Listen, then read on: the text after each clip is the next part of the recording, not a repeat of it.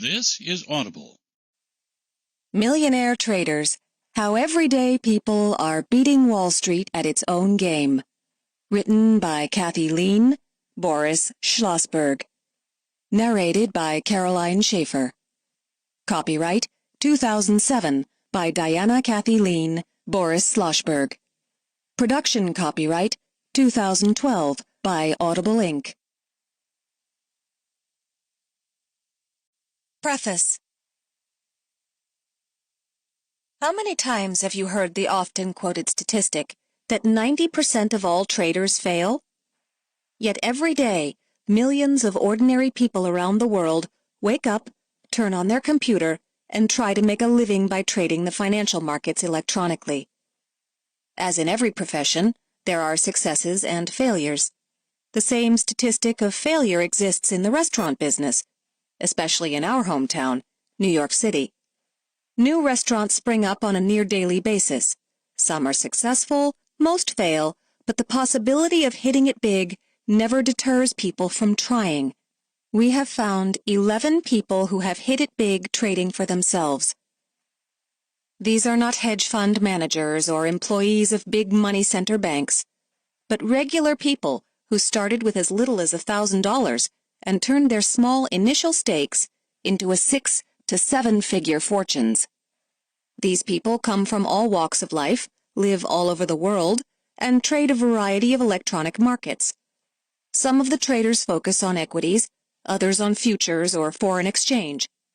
Each has a very different style of trading, some that are even in direct conflict with each other, highlighting the fact that there are many paths to success in the financial markets. However, all of these traders practice discipline, stick with their strategy, and always cut their losses. None of our interviewees were successful from the start. Several have blown up at least one trading account. But instead of walking away from the markets, they learned from their early failures and used that experience to improve and ultimately succeed. We convinced them to share their stories and tell us how they got started, their best and worst trades, their number one rule of trading, and the many lessons that they have learned through their experience. We hope these stories inspire you to believe that success is possible and that everyday people can beat Wall Street at its own game. Kathy and Boris, New York, January 2010. Chapter 1. The Art of Trading. It ain't about how hard you hit. It's about how hard you can get hit and keep moving forward. That's how winning is done. Rocky Balboa. Trading is a battle between you and the market. The traders we interviewed for this book offered a wealth of insight into the art of trading. We distilled their most important ideas into this short summary, highlighting one unique idea from each trader that can help you succeed in your battle with the markets. 1. If the news is good, but the stock plummets, buy the crash. Buying crashes is not for the faint of heart. For many traders, the experience is akin to jumping out of a plane without a parachute. Yet Dana Allen has made his living doing just that. How does he profit from other traders' losses? By looking for telltale signs of divergence. Technical divergence, where price makes a new high but momentum indicators do not, is one of the bread-and-butter routines used by many successful traders. However, Dana Allen takes the idea one step further by trading fundamental divergence. He likes to buy stocks that sell off on good news, speculating that the initial reaction is often simply due to short-term profit-taking. Once the sellers are done, Dana likes to scoop in and buy value at a cheap price, and then quickly resell it higher once demand reappears. By making sure that he only buys quality companies, Dana has the fundamental support for his trades, and more often than not, is able to bank gains in the process. 2. Know yourself, know your trade. In trading, knowing yourself is more important than any particular trading strategy that you may choose.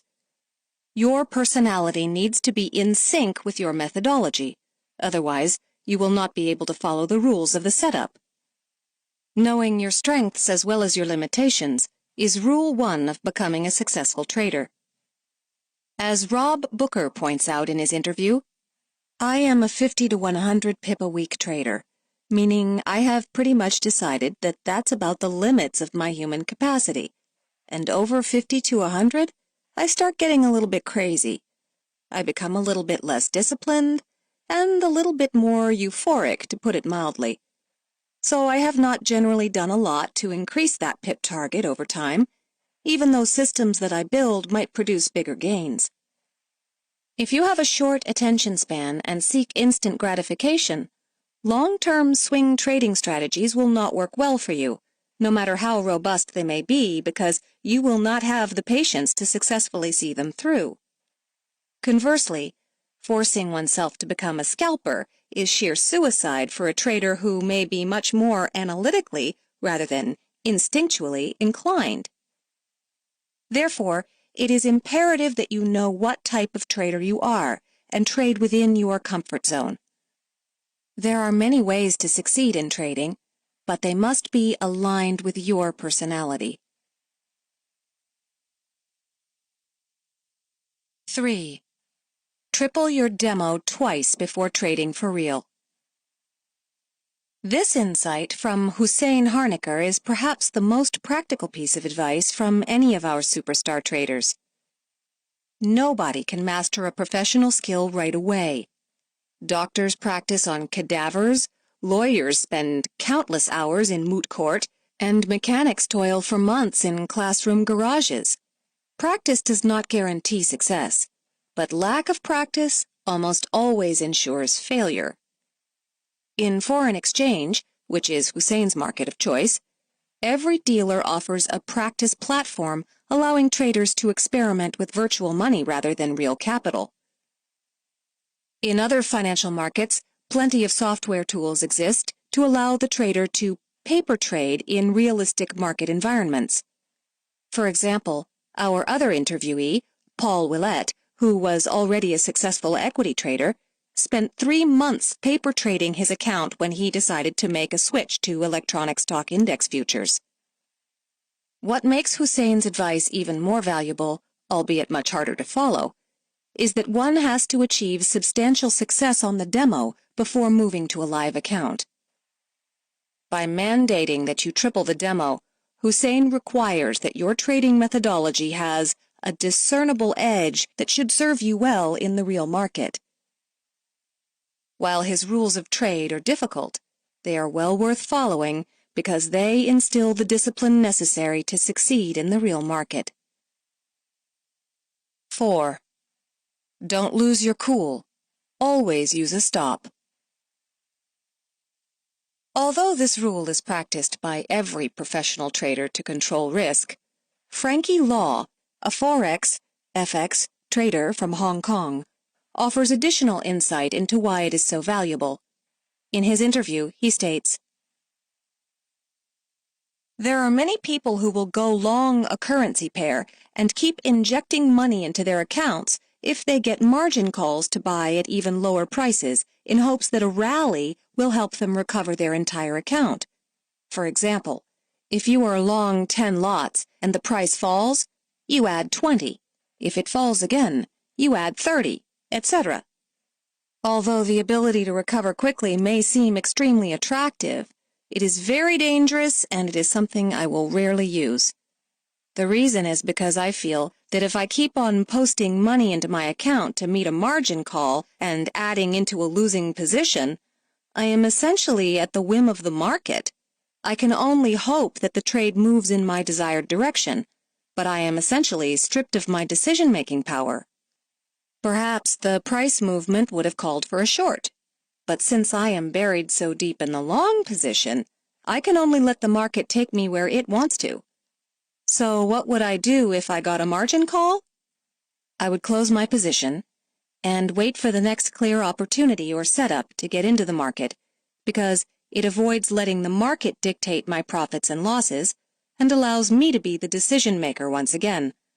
I get to choose when to get into the market, what product, and what size, and this control is very important to me. If you do not use a stop, you are at the mercy of the market and lose all control over your trade. Since trading at its core is ultimately an exercise in control over the chaotic and often unpredictable markets, a stop is a must for any long-term trading success.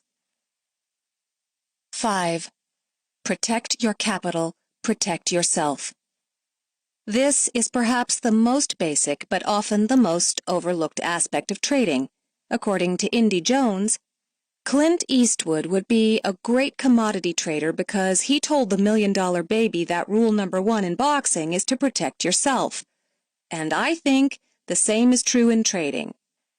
If you want to trade, your capital is everything. So if you want to be a great trader, you have got to protect that capital. No capital, no trading, no life. And it's the same whether you want to be a $1 Million Baby in boxing or a $1 Million Baby in commodity trading. I think it's the same thing. Protect your capital. The market will forgive many things, including bad, even stupid trades, but it will not forgive the loss of capital. Once all of your capital is gone, there is no opportunity to recover. That's why capital preservation is always the foremost concern of every trader we interview. 6. Averaging down is for losers, but averaging in can be the difference between success and failure. Most traders will tell you that averaging down into a trade is a mug's game. However, averaging in is a strategy employed by a number of our interview subjects to great success. What's the difference? Intent. Traders who average into the positions expect to be initially wrong on price and size their trades accordingly. Roland Campbell is one such trader. That, to me, is absolutely the key to my success. I average in on every trade I make, and I average out whenever I exit. I have a tendency where, as soon as I buy a currency, it will dip 10 pips. Before I would get upset, but now I love it because I feel like I can get in at a better price, so I hope it dips another 10 pips. I know the price I want, so I will average into that price. Roland allows himself about 4 average ins before he calls it quits. If it goes much further than 4 average downs, I have to start considering whether this is the right trade to be in, he notes.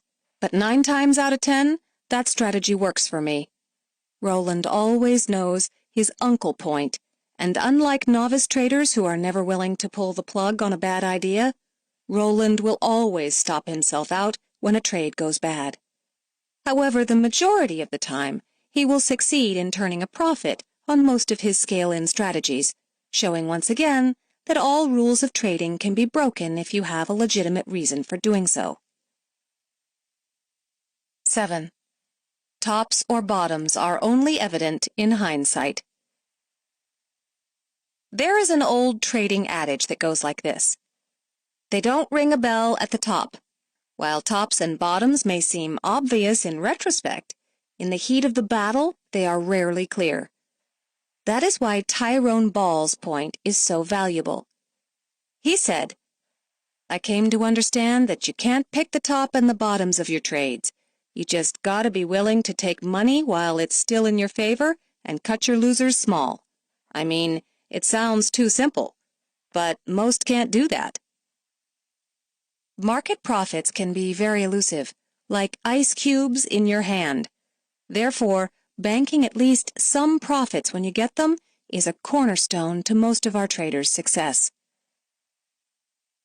8. Turn happens only once, but trend is continuous.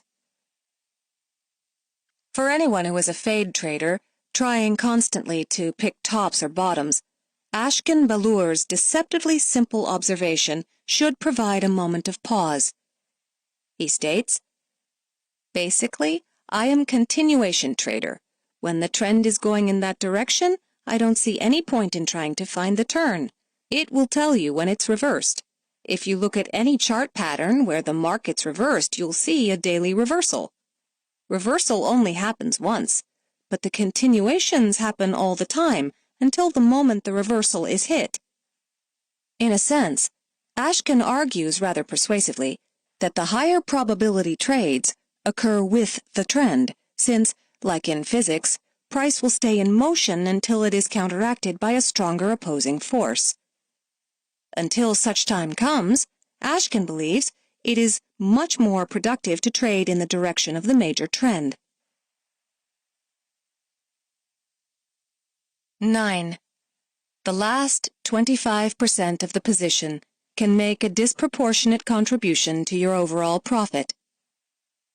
Everyone wants to be able to let their profits run, but in real life, financial instruments rarely follow a smooth, straight path to riches. Instead, prices often retrace the majority and sometimes all of their gains, leaving many inexperienced traders empty-handed. Paul Willett, however, has come up with a method to harvest some profits right away, while ensuring that he can still benefit from an occasional extension run in his favor. What's noteworthy about his insight is that even leaving a small proportion of his original position on could contribute significant profits to his overall account. How does this work? Let's assume that we trade like Paul does, with a position of 20 contracts. The stop on the position is 1.00 ER, a mini Russell 2000 stock index future, point. At plus 1.00 points in his favor, Paul would sell 5 contracts and move the stop to break even. At plus 2.00 points, he would sell another 5 contracts. At plus 3.00 points, he may sell an additional 5 contracts. At plus 5.00, he may sell 2 more contracts, and at plus 7.00, he may finally sell the last 3 remaining contracts.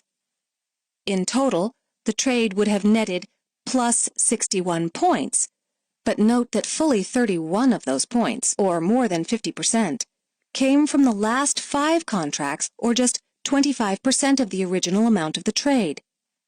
Paul teaches us that we do not need to make money on more than a small portion of our position in order for the whole trade to be substantially profitable. 10.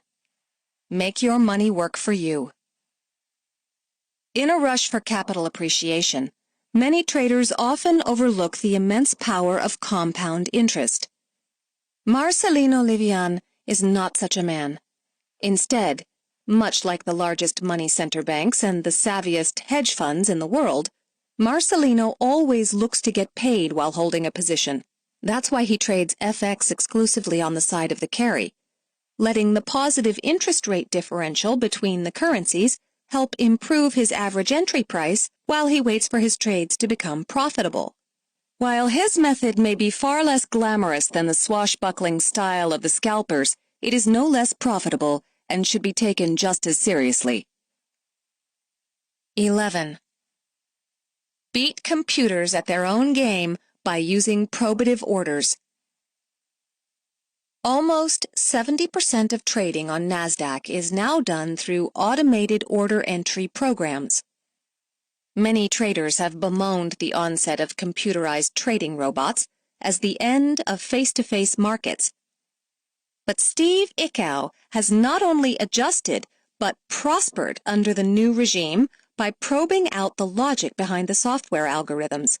Steve says a high percentage of NASDAQ volume is now composed of black box trading, so a lot of times I will test price just to see where the market is. Let's say I am long, and I start bidding up, and bids come with me, then I know I'm good.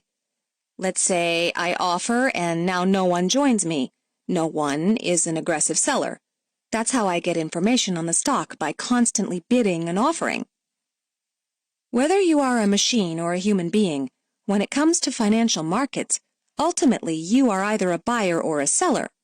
By constantly probing the logic of the machines, Steve Ickow is able to figure out their true intentions and turn that information into profitable trades. Chapter 2. The Man Who Buys Crashes. Dana, Dan, Allen. Ever since he was a little boy, Dan Allen, was fascinated with trading.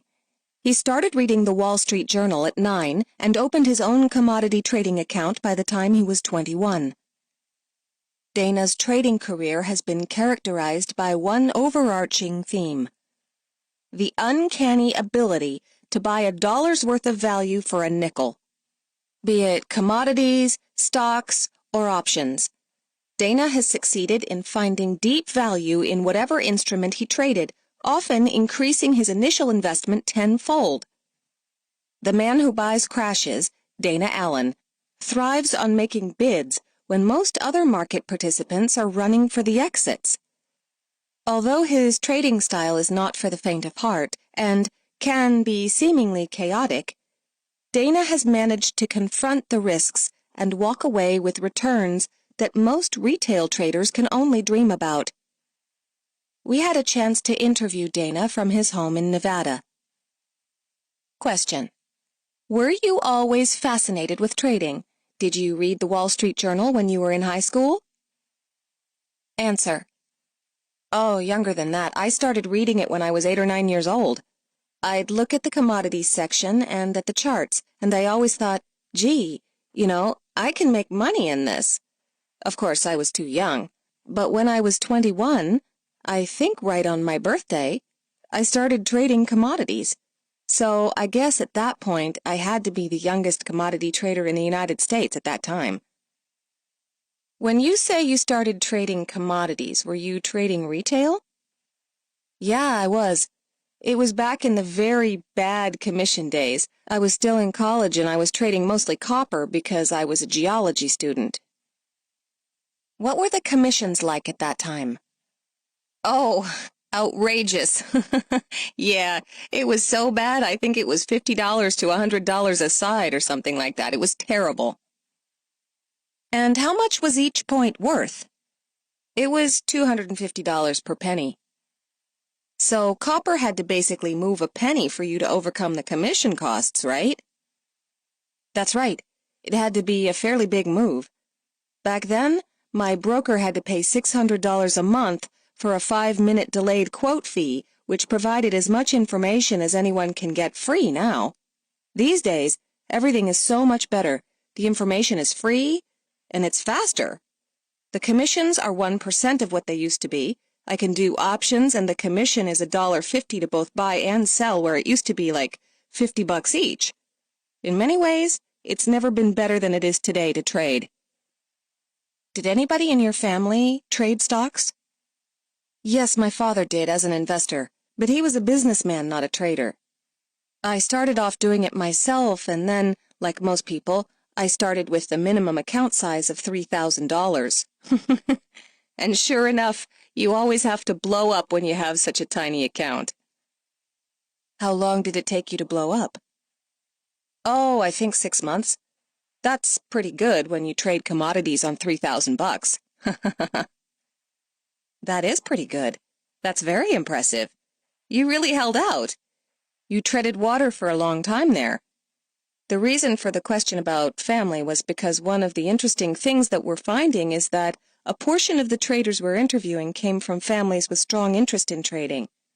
We were wondering if that had a big impact on you, or just a marginal one. Did you and Dad talk stocks when you were younger, or was this really your own personal pursuit? It was mainly me reading the Wall Street Journal, and when he would talk to his friends, I would pay attention. So after you blew up the account in college, what happened then? Well, for a while I didn't do all that good. I'd refill the account, blow it up again. But later, when I started a company in 1988 or 1989, and I played the options on copper, I turned $2,000 into $40,000 in about 6 months. How did you find time to trade while you were doing a startup? Long hours? Plus, I actually used the money to help the company. So you used your trading profits to help capitalize your startup? That's right. That's true entrepreneurial spirit. So you ran $2,000 to $40,000? Did you catch a big trend? What happened in the copper market? It went up a lot. It went from about 57 to 85. And of course now, copper finally has had its day in the sun. I was very happy with the move because I was buying 70-cent options when copper was at 50 cents, and they had a December expiration. I think I bought them in May. It went up a lot. Author's note. Dana was buying the right to purchase copper at 70 cents a ton when it was only trading at 50 cents a ton. This is a highly speculative strategy that assumes a very large price move over a short period of time. Was it a one-shot deal where basically you bought options in May and then they just matured into a very fat profit? That's right. I sold some on the way up, but I made a very, very good profit, 2,000% or so. Most people typically get out early. What made you hold on to the trade? Technical analysis. I was following a chart on it, and it still looked healthy, and so I held on to it until it started losing momentum. Were you following the daily chart? Yes. Now I use much finer stuff, but back then I think that was the only thing available. Was this trade something fundamentally researched, or was it frankly just luck that you caught a really nice move and then managed to hold on to it? What made you go long copper at that point? Well, I thought it was undervalued, and then I watched the chart and it dipped down, looked like it washed out, lost its downward momentum. Premiums on options became very small, and so I thought quite a bit about it and got lucky. I've done that a couple of times. I bought Boeing at the market turn in 1982. I bought 25 calls when it was 16, and it went to 28. That was my entire stake in the market. I had very little money at that time, but I made another nice killing on that trade. The stock was selling 4 times the earnings, and it went up to about 28 before the November expiry. Now that I know a lot more about options, I wouldn't have played them that way. You made a nice punt. Were they trading for teeny, 1/16 of a dollar? They must have been very cheap. I think it was 3/8 or maybe less, maybe an eighth. Somewhere in that range, definitely under a half. Actually, I think my percentage on the trade was 3,000%. But I've also been wrong. One time that I was very wrong on the market was in 1998. I read some articles which made a very good case that S&P was way overvalued. So I started buying S&P 500 put options, and I lost a lot of money. I quit fighting the tape. The next time, actually, I nailed it pretty good, which was in late 1999. The market was just absolutely insane, and I was in on the run. At the same point, I was involved with the .com startup, and we were being offered just outrageous valuations, so I actually thought it was going to crash in March or April 2000. I felt that way since January, and I wasn't alone. I think in Forbes magazine, Bob Metcalf of 3Com and Gordon Moore of Moore's Law wrote articles about why they thought the .com boom was going to crash. If I had it to do over again, I could probably come up with some options techniques to take advantage of the crash. But back then, I didn't feel like shorting stocks because you never know how far it could run. Also, the option premiums were outrageous then. Now I think I would have done put backspread and things like that, or selling credit spreads, which are good ways to play a runaway market. Author's note. Put backspreads involve selling put options that are close to being in the money, and then using the premium collected to purchase 2 or 3 times as many of far out of the money put options. The strategy works if there is a sharp move down, breaks even if the underlying instrument rallies, and loses money if the instrument declines only slightly. At that time, you didn't do anything because the premiums were just fat, right? I didn't do much in terms of shorting, so that was a missed opportunity.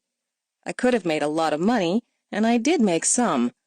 But in retrospect, I could have done a lot better because I really felt that what happened was going to happen. Basically, all the way through 2000, you're very much involved in startups and were just doing recreational trading. Yes, you can say that. It was not full-time. In 1998 and 1999, I had 2 years where I made 50% pretty much back to back, and it wasn't actually all that high-tech. I was personally in high-tech myself. In 98 and 99, valuations were so high. I was buying value stocks and avoiding all the overpriced stuff, and at that point, that wasn't the best thing to do. At what time did you say to yourself, I'm going to do this as a full-time trader? 2002 was the time when I really buckled down and saw some very interesting automated trading models and found TradeStation. Actually made a lot of money off their stock, too. So it was basically September of 2002 when I really started applying systems and doing it as a full-time job. Did you develop your own systems or did you buy other systems and modify them? I was trading my own systems but using TradeStation software to do it because you can actually backtest the system. Why did automated trading attract you? Do you have an engineering mindset? Yes, I managed software development. Plus, a lot of people say you can never have a completely automated system that will work. But we all know one of the greatest enemies of trading is emotion. People have a tendency to sell at the worst possible moment. I'm no different, but if you backtest something, I think it's just natural for you to do a better job. So, currently most of your trading is systems-driven? It is, but I don't have it fully automated yet, and I'm working on that now. I can get into positions automatically. I have one system that is very hectic, basically a crash buying system, and so you don't know what stock you're going to be in. Using a list of over 200 stocks, it buys the worst crashes. It can go into many different stocks all at the same time on bad market days. So I have to manage the positions. The system does work, but you feel like you're losing money until you add it all up at the end of the day and you end up positive. Is it kind of like trying to crash land a plane? Yeah, and so I definitely wanted to get that automated. We're curious about the crash-based system. Clearly, the system searches the market using whatever algorithm you have programmed and puts you in a position. We guess that's done automatically. It simply buys at whatever trigger you have. But once you are in position, you are managing the exits manually. Is that correct? That is correct. And while you're watching one, another one might be dropping another 2 to 3% on you before you look back over on that screen. So I don't enjoy it. Clearly, it would be better automated. The other thing is you automate the exits. You can backtest them. I have basic rules on how to get out, just haven't been able to get them into the computer. I think that with backtesting, I will find a better way of getting out of position than by watching each stock individually. WealthLab is what I use now. Their backtesting is superb. The system clearly sounds like it buys dips. Does it also sell rallies? My backtesting indicates that it doesn't work as well on the short side.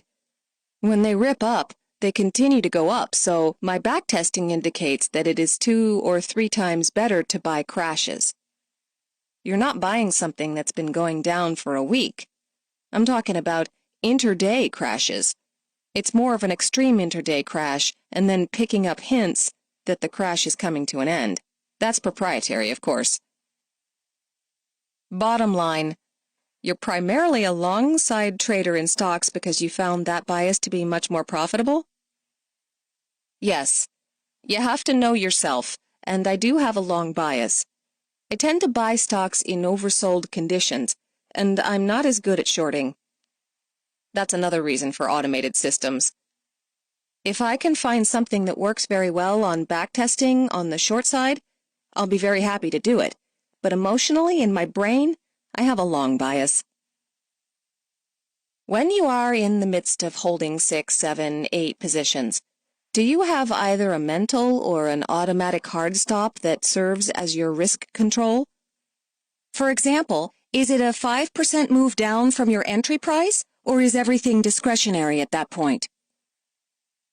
It tends more toward the discretionary side, but there's also a time stop. I don't want to be in the trade overnight. So, for example, if at the end of the day you're still negative on the position, Do you time stop yourself? Will you get out on the close? Yes. I don't want to be in too long. I'll give you a valuable piece of advice. The most dangerous stocks are biotech, so I avoid biotech because they can just go down and down and down. Because it's very hard to gauge value in those stocks, right?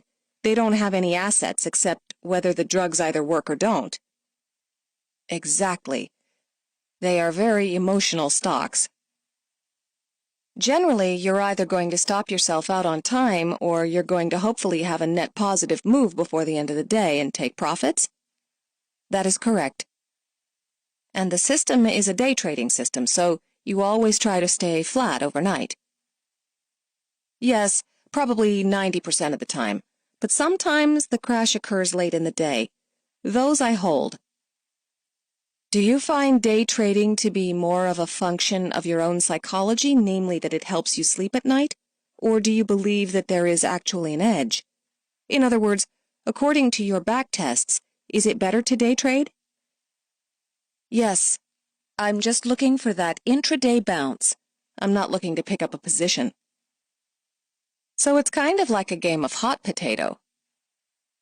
Yes, you are buying, in effect, extreme fear.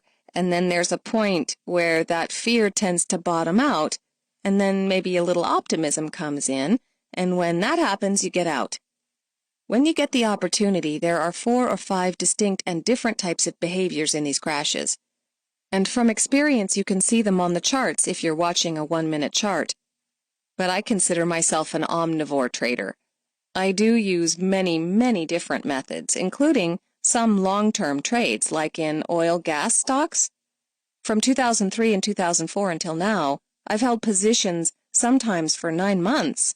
So I do some pure value investing, and I throw trading on top of that, as I watch the stock a lot and get to know it. I get to see the everyday things. So I might buy in and sell out 5% of the position during the day from these intraday patterns that I've noticed. How much of a bounce back do you look for? Would you unload the position at 2 to 3% profit? If it keeps having momentum, I'll hold it and watch it. But it's actually less than that. You can imagine how hard it is to follow 4 or 5 stocks in a crash. Is there a cadre of stocks that you follow whose patterns and fundamentals you know quite well? Yes, there are about 5 to 7 stocks, and that will change year to year. And you'll be in and out of those stocks, if not on a daily basis, then certainly once or twice a week, based on this kind of a thing? That is correct. If I really like the stock, I'll hold it. If I just like the technicals, then I'll get in and out. I trade different stocks different ways. When you buy dips, there's always an enormous danger of a retrace right back to negative territory after the bounce. How do you manage your trades? Do you scale out of half? Go to break even? Do you ever allow winners to become losers again? Sometimes. Of course, that's never the plan, and it depends how far it goes. So if I'm just up 0.5%, something that's almost down to the noise level, I won't necessarily cash in. I am a pattern trader. I'll watch both the 15-minute chart and 1-minute chart, and I will also watch level 2 and start to get a feel for it. It takes a lot of experience to do this, to get a feel for when the stock is running out of momentum. Once they are quieting down and people get a bit nervous, I basically want to get out immediately at that point. But I do use scaling a lot, both in and out. Do you use any indicators to help you? Or is it just pure observation of price action? Both. I do believe in a lot of indicators. If you're in a trading range, the stochastics work great. Also RSI, and I follow the moving averages, the 5, 10, 20, and 100. I use that on a daily chart and also use it on a 5-minute chart. To find extreme oversold levels, I have found money flow works the best. So you use all those diagnostics to help you make your decision? That is correct. But also experience seeing what works and what doesn't work and developing a feel for it. If the position starts to make you feel uncomfortable, then to me that's an indication that your mind is picking up something that's dangerous. When you are talking about feel, it sounds like your primary diagnostic is the level 2. You really watch price. You've obviously watched action over and over for thousands of hours. That's correct. The moment you see something in the price action that triggers a concern, you liquidate? That is correct, yeah. And when you mentioned about feel, I can develop a feel for 5 to 7 stocks, but I can't develop a feel for 150 stocks. So that's where you have to have an automated system doing it for you. When you're doing swing trading, is it also really from pure observation of price flow, or do you look at charts? Do you have certain technical setups that are relatively orthodox? Yes, I'd say so. It's double bottoms primarily. I am a little bit of a bottom feeder, but I will get out. I won't stay in if they stay weak. My preference is to have a basket of stocks where the fundamentals are good. There is much less danger for them to continue to crash. One of the things I've found after trading from the long side for any length of time is to avoid stocks that have debt. The worst moves tend to be in stocks that have a lot of debt, with drops of 50 to 75%. Another thing I've found is management is absolutely key. So it sounds like, on your longer-term trades, you're much more fundamentally oriented. You really want to know the story behind the stock, and you will hold through the day-to-day noise if you believe in the story. That is correct.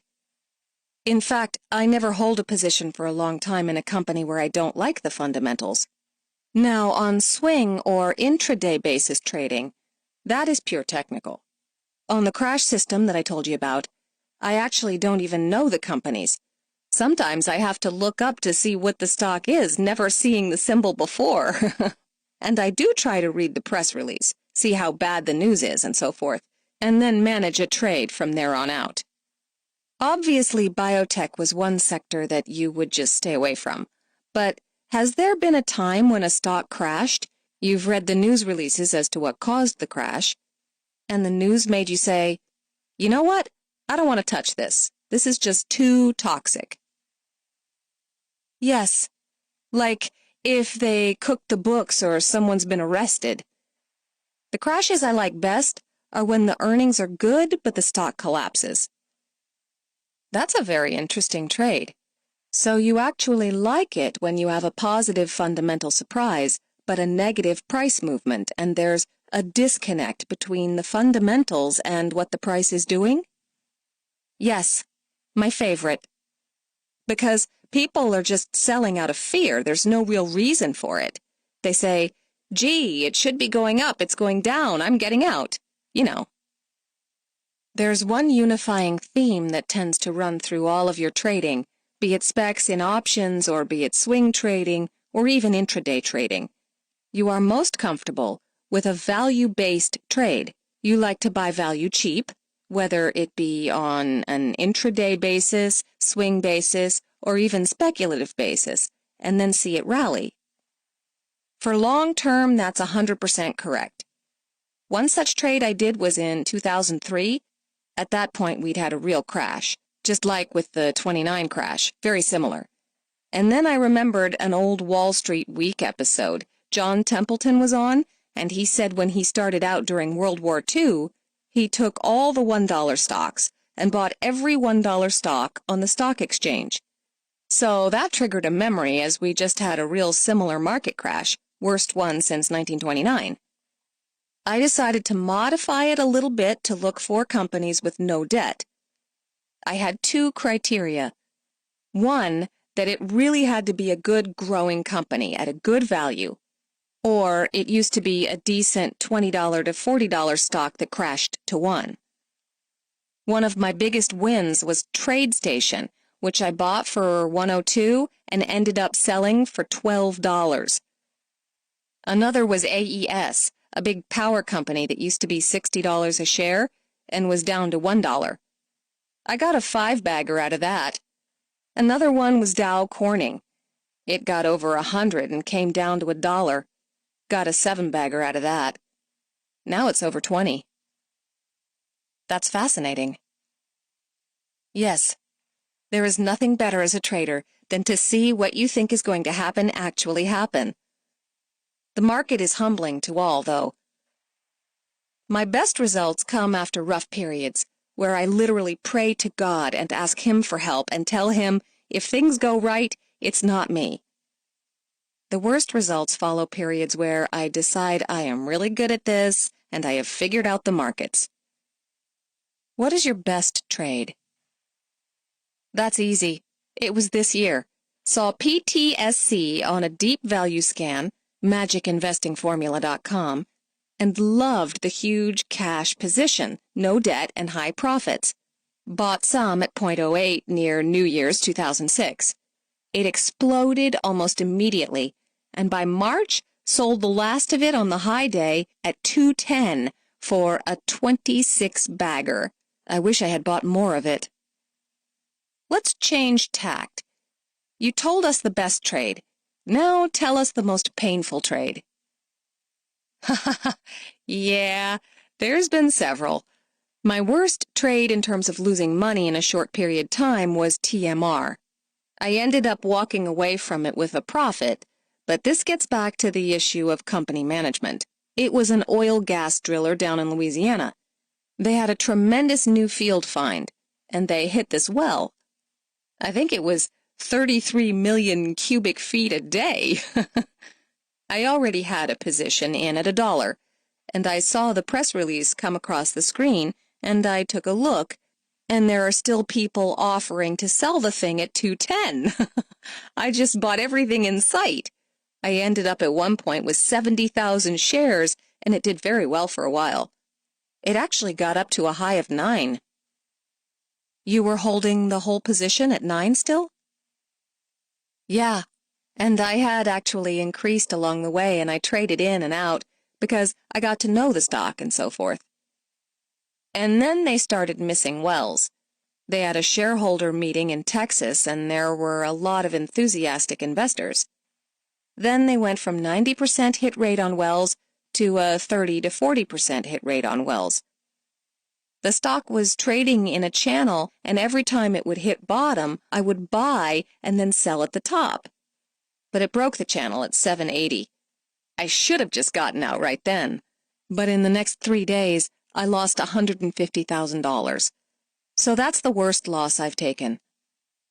I did get out for a $150,000 profit, but 3 days before I had a $300,000 profit. It breaks the channel, and obviously you make the classic mistake we've all made, where you say, no, it's going back up. Exactly. But every single day that it's going down, were you saying to yourself, no, it's going to bounce, it's going to bounce? What was preventing you from pulling the trigger? What was going through my mind was, if I sell it now, it's just going to drive it down lower. I was looking for a way to get out. I made a mistake. I had a friend who actually forgot all about it. She had stops and followed my recommendation to get out at 778 or something. She lost maybe 10 or 15 cents on the panic spread because it was crashing so hard. She did much better than I did. If I am ever in the same situation again, there are 3 things I would change. 1, I was over-concentrated. I should not have had that big of a position. 2, I knew that there was a problem with management, so I'm never taking a large position in a company where I have questions about management. The 3rd thing, I should have sold at least half of it no matter what was happening. I should have sold it right then and there. I made a mistake on how I handled the trade. The days that it was dropping, did you go to bed and say to yourself, if it goes below 5, I'm just blowing out of the position. I don't care what price I get. I'm just not going to take any more of this pain. Did it ever come to that point? Yes, it was just a classical, terrible, emotional trading experience. I'll fill it in with a little human interest story. Sometimes I'd make $40,000 or $50,000 in 1 week on the stock. So one day I said to a buddy, I've always wanted a new Corvette. About a week before this happened, I went out and ordered a new Corvette. So, not only the pressure of the trade, but you had the burden of the Corvette on your shoulders. That's right. Yeah. You spent money that you didn't quite yet have. Fortunately, of course, the story still ends up very positive for you. After that experience, did you modify your exit strategies? Are you a lot more cautious these days in terms of getting out? Yes, and became better at not taking concentrated positions. Let us go back to some general life questions. Are you married? And if you are, how does your spouse react to your trading? I am not.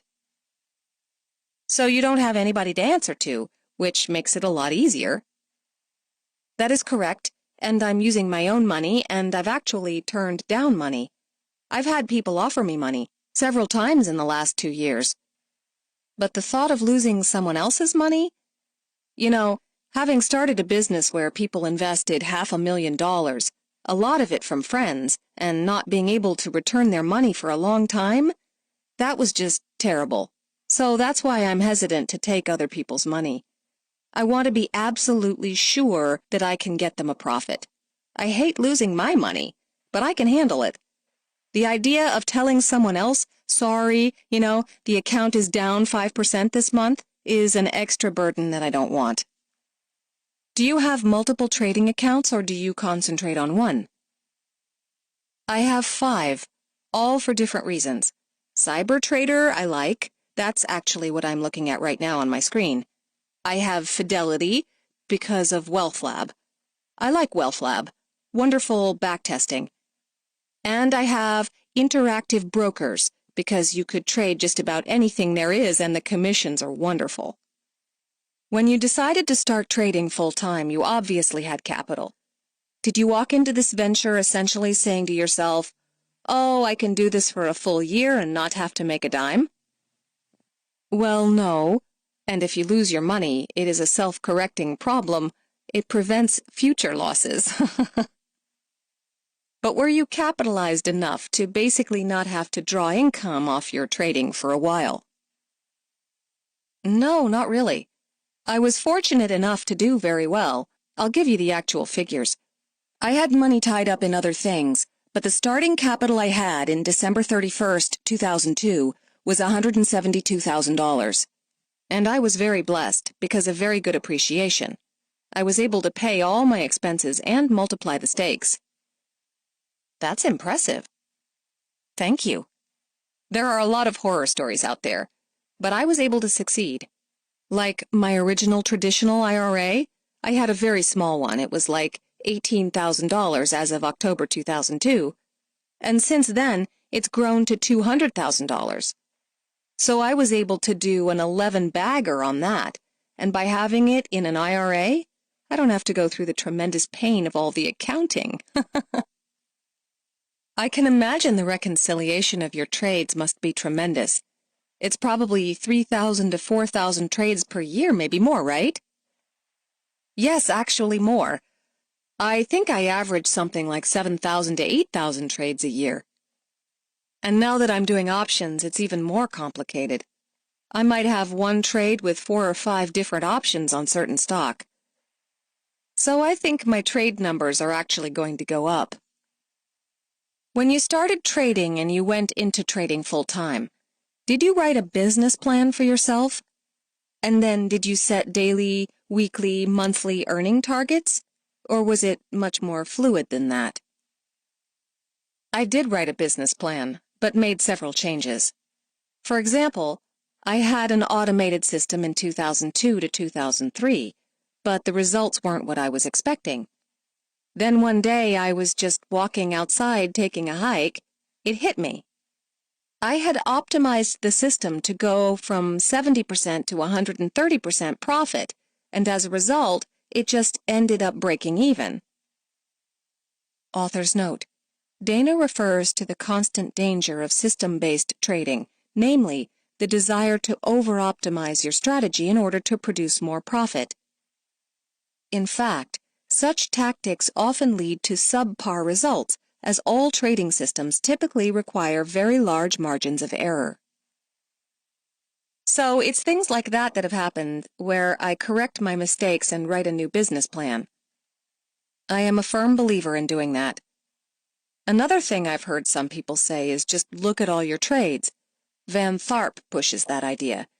You can't do that all the time, but I will do that occasionally, and I pick up some really big revelations, such as a certain type trading is not making me any money at all. How often do you do that kind of analysis? Once every 3 months? Yeah, if that, maybe 3 to 6 months. But I suggest to other people to do it once a month. Do as I say, not as I do? That's right. Just did it recently, and picked up that something I wanted to do for safe trading was actually working much better than I thought. Some other things were masking the profitability of this low-risk system. Just figured that out 3 days ago through a review of trades. Is there anything else that you could share with us regarding your analysis, or is it proprietary? It was very proprietary. I can tell you that some of the discretionary stuff I was doing was not working very well, and it was masking what the safe strategy was doing. So you are coming to the conclusion that the systematic approach is actually the most efficient approach for your type of trading? I believe that's the case, yes. Did you have any mentors when you started trading, and at present do you have a support group or a group of traders you talk to? Yes, I do. Starting off, I didn't really know any successful full-time retail traders. It is a fairly rare thing, but I strongly suggest to people to go to Traders Expo. One is out in Las Vegas, and you get to be around all these other people who are full-time traders and get to talk to a lot of top authors. I found that to be a wonderful experience. In the San Francisco area where I used to live, I formed a group of about 4 other traders, and we would talk on Yahoo Chat and get together every week and have trading sessions together, which I would suggest. What would that be like? You have a laptop, someone has an internet connection, and we all have wireless, and then one person would put up a projector on the wall, and we look at the chart and try to decide on a trade and discuss this particular stock. I find that process very valuable. I think everyone gains from it. And on top of that, after the market closes, you share experiences. We watch videotapes together from various authors and so forth. Can you run us through a typical trading day, especially now that you're in Nevada? Obviously, you start the day quite early. Sure.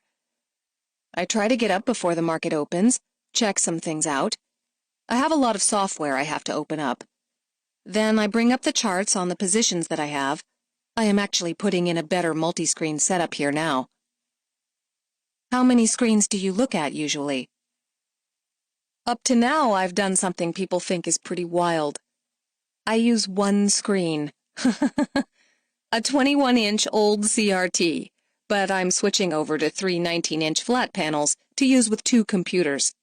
That's an unusual thing about me. I often do 50 trades a day, and I was doing it across one screen, and people say, "How do you do that?" I do a lot of switching, wouldn't recommend that to anyone, on the stocks I am most interested in, then check for news. I go use the stock boards on Yahoo. There's a lot of knowledgeable people on some stocks like EGY and CWEI. What kind of a news service do you use? I use Yahoo. It is my main source. Is most of your trading done in the first 2 to 3 hours of the market between 6 and 9 a.m. your time? To an extent. As mentioned to you, I'm doing a lot more option trading where I am looking for specific skews in the market, searching for those all day long, whatever time they happen. I'll try to enter into some very low-risk trades on that. When you are talking about arbitraging options, are you looking at discrepancies between the underlying and the option, where you could offset one with the other because there's some skew that you feel you can take advantage of? Author's note: this is a very sophisticated strategy that tries to exploit momentary mispricing between the option contract and the underlying security. Often, Options value will be driven unnaturally high or low after a big order sweeps through the market.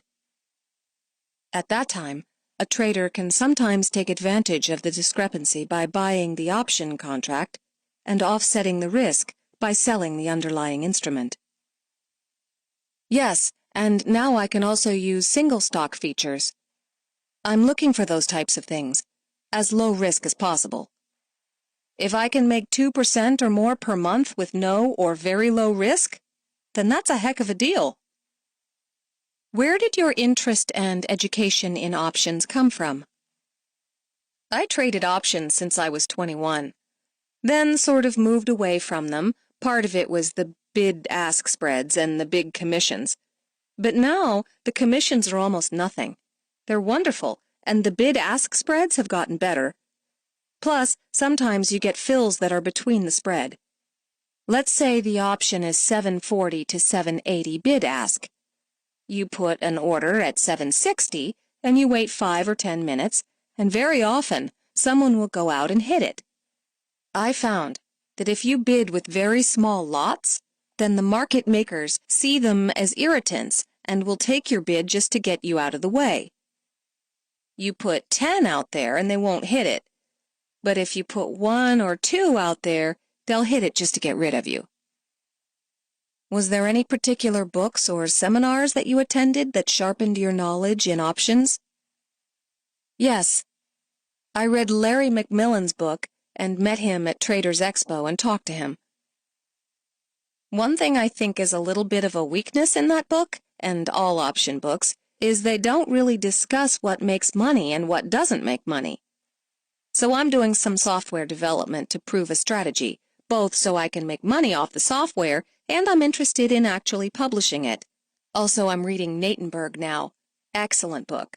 And Think or Swim free seminars are wonderful. Strongly recommend them. Could you share 1 or 2 strategies that you think do have a high probability of making money in the options market? Yes.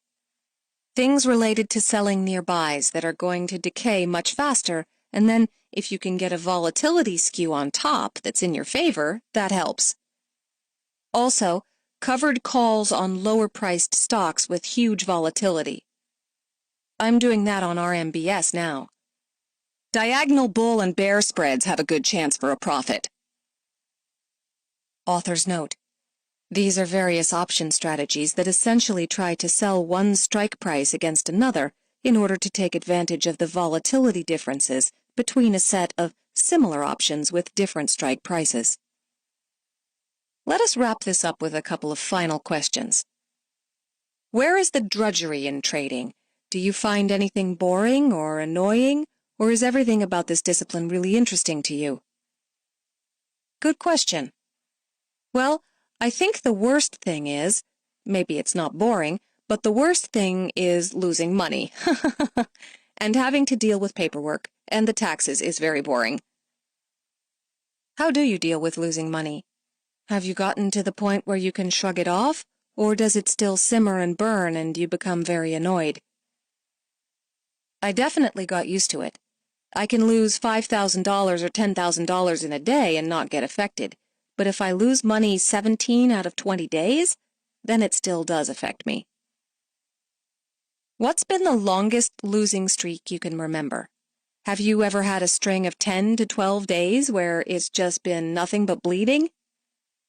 Pretty much, yeah, I have. That's the very worst. If it's a slow bleed, it does wear you down. Part of it is that you want to be in tune with the market. Sometimes I just get so in tune with the market, know exactly what it is going to do. And then there are other times when I feel out of tune. I'm out of phase. It's not doing what I expect. What's going on here? When you're out of tune, what do you do to get your mojo back?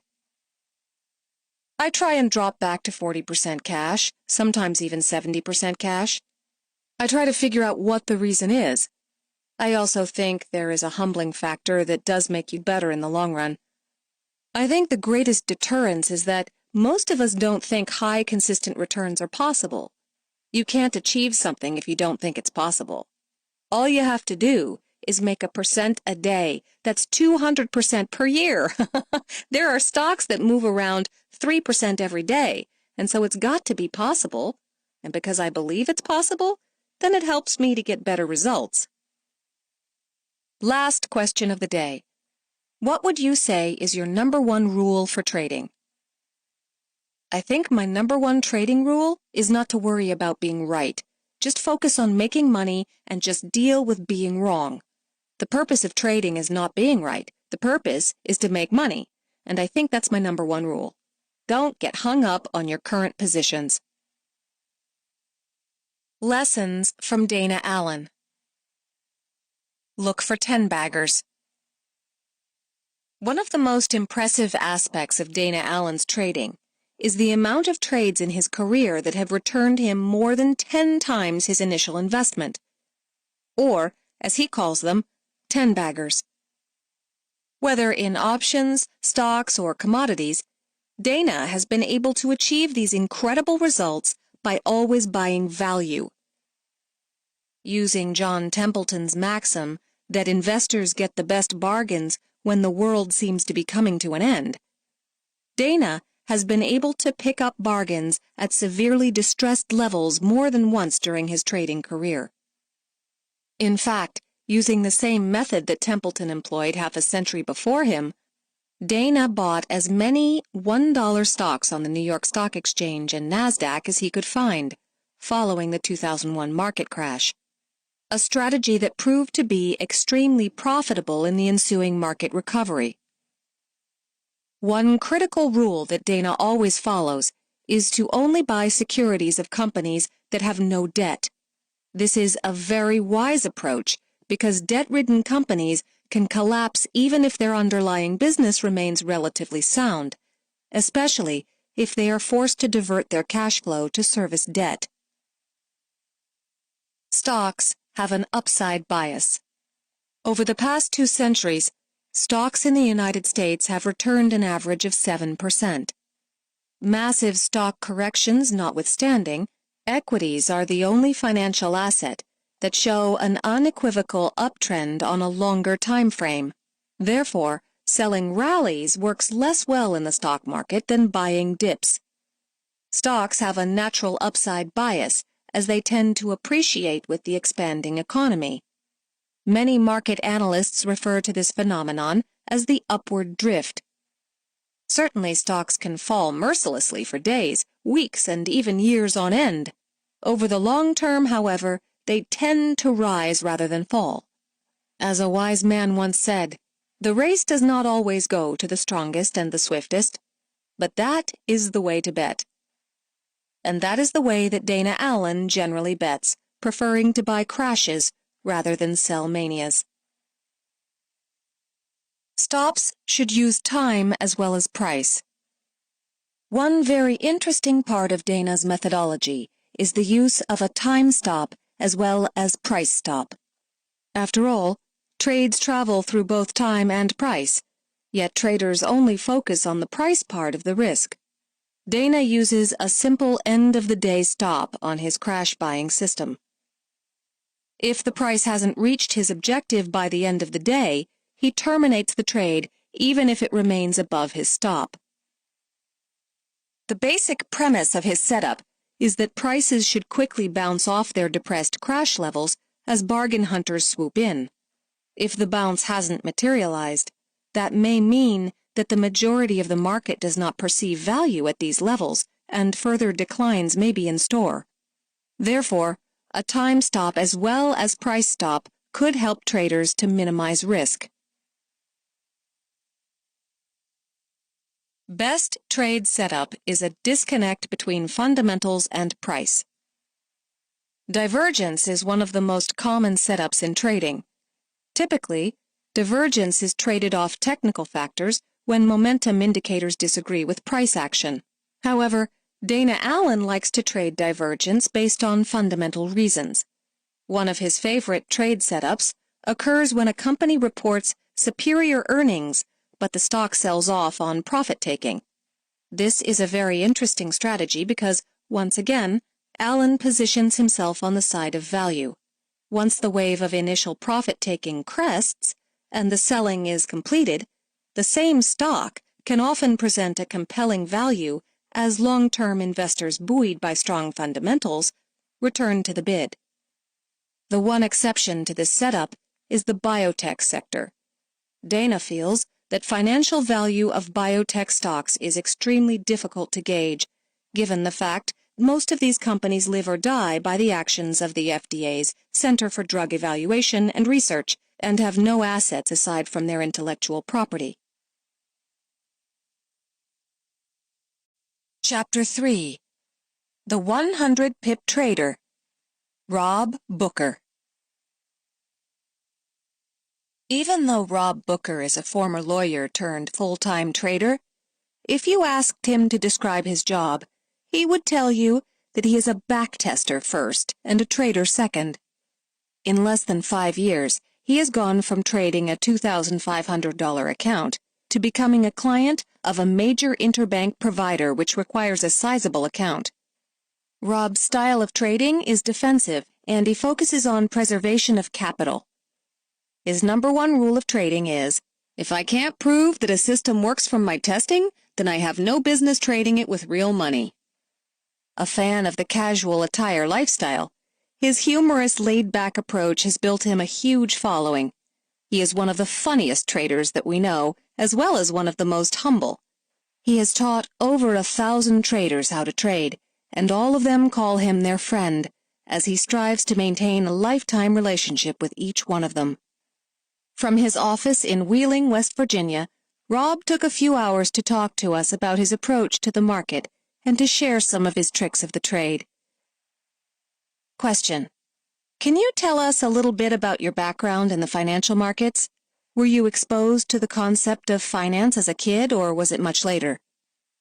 Answer: If I had any experience in anything related to stocks or investments when I was young, it was probably somewhat negative.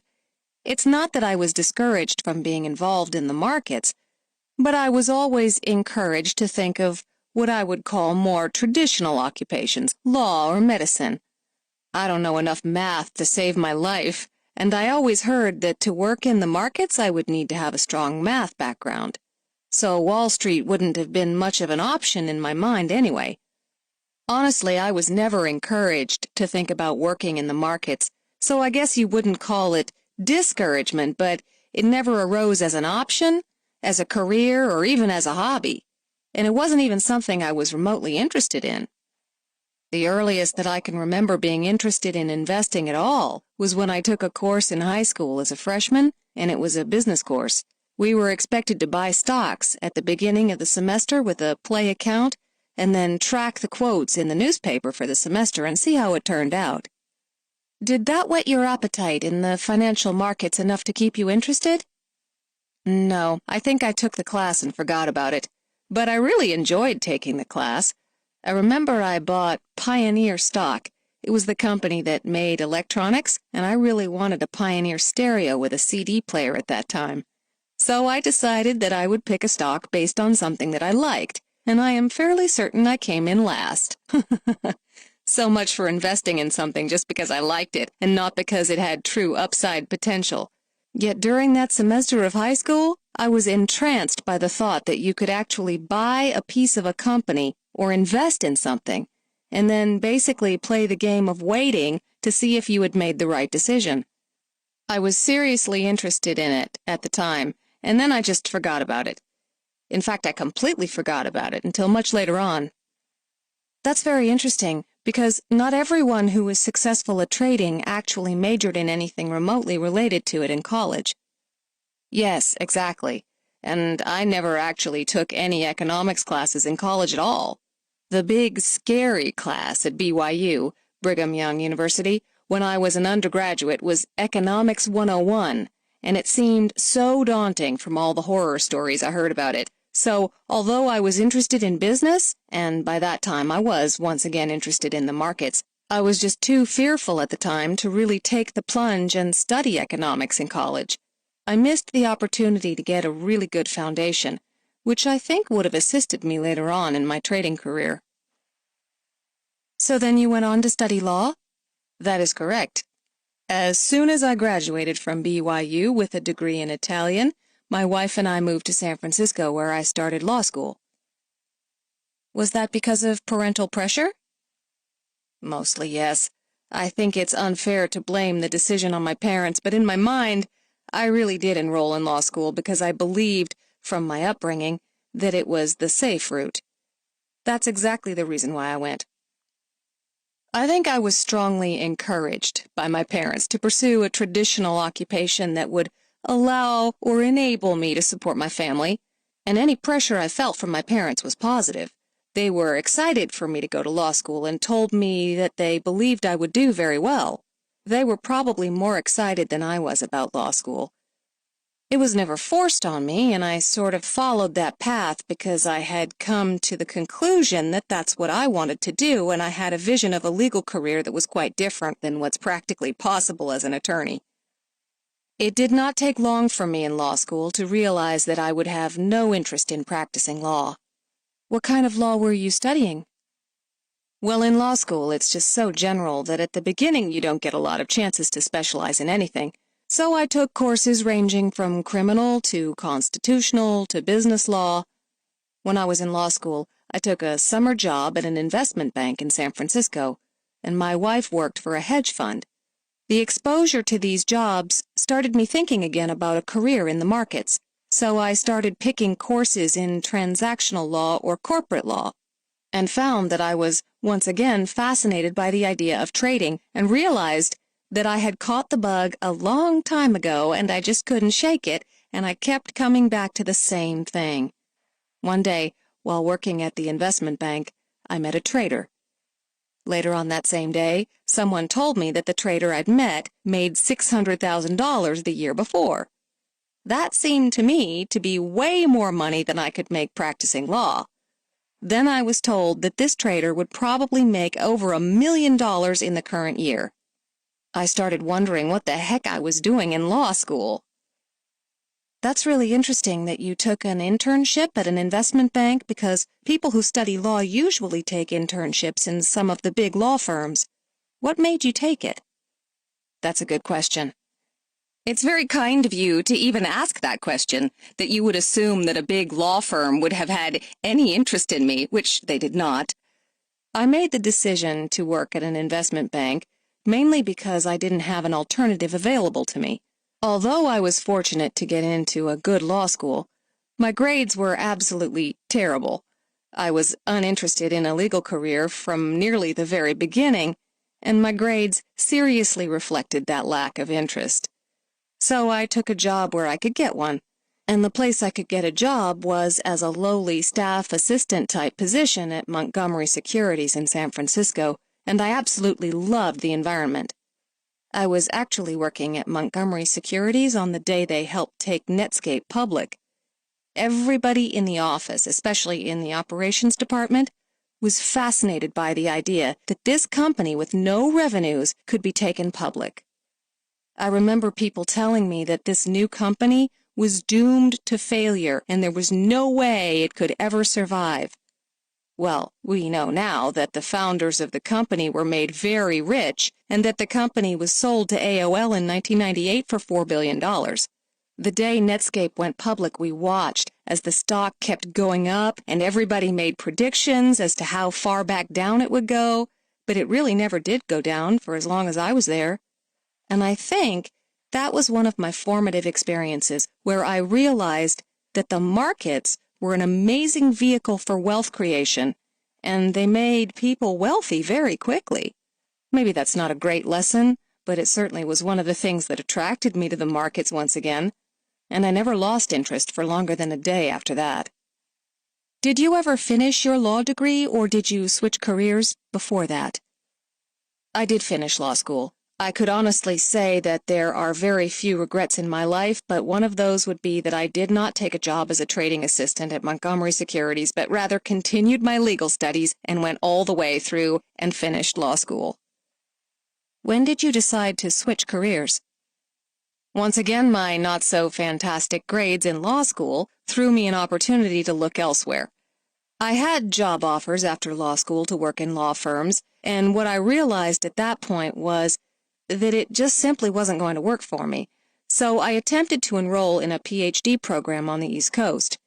My wife and I moved to the East Coast, and when I decided that the PhD program wasn't for me, I actually worked at several jobs, whatever I could do to earn money and support my family, anything to avoid law. I was happier making 1/3 the amount of money in other jobs. Once again, the markets came back up, and within just a couple of years, I had been introduced to a private currency trader in Southern California. That's when I really sort of realized that I didn't need to work in an investment bank to be involved in the markets. I didn't need to have a business degree. I didn't need to have a lot of special connections. What I really needed was a good internet connection and some information on how to get started and the perseverance to make it through the bad times, the hard lessons that we all seem to go through. So that was the beginning of my currency trading career. It seems like your wife at the time was extremely supportive, or at least very flexible, to be moving around with you? Well, she's never been the type of person who would encourage me to do something that wouldn't make me happy, and money was never our first concern as a married couple. The first concern was quality of life and whether we are doing things with our time on Earth that allows us to spend time together and allows us to feel comfortable and good about what we're doing. As long as I was moving forward in those plans, money wasn't going to be a problem. Because of this, I'm very familiar with the dilemma that a new trader has in attempting to work a full-time job and try to trade at the same time. We were deeply in debt after law school. I defaulted on student loans to pursue currency trading as a career. We experienced enormous financial pressures, including the inability to pay our rent or make our car payment or really have enough money for basic essentials. But we decided that was the direction that we were going to go, and once I made that decision, I wasn't going to give up. I didn't have any special training or a trading account funded by parents. This was something that we had to do from scratch. So you started immediately in FX, in Forex, or did you first dabble in futures or stocks or something else? I've never made an equity trade in my life, except in 9th grade when I bought Pioneer stock and it went down at least 10 points by the end of the semester. Tell us about this trader from Southern California. How did he get you involved in the markets? I was introduced to the trader in Southern California through a friend of mine who had been very successful in business. My friend said, "You know, if you're interested in trading, you should talk to this guy who's trading my money." At the time, my friend said that he loaned this currency trader in Southern California approximately $1 million, and this currency trader was paying my friend between 6 and 8% per month in interest. I thought, well, here's something. This trader is amazing. He must be throwing off enough gains to produce that 6% in interest monthly and still have enough profit left over. In fact, my friend at the time had received back the entire amount of his principal over the course of about 12 months and now was receiving basically interest payments. So I thought, if somebody is so successful at currency trading that they can do that type of thing, that they can borrow money at ridiculous interest rates, then that's something I want to learn about. One thing led to another, and this currency trader introduced me to his methodologies, which seemed too good to be true. And you know what they say about that. We discovered later on was that he was raising money and making payments to the people who had given him money in the first place by raising more money on the side. Eventually, that game caught up with him. By the time I found out that he wasn't for real, I had already sort of lost my first account and had decided that I could figure it out myself if I spent the time necessary to do so. It must have been pretty scary to be in such financial strain and then not to trade well when you first started. How did you find the confidence to keep on doing it? I wasn't very good at practicing law when I first started, or doing much of anything else that I first started in life, and I always approached things from that perspective. I mean, on the first day that I drove a car when I was 15 years old, I wasn't very good at driving, but over the course of time, I became comfortable and successful at driving, and that didn't happen overnight. I understood that there were going to be some losses, and so the financial pressure came for the reasons that you feel financial pressure. Meaning, if you get an eviction notice or if you can't make your car payment, you naturally feel pressure, but I don't think I felt pressure to figure out trading immediately. I think I'd met enough traders in San Francisco and spoken to enough people who helped me realize that this was not going to be any different than playing sports or having a first job or learning to drive. There was going to be a learning period during which I felt uncomfortable, made a lot of mistakes, and had to learn for myself some of the things that you simply can't learn by reading a book or listening to someone else, as much as they try to help you. Did you make a lot of mistakes in the beginning? Oh, certainly, yes. Do you have a page limit for the book? I made every mistake that you can possibly think of. Here's the basic list. 1. I made too many trades. 2. I traded with lot sizes that were way too big. I was risking 5 to 10% of my account on each trade when I should have been risking less than 1%. 3. I traded multiple systems at the same time. 4. I traded any currency pair that I liked. 5. I traded at all times of the day. 6. I traded long-term and short-term. 7. I read way too many books about systems and far too few books about discipline. Did you take any classes? No. I did read a lot of books, but I never took any classes. I think the best book I read at the early stages was Reminiscences of a Stock Operator, which most people know to be the not-so-secret biography of Jesse Livermore.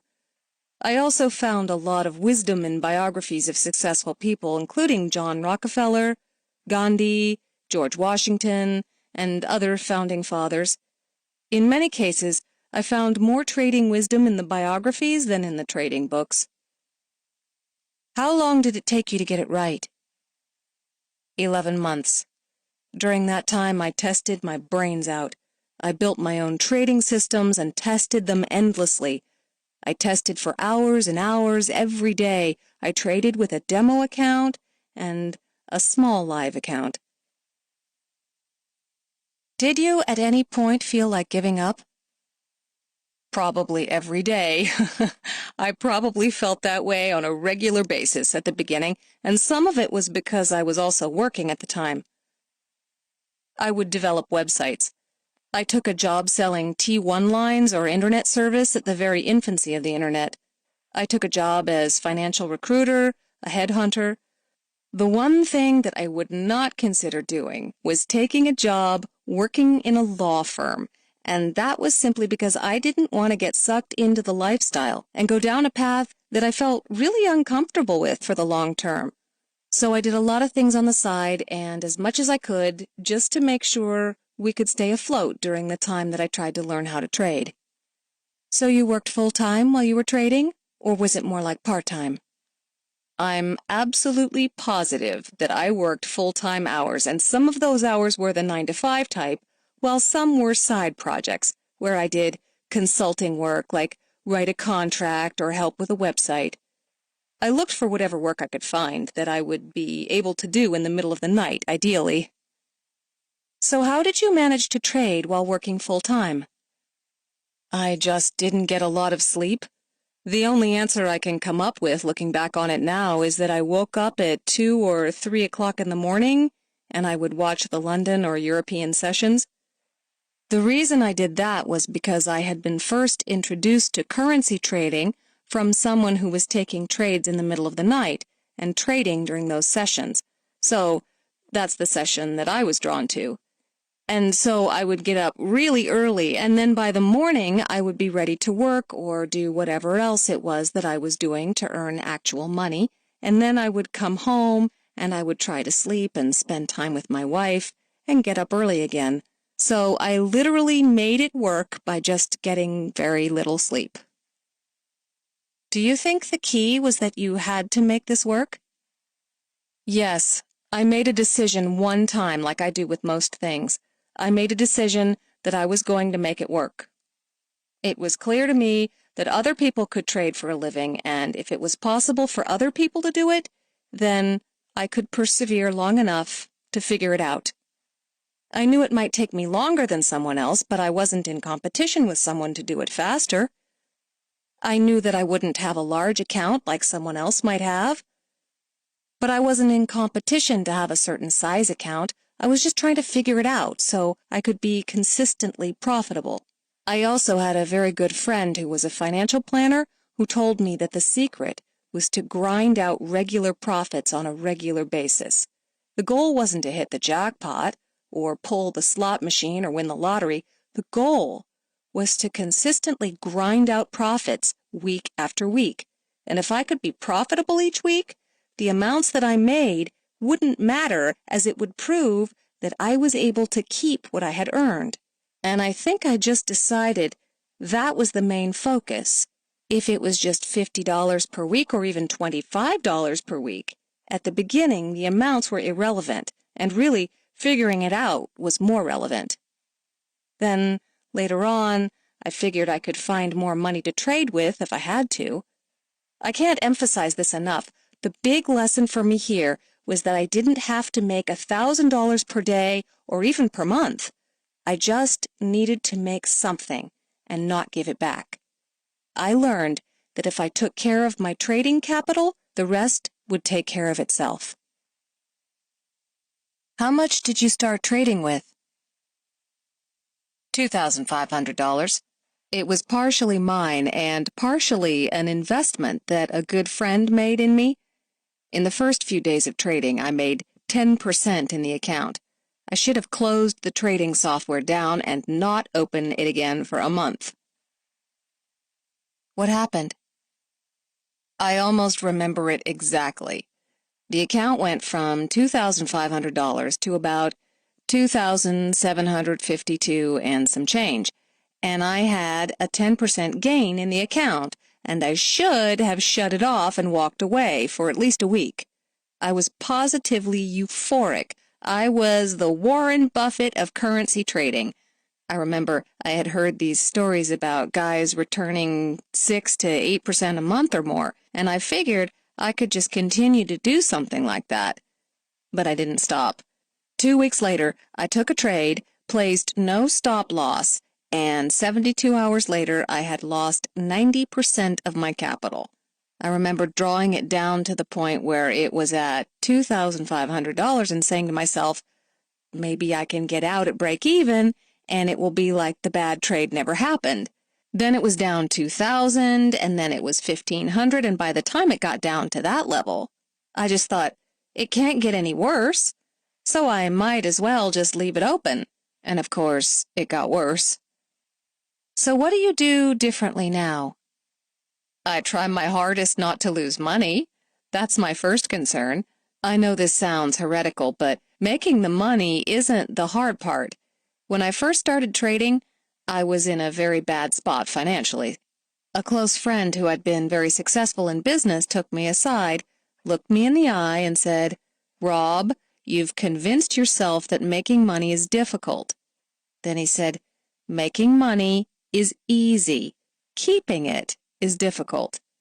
He wasn't speaking about trading, but he could have been, and he was right. I have found that it's not terribly difficult to develop a profitable trading system.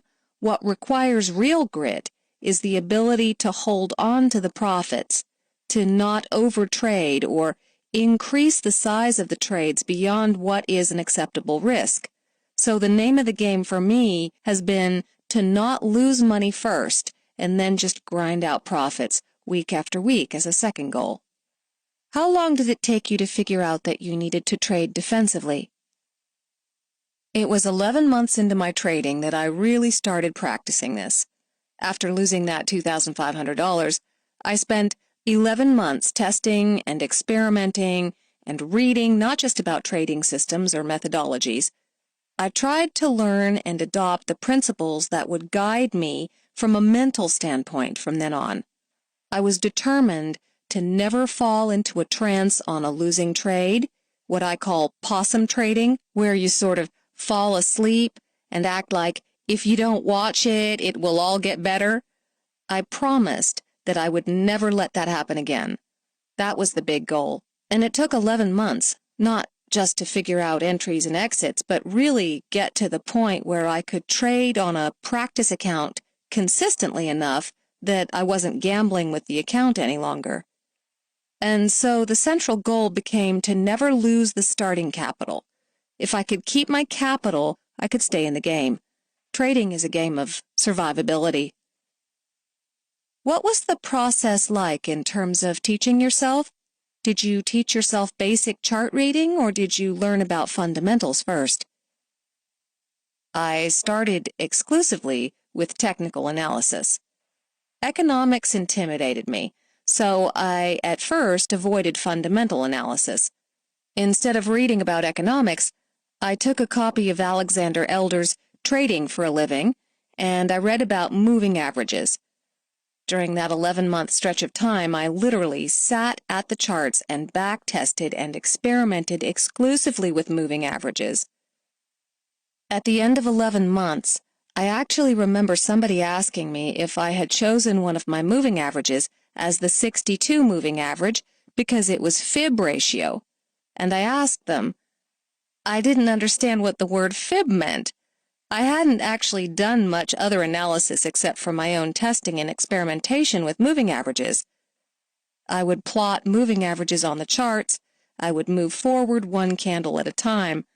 I would experiment with different time frames, different currency pairs, until I had accumulated just an enormous amount of research of my own in how price interacted with those moving averages and what I could expect from a given type of trade. I wanted to be able to open a trade and answer the questions. What could I expect to lose? What could I expect to win? And when those win-loss ratios became acceptable and I could trade the strategy consistently week after week after week profitably, then I knew I was defending my account. I knew that I was consistently grinding out some profits week after week and trading with a system that might not have been perfect, but certainly produced gains on a regular basis.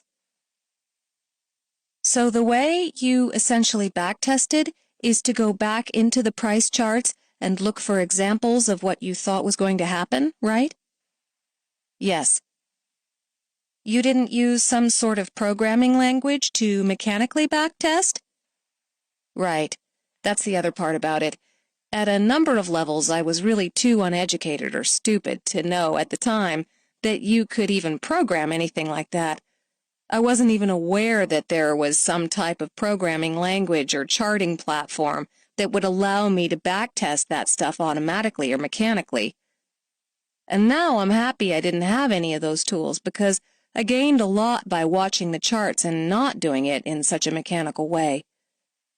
I became familiar with the way that price moved on the chart for the British pound US dollar.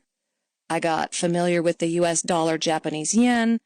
I became accustomed to looking at the price move up and down in regular, repeatable patterns.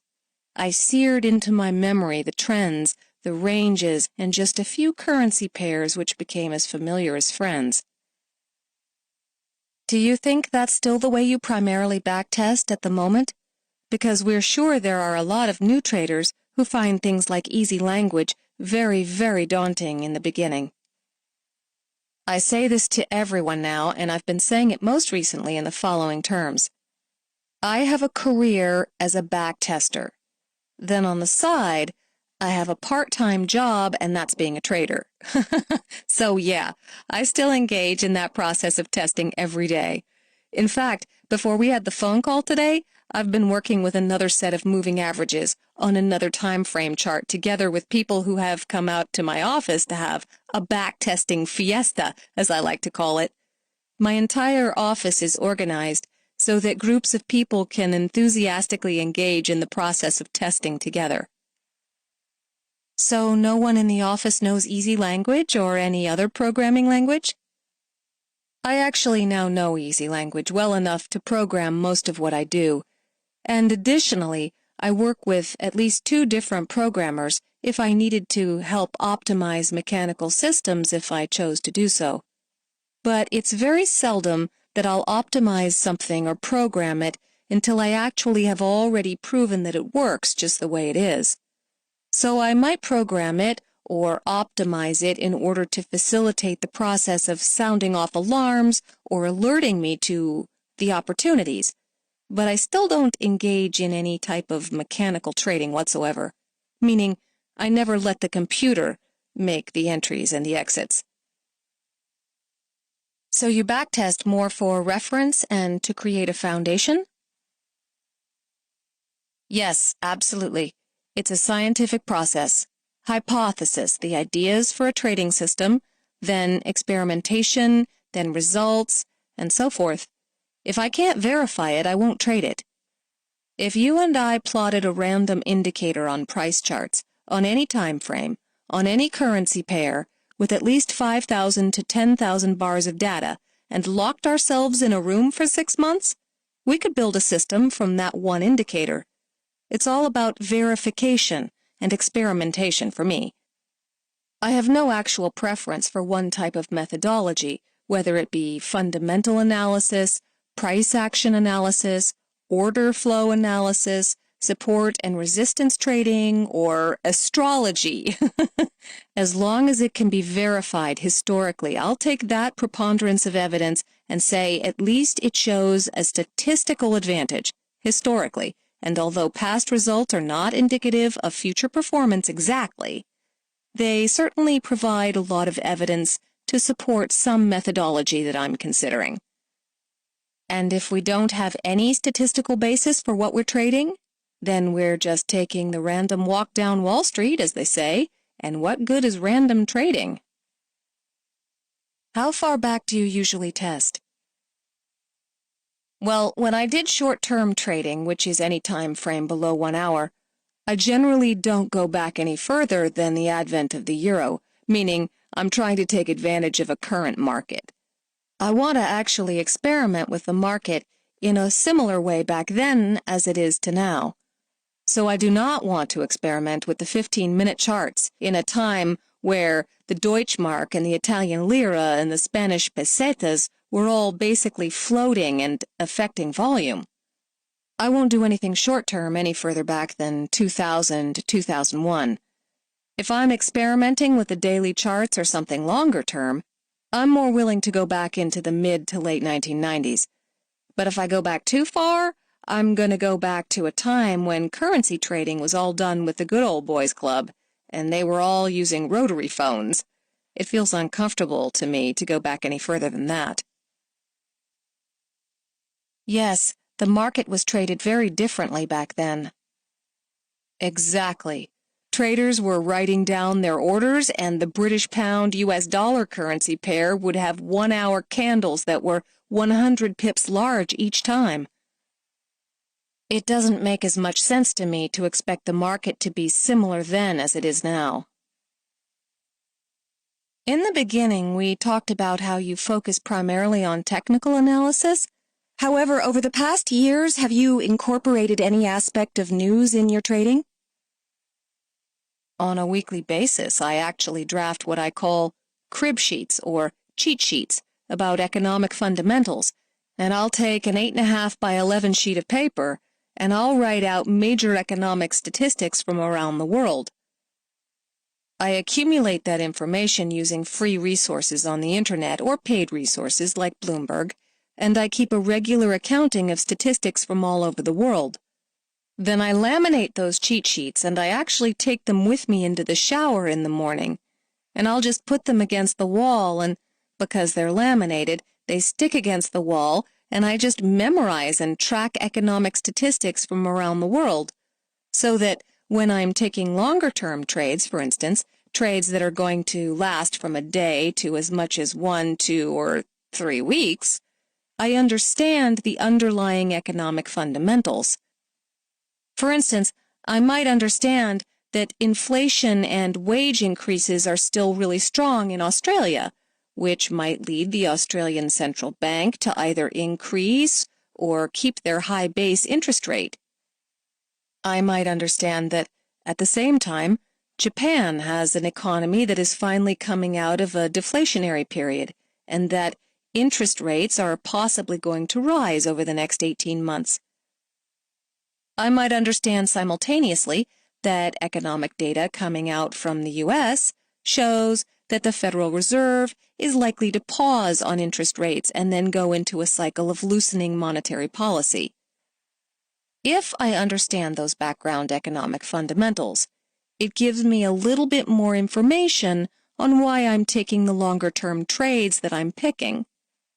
I generally never take a longer-term trade or a shorter-term trade solely based on any type of economic fundamentals, meaning it won't be the reason I picked the trade, but it could factor into how long I stay in the trade. It could factor into whether I feel more confident or less confident in a trade. Oil is a perfect example. I track oil, and I watch the Canadian dollar and its response to oil prices. So I may use fundamental analysis as part of the picture, but I never exclusively use fundamental analysis to make a decision about a trade. Would you ever use fundamental analysis as a reason to not get into the trade? I'd use it to some degree. For example, I might not short the British pound against the Japanese yen for any extended length of time, knowing that an interest rate differential is going to create some sort of significant transaction cost to hold a short British pound Japanese yen trade for anything longer than a few days. So I might be more reluctant to hold something longer, and I might be reluctant to even initiate that type of a position in the first place, knowing those type of things about fundamentals. Although I have in the past made short-term trades immediately following major economic events, such as the non-farm payrolls report, it has been quite some time now since I have done it. I think that it is absolutely far more dangerous than it ever used to be.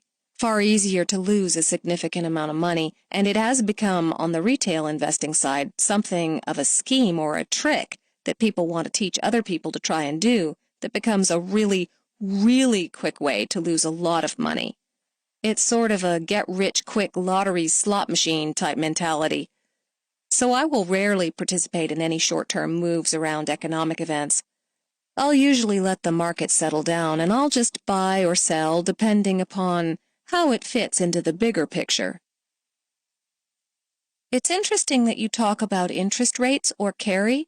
Do you ever factor it into your shorter-term trades or just longer-term ones? Into my longer-term trader? Absolutely. My good friend and trading partner, Maxwell Fox, and I did a long-term interest rate study that tracked the interest rates, the monthly average or the monthly base rate for the Bank of England, the Bank of Canada, the New Zealand Reserve Bank, the Bank of Japan, the U.S. Federal Reserve, and the Swiss Central Bank. And we plotted rate differentials from the early 70s. I can't remember the exact year, but it was 1974 or 1976, all the way through to the present. And then we tracked the average monthly spot price for each of the currency pairs that would be affected individually. What we generally found was that spot prices lag interest rate movements quite a bit. For example, in August 1990, differential between the pound and the yen interest rate peaked at about 10.5%, meaning that the Bank of England has an astoundingly higher interest rate than the Bank of Japan. I believe the Bank of England had a base rate at 15% and the Bank of Japan had a base rate of something like 4%. And what we found was even after that differential started to come down to 10%, the spot price continued to rise afterwards, meaning it took a while for those carry trades to actually unwind. It didn't turn on a dime. Spot prices actually took a while to catch up.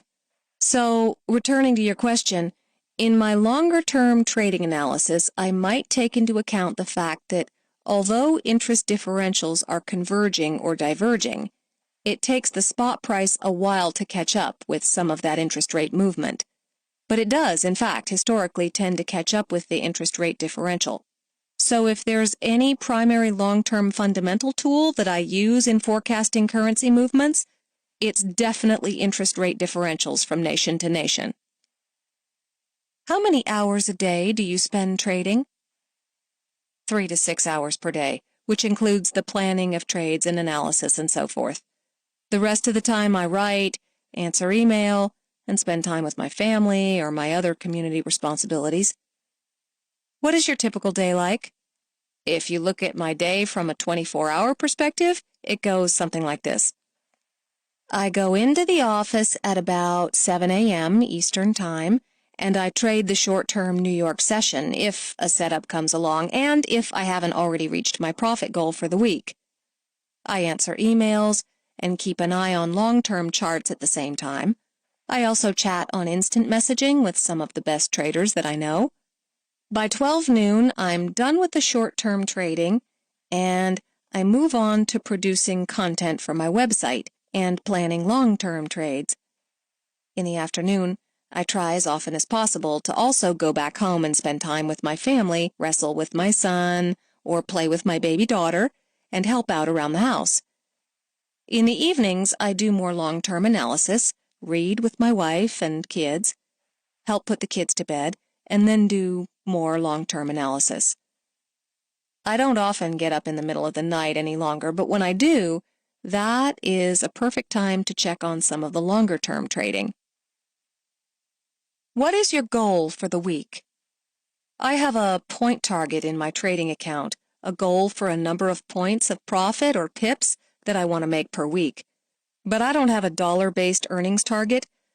I find that thinking too much about a certain dollar amount or an item that I want to buy takes my focus off what the market is able to give me and puts the emphasis dangerously upon what I want the market to give me. I've pretty much consistently decided that Rob Booker is a 50 to 100 pip a week trader, meaning I understand the limits of my trading capacity. And over 50 to 100 points of profit, I start getting a little bit crazy. I become a little bit less disciplined and a little bit more euphoric, to put it mildly. So I have not generally done a lot to increase that pip target over time, even though systems that I build might produce bigger gains. This is actually something that I strongly believe in. There are two things that I haven't mentioned so far that I feel are really important, and one of them is that there is a misconception that in order to be considered successful as a trader, one has to earn a certain dollar amount per week or per month or per day. One thing that I've tried to communicate to beginning traders is to never be concerned with comparing your own pip results or percentage results or dollar results to anyone else except for yourself. I'm not in competition to make more money than Joe Trader.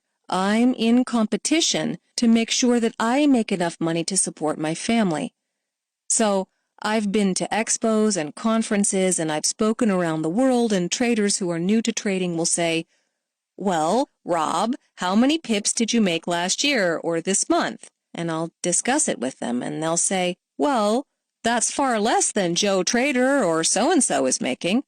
And I will tell them all the time, "Well, I wasn't aware that Joe Trader was trying to pay my bills. I wasn't aware that I was under some demand to compete with anyone else." That's really important for me and has been a real benefit to me in the long run. Just to remember that I'm not in competition with anybody else for a certain type of gain. So, no, the answer is I have not generally increased that goal. And when I have increased that pip goal, I found that I become somewhat overconfident after a series of wins or too despondent after a series of losses. What I do when I trade for 50 to 100 pips a week is if I have a good week, then the next week after, I start it all over again. I reset the clock. I reset the pip count to 0. And if I have a bad week, the next week when I start back up, it's a blank slate. It's a 50 to 100 pip week. I don't have to make back what I lost the week before. I just have to produce what I know statistically I can produce, not what I have to produce in order to make up for a previous loss or prove that I'm better than someone else. I just have to take advantage of whatever comes my way during the week to reach that goal. That's a good point. So you don't increase your positions the next week to cover losses that you may have made the prior week? No, and that's always been troublesome for me. And when I have done that, it's certainly where I've gotten into the deepest pit, which is when I've had a really good week and I've thought the market's just going to shower me with sweet profit forevermore and I will never see another losing week. Well, usually that's right after the market's ranging in exactly the way I like, and then it's going to break out into a trend the week after and just savagely beat me to a pulp. So, I try to say, never trade the last trade, only trade the opportunity that is in front of me. Once I reach my weekly goal, I either stop trading or reduce the size of the trades so far that I can't possibly do any damage to my account. The overarching goal for me is to protect the account. Then all I have to do after that is make money every week and build the account bit by bit. The most amazing financial discovery in the history of humankind is the principle of compounded gains. I tell this to every new trader. If you can build your account bit by bit, you will realize spectacular profits over the long run, even if it doesn't look like much in the short term. I might be overemphasizing this point, but it has been important for me to remember that making money as a trader means that I grind out regular profits over and over again and focus on consistency, not on the big score or a huge lottery-type payoff. Let's talk a little bit about your trading tactics. Do you typically make your first trade more of a probative trade, or do you go all into the position? It depends on which trading system I'm going to be employing. If I'm taking a short-term trade based on the 15-minute chart in the New York session, which I call a New York session box trade, I'm all in on the first trade and all out at the exit point, meaning that it's a point A to point B trade. It's not based on a news event. It's not based on a spike that's created by any fundamental analysis necessarily. But it's basically a support and resistance system that triggers an entry and triggers an exit that is very well defined, and I'm all in from the start. On my long-term trading, I am much more likely to initiate a position with between 30% and 50% of my total available position size for that trade, and then add to the position as it goes in my favor and is proving to be the right decision. I prefer not to add to losing positions or cost average. That has never worked for me personally. What time frame charts do you look at? My favorite time frame chart is the 1-hour chart. That's where it all happens for me. In the past, I've extensively used the 15-minute chart and others, but right now my main focus is on the 1 hour. I often take positions on the 1-hour chart and hold them for a day or longer. I regularly hold these positions overnight, and because I've got a defined risk and a specific profit target, I can just let the trade go without my attention. Like most traders, I check on my trades regularly, and somewhat compulsively, but I generally try my best to let them run their course. Do you range trade more in the short term and trend trade more in the long term? Well, it is exactly the opposite. Historically, I look for breakouts into trends on the short-term charts, and in the long term, I have been far more successful trading the corrective patterns in ranging markets. So how many positions do you generally have on at the same time? When I first started trading, I would have a whole basket of positions open at the same time. I might have 6 or 7 positions based on a similar system on a similar time frame chart across a variety of currency pairs. So I might take a position on the British pound US dollar and then simultaneously take a position, for instance, in the euro Canadian dollar. Although I wouldn't necessarily be trading the same currency pair and they wouldn't be very correlated, the same fundamental principles would be used to initiate the trade, affording only a minor bit of currency pair diversification. But as I became more familiar with the currency pairs, I preferred one over the other. It is far more likely that I would actually trade one currency pair that I felt most comfortable with, and maybe on occasion initiate a total of 2 or 3 separate positions at any given time. So basically a total of 3 positions and no more than that at any time? Right. Do you ever average down? I am not a proponent of adding to a losing position, and recently I took a 6% loss on one account I manage because I averaged down against my own rules and then could not, per my money management guidelines, add enough later on. So I exited the position at the maximum loss I allow myself to take, and boom, the trade turned just a bit later. Whenever I break my rules, I get burned. I prefer instead to add to winning positions, and those have been my big winners. When I'm on the way to a profit target that I have tested to be better than 80% accurate, there are stages along the way where it makes sense for me to capitalize on the good decision. It's not enough for me to always just let it run the course to profit. I want to maximize to the full extent the possible profit because my equity is growing as the trade is profitable. I can add positions and still keep my risk low. I like to use the analogy of a relationship. If you are in a terrible relationship and you can see that it's not working out the way that you wanted to, you should end the relationship. We've all been in relationships we should have ended more quickly. Trading is the same. If I'm in a position that is not doing what I expected it to do, I don't need to last it out or put more time and effort into it. I get out and move on. Conversely, if I am in a good relationship, I want to nurture it and let it grow. That's like a winning trade. You want to watch it grow, not cut it off.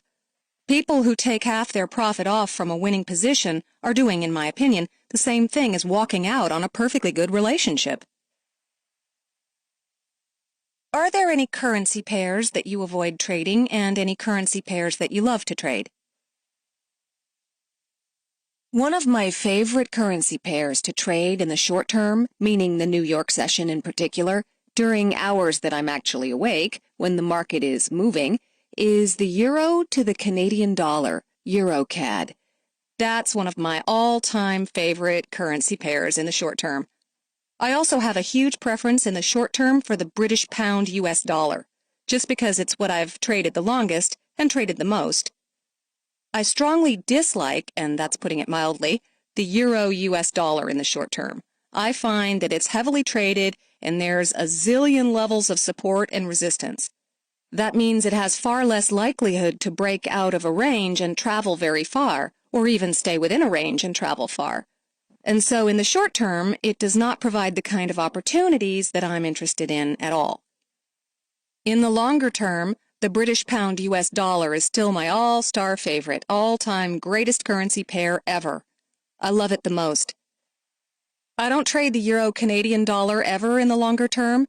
It's really a shorter term type of currency pair. What is it about the euro Canadian dollar that makes it such an interesting pair for you? Because we are sure many traders have never even looked at that currency pair.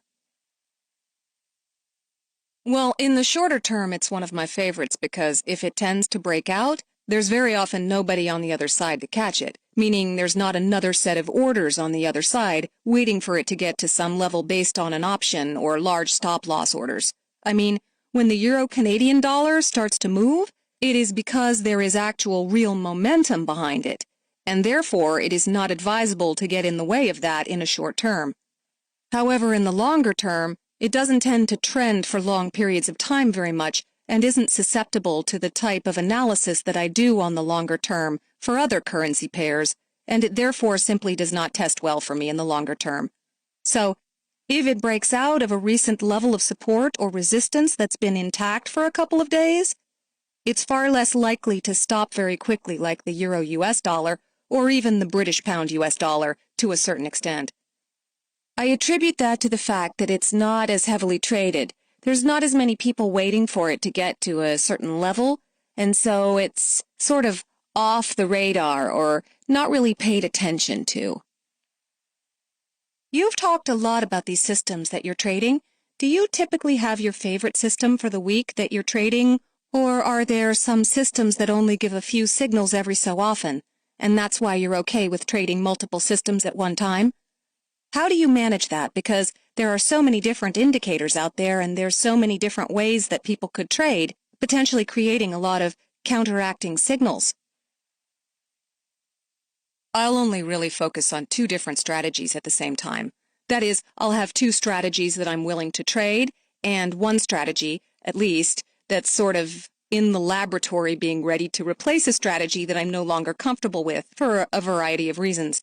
I might be bored with it, my schedule might not be able to accommodate that strategy any longer, or, quite frankly, it might not be profitable any longer. It might have gone outside of the statistical deviation of where it's supposed to be producing results. My short-term system on any given currency pair, like the Euro-Canadian dollar, will produce anywhere between 5 and 10 trades per week that last anywhere from 15 minutes to 12 to 18 hours at the very most, on the far outside of the bell curve.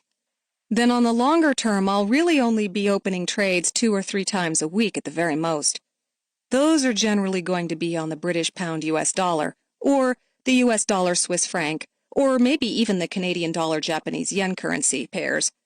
So I'll be somewhat diversified, and I'll be waiting on one time frame chart for the longer-term system to play out. And on the short-term charts, I'll have some activity that I can take advantage of, and everything else just gets blocked out. Like I said, I'm a backtester as a career, so the majority of the time is spent verifying that what I'm doing is falling within the statistical norm of what I should be expecting. I also experiment with new versions of the systems all the time to make sure I'm getting the most out of each of them. And very little time is actually spent in scanning the charts and hoping that I see something that I like. I've always found it to be far more detrimental to my trading to open up the charts in the morning and just look around for some action than it is to say, here's the time frame I watch, here's the system I use, and that's it. That's all I am going to focus on. There could be 1,000 pips out there on every other time frame chart, but I don't care about it. When I hear people say that they missed a trade on the US dollar South African rand because they weren't looking at that chart and they've got 25 currency pairs on their screen and they're missing trades all the time, I always tell them that I missed out on dating Julia Roberts in college, but then I never even met her. I never had a chance anyway. We're sometimes expecting to be able to take advantage of opportunities that our schedule really doesn't allow for, our mental capacity really doesn't allow for, and our trading capital really doesn't allow for. But we still get involved in it because we want to have a piece of the action. This fear of missing out on market action is what gets traders into trouble because we start to make trades out of a desire to make money instead of reasonable analysis. If you think of other professions, you can realize where specialization and focus come into play. The best lawyers are specialists in one type of law. The same for doctors and accountants. Successful traders are the same, so why should it be any different for a retail forex trader if I specialize in the British pound US dollar in the long term and the Euro Canadian dollar in the short term? If it does well and pays the bills, then there shouldn't really be a whole lot of temptation to experiment with real money on any other time frame or currency pair.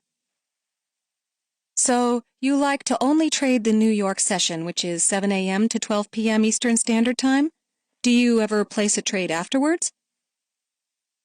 I'm willing to place trades afterwards, based on the tested results of the system that I use, but it is very rare that the Euro-Canadian dollar, for example, will create a New York session box trade after 12 noon. So I'll either miss that trade or take it later in the very rare circumstances that it occurs outside of the 12 noon time, which is usually between 1 and 2 times a month at most, and that's my main short-term trading time. I'm generally always available during that time to take trades. In the longer term, I'm opening trades anytime, day or night, because my setup only happens 2 to 3 times a week at the very most, and I can see them setting up from a mile away. I publish the idea. I actually plan ahead for it. I know that it's coming. I set alarms, and I've got a PDA that can tell me when the price is getting close to the entry, and I make myself available. I make the sacrifice, and I make sure that I'm available 2 or 3 times a week. It's usually not that inconvenient for me to be up an hour early or wake up in the middle of the night for a few moments to make sure that the entry has triggered and it's what I expected it to look like. Then I just let it sit and not worry about it after that. On your shorter-term trades, do you ever use longer time frames for verification? Do you care about what's happening on the daily charts at all, or do you just focus primarily on your own short-term signals? I have a reputation for saying that confirmation is for Catholics that are 12 years old. In seminars, I like to ask why people look at other indicators, and they always say confirmation, 'cause that's the C word. I generally say that the difficulty in actually agreeing to place a trade increases proportionally to the number of time frames that a trader will look at. Meaning, the more time frames and currency pairs that a trader looks at in order to actually justify taking the trade, the more confused that trader generally becomes, because there could be conflicting signals. There would be a completely justifiable short-term buy trade on the British pound that would conflict completely with what someone might see on the 240-minute chart. What that does, in my estimation, is create a little bit of a conflict, but if through testing and statistical evidence I can prove that incorporating a longer time frame chart into my shorter time frame trading makes it more profitable, then I'm perfectly willing to do it. Like I said before, I think nothing is really valid or invalid in trading, only testing makes it so. That's one of my favorite quotes that I made up. You have people walking around all the time saying, never do this and never do that. Well, testing is really what makes the difference in whether something works or not. So I am willing to do that.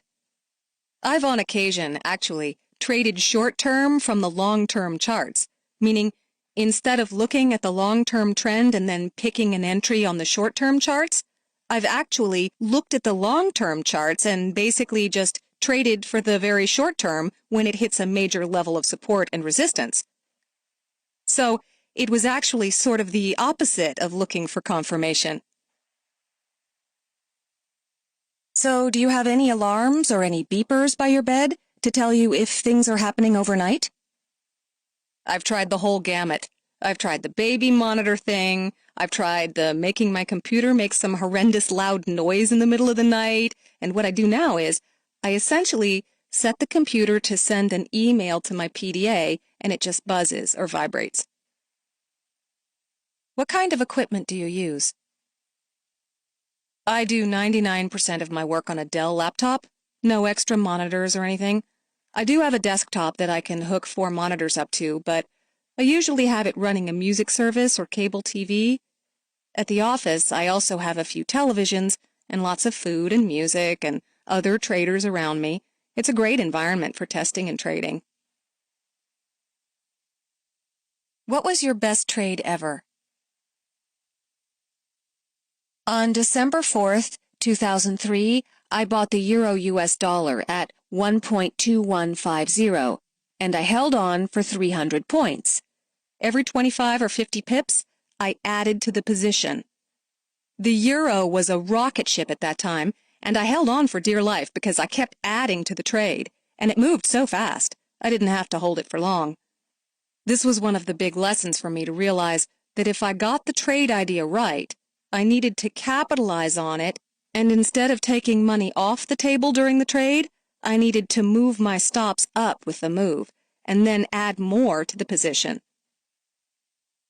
The key was to be aggressive when I was right.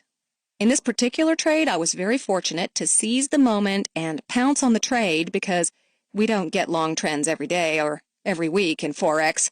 But when we do get a trend, it's really important that we get the most out of it. I should have held that trade a lot longer if you look at it from a historical perspective, but there were not a lot of us back then that thought 1.3000 itself was a reachable goal.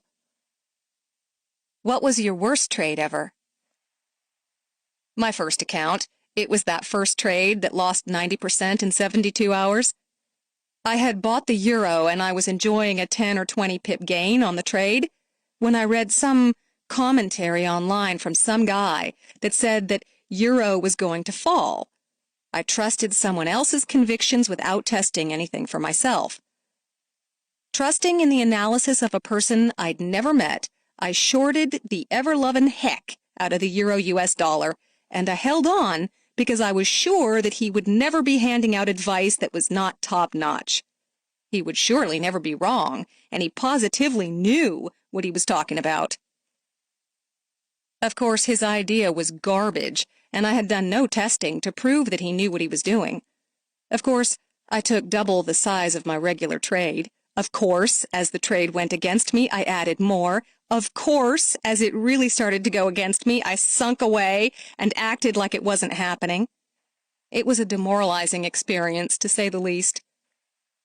My friend who invested in the account with me was very supportive and basically said, "Never do that again." We remained friends. What is your favorite part of trading? I think it's solving the pieces of the puzzle. It's approaching a problem, and each trading system that I build or each trade that I take is really the foundation of having taken a complex set of information or data and coming up with a solution and then getting some immediate feedback. So I like that process of the immediate feedback loop and putting together the pieces of a puzzle. Do you think it is more about entries or exits? It's about both. It's about money management and entries and exits and being disciplined.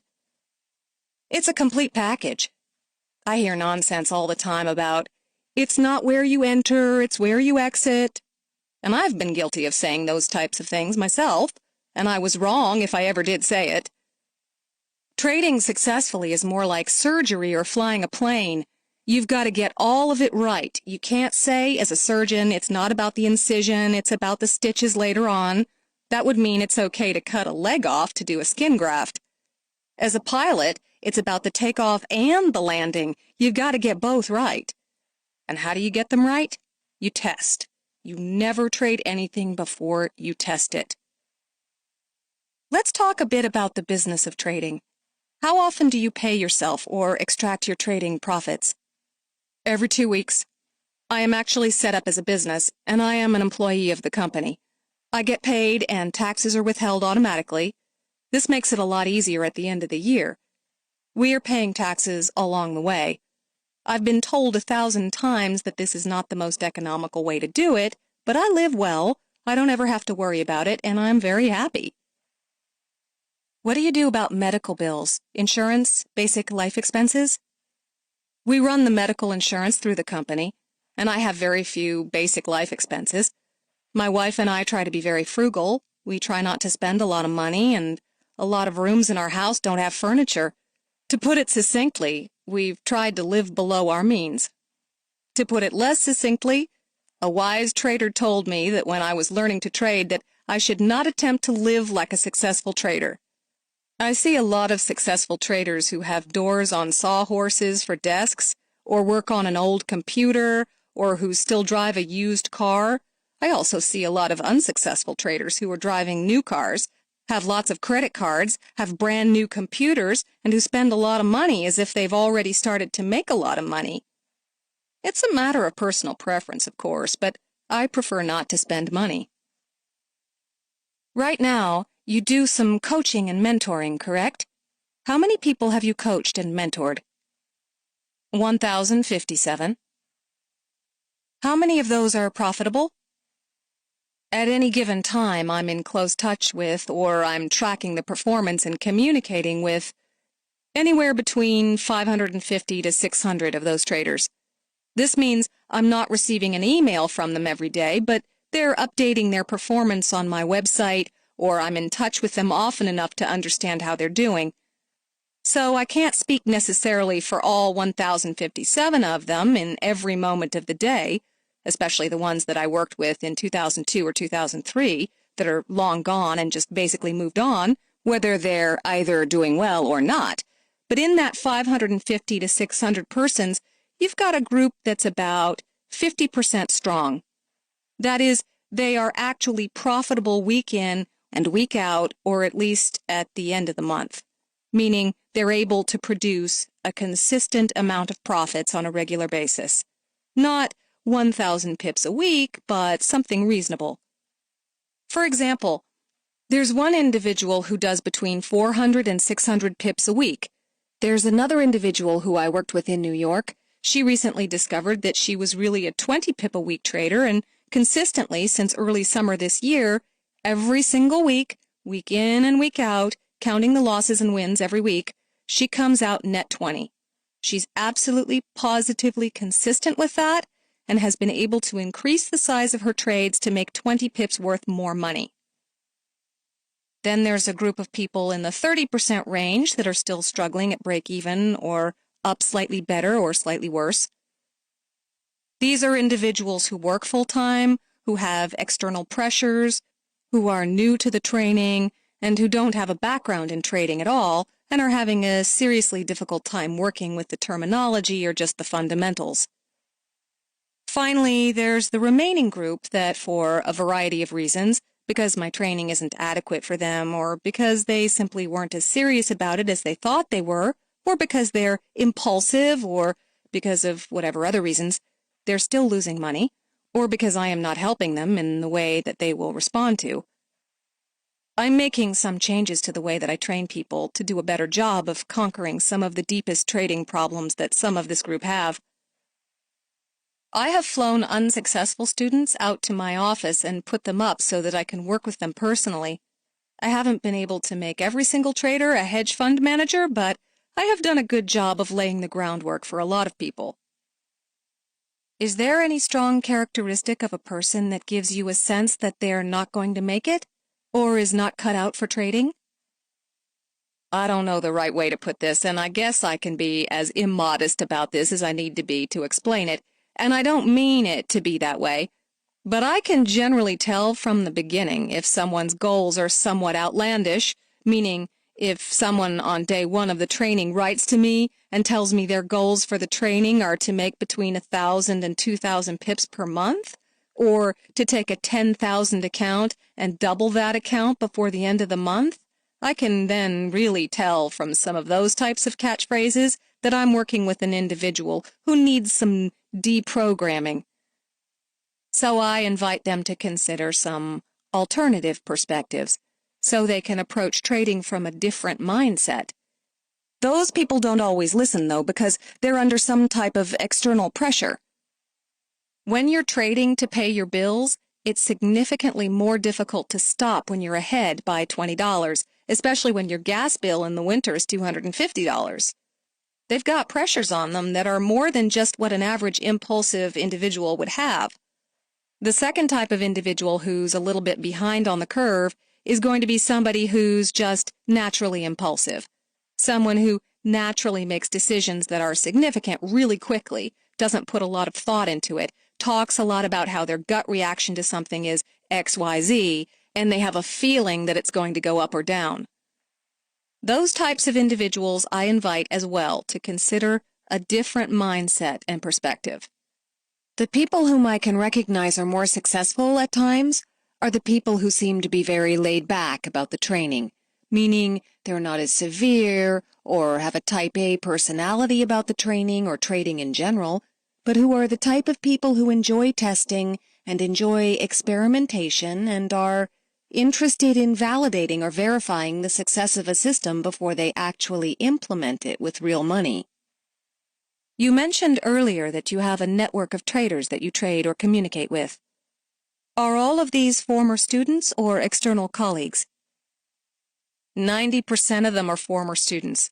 The rest of them would be professionals in the industry whom I trust, whom I might write and say, I'm in the middle of this trade right now, and it's just awful, or it's going well, etc.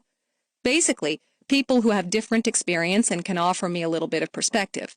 So there are people outside that range, but I feel really comfortable working with people who are former students. I am in the office right now in West Virginia, and here with me there's an individual from London, there are 2 people from Florida, 2 people from Arizona, and they're all former students, and they just come out to hang out and test and trade. They're at varying levels of success, but that's really actually irrelevant. It's really about having a group of people to interact with, collaborate with.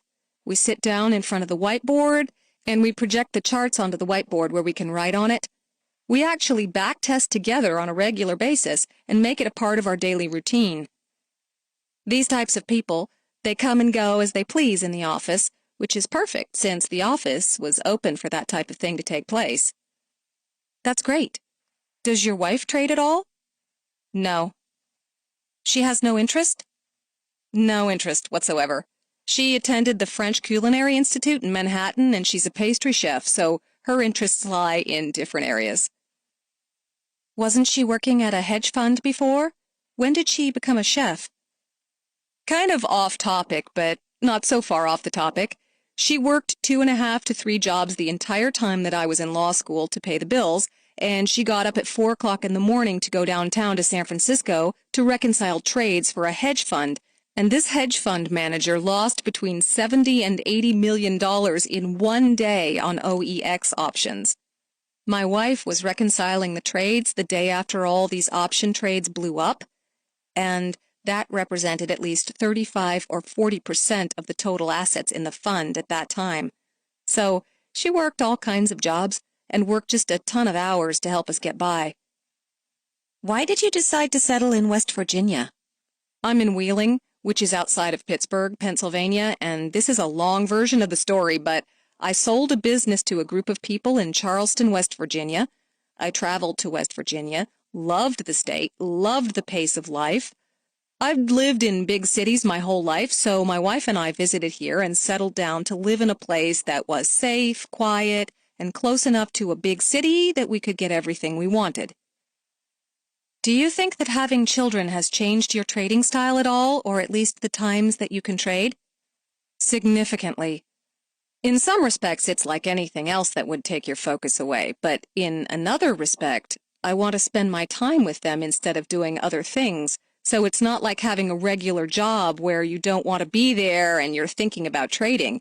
With having kids, I could care less about the charts, and I just want to focus on them.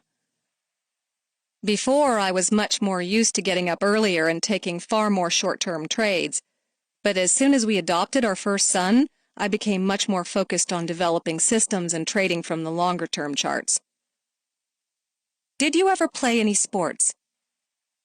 I was a wrestler. But I was 0-1, and the only reason I scored any points was because the guy kept throwing me outside that circle, and every time he threw me outside that circle, they gave me 2 points, which I guess was the penalty for throwing the guy outside the circle. So actually, at one point in that match, I was ahead of him because he threw me outside the circle so many times, and then he pinned me and it was over.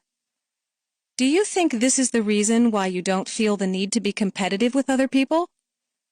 I'm not sure that this one experience did anything except hurt my pride for a few years, but now I'm very competitive with myself, and I hope that I could be described as the type of person who is not very competitive with other people. I do believe that. I don't really care if somebody does better than I do. It doesn't matter. I'm happy for them. Trading is never about the money. It is about the quality of life and whether I can continue to solve the puzzle, so to speak. I'm not one to hang myself over losses. One trade is 1 in 1,000 that I took before and 1,000 that will come after. It is a lifestyle. For example, I managed some accounts for a while and they didn't go as well as I would have liked, and I let that go. I found that I dwelt on the losses more when it was other people's money, and I was far more emotionally stable when I traded my own funds.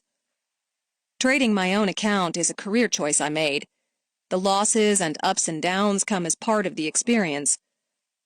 I'm a better trader than I was last year, and the year before, and so on, and I'm going to be a better trader next year and the year afterward. It's a process. You don't just walk into a law firm one day and decide that you're going to be the managing partner. You got to work your way up. Through it all, I've never really honestly considered giving it up just because I wasn't doing as well as somebody else. Any parting words? Yes, one thing. I seriously dislike it when I hear people say that they've been taught they should trade only with money that they can afford to lose. I might be the only guy saying this out there, but I seriously believe that that phrase is enormously damaging because it teaches people that the money they're using to trade is not significant enough to be protected. The first and last and most important thing is that I'm a defensive trader. So I feel that there is no excuse for losing the entire amount of trading capital. Meaning, if that's money that people can afford to lose, then I'd rather have them give it to me and I can take them to the movies, and we can take a long walk on the beach, hang out together, and we still have something to show for it later. But it is not money that people can afford to lose. It represents somebody's financial future. We would never move into a house that we could afford to have burned down. We would never buy a car and only buy it if we could afford to have it smashed into a semi-truck. But we regularly open our trading accounts with money that we say we can afford to lose. And so it's as if we're saying from the beginning, well, this money wasn't very important to me. I think to a certain degree that the money that we're entrusted with to trade is sacred money that not only represents the amount that's in the account today, it represents what it could be later on in life, the quality of life that it could provide for someone. So it's much more important than just money that someone can afford to lose. Lessons from Rob Booker. Fit trading to your personality. In this interview, Rob Booker has shared with us some of his favorite trading techniques. However, we feel that the key lesson to learn from this interview is that knowing yourself is more important than any particular trading strategy that you may choose. You need to make sure that your style of trading is in sync with your personality. If you are a short-term trader, you should focus on short-term profits.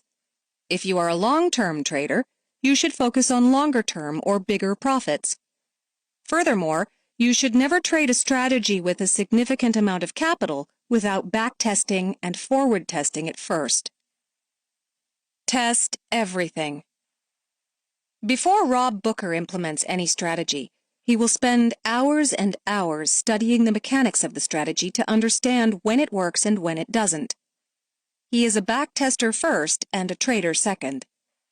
Therefore, his cardinal rule is to never trade a strategy unless he can first prove that it has been profitable in the past. For new traders, backtesting may sound daunting. However, it does not need to be as complicated as it seems. There are a lot of different ways to backtest. The fancy way is to go out and learn a programming language to generate results systematically. However, even though Rob Booker knows how to code now, at the beginning, he backtested everything manually. One easy way for new traders to start is to simply review the charts going back in time to look for instances when your setup triggered a buy or sell signal and to record the actual performance of the trade. At bare minimum, we encourage traders to first look for at least 20 to 50, this depends on the time frame you are trading, samples of the pattern, and only after finding those do we recommend traders move on to forward or live testing. This means that the strategy is actually traded in current market conditions using either a demo or mini account. The reason why this is important is because the psychological element of trading can always alter results by revealing the difficulty of reacting to live market conditions. Along the same lines, a minimum of 20 to 30 winning trades needs to be made before the strategy is ready for prime time. Don't fall victim to possum trading. Rob Booker believes that you should never let yourself fall victim to possum trading. When a trade is going bad, it may be very tempting to shut off the computer and hope that it will get better if you simply stop watching the market. However, this almost never happens. Instead, more often than not, the losses will only become greater. Therefore, it is important that we all focus on trading defensively.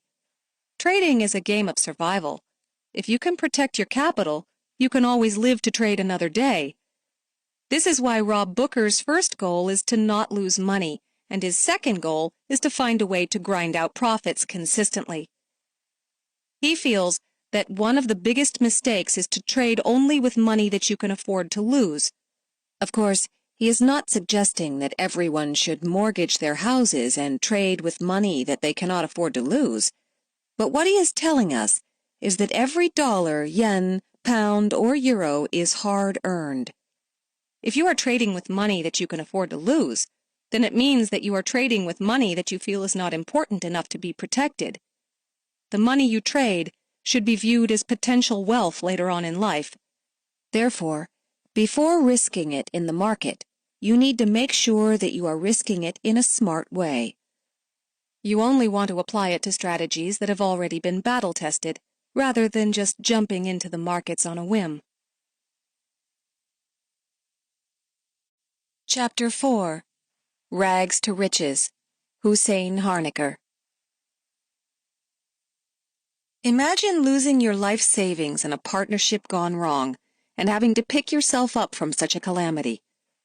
Hussein Harnaker took 7 months to save up $1,000, an amount that most college students can easily earn by working for a few weeks at a local restaurant, and started to trade foreign exchange. Hussein is as conservative as it gets. He refuses to trade a strategy until he has tripled his demo account 3 times in a row. He goes for 10 pip trades once a day, which may seem minuscule to most, but in the last 3 years he has turned that approach into an average profit of $500 a day. With his systems engineering background, he has been able to design his own automated trading system, which makes sure that he never turns a winner into a loser. His cardinal rule is to never trade his system during news.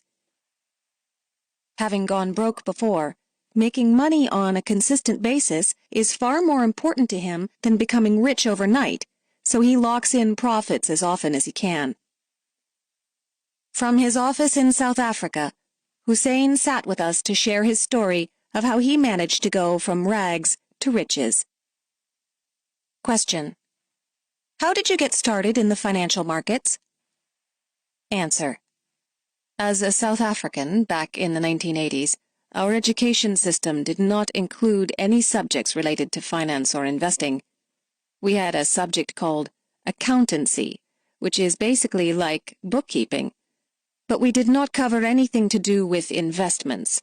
The curriculum of those previously disadvantaged did not include these subjects at all. So, with little or no experience, these opportunities were virtually non-existent to disadvantaged communities and people in those communities, including myself. Do you live in South Africa right now? Yes. I'm currently an information technology systems engineer. I originally studied mechanical engineering and then switched to IT.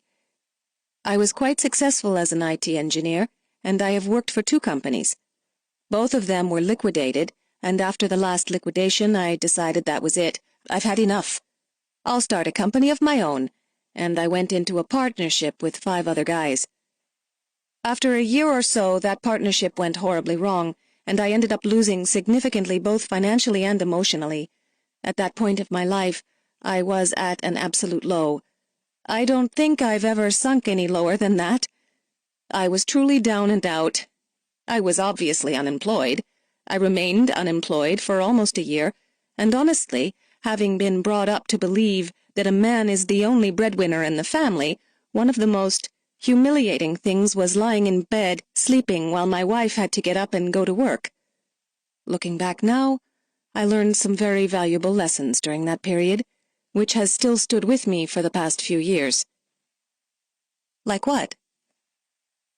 Lessons about planning, being careful about managing money, about trust, and having trust in other people. Documenting things, signing them, making sure you have witnesses to absolutely everything that you do when it comes to business.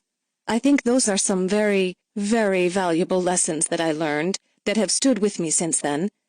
It also taught me about compassion, basically feeling for other people as well, because up until that point I was, I would say, fairly successful. Being in that situation, you never really think too much about other people and what their situation is until you end up in it yourself. After the partnership blew up, I had huge debts to pay, and I was not getting anywhere close to settling them. At the time, I had a friend in the United States, whom I had met a while back, who used to trade currencies. For no apparent reason, one afternoon, he suddenly just popped into my head, and I thought of contacting him to see if he can assist me in any way. So I got a hold of him. He asked me for $1,000, which he said he would invest for me to help me improve my financial situation. The only problem was that I did not have $1,000. I wrote back to him, and I told him, "Listen, Stephen, let me save up for it. And once I've got 1,000, I'll give it to you, and then you can trade it." He actually wrote back to me and he said, "I will loan you the money and I'll help you out." I told him that I was in so much debt already that I would not take another loan from anybody. I had reached the bottom line. I said, "Give me a chance. Let me save up for it." And it eventually took me, I think, 7 or 8 months to save up $1,000. When I finally did, I emailed him again and told him that I had the money. He then turned around and told me, "Listen, instead of me trading for you, I would rather teach you how to trade." This was something that, I must say, I truly appreciated because it gave me a skill that I would have for the rest of my life and one that I would be able to share as well. So that is basically how I started trading currencies. It must have been frightening for you in the beginning because you had spent so much time saving up that money. How were you able to trust this friend, given all that you had gone through in the past? Did he show you a track record? Yes, he did show me what he was doing. He basically sent me the printouts of his trading records and his account statements, etc. As far as I was concerned, this guy was making huge money. Was he doing it for other people as well? No way. Strictly for himself. Generally, he would not touch other people's money. I suppose in my case, he was going to make an exception to the rule. Then, on second thought, he decided to teach me his skills instead. Effectively, it was technical analysis with an emphasis on moving averages. At the beginning, I first demo traded his strategy. I did very well on the demo, then went live, and that was when the rude awakening came. How did you learn from him when he was in the United States and you were in South Africa? He used to take print screens of charts and put them into PowerPoint. He would then illustrate the images and write on top of them and basically give me slides of the graphics. When I received them, I would replicate what he told me on the demo account. For example, I would plot a moving average of 5 and a moving average of 13 to look for a moving average cross. I was such a novice that I had no idea what this guy was talking about at the time. I'm sure there was a very steep learning curve. Did he explain to you what moving averages were? Or did he just say, "Okay, these are moving averages and I recommend that you use them"? He basically advised me on what they were. I would then figure out for myself how to apply them. If you're basically looking at crossovers, then you want the faster line to cross the slower line from the bottom up, creating a buy opportunity. If it crossed from the top down, that's a sell. I actually battled with it in the beginning, but I somehow, slowly but surely and through perseverance, managed to get the hang of it. Did you read any books about technical analysis to get a better grasp? At that point, nothing at all. I became quite successful at demo trading, and that was when I went live, which was when I got the shock of my life. The first day, I'll never forget it. It was a Friday. I placed my first trade on a mini account, and it was a nerve-wracking experience, but I walked away with $6 on my first trade. On my second one, I made $5, and at the end of the day, I had made $18 in total. So your friend was basically a mentor to you. How often would you talk to him initially? Yes, that's right. In the beginning, I spoke to him about once or twice over the telephone, and then the rest of our communication was all done via email. Would you correspond over email every single day or every few days? Initially, almost on a daily basis. I estimate that it lasted for just over a month or so. So it sounds like you traded exclusively on technicals in the beginning. Did you ever incorporate fundamentals into your trading? It was probably 5 to 6 months down the line before I discovered the importance of fundamentals. Although Steve was very good at teaching me technical analysis, he did not explain the importance of news. I only learned this by knocking my head several times. To give you a simple example, if I was in a buy trade, which I'd opened at 9 a.m., and suddenly, at 10:30 a.m. my time, that trade would turn against me horribly, and I could never figure out why this was happening. At one point, I actually stopped trading because I had lost 3 times in a row, and that petrified me. I became so scared that I could not trade anymore, and I would only look at charts on a daily basis. Every single day in the afternoon I would call up charts, and I would study them. That was when I realized that at roughly 10:30 a.m. and 2:30 p.m., something would happen in the market. I didn't know what, but I would suddenly see a big spike either going upwards or another spike going downwards, etc. I asked the question on one of the forums about why it was happening, and I never got an answer until about 2 weeks later when somebody mentioned one word: news. That's all they said, and I thought to myself, how on earth can it be news? When I saw the word news, I was thinking about a bomb explosion somewhere or a terrorist attack, which obviously is not what this person meant. It was only through further research did I discover the actual news release indicators and learned that they came out on a daily basis. I went out and tried to find as much information about them as I could, such as GDP, non-farm payrolls, and so on, and what I would then do is avoid trading during those times. Even if my signals came up, and if I saw that it was close to, let's say, 10:30 a.m. or 2:30 p.m., I would not enter the trade. I would normally wait about an hour or half an hour after that period, and only then I would enter my trades. After doing that, I found, slowly but surely, my trading started to improve again. How long did you demo trade before you went live? About 4 months. What gave you the confidence to go live? Was it a series of winners? No. I first asked myself the question, when I go live, how much money would I start with? The answer was only $1,000 because at that point, that was all that I had saved up and all that I could afford. I even told myself mentally that if I'm going to start with $1,000, I need to be able to turn $1,000 into $2,000, irrespective of how long it's going to take me, whether it's going to take 1 month or 2 months or 3 months. That is what I needed to do. My line of thinking was that if I could make $2,000, I would withdraw $1,000, and at that point, I have recouped my entire capital. Whatever I lose afterwards is not as important because I've got my capital back. So my goal was to double my capital 3 times in a row, back to back, in my demo account. Eventually, I actually managed to do it, and in fact, I doubled it 4 times in a row. In 4 months? No, not in 4 months. It was 6 or 7 months, and that was where I got the confidence to go live. But the transition from demo to live was not something that I had prepared for. Psychologically, there was a massive difference between trading demo and trading live.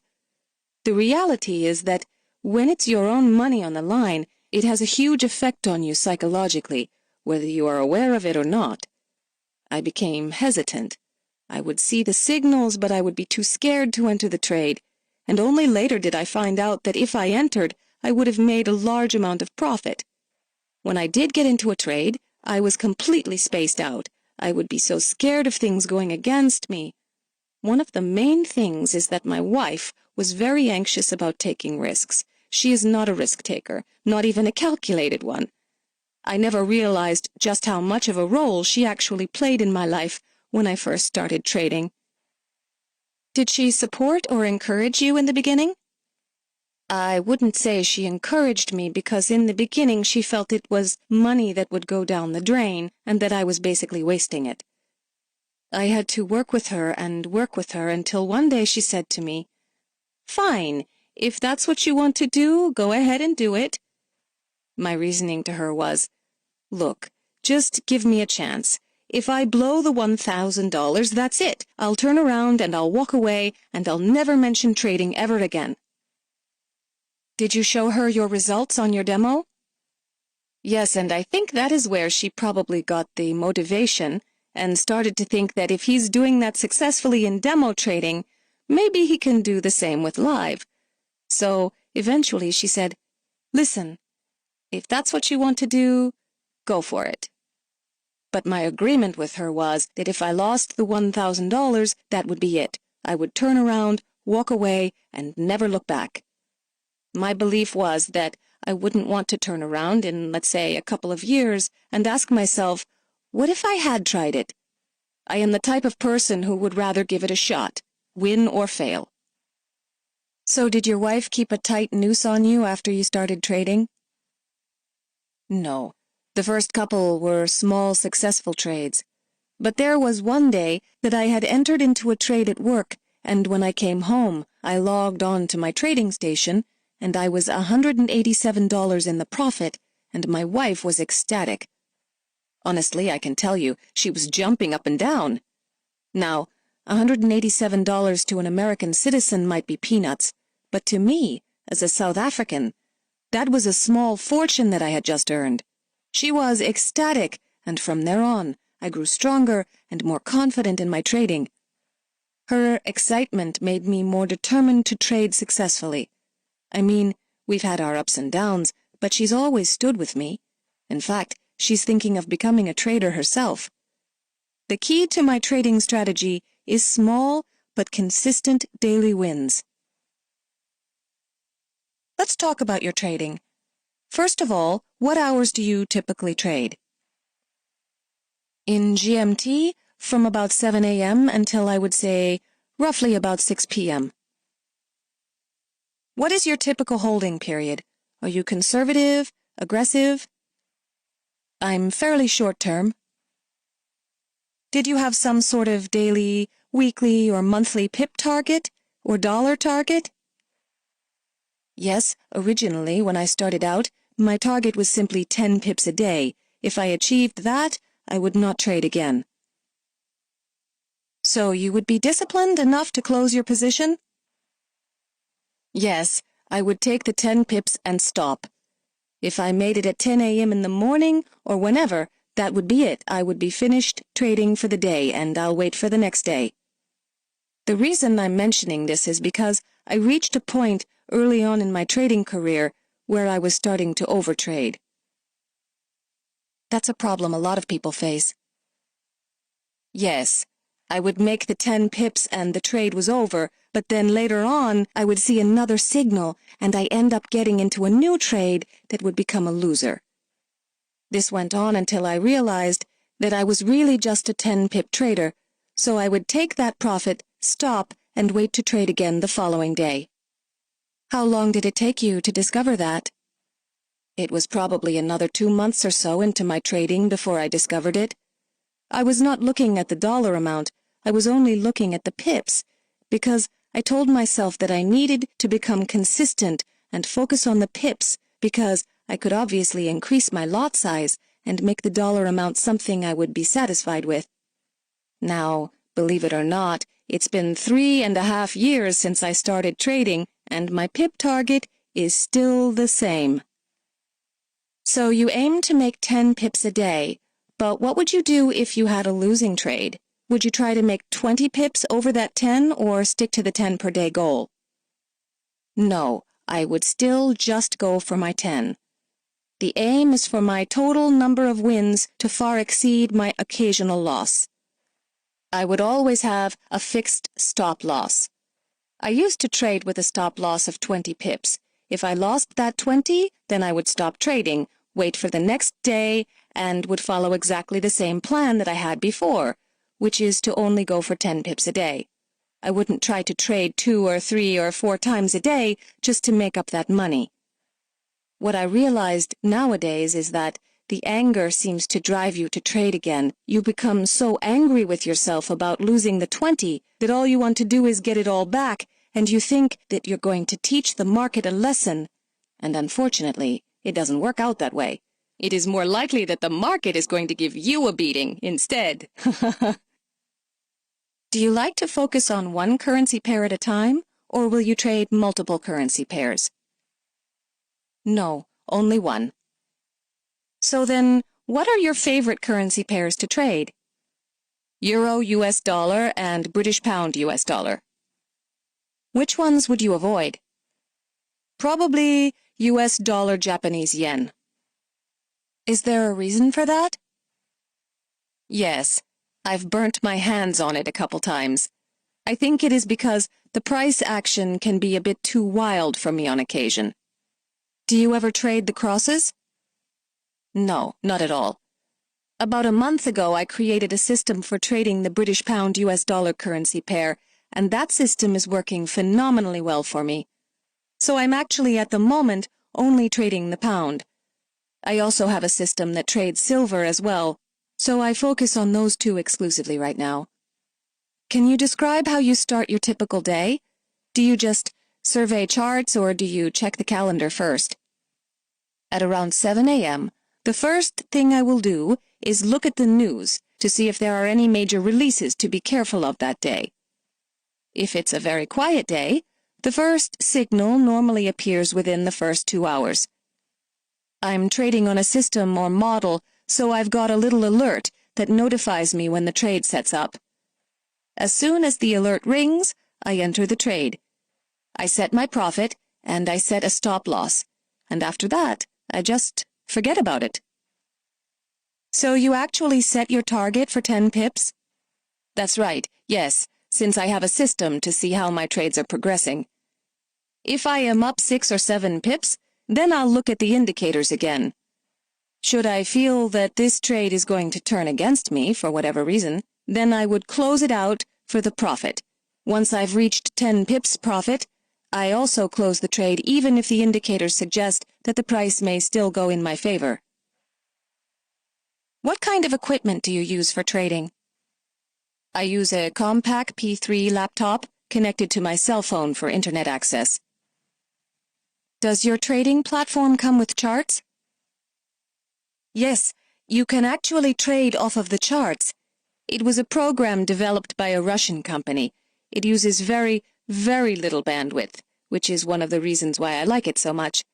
Also, besides currencies, they've offered trading in the metals, gold, and silver. If I ever trade from home, I use a laptop, which I then connect to my mobile phone to access the internet. Do you end up trading at work or at home more often? Work, definitely. And your company's perfectly fine with that? They are perfectly fine with it, yes. In fact, a lot of my coworkers want me to teach them how to trade as well.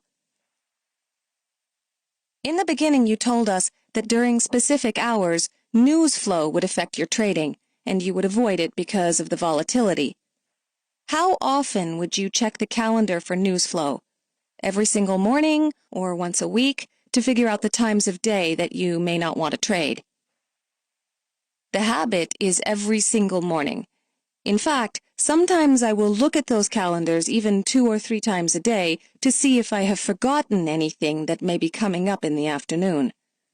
I actually did try to trade the news in the past with a beautiful, subtle sort of strategy for news, but what I found was a bunch of blocks. For example, the platform would freeze only during news times, and that actually made it completely impossible to trade efficiently. The specific news release that I used to trade was non-farm payrolls.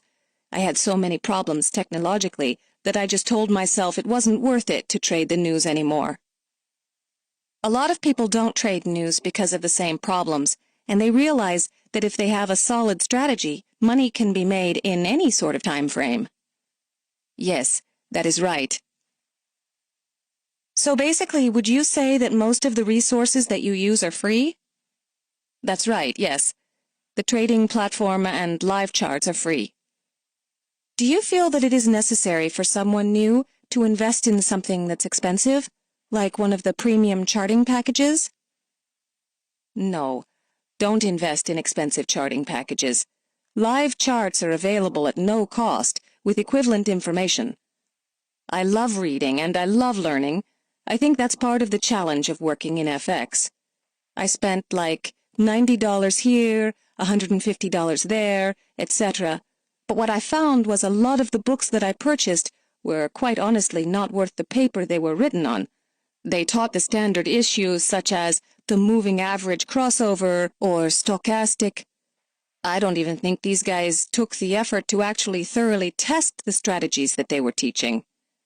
Admittedly, the strategies would work once or twice, but more times than not, they would not work.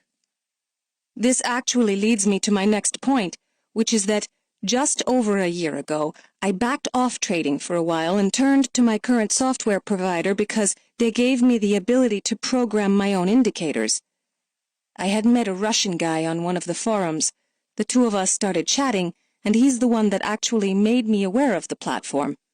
I started learning as much as I could about indicators and robotic or fully automated trading. I was fascinated by it and actually got to the point where I can now develop my own indicators, and I have my own robot, which basically does the trading for me. I've got one robot which is quite successful, as long as it is shut off during key news releases. It requires a little management, but nonetheless works well if I turn it on and off, because news can kill the robots. You need to keep him out of the news, which is something that I learned in forward testing. I've actually got it honed down now. I know exactly when to switch him on and when to switch him off. I started giving classes in South Africa where I teach people how to trade using the robot.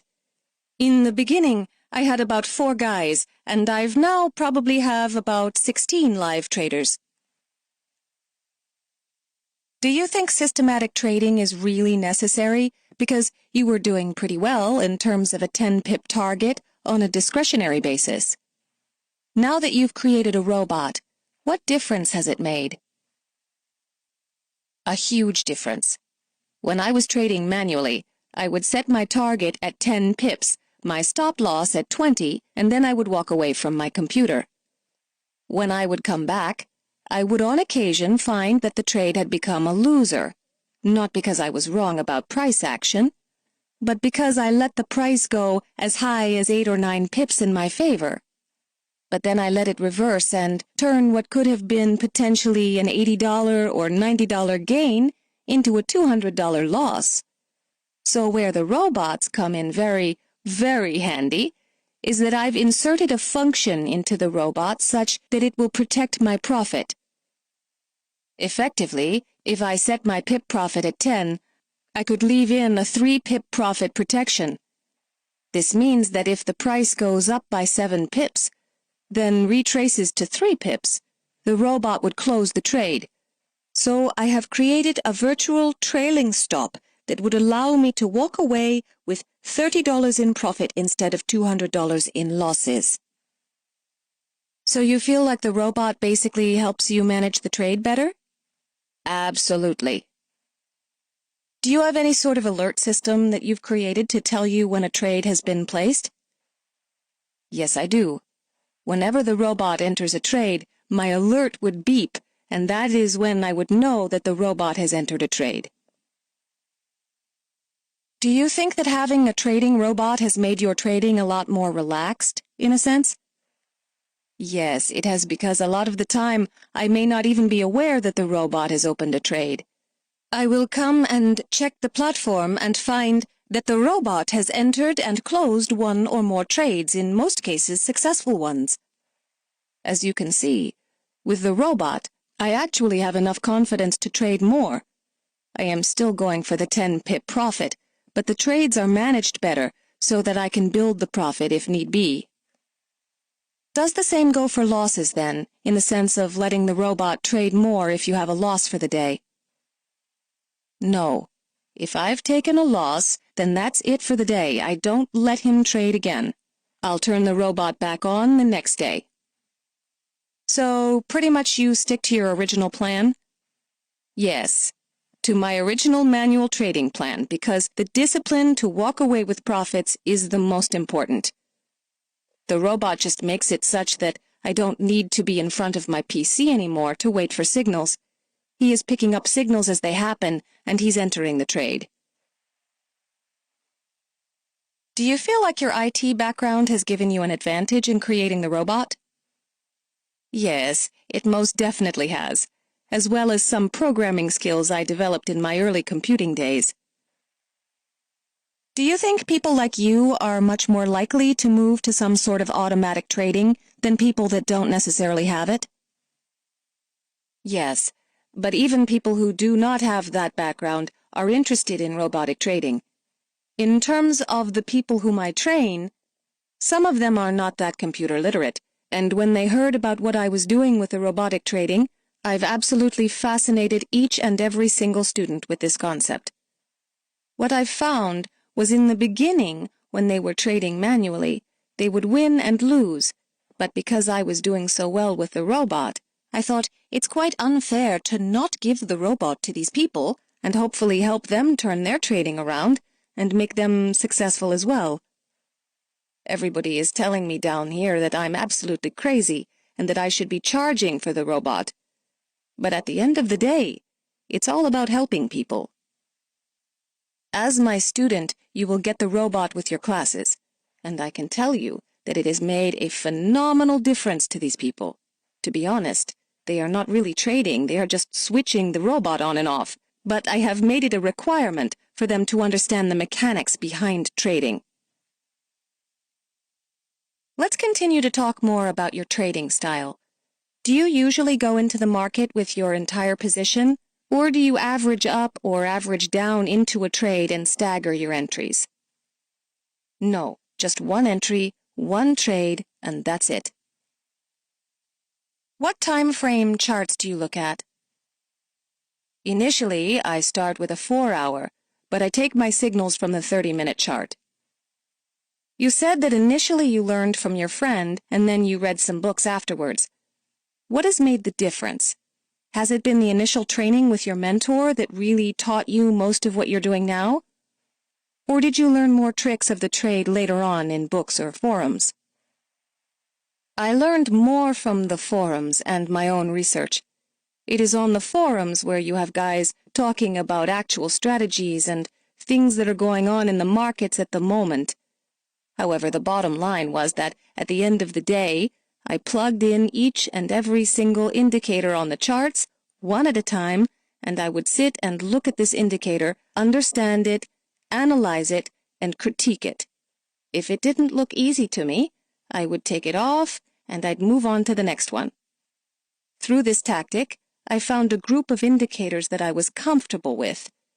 The next stage for me was then to hone that group down until I had about 2 or 3 indicators. Once I had done that and found the indicators that I wanted to use, it was then a matter of tweaking the setting until I got it to point where I was happy that if X lines up, then Y will most likely happen. I would use the second and third indicator merely for confirmation, and that is actually when success finally came. So your charts are fairly simple?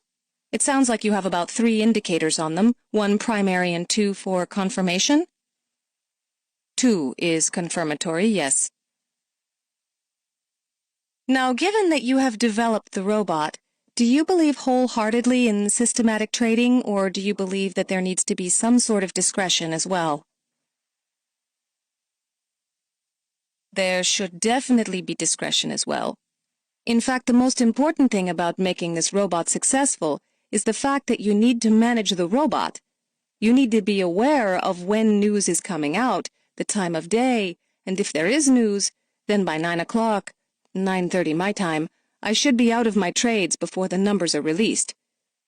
In the beginning, when I tested the robot on the demo accounts, I let him run 24 hours a day.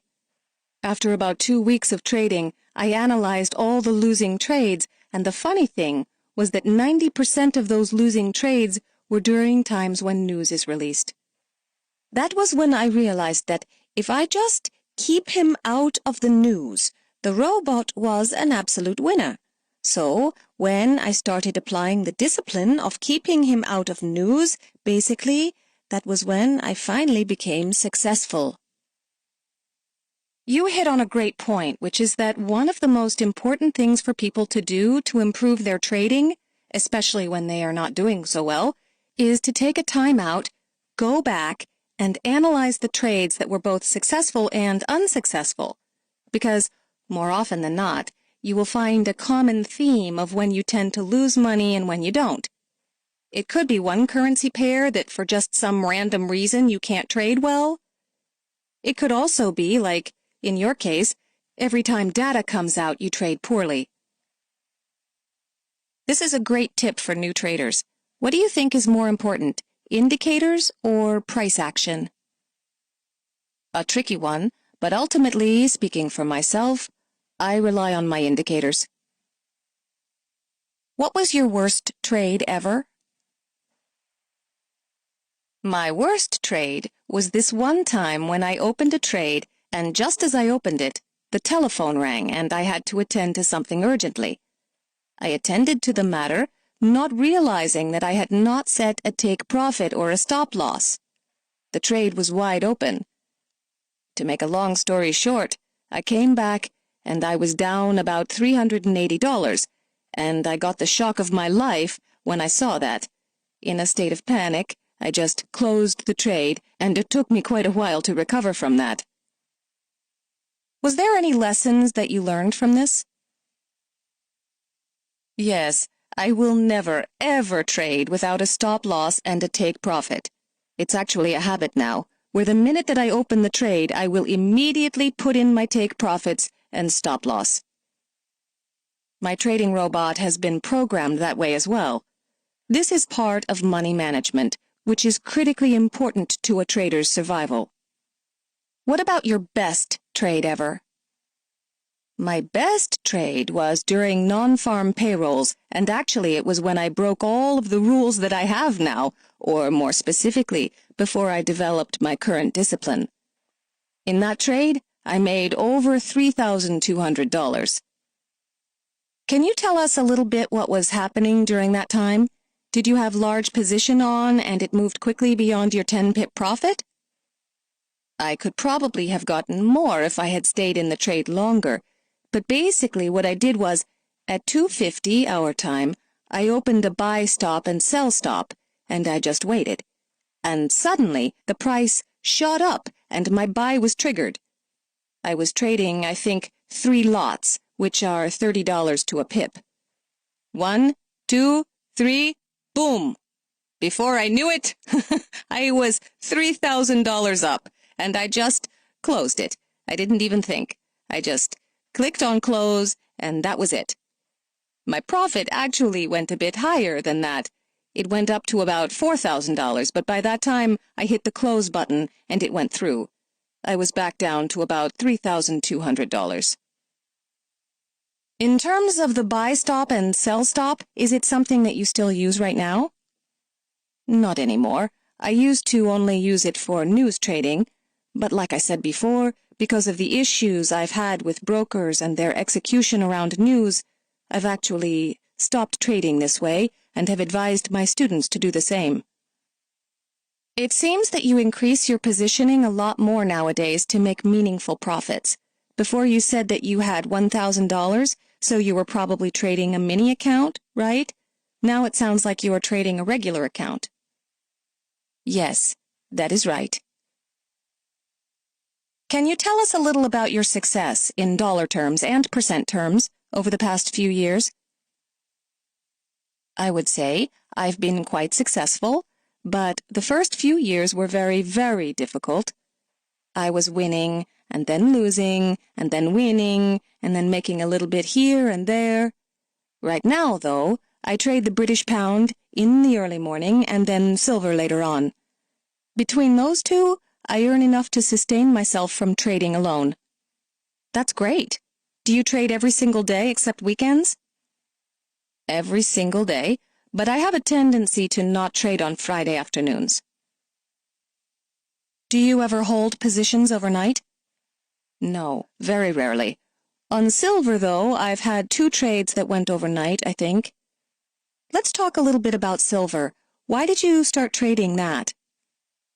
About 4 months ago, my eldest brother came to me. Now, he's aware that I'm trading currencies, and he said that he wanted to trade gold. I said to him, "Why would you want to trade gold when you've got all of these opportunities in the euros and the pound?" And he said, "Listen, just do me a favor and find out whether the company that you trade with allows us to trade gold." So I went to my trading platform and checked that they certainly had gold. So my brother was the one that started it all. I opened up a chart of gold, I looked at it, analyzed it, and I was quite shocked at the move that gold actually makes. However, I realized that you need a lot more capital to trade gold. Silver is cheaper. How long did you demo trade silver before going live? I demo traded it for a month every single day. It seems that you typically demo trade for a pretty decent amount of time before actually going live. Is that right? Yes, the shortest will be a month. Why did you decide to teach classes on trading? It started off with 3 friends and one other guy who was interested. The 4th person was a friend of a friend.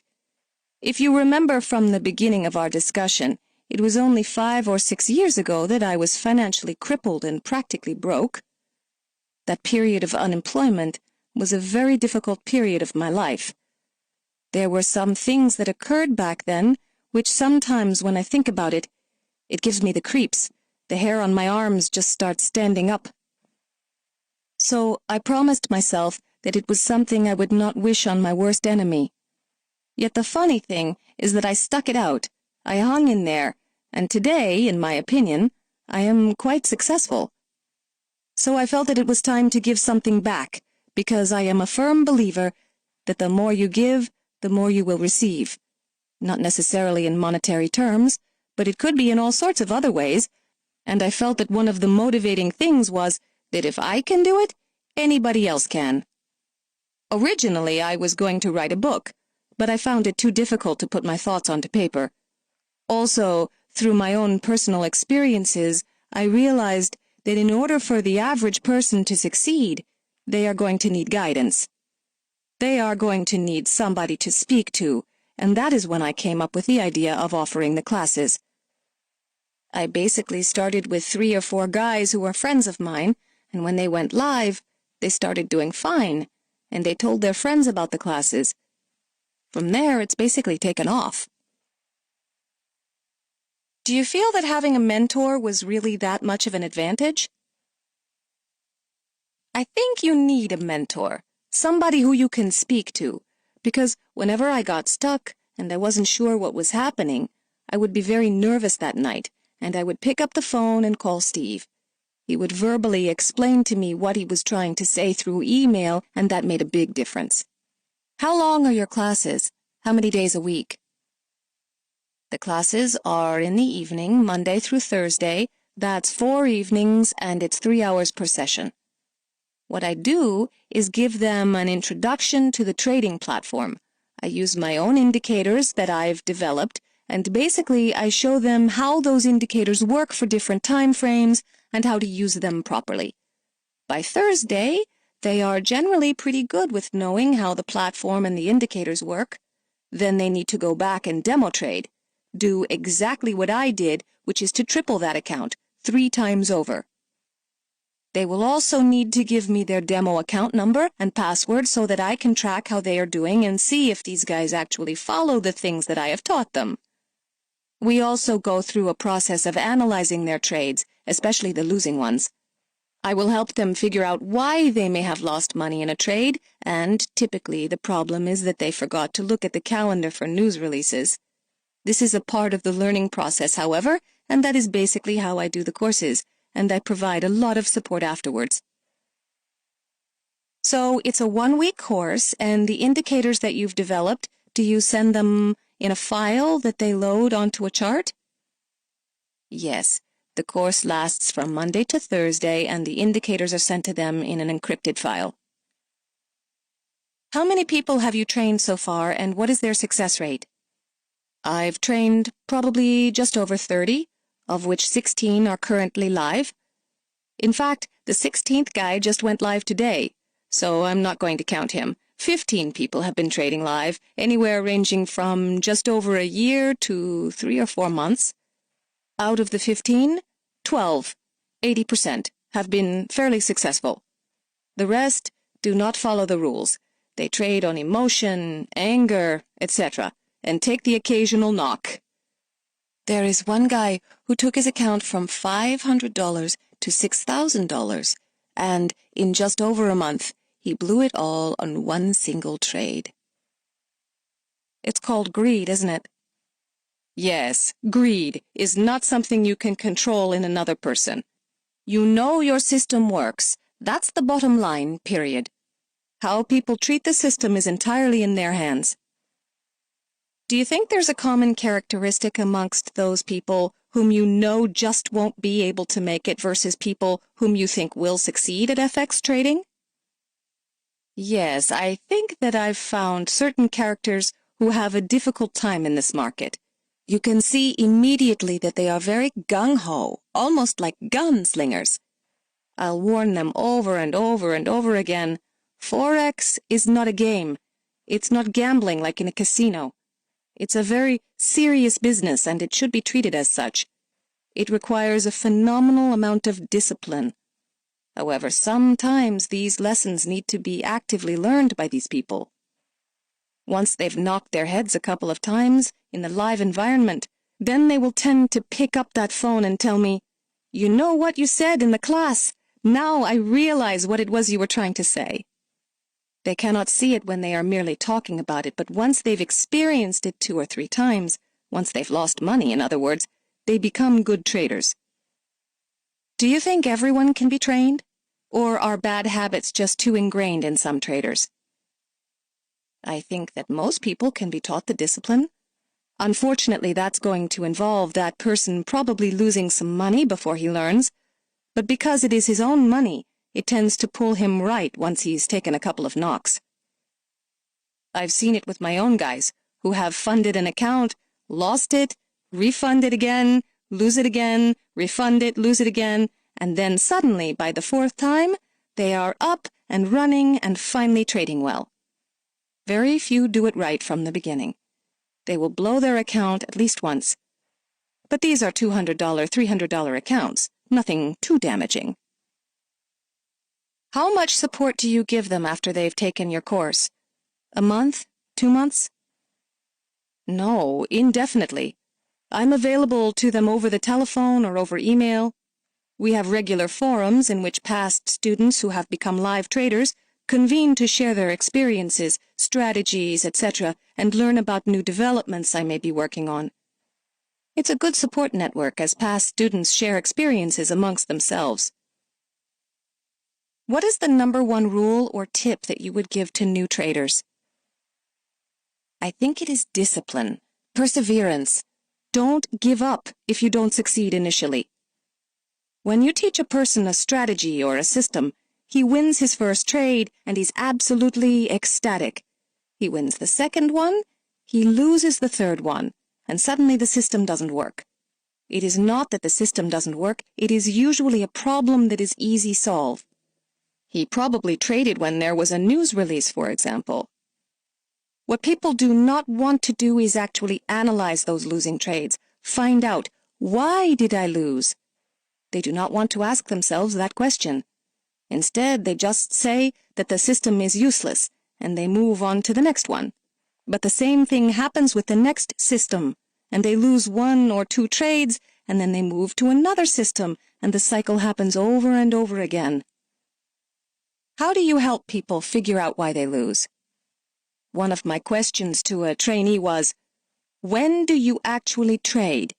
His answer to me was that he goes to work, he comes home, has supper, spends a little time with the wife, and by the time he switches on his laptop and he gets to trading, it is about 8 p.m. South African time. He will place a trade, he doesn't get the profits immediately, and he will leave it on overnight. When he wakes up the next morning, he'll find that he has lost 20 pips. I immediately told the guy that he is trading at the end of the U.S. session, and he's then heading into the Asian session, which is normally quite flat, and that is where his losses are coming from.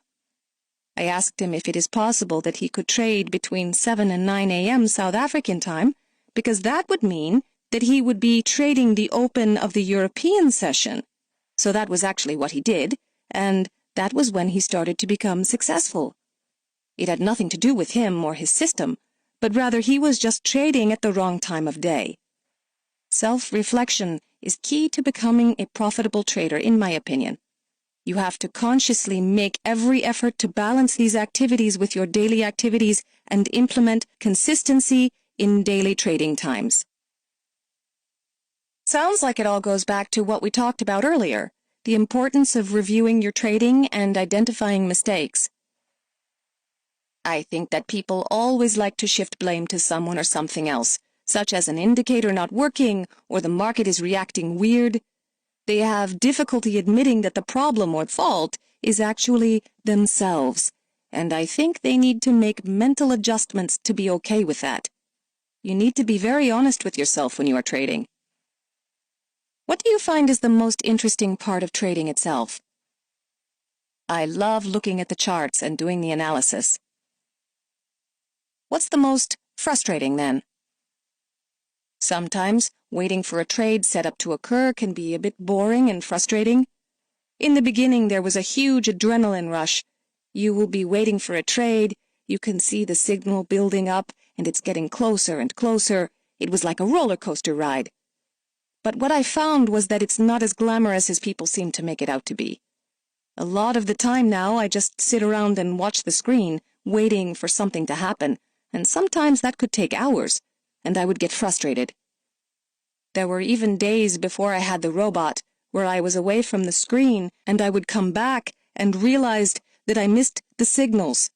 What I find the most exciting to me now is the development of systems, getting them to work, and helping other people become successful. Do you ever have a problem keeping yourself out of trades? For example, if you are trading the British pound and then all of a sudden the Japanese yen has really big movements, do you feel the urge to participate? No. I have studied the Euro US dollar and British pound US dollar in particular and developed strategies for trading these specifically. I believe that every currency pair is unique, so I stick to what I know best and have no regrets if I have missed a big move on another pair. To me, the bottom line is that I am making money, irrespective of whether it is in the Canadian dollar or in the euro or the British pound or silver or gold. It doesn't matter to me where the money is coming from. That is the important thing, and I am quite happy with the British pound, and I obviously now trade silver as well. To me, it all comes back to discipline. When I first started in the market, I would hop in just for the sake of being in the market. If I was bored of waiting, for example, I'll see the signal in the yen, and even though I do not really trade the yen, I'll enter simply because I wanted to be in the market. Then I would lose, and after having lost a couple of trades, I learned discipline. I'd rather just stay out, because it would take 2 winning trades to make up a losing one, and I cannot stand losing. I look at it this way. By staying out of the market at the right time, to me, that was actually a winning trade. How is trading currencies different from trading silver? Well, the primary difference is that silver moves very, very slowly. You need a tremendous amount of patience because silver might only move 4 or 5 pips in 2 or 3 hours. But each point is worth a lot more money. I am earning $50 for every pip that it's moving, so even though it's only moved 5 pips in the last 3 or 4 hours, for example, that's $250 to me. So I'm quite happy with that, but it takes patience. So are you ever competitive with your students or your brother in terms of trading? No, I only compare myself with myself.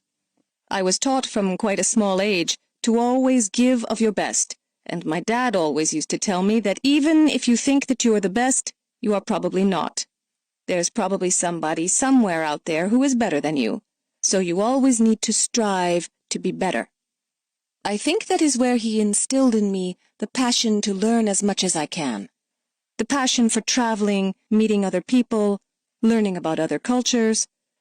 What I found was that with the silver now, I've got the indicators, I've proven the indicators work, and yet every single day, I am still looking for something to make it better.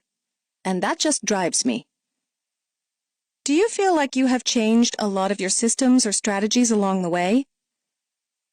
It has really been fairly small changes, just little adaptations as I've discovered new things. There's one more thing that I want to talk about. When I started teaching people in the beginning, I realized that there was one thing that is terribly wrong with many new traders. They tend to open demo accounts with $50,000. These people will start trading this amount and they will make money or they will only incur small losses because the bottom line is that it is very difficult to blow $50,000. Then these people feel confident and open up a live account with $300 and they start to lose money. It may be because they do not have enough capital to withstand the same amount of stop loss, or they cannot take as many lots as they could with a $50,000 demo account. Either way, they are trading differently, and it has a huge negative impact on how they are doing live. Therefore, I think that it is extremely important to ask for a demo account with a balance that you plan on funding with when you go live.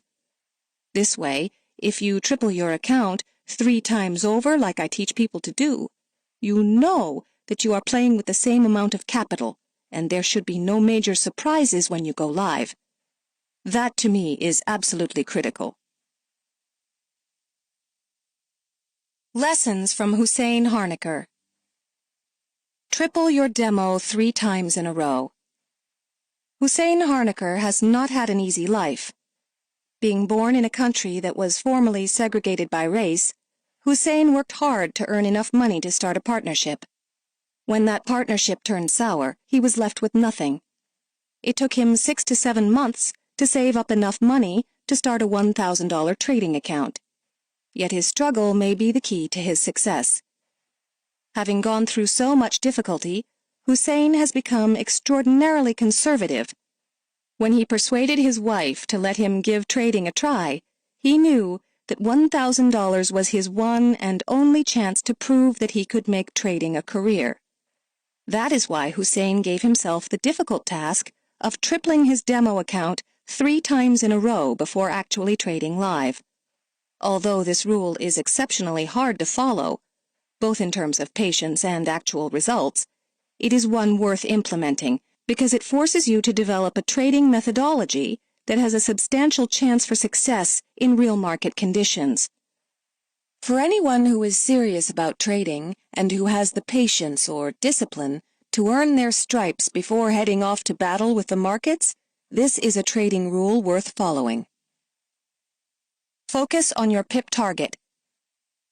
Compared to many other traders, Hussein's 10 pip a day goal is also extremely conservative because, in certain cases, this is no more than the spread of a currency pair and is a fluctuation that can occur within a blink of an eye. However, at 10 pips a day, 5 days a week, 4 weeks a month, that adds up to 200 pips per month, or 2,400 pips a year. At those levels, the numbers are not conservative at all.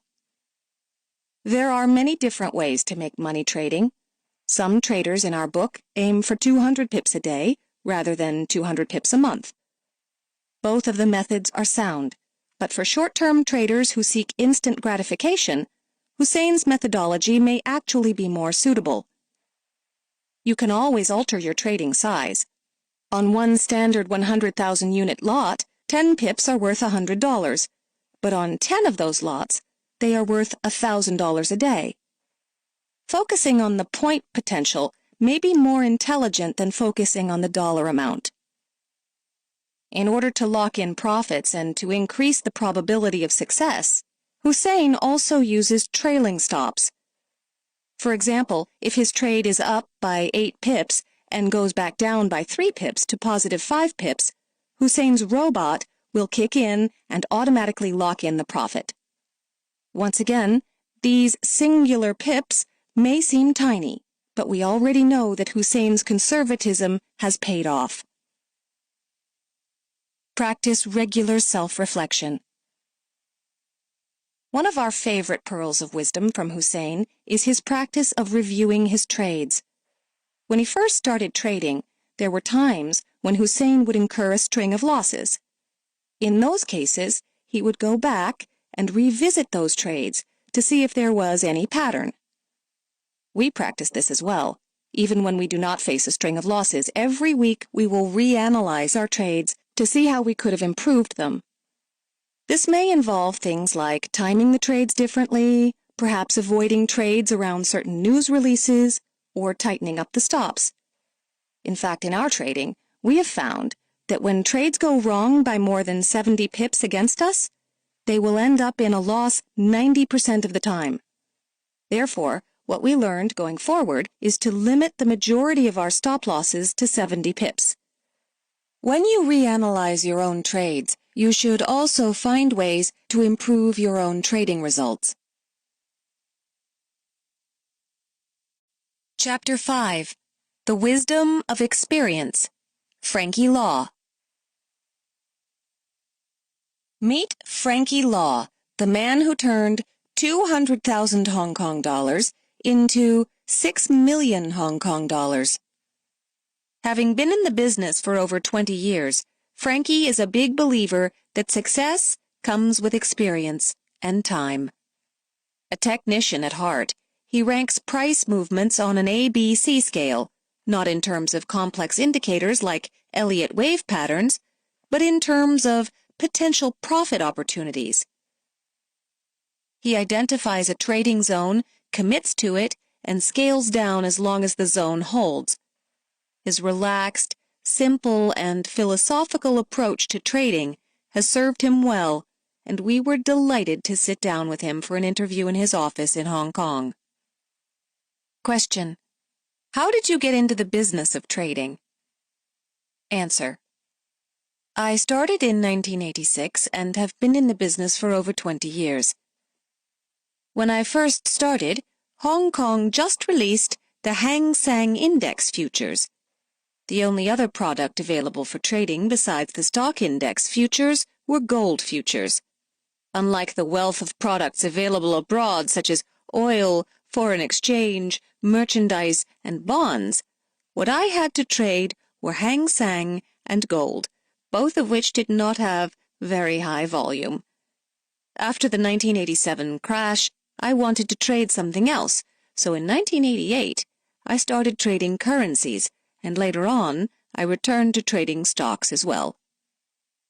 What sparked your interest in trading? Was it something that you learned in school? 20 years ago, we did not have the opportunities that many people do today in Hong Kong, so I only finished high school and never had an opportunity to go to college or get a CFA or CMT designation. The good thing was that this left most people on the same playing field with equal opportunities. Everyone started at zero. Even if you did get the opportunity to go to college, although there were economics classes, there were barely any classes that talked about investments. When I started in the industry, I started in the financial markets doing administrative work. I didn't seek out financial markets, but that came more by chance, and shortly after I realized there were many opportunities in the financial markets. That was when I changed my job and decided to become an investment representative. I was a broker who specialized in futures, and then later on in currencies and stocks. Only after I became a broker did I begin to trade for myself. That was not until 1988 because, unlike some people who enter the industry with a pocketful of cash and are looking for investment opportunities, I saved money first and then used a portion of that money to trade, which is why I did not begin trading immediately. It took me 2 years to save up the money to do so. Did you work a full-time job while you were trading? Yes, I did, on the side. My primary job at the time was as a broker and financial advisor. How long did you trade stocks and oil? Up to the present, although since the beginning of 2005, I switched away from brokerage to focus more on education and I trade stocks and oil on the side. When did you start your own education company? I started the company in 1992, but throughout that time, I was working as an investment advisor. It was only in the beginning of last year that I put my full-time focus into my company. How much did you start trading with? In 1988, about 50,000 HKD, which would be considered quite a bit in today's dollars, and is the equivalent of 2 years of savings. Was trading easy for you in the beginning, or did you feel frustrated at the start? Yes, it was definitely frustrating. In the beginning, I did face a lot of failure. I think that when it comes to investments and trading, in the beginning, it's a cycle of failure, followed by success, followed by failure again, and success again. But the last step is either success or failure, which is the same as life. You are faced with many successes and failures, and my later successes come from the experience of my failures. This, too, is a repeated cycle. Even at times that I think I may have succeeded, I hit a stumbling block, which becomes another learning experience, and that has really been all part of my training to become a successful trader. What encouraged you to keep on trading when you had failures? Well, there is a very unique characteristic of trading, which is that the feeling of success and failure comes quickly. Today, you make a trade and it becomes a loser, but tomorrow is another day. So when I make a bad trade, I forget about it, go to sleep, wake up, and start all over again tomorrow. Success is also very fulfilling, which is the main thing that pulls me back into the market. In other jobs or industries, the feelings of success and failure may not be as strong. When it comes to trading, every day you get to experience the feeling of either success or failure. For people who like the feeling of success and drive, trading presents plenty of opportunity for fulfillment. However, big losses make it difficult for many traders to have the confidence to trade again. How do you avoid this sentiment? Personally, after many mistakes, I have learned that the most important part of trading is using stops, because at a bare minimum it allows you to control your risk, since bad trades are unavoidable. Let's take a casino, for example. There is little chance that you will be able to win 10 out of 10 bets. As long as you control your betting size, however, it will allow you to retain some of your capital to play the game the next time around. Another thing that I don't like to do is to average down and post margin calls. There are many people who will go long a currency pair and keep injecting money into their accounts if they get margin calls and buy at even lower prices in hopes that a rally will help them to recover their entire account. For example, if you are long 10 lots, if the price falls, you add 20. If it falls again, you add 30, etc. Although the ability to recover quickly may seem extremely attractive, it is very dangerous, and it is something I will rarely use.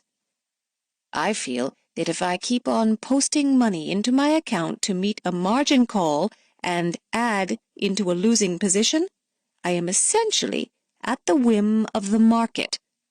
I can only hope that the trade moves in my desired direction, but I am stripped of my decision-making power. Perhaps the price movement would have called for a short, but since I am buried so deep in the long position, I can only let the market take me where it wants to. So what would I do if I got a margin call? I would close my position and wait for the next clear opportunity or setup to get into the market, because it avoids letting the market dictate my profits and losses and allows me to be the decision-maker once again. I get to choose when to get into the market, what product, and what size, and this control is very important to me. How long did it take you to realize that stops are important? It was something that I realized later on. I remember the first trade that I lost money. I did not learn that lesson. The second trade I didn't as well, but by the third losing trade, I finally realized the importance of using stops. In addition to stops, there are other methods that I use to reduce risk. They include spreading out my entry levels so that I can spread out my risk. I also diversify by product or entry levels. If I am very confident, I could put my whole investment into one entry, but I will scatter my exit levels. If I am not as confident, I would spread out my entry. How long did it take you to develop a strategy that worked well for you? In approximately 1998, when I started making changes to my trading style. So as you can see, it took approximately 10 years of repeated successes and failures for me to gain the trading experience for me to get where I am today. Although this may seem like a long time, since then I've had 10 years to act effectively on these experiences, which would be post-98. Why did your strategy change? After a series of failures, you naturally want to change because you need to move forward. And the other reason for the change is age. Before you are 30, you are very aggressive. If you have $300, you could risk the entire $300. But after 30, you become more conservative. The younger you are, the riskier. The older, the more conservative. So I believe people change with age, which contributes to the reason why I began to change my trading style in 1998.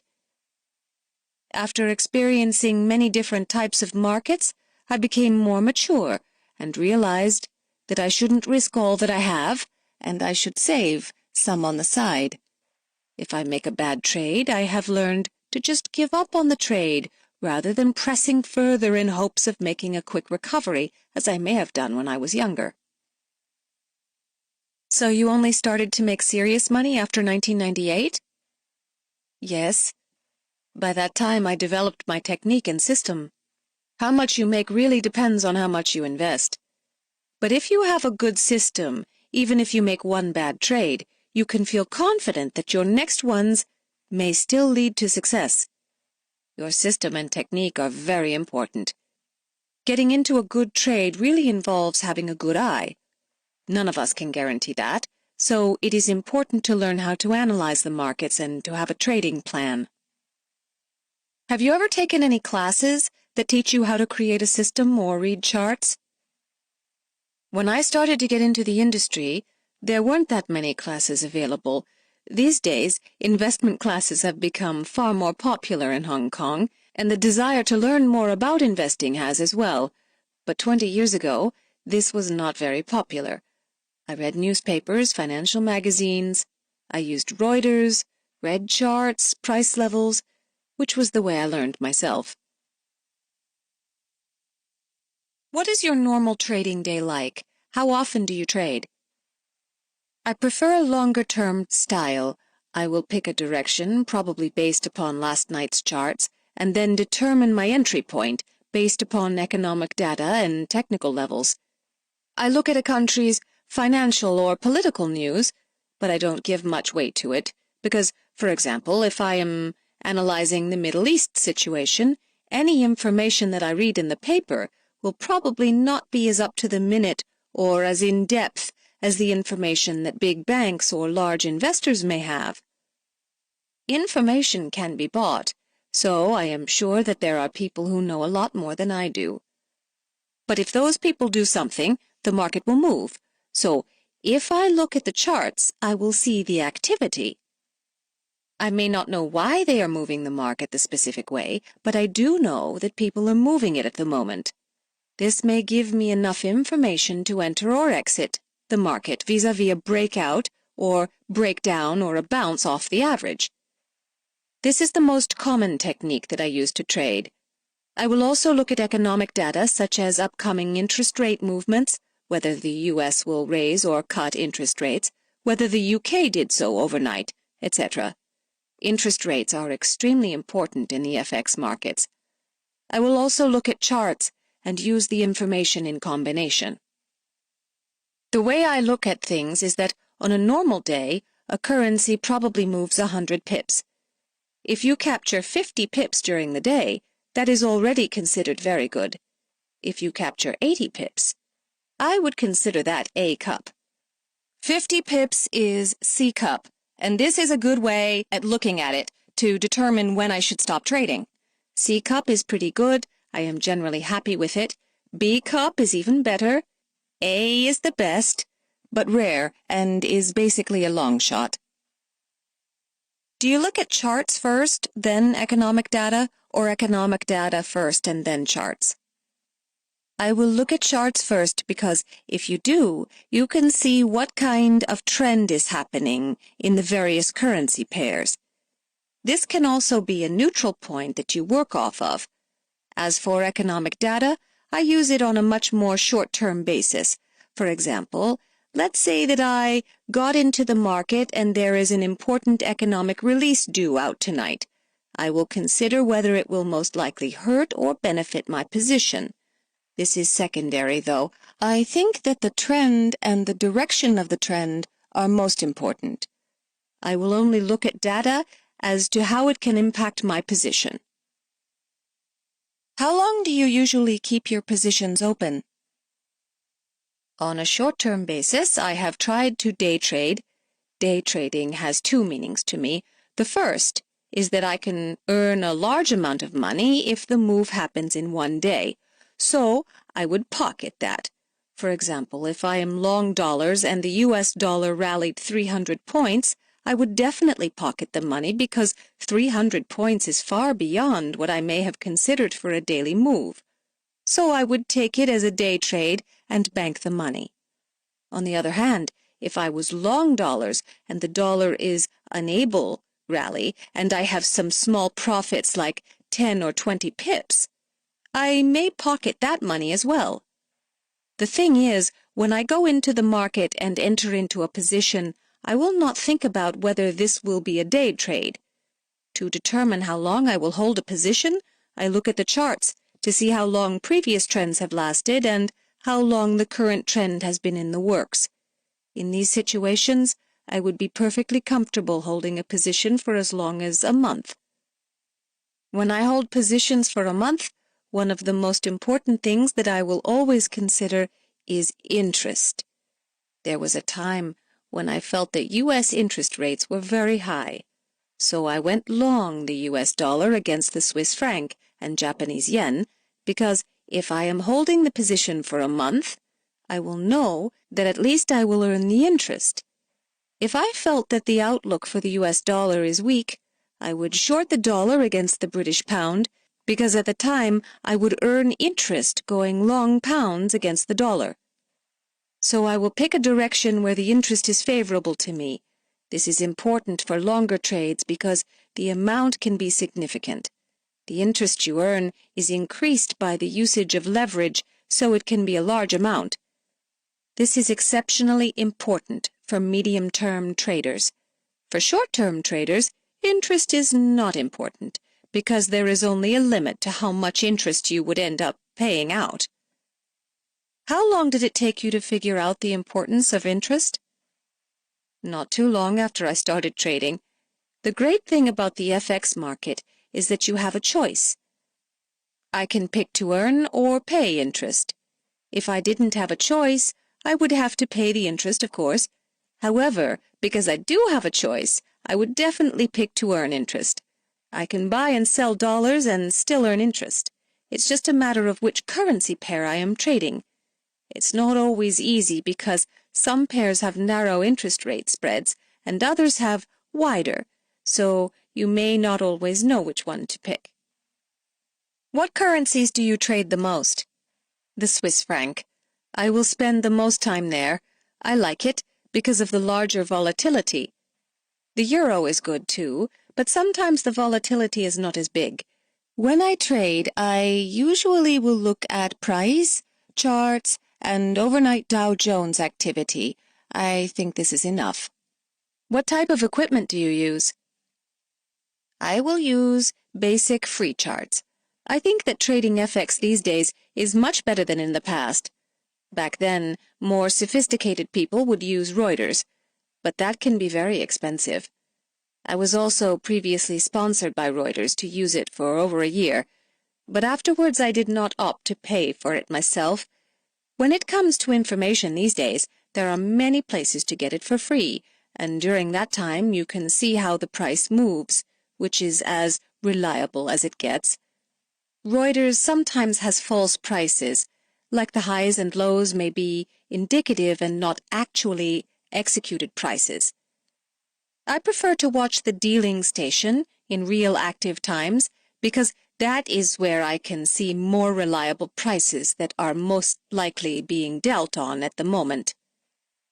So you don't think that an average person needs very expensive equipment, similar to what banks have, to be successful?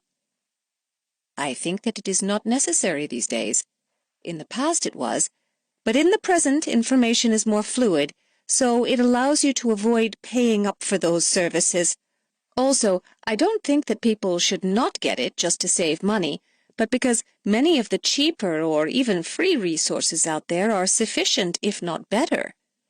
Capital is important when it comes to trading, and there are some costs that should be made initially, such as a fast computer and connection, but other things are not as necessary.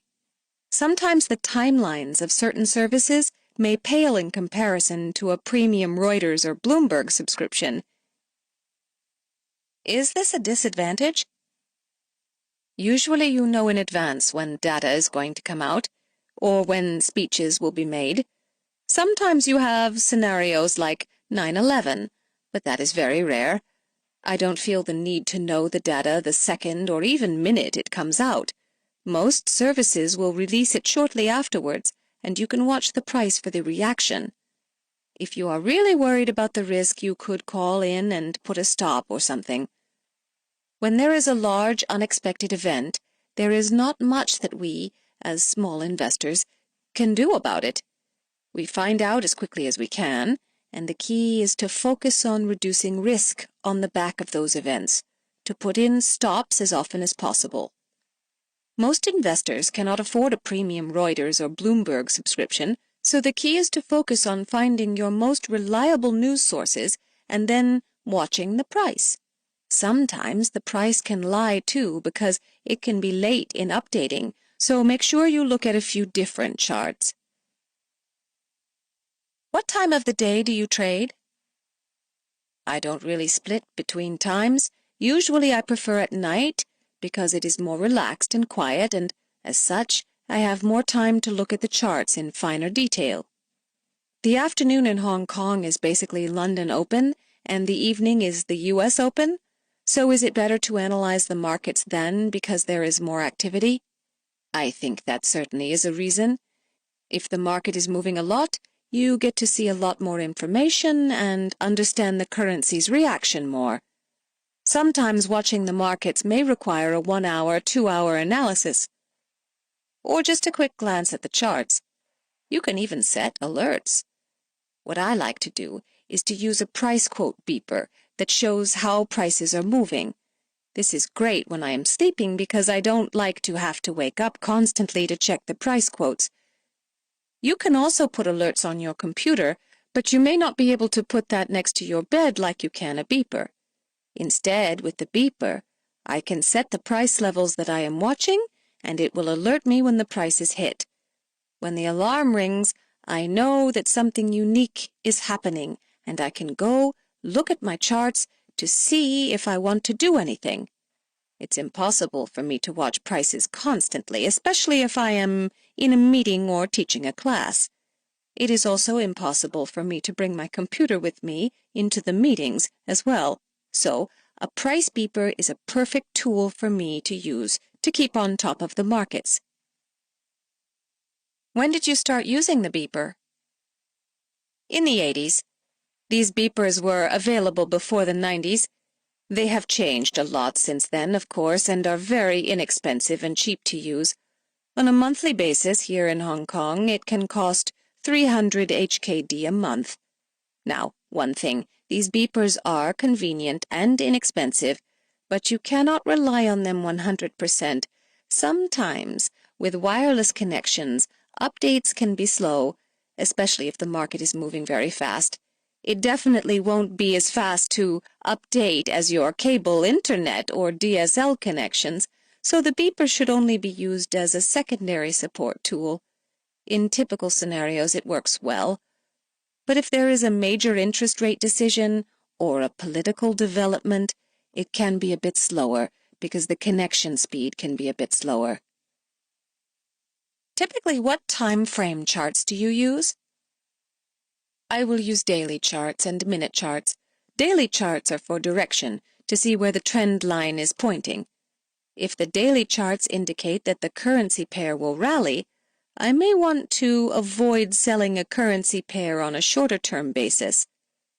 The daily charts can show the general direction. I use the minute charts to determine whether the price is the best price to get in at.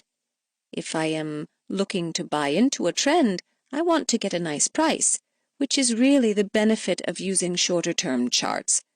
If the minute charts show short-term weakness and the potential for a 20-point dip, then that could be a 20-point better entry for me. Do you think 1-minute charts are really more reliable and better than 5-minute charts? I feel that the 1-minute chart gives you a closer, more instant look at market behavior and is a truer reflection of current market activity. Have you always used the combination of daily and 1-minute charts, or is that something that you discovered later on? It's definitely a technique that has evolved. I feel that when it comes to trading, one is always evolving, whether you realize it or not. It's all about change for any investor, including myself. Right now, if you ask me if I have the best strategy, I may say yes. But in a year, things may change, and a scenario that hasn't happened in the past may have happened. As a result, I may have to react to that as well. It's all about challenging yourself to adapt to the changes. Do you feel that the changes along the way have been big? I think it really has been a small evolution along the way and not a big change. Training yourself to be a good trader is not like rebuilding a house, where you can completely strip the old house and its foundation and start from scratch. There are some people who start as a trend trader and then switch to become a range trader or vice versa before they find their true trading style. Has this happened to you? Have you always been a trend trader? I think that I have always thought in the mentality of a trend trader, just not so perfectly and with as reliable trading strategies. Most people are this way with the things they do.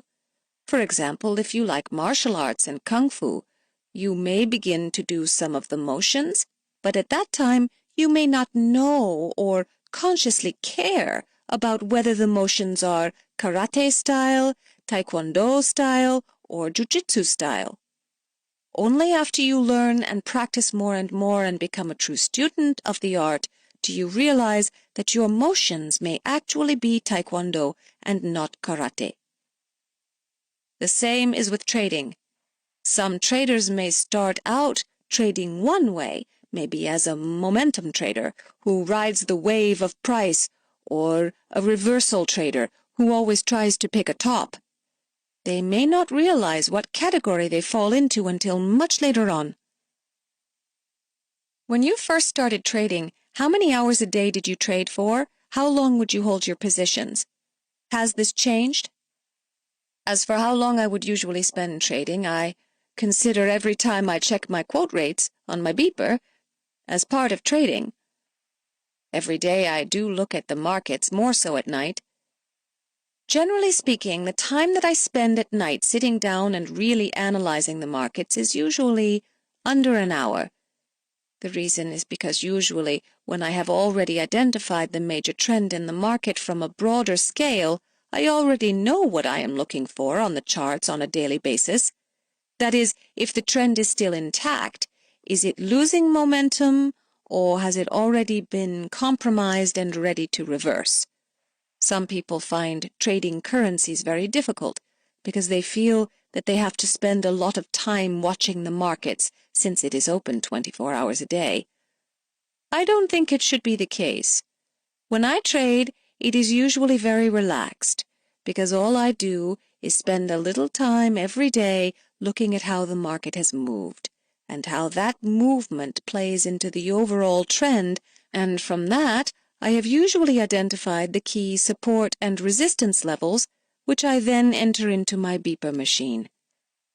Any levels within the support and resistance zones I am usually very comfortable with. The only times that I need to keep an eye on the market is when my support level is breached in an uptrend or resistance level is breached in a downtrend. But regardless of the direction of the trend, I will usually check my charts if either the support or resistance zones have been broken to see if I need to react to it. This is the main reason why I think trading is very accessible and easy for individuals. All you need to do is to make sure all of your eggs aren't in one basket. Diversify, identify a direction, and figure out what the top resistance level and bottom support levels are. Movements in the market on a daily basis are very normal. If there were no movements, I would probably not want to trade. I just don't become obsessed with the market. I want to wait for a good time to get into the market and go with the movements. 10, 20, 30 pips on fluctuations are very normal. If I become nervous when the market fluctuates 10, 20, or 30 pips, that may be more of a problem with myself than with my position. This, of course, is if you trade like me and look for big moves. I am only worried when it moves beyond my predetermined amount, i.e., breaks a key level, and that is when I will revisit my position to see if I need to make changes. Therefore, even if you have a full-time job, you can be active in the market as well. Just have some sort of alert system, either via email, which you can set up some charting packages to do, or subscribe to a beeper like I have. It doesn't require you to watch the market 24/7. How many pips do you look for in an average trade? Usually, I look for at least 75 to 100 pips. The good thing about currencies is that there isn't much cost involved. If I trade a currency pair with a 5-point spread, I view that as my cost of trading and will usually be satisfied with making 50 to 100 pips, which is quite lucrative for a 5-pip cost. If the currency pair has a wider spread, I will usually look to make more pips than that. What is your stop usually? It really depends on whether I am looking for a shorter-term or longer-term trade, but usually what I like to do is to exit in increments. If it moves 75 to 100 pips, I might stop out a portion of the position. If it continues to move another 75 to 100 pips, I might exit another portion, and so forth. I really like this exit strategy, and it is something I have only started using in the past 10 years. However, I only do this when I still believe that my directional bias is correct. Keeping a portion of the position allows me to retain the ability to turn this trade around. I have used this technique in the past year, and it has worked out for my trades on many occasions. So I may put one stop at 100 points, another at 200 points, and another at 300 points. I do the same thing with profit targets. I will begin to slowly take a portion off the table in increments. If I make 100 pips, I may close out a quarter of my position. If it moves another 100 pips, I may take profit on another quarter, and so forth. This basically prolongs the life of my trade in the market, which I think is important for trend trading. So it seems like you always trade in multiple lots then? Yes, I have quite a bit of speculative capital dedicated to trading currencies. When I trade and have confidence in my analysis, I may put my entire speculative capital into the investment, but manage my exits more aggressively by spreading them out. When you trade, do you usually focus on one currency pair at a time, or will you hold positions in multiple currencies? I usually trade one currency pair at a time because if I trade too many, I will not be able to focus on my positions. So if I am trading Swiss francs, I will only focus on the franc. Then if I want to move on to yen, I will wait until I exit out of my franc trade before taking a yen position. What kind of leverage do you use? usually the maximum leverage offered. In Hong Kong, that is 20 to 1. When you first started trading, did you use your savings or did you borrow from the bank? It was basically my savings. Personally, I do not believe in borrowing money to fund my investments. I use my own funds. Do you have some sort of monetary or PIP target every day or week? No, I do not have daily or weekly targets. The main reason is because I do not want to stress myself out. If you have a daily or weekly target, you are making trading a necessity. That is, every day you are forcing yourself to look for a trading opportunity, even if there may not be one. I prefer to wait for an opportunity and then take it. I don't want to be forced to trade to meet a target. I would rather wait for an opportunity or setup to occur and then to act on it. If I see opportunities, I may trade more. If I do not see an opportunity, I will opt to preserve my capital and wait. I feel that having targets could actually erode your performance. Have you ever traded full-time? Initially, I was an investment advisor, so trading was not my full-time job or focus. Only in the past few years, after I have been successful, have I switched over to giving education courses while trading at the same time. As you have mentioned, there are indeed people who trade full-time. For those who do, I suggest they look more at the longer term. That is, to have a quarterly instead of a daily target. This allows you to more flexible. For example, if you need to make $30,000 a quarter, you can revisit your records every month to see how you are doing to meet that goal.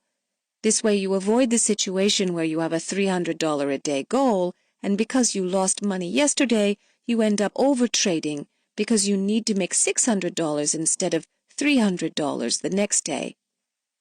What about life expenses like rent, healthcare, and the like? How do you deal with that? Well, I am fortunate enough that I do not have that many expenses. I own my property, so I do not have to pay rent. As for spending, I do not have high expenses, so that is why my stress is not that high. As for my education company, there are expenses, but the income from the business is relatively steady, so there is no major problem. To me, the most important thing is that when it comes to my trading, I do not have stress. No stress to meet a goal, no stress to make money to pay my rent, so I do not feel like I have to force myself to trade.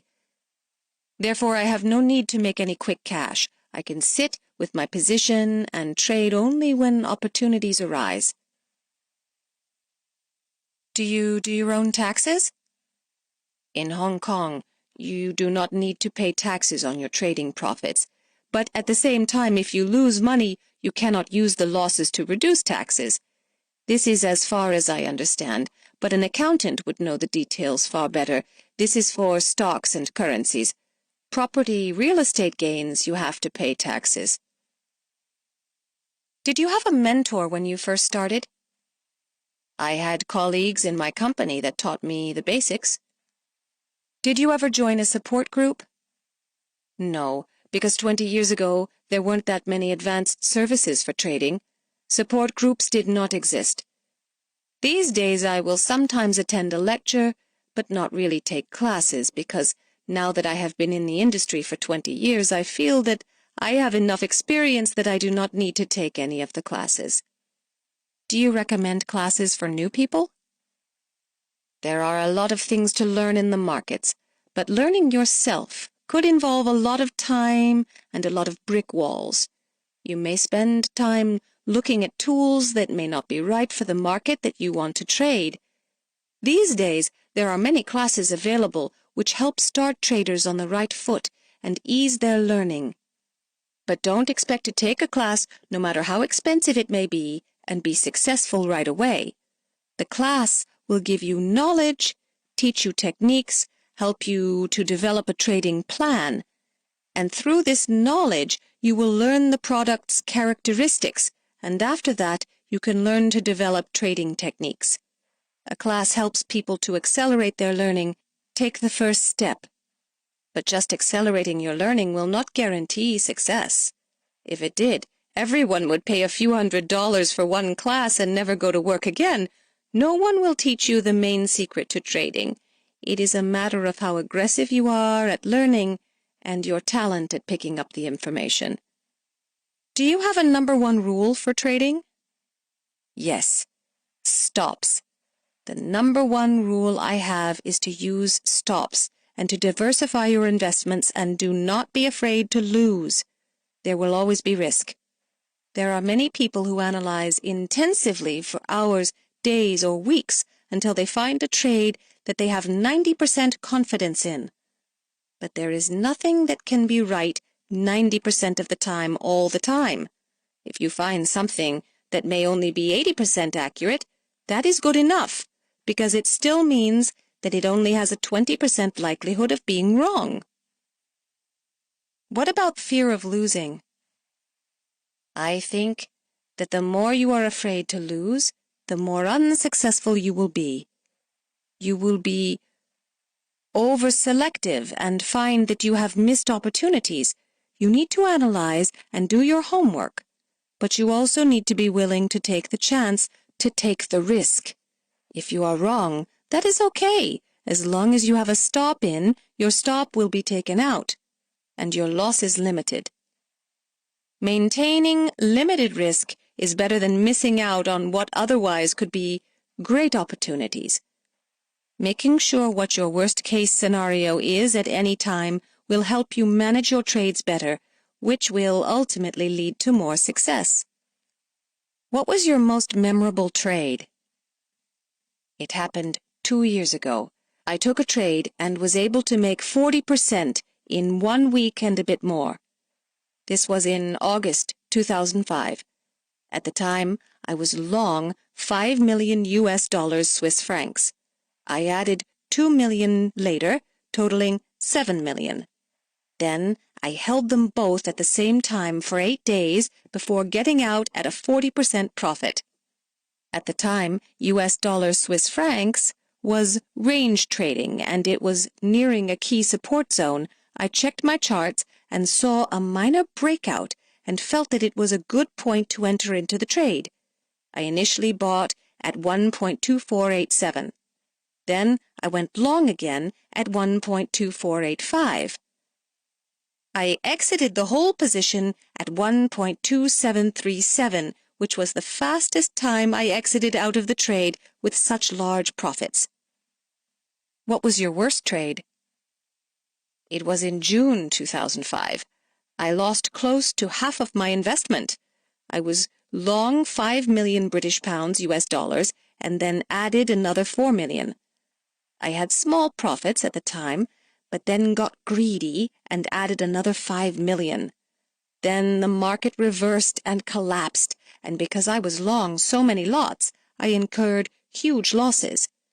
The problem here was really my greed. It caused me to let a winner turn into a loser. How did you recover your confidence after this? Winning and losing are all part of trading. If you believe in your system, you shouldn't let it get to your confidence, because you will be able to trade again and hopefully make the money back. Even though I lost half my capital, I still had the other half, so I had the capital to recover my prior losses. I think that capital preservation is most important. Did you learn something from this trade? Definitely not to be greedy. If I have profits, I now look to pocket them. At the time, I was hoping for a big-ticket winner if the position moved in my favor, ignoring the risks. It's a mistake I won't make again. At the time, I lost close to 200,000 US dollars. When you look at charts, do you add indicators? Yes, MACD moving averages, DMI. My charts are generally very simple, only a moving average on top, and then maybe either the MACD or DMI on bottom. If there are too many things on the charts, I think it's confusing. I don't think you need to put too many things onto the charts. It's important to analyze when trading, but because every indicator is different and may give different entry signals, you can get more confused rather than more clear. I don't rely on too many indicators. Picking a few key ones is enough. You have already said that entries are important as well as scattered exits. What do you think is the most important? I think entries are the most important because if you enter well, then it gives you a good price to work with. But I also think that exit is also important because many people will enter in the market, have profits, but because they do not exit properly, the profits will turn into losses. Lessons from Frankie Law. Cut your losses, retain control. For Frankie Law, trading is all about retaining control.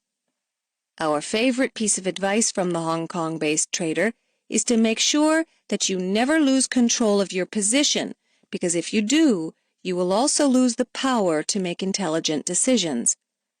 Frankie believes that it is extremely dangerous to average down or post margin calls on a losing position. Although you are lowering your average entry price, requiring a smaller price movement to return to break even, every point move against you also becomes even more damaging because of the increased position size. At this point, you are essentially at the whim of the market and can only go where it takes you. Even if, based on your analysis, you wanted to take a trade in the opposite direction, you may not be able to because you are paralyzed by your losing position.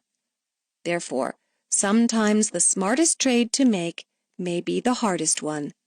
If you cut your losses, you not only end the pain, but you also regain your decision-making power and can examine the market from an objective point of view. Averaging down increases risk, averaging up decreases it. Instead of averaging down, Frankie averages up. In fact, many of the traders that we have interviewed also trade this way. By averaging up, you are actually lowering your risk because you are risking profits and not original capital. Frankie also tries to milk his trades for everything they are worth by scaling out of his positions. This prolongs the life of his trades and allows him to capture as much of the trend as possible. The way he exits is based on what he feels is the potential of a move, which is his methodology of ranking movements.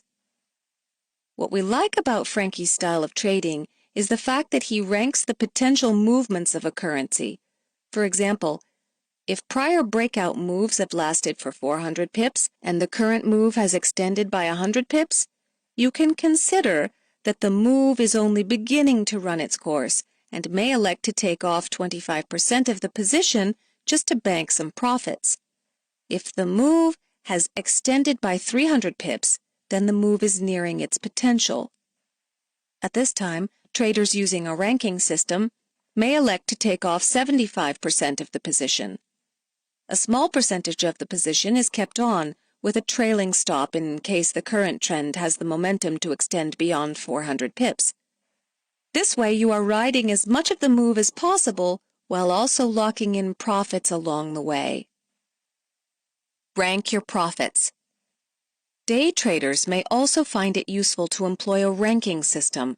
For example, if a currency pair has a daily average range of 100 pips, trying to bank all of those 100 pips on a given day may be very difficult.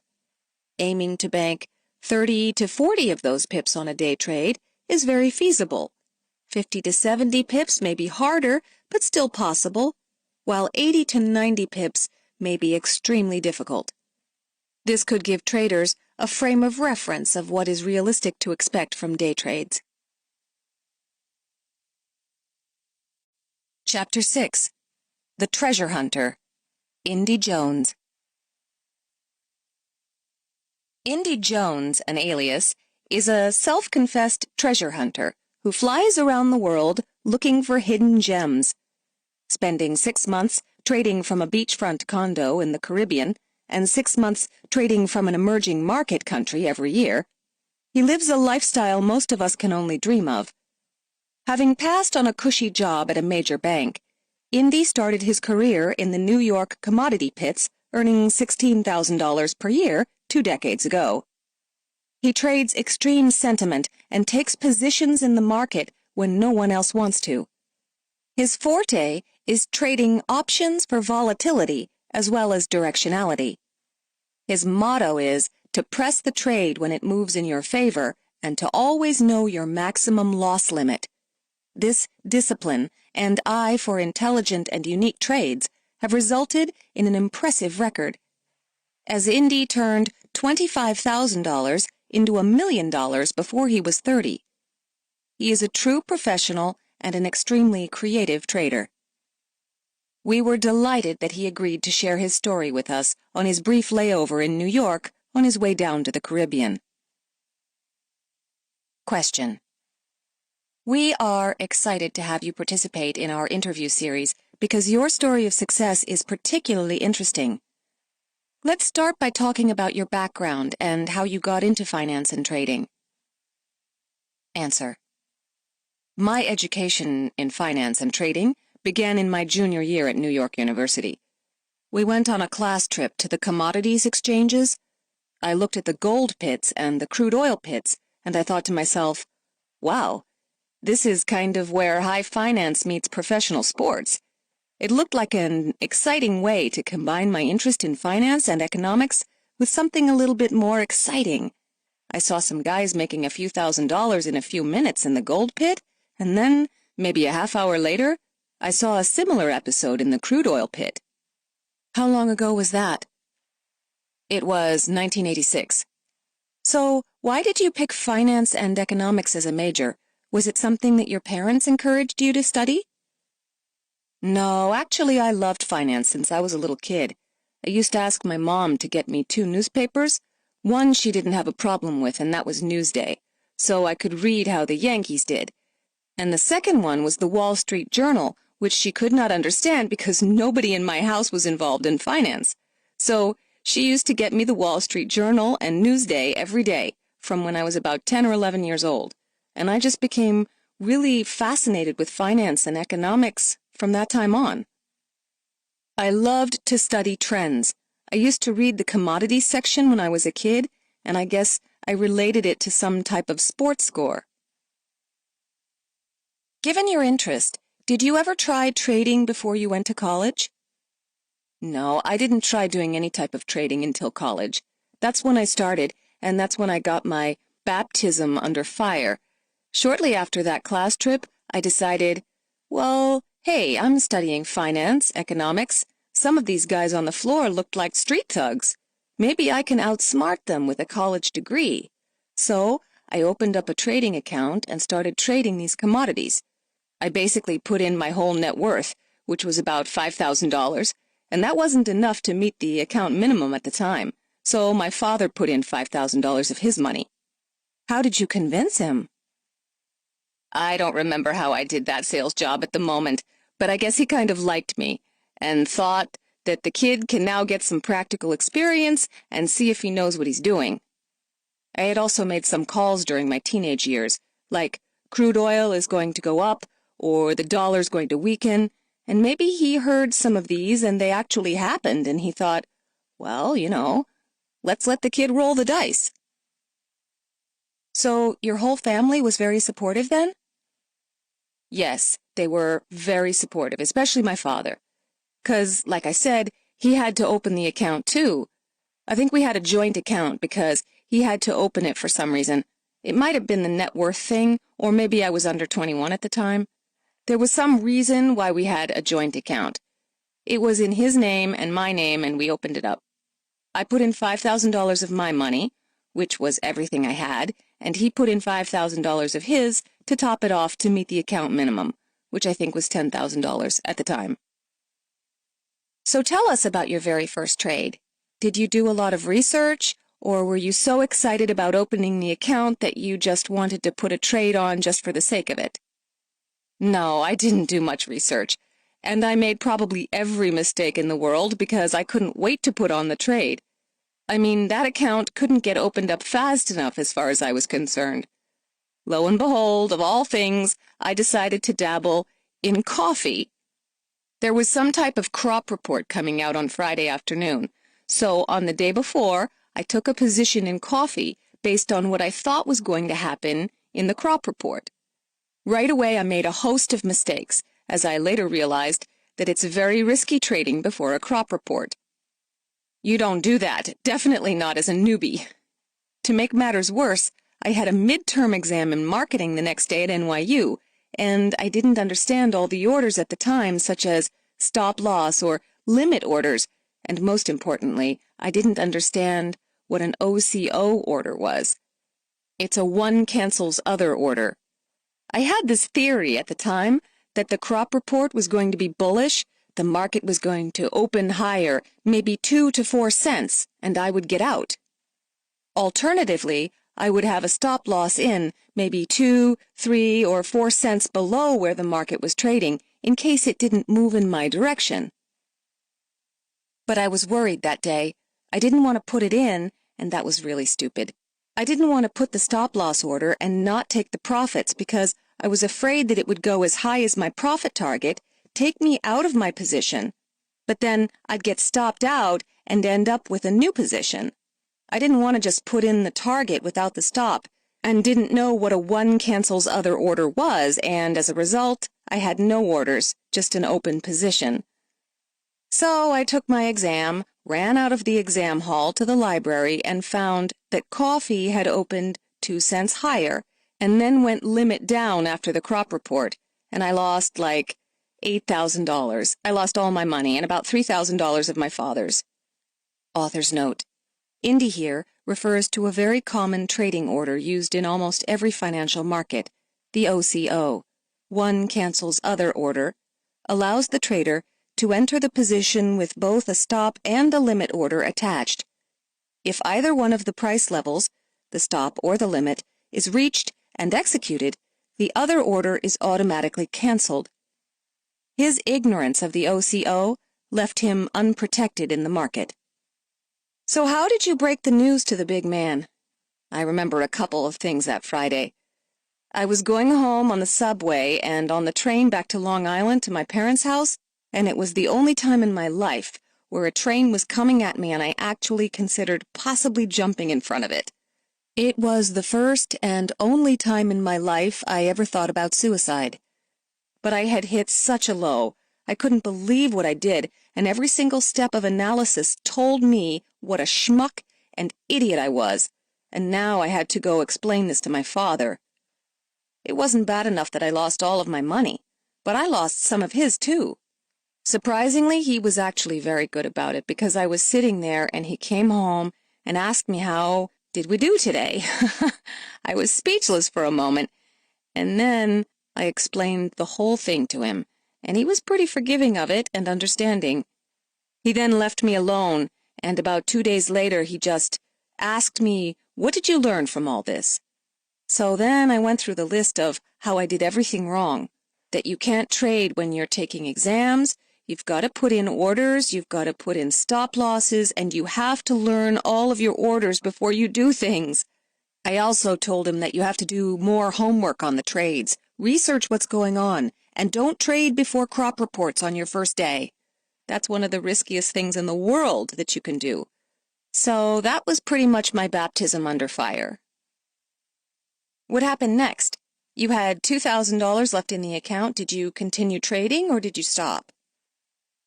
We stopped trading that account, and it was a year or two later when I actually opened an account on my own with what I had, which was like $5,000. I opened an account that allowed me to trade shares, options, and also let me buy options on futures. I traded a little bit of that, and by then I learned a little bit more. I was also much more defensive. I think I might have made maybe $300 on it over a 6 to 12-month period. After that, I graduated from school and wound up getting a job on the floor at the commodity exchange as an order clerk, which is pretty much how everybody starts out. I'll never forget that story. It was the summer of 1988, and I had 2 job offers. One was from Citibank as a Forex trader, and the other was as a clerk on the commodity exchange. At the time, the Forex job was offering $24,000 a year, and the clerk was $16,000. Back then, $24K was a good starting salary for someone out of college. For someone earning $16K, It was pathetic if they had a college degree. I remember coming home that evening and my mom said, "Well, how did it go today?" I said, "Pretty good. I got 2 job offers and I picked one." She goes, "Oh, okay. Well, when do you start at Citibank?" I said, "No, I'm starting on the floor next week." Then she asked, "Did you learn anything at school? One job for $24,000, another one for $16,000. Come on, the choice is obvious." Then she asked why we were paying all this money for school. When you were on the floor as a clerk, could you trade for yourself or was it forbidden? It was forbidden. You had to do your job, and my job was to take orders from customers. It would have been a conflict of interest if I had positions on as I was trying to service the clients. My primary responsibility was to take their orders, cancel their orders, report their fills, and not be trading my own accounts or anything like that. I got really lucky. You know, the stock market crashed in 1987, and there was pretty much a recession on Wall Street from 1988 to 1989. People were not hiring aggressively. I got lucky in that I got offered a job by someone I didn't know on the floor. What I found out about the floor was that there's 2 kinds of people down there, and I hate to say it, but this is what I saw. There were really nice, good people who are losers in the markets, but you know they would be your best friends, and they would loan you their last buck to buy lunch if you did a bad gold trade or something. Then there were a bunch of rich, ruthless jerks. That was the kind of delineation between the 2 types of traders on that floor. It is a very competitive environment. I got lucky in that, through chance, I just happened to get a job with a guy who was rich, who knew what he was doing in the markets, who was making money, and was also actually a nice person who cared about your career, not just how much money he could make off you working for him. It was just the luckiest thing that happened to me. One of the reasons I took that job on the floor instead of working with Citigroup is that he had promised me if I studied the market and learned it, if I picked it up quickly, I would be in the ring trading within 6 to 12 months. That's pretty fast. Yes, really fast. Most people take 3 to 5 years. So I jumped at the chance because I wanted to go as quickly as possible into the trading side. I didn't want to be answering phones all day. So this really excited me about the job, and I'll never forget what happened next. When you're on the phones, you make friends with the people next to you.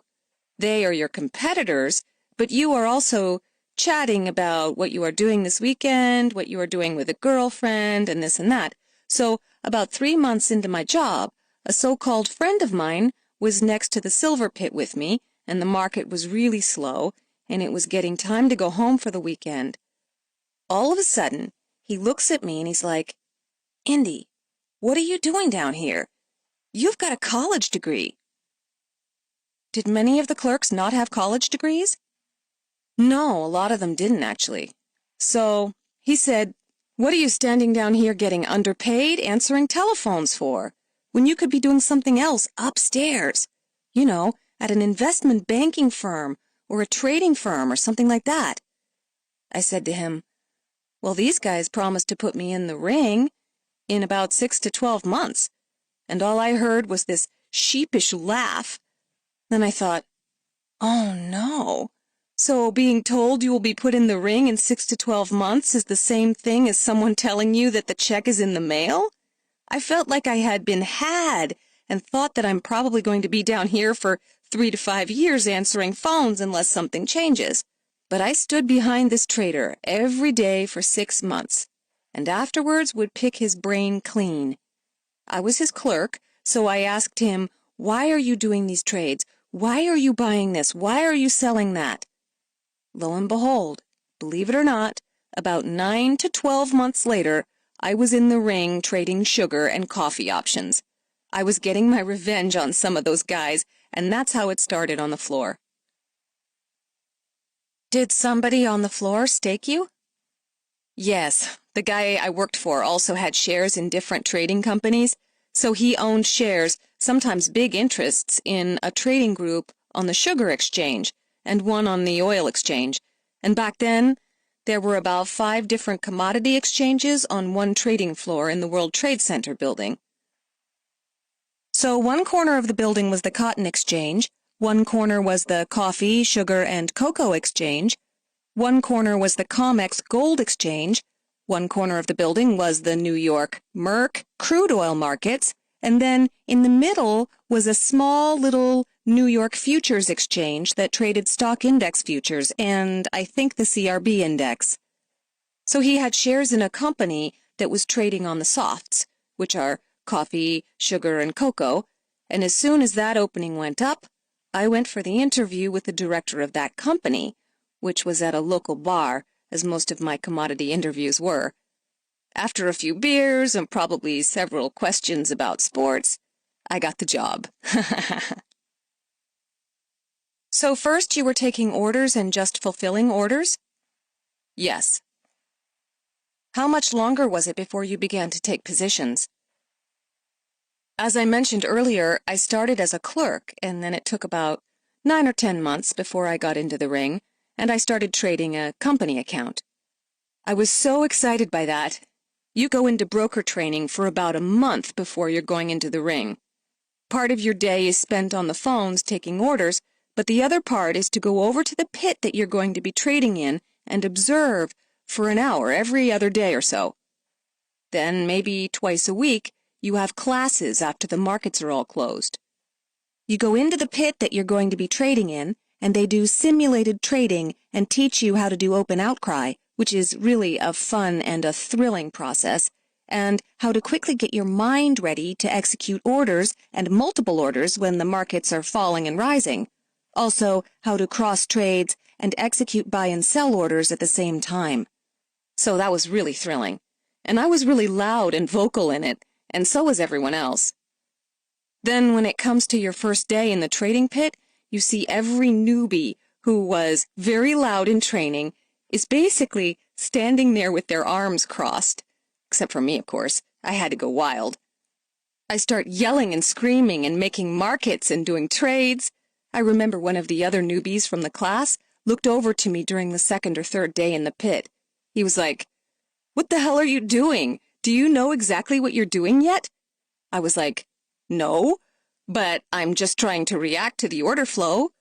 Then lo and behold, that relaxed feeling paid off. Because in my first month trading open outcry, I made $40,000. And I thought, okay, now it's going to happen. I'm going to be the next George Soros. This is how it's going to start. Did this happen because you were just reacting to order flow? That is, you were basically fading the offers, buying the bids, and the market was relatively quiet, so you were able to make the spread? It was a little bit different then. The market was pretty busy. So I was fading orders, market making, scalping in and out, and when everything netted out, I was buying options and hedging it. So I had basically a long volatility position, which will be profitable if the underlying moves significantly.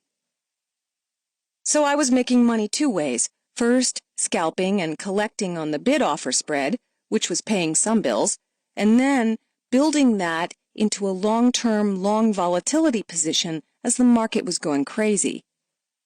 Option volatilities were getting more and more pumped as the gyrations in price increased, and then I thought, I'm going to take this strategy and run with it until I become billionaire.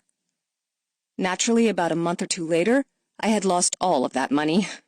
Volatility contracted, and of course, then everyone really wants to hit you on the options at that time.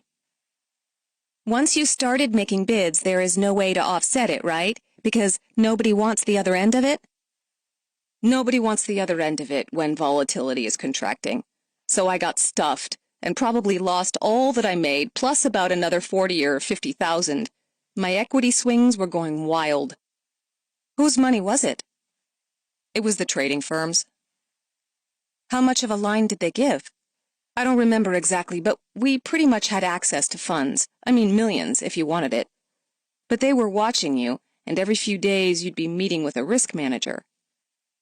Were they screaming at you when you started going from plus 40K to 0 to minus 10K, minus 20K? They weren't really screaming at me. They were very happy with the first month, obviously. They didn't really warn me about being long the volatility. I guess they thought, this guy knows that now's the time to be long vol. They did mention it, at one stage, that my equity swings were getting a little bit too wide for what they do. They said, we told you to buy and sell options. And they looked at my position and, let's say, sugar was trading at 10 cents at the time, and they said, hey, you are long the 10-cent calls. You are long on the 11-cent calls. But in the 9-cent calls, you should sell something. Don't just buy every strike. Long strikes all across the board, right? Anyway, at the end of the year, I tried to grind my way back, and I'd been in the ring for 6 months since. I think I had got in May 1989 or June, and by December, that's the year end. So by the first month, let's say it was May 1989, I made 40 grand, and then the second month, I lost 20, and the third month, maybe 40, and then treaded water back and forth. But by the end of the year, I was down about 20. It was time to go in for a review, so I figured, okay, well, I'm fired, I'm out of here. So it's the end of the year, and I'll never forget it. I go into the interview, and the director sits me down, and he looks across the table, and he's like, you had a pretty good year. I'm like, oh, cool, they got the wrong file. The way it worked was that you had a base salary of $24,000 plus 20% of the profits that you made. So I asked the director, what's my bonus? He said, no, you don't have a bonus. You're down 20,000, but you had a good year for a first year. He said that most of our guys get killed in their first year, and he said that you were active, so you should have lost $100,000 to $200,000 this year. I was like, okay. And from that day on, I just decided, all right, Indy, you are either going to have to learn how to do this like a professional and learn money management skills, not just shoot your mouth off by saying taken and sold. Otherwise, next year, they're probably not going to be as forgiving. If you are down again, you'll be looking for another job doing something you probably don't love as much as this, because trading was exciting for me. So how long did you trade in the pit? I traded for that company for 3 years. How were those years? The next year, when you said you were going to get serious about money management, what were your equity swings like then? Very controlled, and I started to make anywhere from $100,000 to $300,000, depending on how much opportunity I was given. When the markets threatened me by going against me, and I didn't know what was going on, I would really play defense, really cut back. What does it mean to play defense? Would you cut your positions? I'd cut my positions. In other words, if I was long vols and I owned several strikes and the thing went against me and wasn't turning for whatever reason, I'd cut the trade, take the loss, get out. Did you then try to make money scalping? Yes, you could make money scalping, but not all of the time. When the markets were slow, you couldn't. If the market got really dead or slow, I'd leave the pit. One of the areas where I find my trading is horrible is when the markets are dead. I do one thing that is stupid. I want to trade, open my mouth, or in the electronic format, buy and sell stuff on the screen, and then wind up with a graveyard position. I get the crap that no one else wants just because I couldn't keep still, and now I will probably die with this stuff. What would you do to avoid that? Get out of my positions, and then get out of the pit. Where would you go? I would just go into the lunchroom or go downstairs and look at where other markets were going.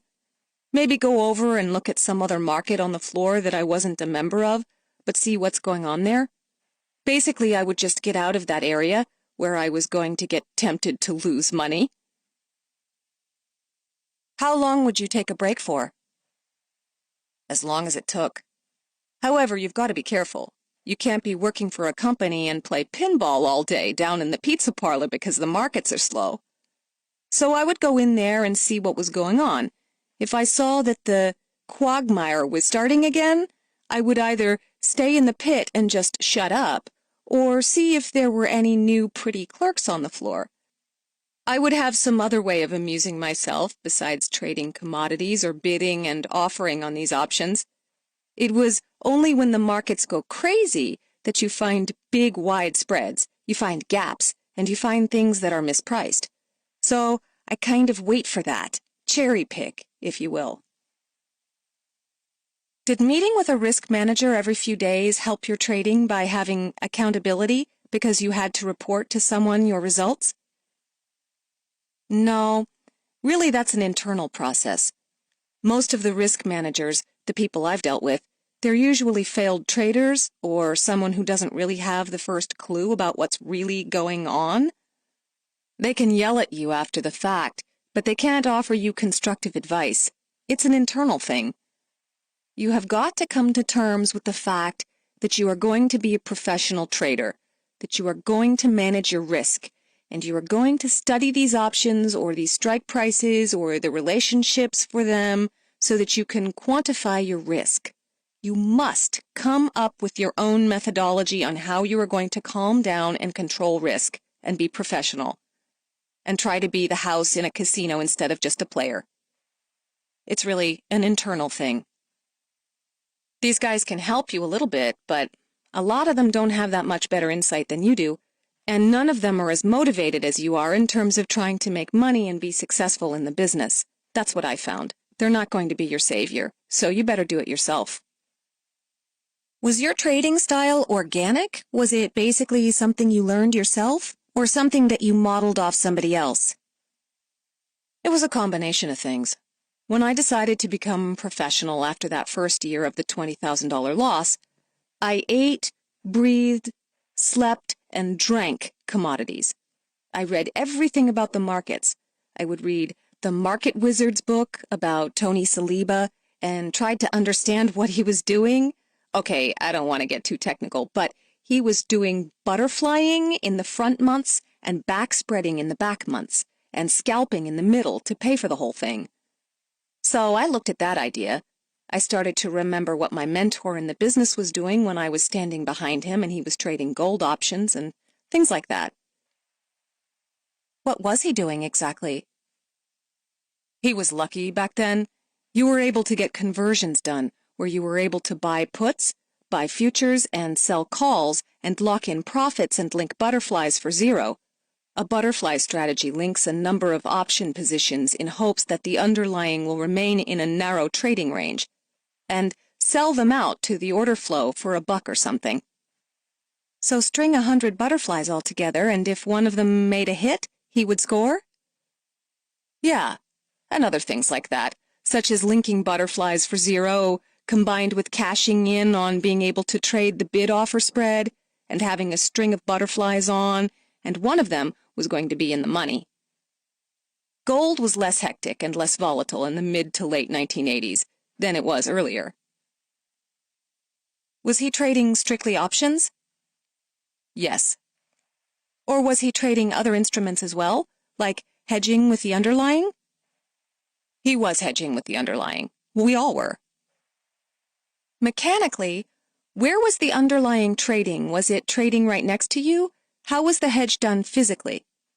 We had an order taker in the futures ring that worked for the company, so I would be in the options pit, and let's say I bought 10 put options, and the delta was 0.5, and the market was trading at 10.60. I'd immediately yell to him, "Greg, buy me 5!" And then he'd buy 5 futures against the put options I had just bought, and then he'd report back something like, "You know you bought them at 10.71, and I'd yell, "F you," or something. And then right after I bought 10.71, it would drop back to 10.60. You currently don't trade in the pit, but how long did you actually spend trading for the company in a pit? I worked for that company for 3 years, and at the end of the 3rd year, I'd saved enough money to buy a seat. I bought a seat on the cotton exchange because one day I was literally laying down in the sugar options pit because it was one of those periods where nothing was going on in the market, and this had been actually going on for a month or two, and the market was just horrible, and I'll never forget what happened next. I was laying down, literally looking up at the ceiling, and I heard a roar from one of the quadrants, like a riot had broken out or something. I ran over there, and my company had given me a cotton exchange seat as well, which I never used. I went over there, and there was a crop report, and this was in 1991, I think. There was a crop report in orange juice, and the orange juice market went up 40% in one day, and the place was crazy. Was there some kind of freeze in Brazil or something? It was a crop report that everyone miscalculated. Everyone expected the crop to increase, and for some reason the crop materially decreased because of some citrus aphid or some bug or something. And of course the whole ring was short along with the market going into this report, and it was pandemonium. They had security guards, and if you did not have a cotton exchange badge, you could not walk through that quadrant. Whether you were going to the bathroom or going to lunch, you couldn't go there. I had the badge, so I went in the middle of the pit, and it was pandemonium, yelling, screaming, insanity. This is what I loved, and I couldn't help it, but I started reacting to order flow. Then I thought, okay, idiot, you better go downstairs and run some options theoretical values before you start shooting your mouth off in here. I did, and then went back in there, and it was a lot of fun. Now the problem was that we already had a prop trader trading orange juice, and I was the sugar guy. But I thought, this is exciting, and he didn't mind that I was over there, so I traded for a few days there, scalped, made some money, but it was really this guy's turf, and I didn't want to step on his toes. So I went back to sleep in the sugar pit. Near the end of the year, I thought to myself, after this year, you have enough money to buy a seat on the cotton exchange for yourself, and you have some money left over to put in your account. That place is going to be cooking for 6 months afterwards. I mean, they just dropped a bomb over there, and reverberations are going to go for at least 6 months till that thing dies. Why don't you take a shot on your own? Instead of making 20% of what you make 100. So that's what I did. So, near the end of that year, I told my firm that I was going to be leaving them, and that I would trade the last month of December as hard as I could for them, which I did. I told them that they really should have me in orange juice because sugar stinks. That place was still gyrating every day, and they said, okay, you can go over there since the other guy didn't mind.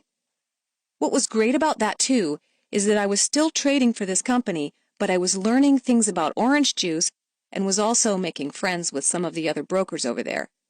This way, I wasn't some new, strange face who showed up on January 1st, 1992. So you could cash in on order flow when order flow came to you? Yes, and I had more ammo because I was still trading for the company backed by millions, whereas in a few months I was going to be just me with my little $25,000 in my account.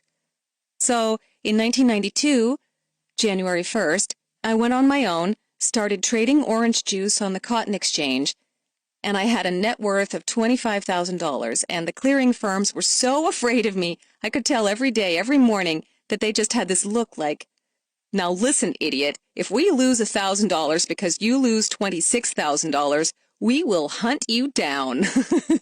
They watched me like a hawk.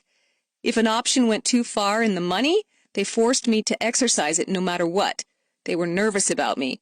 It eventually ended because that year I actually turned that $25,000 into over $250,000 trading on the floor. Was most of that $250K a function of scalping or a function of your directional calls? I think the main part of it was two things. In the beginning, I was just scalping because I didn't have a lot of capital. You know, $25K is not a very big stake. So I would pick my spots and try to arbitrage things or find butterflies. Sometimes I'd lay butterflies out there for credits, so that's even better than zero, and I'd string some of them. At one stage, after OJ went up to about $1.60 or $1.70, I thought that it was overdone. Back in the 90s, we were in a deflationary decade, so I thought, well, it's only a matter of time before this thing crashes and dies, and I started putting on some positions, basically. You bought some long-term put positions? Yes. Like spreads? I bought puts and sold some calls, creating collars or fences. With the underlying or without the underlying? I would hedge the underlying. But the beauty was if the position blew through the put strikes, it kicked in, and I was long puts and short the market to a degree. I mean, I hedged everything but left a little leeway. The reason I liked the trade was that at the time there were huge volatility skews. Calls were trading at volatility levels 5 or 10% above the puts. So I was building up the positions with a great theoretical advantage and with the thought that when this thing crashes, I'm going to underhedge it. I'm not going to buy back my deltas as quickly as I should because markets usually drop much faster than they rally, and I knew the whole world was long now and the whole thing had changed, and I thought it was just a question of when the market did a cliff dive.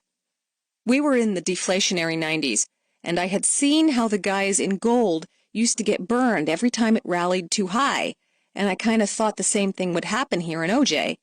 There were some newspaper articles, like Jimmy Rogers was in Barron's one weekend, saying this OJ market is unsustainable because Brazil was growing a zillion orange trees or something like that, which was eventually true.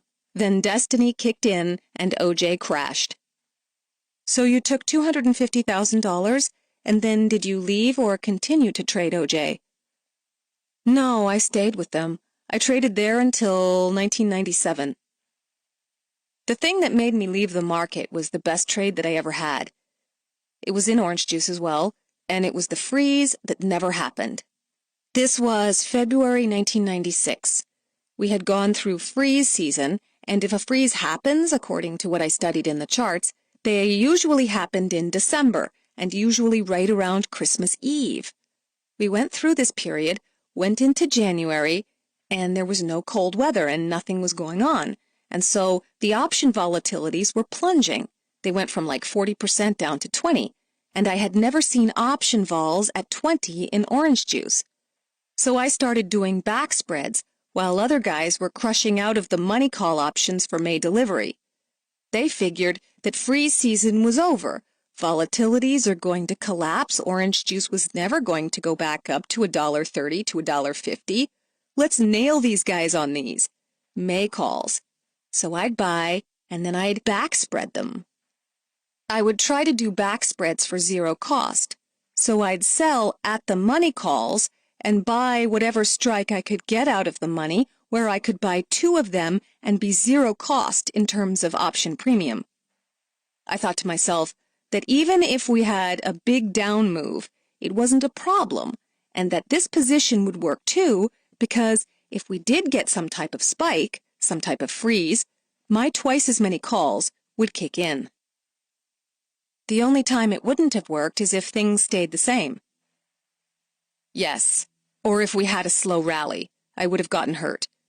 But I would check my risk every day. I'd run scenarios several times during the day to see what my worst-case scenario was and how big my problem would be and could I live with it. Then I remember it was a Sunday, and it started snowing in New York like I had never seen it. There was 3 feet of snow or something like that. What month was this? February 1996. I woke up that Monday morning and I thought, oh, this is beautiful. There was a freeze that hit Florida during this whole snowstorm, and I felt like this was a Christmas gift come late, and I must have been a good boy last year. I remember the market being closed that Monday because New York was snowed in, or it was George Washington's birthday. But when I came in the following day, the market was called to open 5% higher, and it did. It shot 5% higher, and I was long, and the next day we came in and it was called 5% higher, and it opened 5% higher, which was the limit at the time.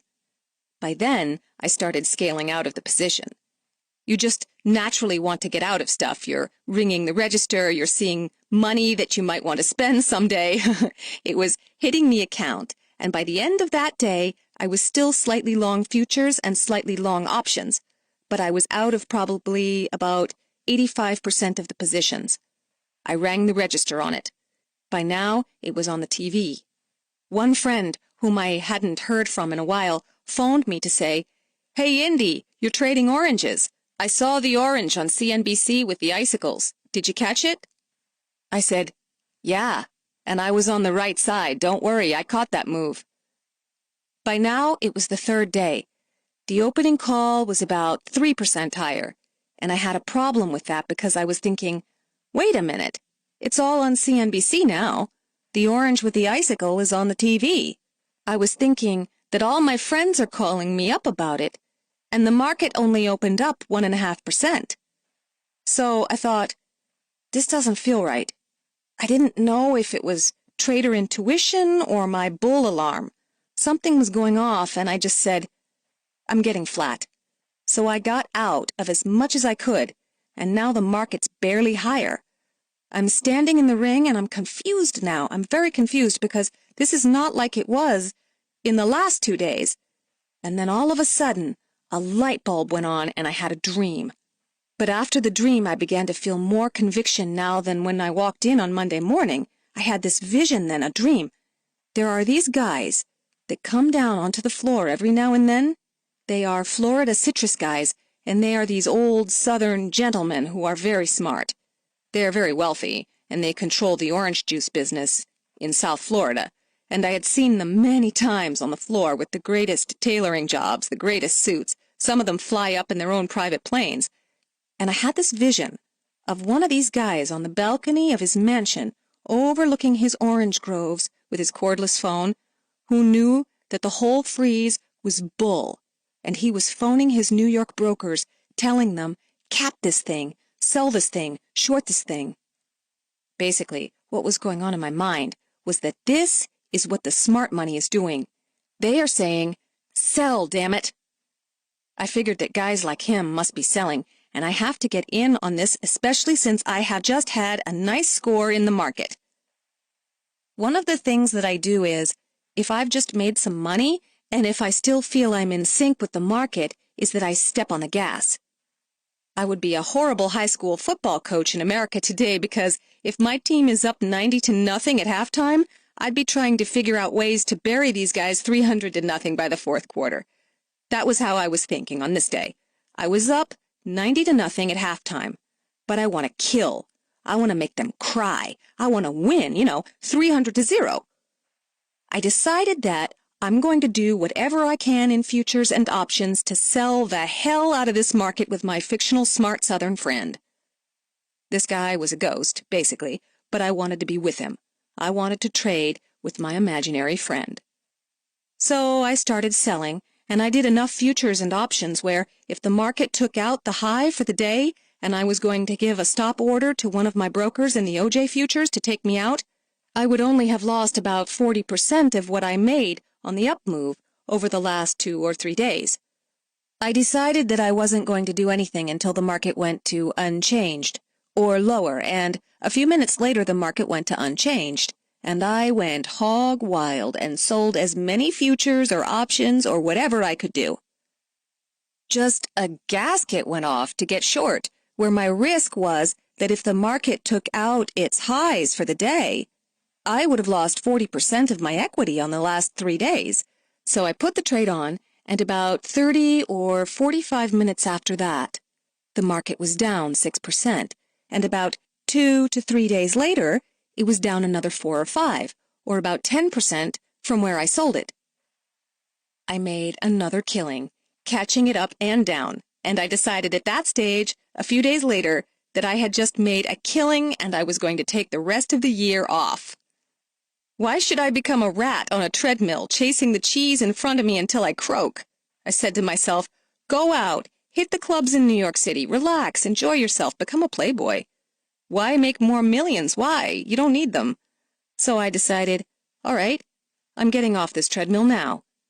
And I wound down my positions, and in about March or April of that year, I left the floor and pretty much never went back. Was it an easy decision for you to just leave the markets?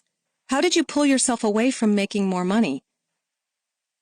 No, I never thought that I was leaving for long term. I thought I was going to leave for about 6 to 9 months, party in New York City, go out to the clubs with my friends, call up my high school friends, college friends, go skiing every weekend, and come back the next year. So to me, it was just like taking a long break. I thought I was the luckiest guy in the world. I could take a 9-month vacation. I mean, who could do that? I was 29, 30 years old, and I was just going to enjoy the nightlife in New York City and maybe go on cruises and go to the beach and do whatever I wanted for about a year. And then I'd get serious again and work. Well, after about 3 months of the so-called Playboy lifestyle, you find out your college buddies are all getting married, they all have kids, they all can't go out every night. They have to work the next day. They wake up at 5 a.m. and commute from wherever they live in New Jersey into New York City, and you find that you get bored pretty quickly. That was when the idea of the emerging market hit. A few years earlier, I was at a good friend's wedding. I took a look at their markets with the thought that I'm going to come back there and trade their commodity markets someday, and then I forgot about it. I thought to myself, rather than goof off for 9 months, why don't I start a new business, which will fail because 90% of new businesses fail, and I'll go over to the emerging market country and just hang out and party there, look up my old friend there, and start a new business. What year was this? 1997. So what was your new business? To trade commodity options on the emerging markets futures exchange. They didn't even have them yet, but I did persuade them to list them a few months later, and that first year was really tough. I think I traded from June until December 1997. It was broken up a bit because I went over there for 3 months, got semi-homesick, and came back for a month or two, and then went over there again. I think I made like $24,000 during that time. Were you doing this pretty much by yourself? Yes, by myself. I signed up with a brokerage firm over there, and then the exchange was going to list these new commodity options, and nobody knew what to do with them. They said, look, if someone puts up a bid, you put an offer. If someone puts up an offer, counter with a bid. And I said, are there any restrictions on me, like how far away I do the options? And they said, no. We just want to see two-way markets. We don't want to see someone put an order in that never gets answered.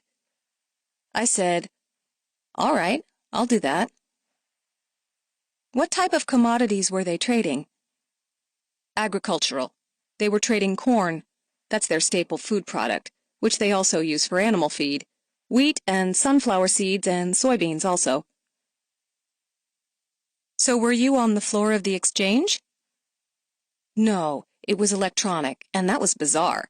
Here I went from New York City, the financial capital of the world, the most sophisticated financial battleground where everything is done by yelling and screaming and spitting on people and poking them with pencils, and here I go into the third world, and it's all electronically integrated. It was the weirdest thing. That must have been different for you, since you were previously reacting to flow. Electronically, it must be very different from hearing people yelling and screaming. So how did that work? Oh man, it was terrible, because you're right on the floor. I could hear people yelling and screaming. Hearing the noise level would get you up. On a computer screen, there's nothing. I remember times I'd be reading the newspaper and all of a sudden I'll look up and I'd see my screen blinking, indicating that the market's limit down or something, and I'd been asleep through about a 30-pip drop in prices, where, as in the old days, if I was on the floor, you'd definitely hear that and you'd react to that. So it was a little bit different. Did you have to change the style of your trading then? Yes, I'd have to set up alerts on the computer to make a noise, and I would use various indicators, oscillators to determine when it broke out to a certain level. My computer would start making noises or something, and that would wake me up. So you'll stay with the same strategy, but you'll just use mechanics to make sure that you were awake and alert while you're following it? Yes, correct.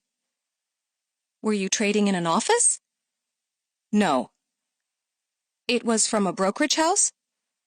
Yes, but remember this was an electronic exchange. It could be traded from anywhere. Currently, I am trading from a beach house in the Caribbean, because after I am done trading, I love to swim, snorkel, jet ski, and soon, kite surf. Were there other traders around you that were doing the same thing? There were other traders trading for the brokerage house, but they were trading mainly the stock market and also the stock index futures. Socially, was it a relatively isolating experience to trade against a screen rather than in a ring that is very, very social and very loud? Yes. Did that kind of take you back a little bit? It did, but you learn how to market strategies to people. On the floor, it's just you reacting to people. You say, "Hey, how are you doing? What are you looking to do?" It's much more vocal and in your face. There you become much more introspective, and what you have to try and find out is who are the players, what do they want, and can you come up with some type of product or strategy that will give them what they want, but will have some type of option-related theoretical advantage for you.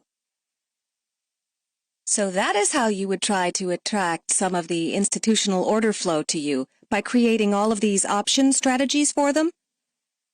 Exactly. Then you advertise on the screen, not by yelling and jumping up and down, but whenever someone puts in a bid that you're the first guy to offer. That will eventually lead to a phone call like, "Hey, I noticed you're trying to sell here, I'm trying to buy here, what can we do?" Let's talk about what kind of equipment you used. What was your setup? My belief is to use the best stuff that you can get. So I traveled around with a Bloomberg terminal with real-time data. So you have a Bloomberg Anywhere? They've even done something better for me. Before Bloomberg Anywhere was invented, they did not want you traveling around with any of these things, but they did have the facility. That was only for their salespeople mainly, so they'd give you Bloomberg Professional on your laptop, which they hated to do. In fact, I tried to get it through London, and they said they would do it for me for 6 months. I had some shares in an energy trading firm in New York that had several of the Bloomberg Professional stations in their offices. I said, "I travel around. Can you give me the Bloomberg Professional on my laptop? And don't try to sell me an actual terminal. I don't need a desktop terminal. I go through airports." They eventually did, and they gave me the Bloomberg Professional, as you guys would have with the 4 screens. But I have 4 boxes on my laptop. I have to toggle between what I want to look at. So they gave me that, and I used TradeStation. I also use different option pricing software pieces that are custom-made for me by programmers. I use different people in financial engineering to help me model how the option pricing surface should look, what the advantages are in the current one versus the historical. So all of these functionalities are on one laptop? No, I travel with 3. In fact, it drives people nuts. I literally run around the world with 3 different laptops. One has my Bloomberg, my TradeStation, all of my data and backtesting stuff. Another one has all of my option financial engineering analytics, and the third one is a dealing screen. So when you are trading, all 3 are up in front of you? All 3 are in front of me. The dealing screen, how do you deal now? Do you have a broker? I've got brokers who set me up with direct dealing in the exchanges overseas, and here in the States, I use Interactive Brokers, TradeStation Securities, the different ones here that give you the online access. My favorite is Interactive Brokers. Let's talk about Interactive because many readers use them. When you're trading option exchanges in the U.S., you're now able to make bid-ask. Do you use that facility when you're doing Interactive? Are you sort of trading typically like a market maker these days, or more or less a customer? No, I'm trading more as a customer on Interactive. What I'm really doing there is I develop strategies where I'm mainly doing a lot of stuff like buy rights. A buy right is a covered call strategy in the options market where I buy an underlying share and then sell at the money or in the money calls against the share position. The most recent ones were in the energy shares. This was in 2004-2005, ConocoPhillips. I would buy shares, write options against it, and let it get called away. Companies with big fat dividends? I would do that, but that doesn't work anymore. I had a great time with the Canadian oil trusts about 2 years ago, where you'd be able to buy the oil trust, write an option that's in the money, giving you like 10 or 20% downside protection, plus a little bit of time premium, collect the dividends, and write your way to prosperity. That no longer works because they've all appreciated a lot. Also, I don't know if the open interest is thinner or whatever, but a lot of times recently, maybe about 6 months ago, I used to get exercised right before the dividend date, so you would lose your share at a very critical time. That was another problem, and now there is a change in the tax laws in Canada, which is going to put that whole thing out of business. It's not going to work anymore, but that's how I'd use Interactive. In the foreign markets, I'm usually trying to act as market maker, a facilitator of deals. Can you tell us about how you start your trading day now that you trade as a customer? Do you read news? Do you rely mostly on your back-tested models? I trade a lot of foreign markets, so on a typical day, I wake up at weird hours. I wake up about 2 in the morning, and I look at the market to see what's been happening, see any news, what could be changing in the world or in the commodities or shares that I'm trading. Then I jump in about an hour later, and I start executing stuff in the foreign markets. Do you read local papers? Oh, yeah. So your focus is still very commodity-driven? This is your core domain of expertise? Yes. When you are talking about foreign markets, are you talking about foreign commodities markets? Do you look at foreign equity markets as well and find commodity themes within them? That's what I'll do.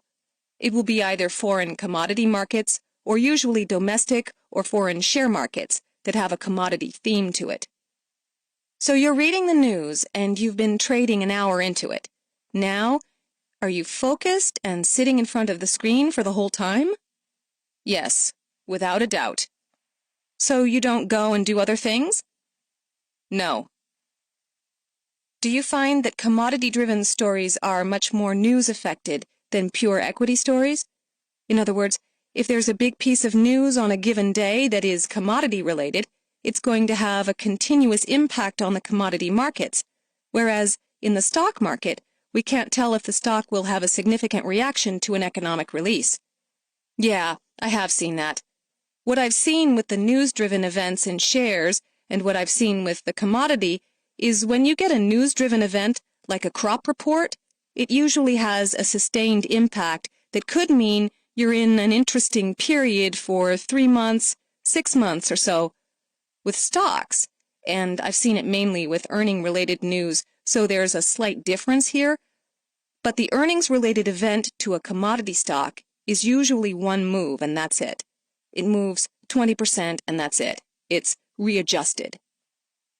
So you are focused, you're sitting in front of your screen. At what point do you start looking? I trade very intensely through the first 3 hours. Then it's usually about 6 in the morning or so. Then I'll stop. Let's go through the first 3 hours. Very intensely means how many round turns a day? Sometimes it could be small, like 10, 20, 30 contracts, but usually a few hundred. There are some days when I'll trade 1,000 contracts. More important than even the size is how many trades do you do during those 3 hours. Are those a quick succession of trades? Or are you usually building one position that you let go of at the end of that session? No, it's quick. I'm getting in and out and doing things and reacting to what's going on. So you're moving between 20 to 100 round turns during that 3-hour period? Oh, easily. Yes, it's active and intense. You could be holding these trades for minutes at a time, literally? Oh, yeah. I don't recall if it was last night or the night before, but I got in and out in about 2 minutes on a trade.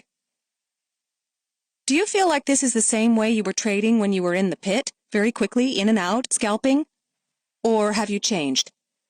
It's very similar, but the electronic element is slightly different than open outcry. There are no computer, phone, or fax that can react as fast as a human can react in an open outcry pit. I mean, I could literally do 3 things at once in open outcry.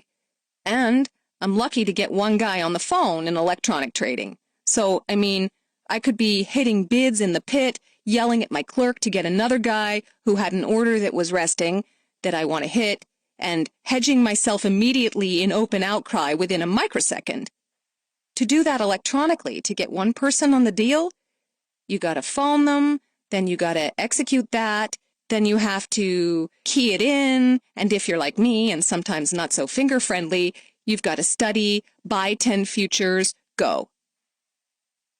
Most of the contracts that you're dealing with are still phone-based transactions. They're not pure electronic, straight-through processing. What I find in the foreign markets is that it's electronic, but a lot of it seems like an over-the-counter Forex type thing, where you're also talking to the guys and kind of just booking a deal electronically, especially with complex option spreads.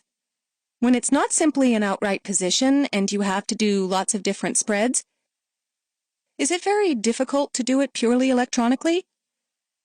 You got it. How do you find these brokers? Usually by word of mouth, or do you have connections? This must be particularly difficult in the foreign markets.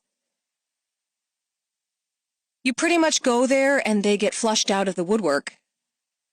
They'll see you on the screen offering or bidding. They'll phone the brokerage firm that you're trading with. That firm will contact you and say, "Hey, we're getting calls from this broker. They want to do this structure. Are you interested?" Yes. So that's pretty much it, and you go to whatever functions are there. Like if there's a hedge fund conference, you go and meet all of the people. If there's agriculture conference somewhere, on a new commodity exchange, you go. A lot of these exchanges or a lot of these associations have their annual meeting where the official business gets done, and then afterwards there's a party. You go to the party, even though you might not be able to vote at their board or whatever, you go to the party afterwards, and you meet a lot of the people in the markets. Now that you're trading by yourself, do you ever have people that you speak to on a daily basis, or are you pretty much doing it on your own? I always try to talk to a lot of different people in the markets. Every single day? Yes. People whose opinion I respect, and also there's the proverbial dumb money. I think it's valuable information.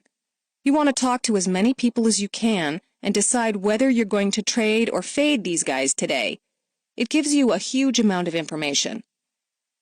For example, if the markets first rallied today because a crop report came out and it's looking good, and you've talked to 4 people, 2 really good traders who say, "Yeah, we're bullish, we'll get long today," and 2 guys who are slow behind the curve, and they also said it's obvious that it's going higher today, and all of a sudden the market starts acting really bad at the end of the day, that might give me the guts to go short, or to bet against these guys, or to squeeze it on the downside. So a lot of sentiment work goes into your analysis? Yes. I want to talk to people in the market every day. You try to pick the people who you think are the most sophisticated traders, but you also get sentiment from a broad spectrum of people. It sounds like most of your strategies are in and out, so do you ever carry anything overnight? Yes. Is it in a different portfolio, same portfolio, and/or different broker? Yes. I'll describe it as briefly as I can. I have one limited liability company that I set up for my aggressive trading. That's where the fast and furious stuff is going to be done, and that is my trading business. Then I have 2 other accounts that I use, which sometimes are as frenetic as the trading level, but I would characterize them more as my investment accounts. In the trading account, I can have stuff held anywhere from a second to a few minutes. Sometimes the nature of the option market is such that you'll have stuff on for a year or so because you put them on and you just can't get out of them. So that's why I would say anything from a few seconds to up to maybe a year maximum. Then, on my investment accounts, that's where it's a more buy and hold. I wouldn't call it exactly that because I'm a trader, but it's more longer term. I might even have structures that I end up holding for 2 or 3 years. These structures you're talking about, are they essentially complex option and futures strategies that have some sort of either positional or volatility bias to them? With the structures, I've found some great securities. Two of my favorites are betting on the Japanese stock market using the Nikkei MITS, the market index tracking securities. These are great because they have option-related properties, bond-related properties, and allow you to take a very long-term, safe bet on the Japanese stock market.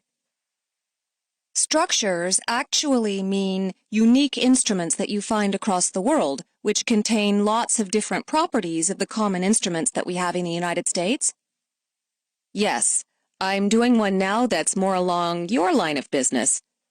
I'm bullish long-term on the Asian currencies. I just think that at some stage, one of the ways that these imbalances are going to get cured is the Chinese currency and all the tag-alongs, like Japan and Singapore and Malaysia, are going to get stronger as well. It's been hard to pick that thing.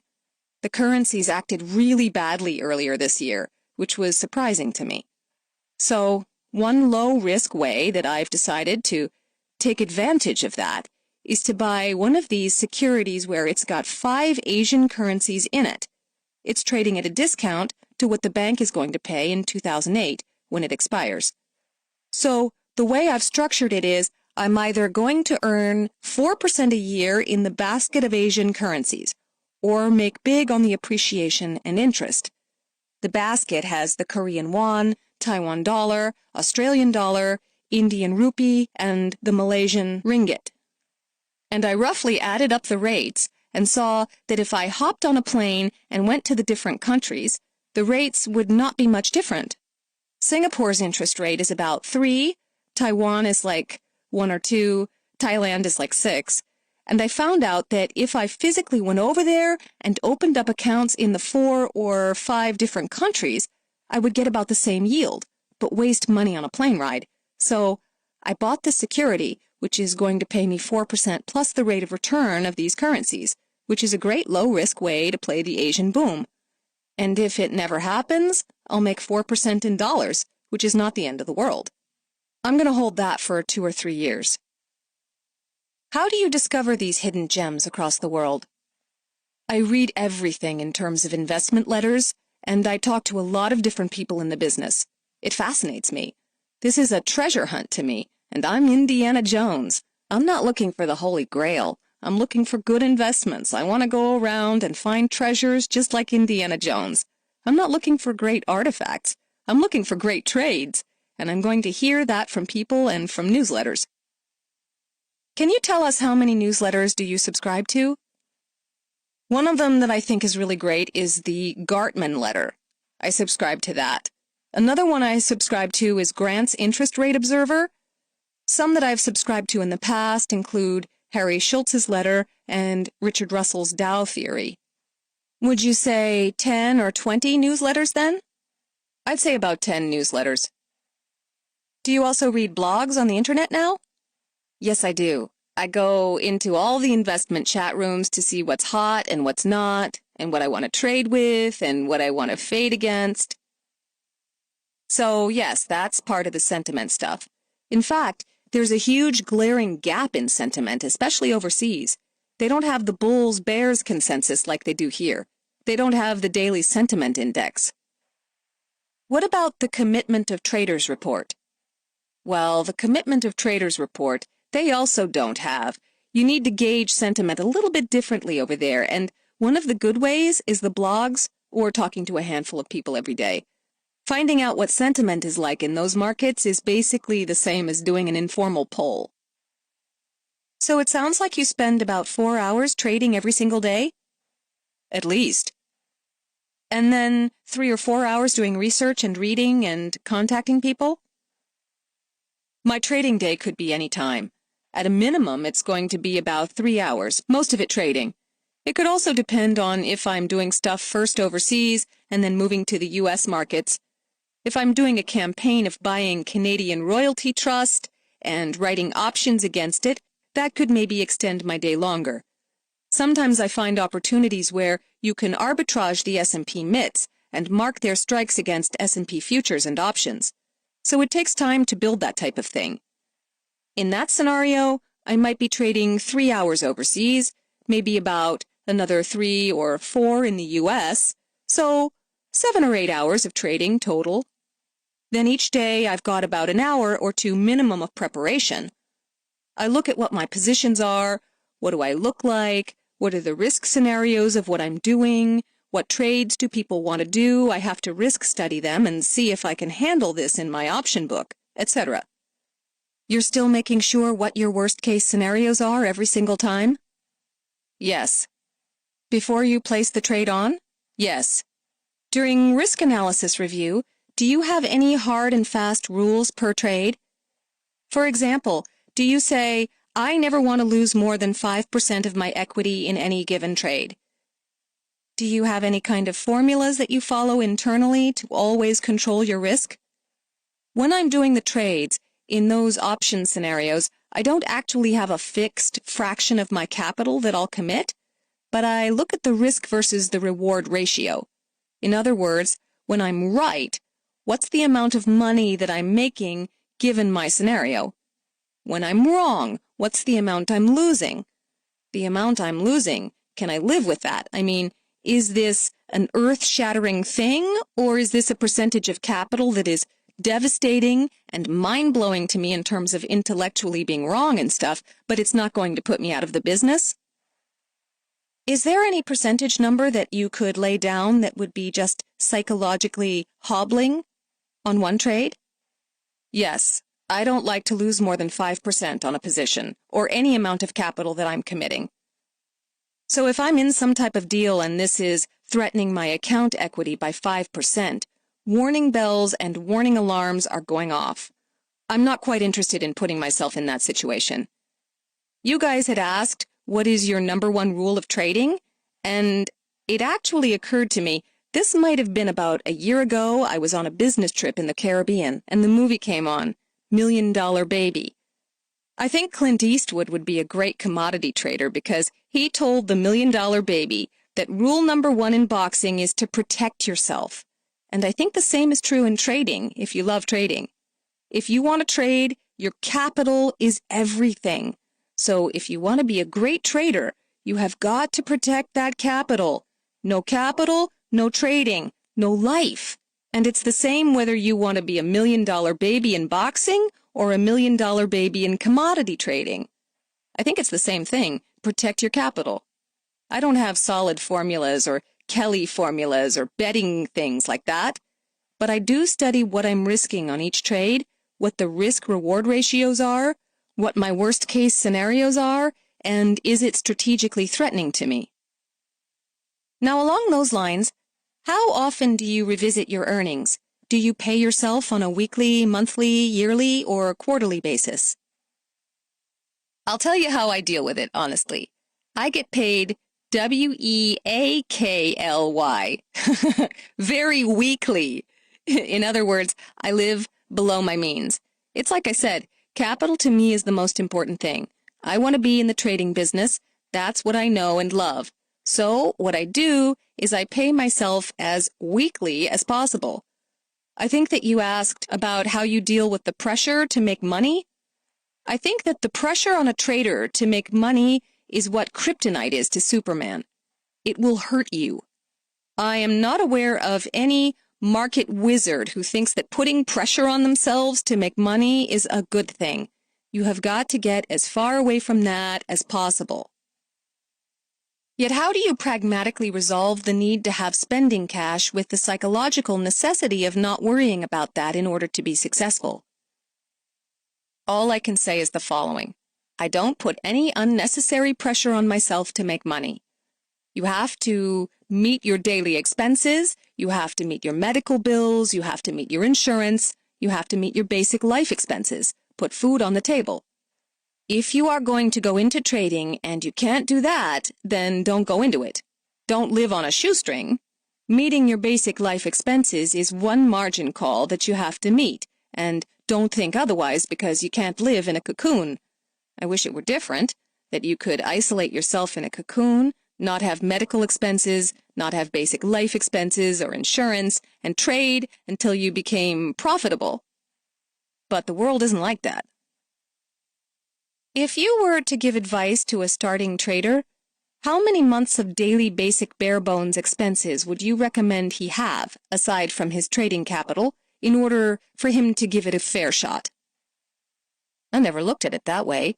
When I went into trading in the ring for myself, I knew that this was now a time where I could end up with no paycheck.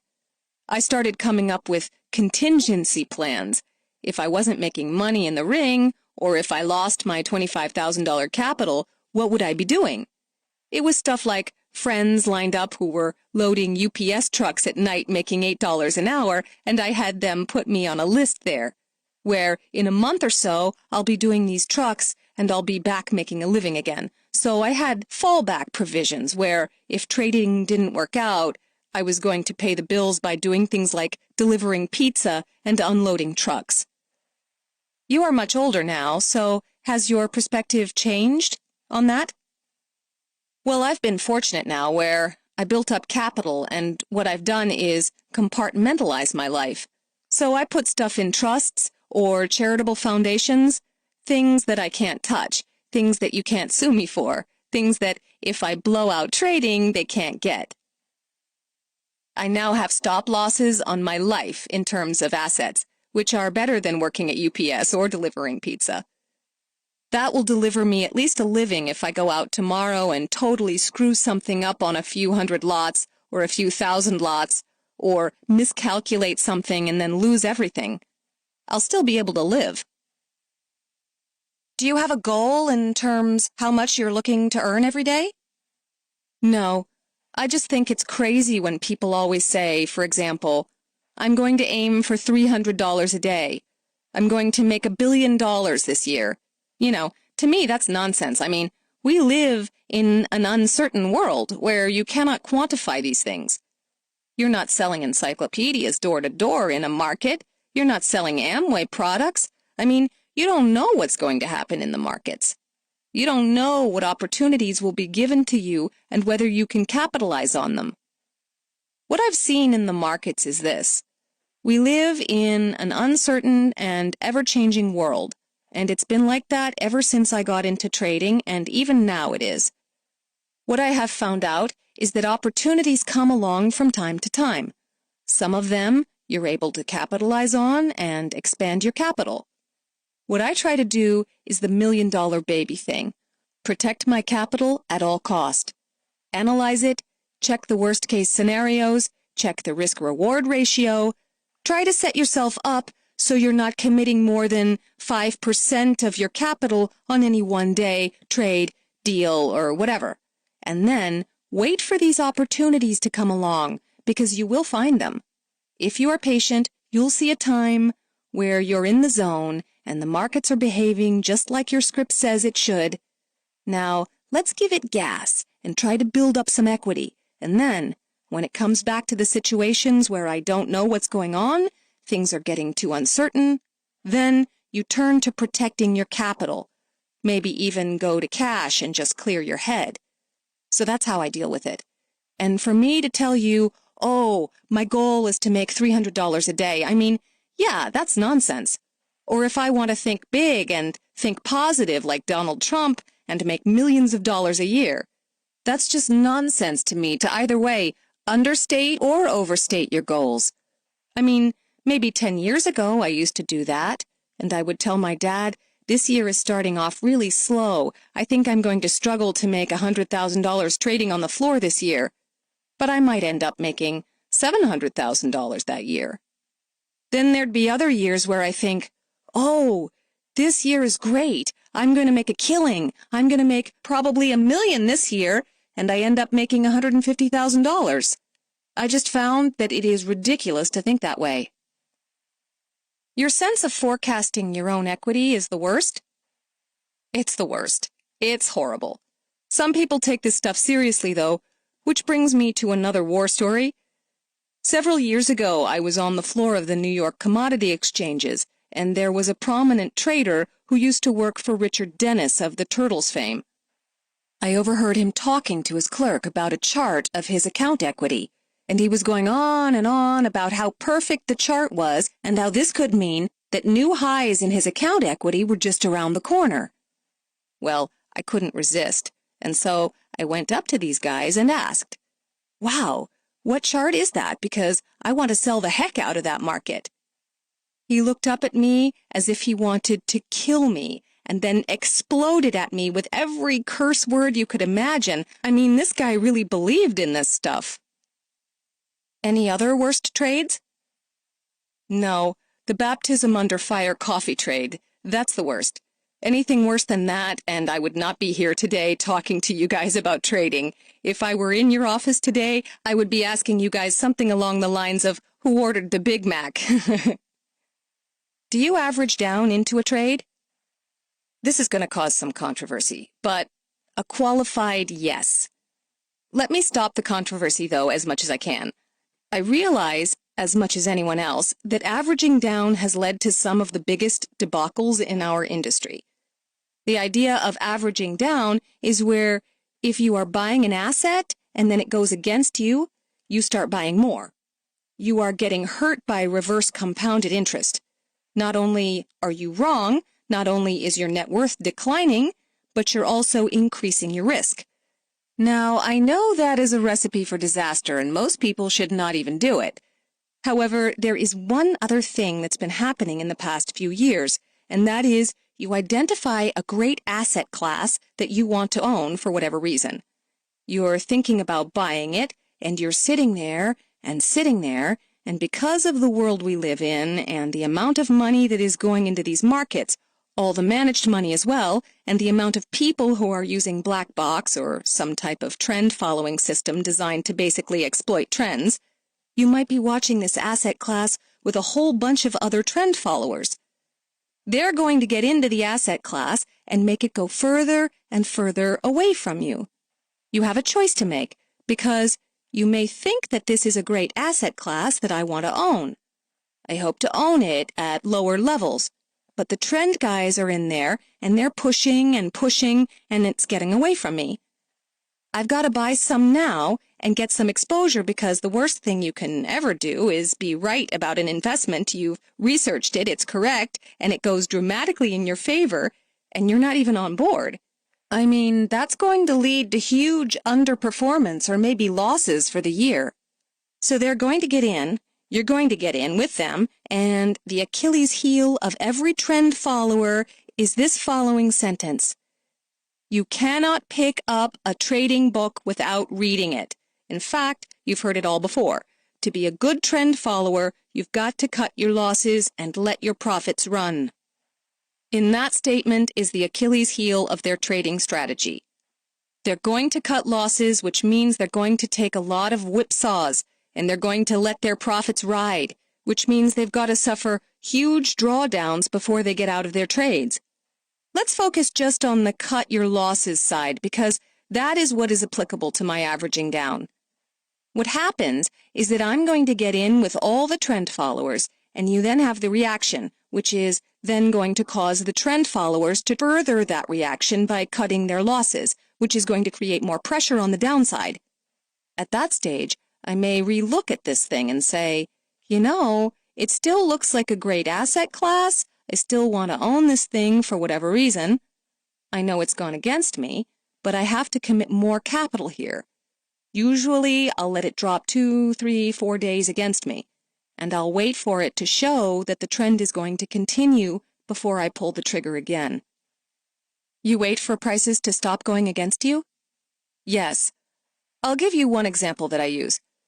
Technically, I've seen and I've tested on TradeStation that markets that are in good uptrends and followed by trend followers have anywhere from 2, 3, or 4-day price drop corrections, which is, in my mind, a reflection of the trend followers cutting losses. If the trend is over, this might not apply. But frequently what I found is that the trend is going to reassert itself. What happens is the market eventually takes out its high the day before, and let's say we had a 3-day correction, so you had down moves day 1, 2, 3, and on day 4, I'm watching and I'm thinking, are they out? Are they out? Are they out? I don't know. I've reevaluated everything. I've probably spent hours thinking about, if I do this trade again and all of a sudden it takes out yesterday's high, At that point, most likely, I'm going to start to execute and buy, and basically this is my averaging down. I figure that this trend should now snap back. It should continue. The trend should go up, and at that stage, I do tighten up my stops. I will look to suffer less standard deviation risk because, by my logic, this should be over. We've just had a pretty good standard deviation correction in prices. I think that the trend followers are out. If this is a real trend, it should re-exert itself. If it doesn't now, I'm out because I've doubled up and I am in a risky position. If it goes wrong, not only do you have a move that is one standard deviation worse than I thought, we're now exploring standard deviation 2, so I'm out. Do you find any drudgery about this business? Well, mainly the record keeping, the data you have to keep. You have to keep your data in meticulous, tick-by-tick format or daily data points. You can't miss a day. You've got to update all that stuff. You have to keep your records correct. I'm trading many different markets. I might have positions on in 10 different markets and reasonable option positions against them in maybe 5. So now I've got to make sure that not only are my positions correct in the accounting on the statement, but in my computer too, and that I'm monitoring the risk correctly. That I find just tremendous drudgery. And the end of the year, just getting all the files all together for tax purposes is a mess. You know, the shoeboxes and the reams of data and going through it and seeing what I did and didn't make on this or that trade. Do you do your own taxes? No, too complicated. You trade a lot of foreign markets. Do you have tax accountants in every country? Some are not specialists in all the markets. So do you have a lot of people whom you seek advice from? Yes, I do. And the tax laws for trading and investing are complicated in and of themselves just here in the United States. They get infinitely more complicated when you go overseas. It can get more complicated overseas. There's some planning that you can do for the U.S. stuff. Try and find someone who specializes in accounting for traders. Don't go to H&R Block, and don't go to some generic accounting firm that might be great in the basics, but they don't know how to do taxes for traders. You are also going to have to delineate your trading between what's your real active stuff that you're doing versus what is your more passive investment activity. Then, when you go overseas, it's hard enough just to learn our tax system. To try and learn the foreign ones are almost impossible. So, my advice to you is that your best bet is to try and take advantage of double tax treaties. I talk to experts who structure my investments in these countries by either using America's double tax agreements, or they will set up our business in a country that has a double tax agreement in the country that I'm going to be investing in. It just simplifies everything and keeps it all governed here. I would urge people to really get with a professional, because the laws are complex. They're always changing. And if you make a mistake, any amateur auditor from the IRS will get your records. I mean, it's all on paper. It's very easy to go through your records, see what you did wrong, and even if you did it wrong, honestly, you're going to be looking at higher taxes, penalties, interest, and things you don't want. Okay, Indy, we've been at this for a while, and it's getting time for lunch. How would you summarize the most important parts of this interview? Please feel free to add anything we may not have covered.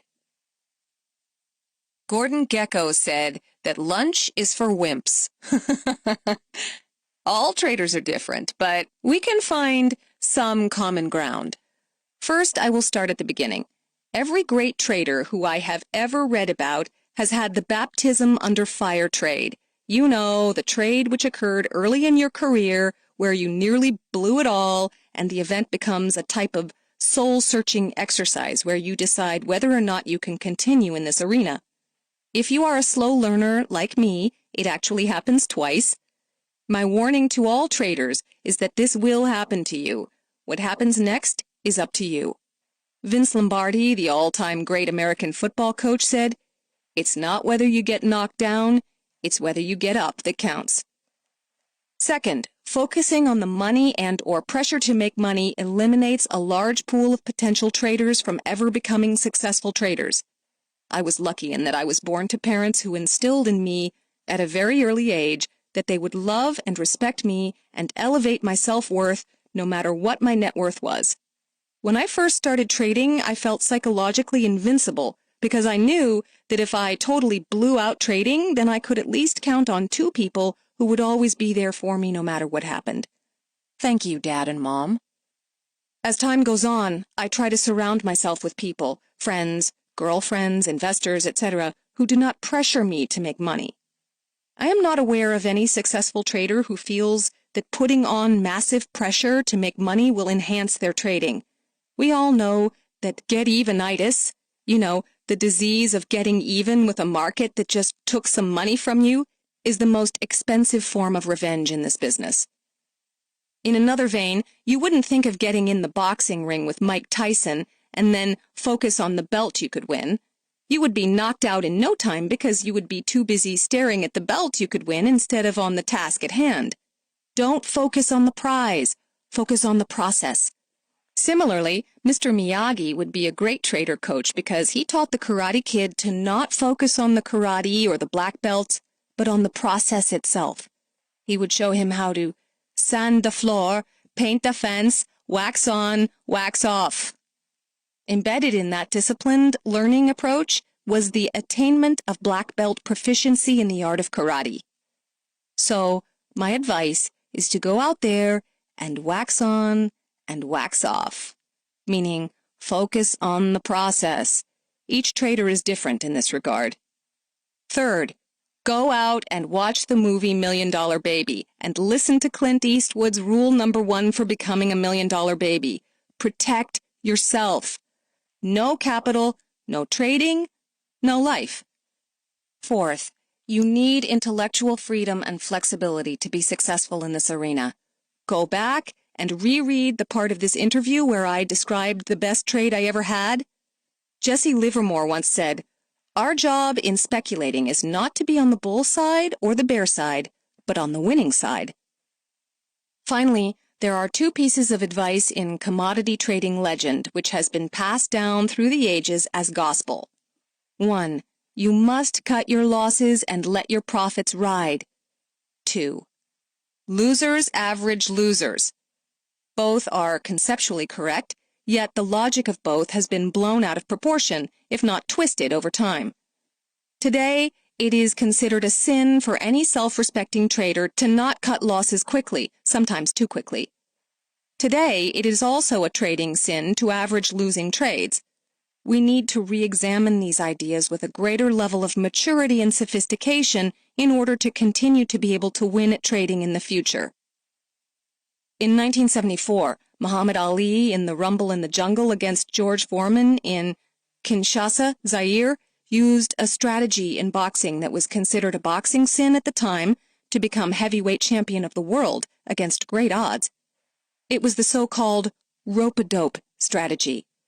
The theory at the time was that lying on the ropes was wrong because it exposed a fighter to more punishment than if he moved around the ring. This did not discourage Ali from using the strategy against Foreman. Foreman was a harder puncher than Ali. Most analysts felt that Ali would have to stay away from Foreman to beat him. Instead, Ali started to lie on the ropes by the end of the first round and used the ropes for the rest of the fight.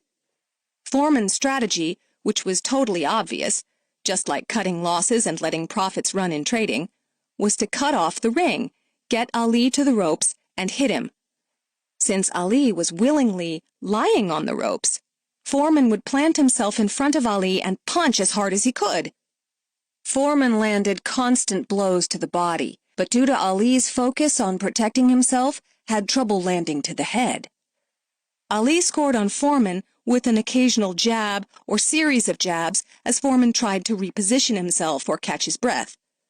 Foreman began to tire from all this activity, in trading terms getting repeatedly stopped out and then trying to re-enter at worse levels, and from the occasional punches he was taking from Ali. In trading terms, the actual capital losses related to the stops getting hit and possibly not being able to re-enter at favorable levels. Foreman was visibly finished by the end of the 5th round and eventually knocked out in the 8th. If Clint Eastwood can take great trading advice and apply it to boxing, perhaps I can take great boxing advice and apply it to trading. The greatest boxing advice I could find inverted a boxing sin and converted it into a favorable outcome against great odds. This advice came from the greatest boxer of all time, Muhammad Ali. Thank you, Muhammad Ali. You have always been a hero. My commodity trading version of rope-a-dope is to take a commodity trading sin, that is, not cutting losses quickly and then making it worse for a brief period of time and space, but don't expose yourself too long, by adding to the loser trade. I have found that in the long run I am achieving better results, behaving with better discipline and emotional control than the people who mindlessly cut losses too quickly and won't even consider averaging down to improve odds. Warren Buffett once said, "I buy a stock I like for 100, it goes to 90, I still like it, I buy more." How is that more risky? Just like Warren Buffett, I also have trouble perfectly timing trades. This strategy has at times enhanced my performance in spite of my initial poor timing. It definitely involves superior discipline and emotional control. Try it sometime. Than someone who allows themselves to get whipsawed too soon out of a perfectly good trend. My risk is increased for only a very short period of time and movement. Be careful about exposing yourself for too long. My opponents are getting tired out both in terms of physical capital and mental capital due to the fact that they got thrown out of a good trade too quickly and now must try, and I emphasize try, to re-enter later, most likely at higher prices and with less real capital and less mental capital than when they started. Constantly getting stopped out and trying to re-enter trades is very tiring from both a mental capital and physical capital perspective. Please don't take trading lore for granted. Step back and try to take a more mature and sophisticated view of how to achieve results. Whipsaw is for losers. Did you ever consider that? If so, I hope you will find your own version of the rope-a-dope strategy. You will need to first understand the concept of value for buys and possibly the concept of hysteria for sales, as well as the concept of margin of error for both buys and sells. I wish you all the best of luck in your endeavors. Thank you all, and now let's go to lunch. Lessons from Indy Jones. Protect yourself, protect your capital. The most important pearl of wisdom from Indy Jones is how trading relates to boxing. According to Indy, the #1 rule in trading is the same as the #1 rule in boxing, which is to always protect yourself. No capital, no trading, no life, he states succinctly. So how do you protect your capital? Always know your worst-case scenario. Before you place a trade, figure out what you are willing to lose in terms of points, ticks, and dollars. Check your risk-reward ratio and make sure that a single trade does not have the potential to destroy your entire account. As a general rule of thumb, Indy Jones does not like to lose more than 5% of his equity on a given trade. This way, even if the trade becomes a loser, he can still survive to take another swing at the market. Along the same lines, always have a backup plan. When Indy first started out, he knew that if he lost his $25,000 starting capital, he could find a job loading UPS trucks at night in less than a month. As time progressed, he was able to build up some savings, which allowed him to set up stop losses on his life. In case he ever had a major trading loss, he was able to put money away in places that he could not touch, such as trusts or charitable foundations. Take the risk, take the plunge. Once you know your risk, you can take the plunge. One of the worst sins in trading is to be right in your analysis, have the asset move dramatically in your favor, but not be on board for the ride. In some cases, when a breakout into a new trend occurs, there could be large extension moves with little retracement. In order not to miss the trade, Indy will initiate a probative position just to get some exposure, and then if it retraces against him, he will look for opportunity to add to that position. The key, however, is not just to add blindly. If the asset does retrace, the retracement can last for 2, 3, or even 4 days. What Indy will do is wait for the price to show that the trend will continue before taking the plunge again. When you are in sync with the markets, keep pressing the trade. Once you are in sync with the market, step on the gas. Indy Jones's most memorable trade was in orange juice, where he made money on the ride up as well as the ride down. Having banked profits when a snowstorm sent orange juice prices skyrocketing, Indy was looking to flip his trade and sell when prices failed to extend their rally after CNBC showed pictures of oranges covered with icicles. Having made significant profits over the past few trading days, Indy stepped on the gas and sold the commodity aggressively. Yet before doing so, he knew exactly how much he wanted to risk. At worst, he was not willing to lose more than 40% of the money that he made on the move up. This is an extremely important tip to remember if you are going to press your luck in the markets. Never risk all of your profits. Be aware of market sentiment. Indy always has his pulse on the sentiment of the market. Every single day, he speaks to many different types of market players and reads at least 10 different newsletters. If market sentiment is very one-sided and price acts the other way by breaking a significant support zone, for example, it may be a good signal for Indy to bet against the consensus. The flush-out can last for days, if not weeks, in the commodity markets, especially if it's a news-driven surprise that confounds markets' expectations. You, too, can keep on top of overall market sentiment by reading newsletters, blogs, mainstream media, as well as looking at the Commitment of Traders report that provides information on commercial and non-commercial positioning. Chapter 7. The News Junkie, Roland Campbell. A veteran of the technology bubble, Roland Campbell likes to practice the Warren Buffett way of trading, which is to trade only what he understands. This tactic has served him well as he went short stocks with negative earnings and long stocks with positive earnings before the stock market collapsed in 2001.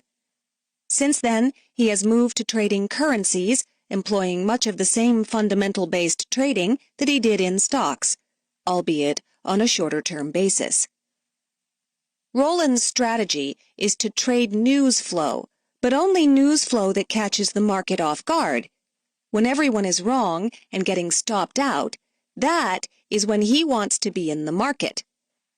Fading market sentiment and psychology is a very important aspect of his trading and one that has proven well for him. He looks for big moves based on misaligned sentiment, which is how he once managed to turn $60,000 into $100,000 on one single trade. Crediting part of his success to the Chinese practice of feng shui, Roland believes that the comfort of his trading environment helps him stay focused and relaxed when he trades. We took an afternoon to talk to Roland over the phone, and he was kind enough to share his tricks of the trade. Question: Can you tell us a little bit about yourself? Answer: Sure. Actually, I don't trade full-time. I do it on a part-time basis, so that makes it a little easier for me. It takes the pressure off because I have a steady income. My work is scheduled such that I'm able to trade the markets just about all of the time. I would say most days during the week or any time there's market-moving news, I'm available to trade it. I work a lot of Saturdays and Sundays, so I don't have to make a certain amount of money. I feel like I've done well because of that. If it was my only source of income, it would be a little bit scary, but it would still be manageable. So, what do you actually do as your full-time job? I'm a systems engineer for a large bank. My work doesn't relate in any way to trading. Were you ever exposed to trading when you were younger? I basically came across it myself.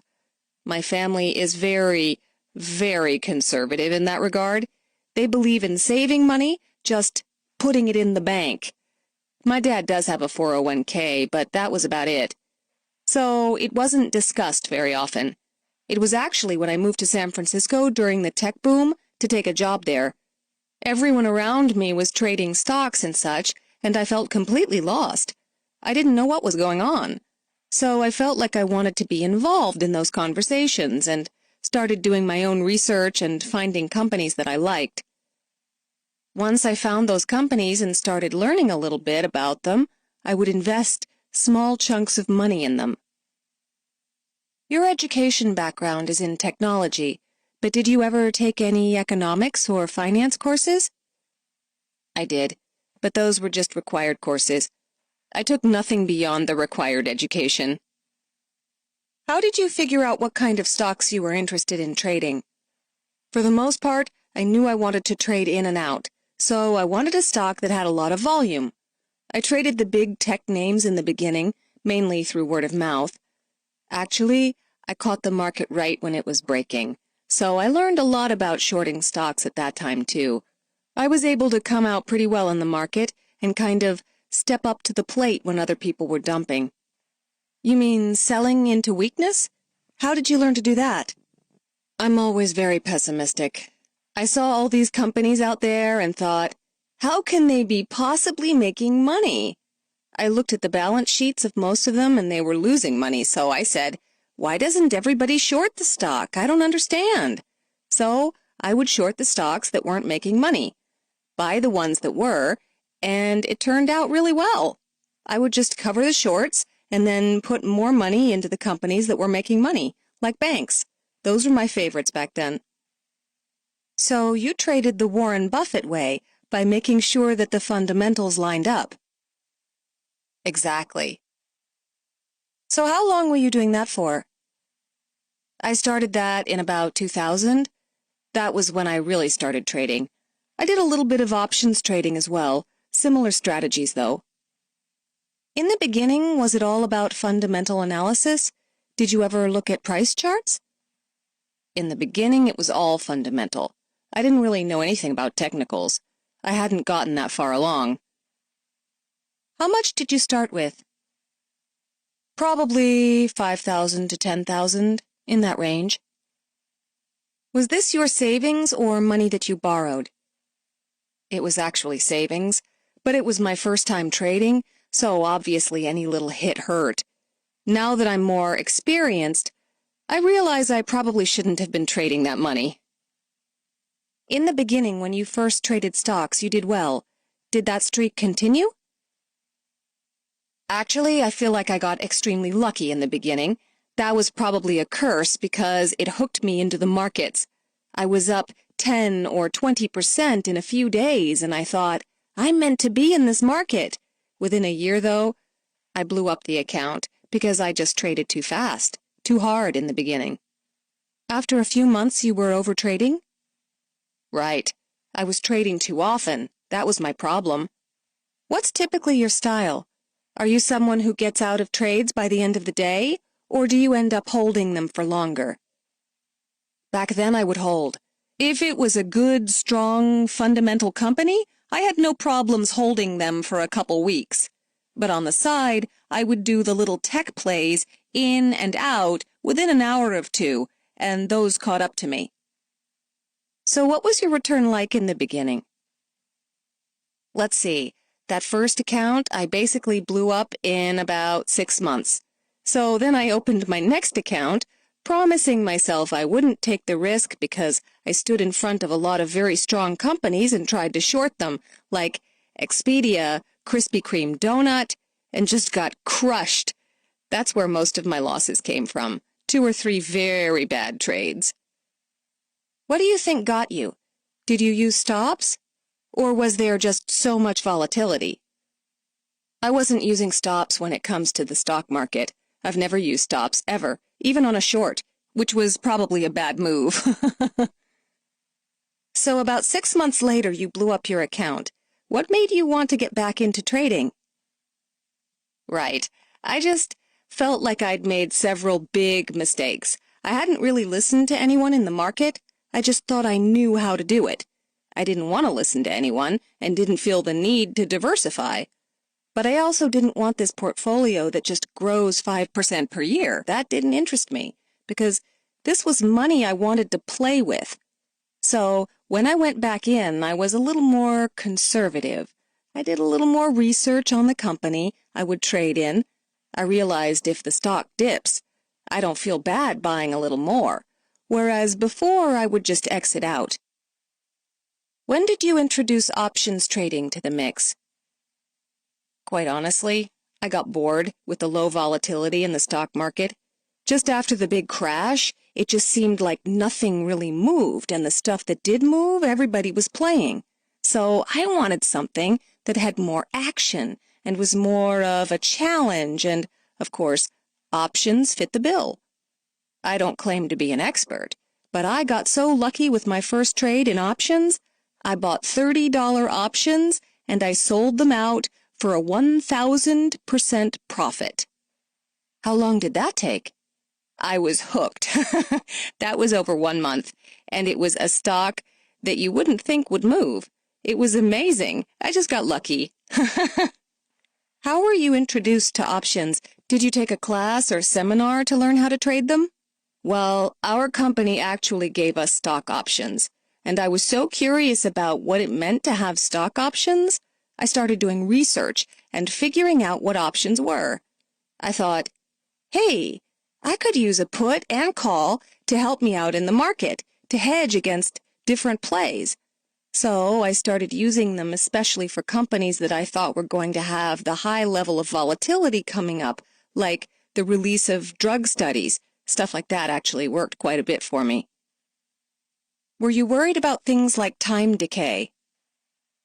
Yes, the time decay did kill me in the beginning. I hadn't really factored that in. It took me a couple of trades to realize what time does, and I found myself holding some options that ended up being worthless, of course.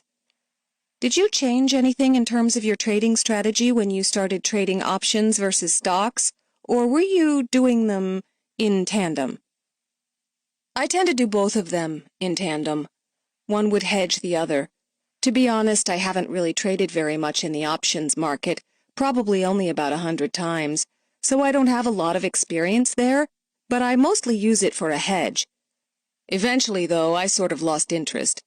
I was doing well, but I got more interested in my job, and I said, I'll just throw some money in the account every once in a while and play with it. I just had too much going on. But then I found currencies. That's when everything changed for me. I realized that was my passion. I would start trading, and I couldn't pull myself away from the computer. I knew this was it. How long ago did you discover currencies? It's been about 3 years. How did you learn about currencies for the first time? Quite honestly, I just did some research on the internet.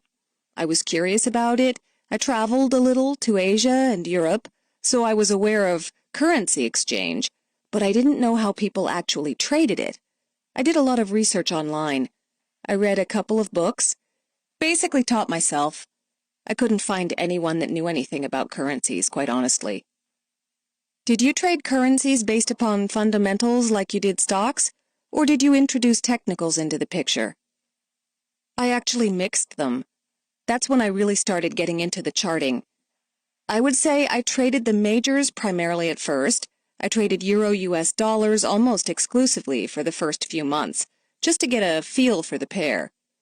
Then I started seeing a lot of volatility in the Japanese yen, so I wanted to trade it as well. Mostly I would trade the majors. I tried to stay away from the crosses because I didn't really understand how they were working. Can you walk us through the thought process of one of your trades?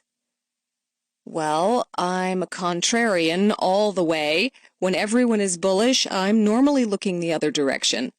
I always like to look at a psychological level that seems to be a big mover, and I like to be in the market around that time.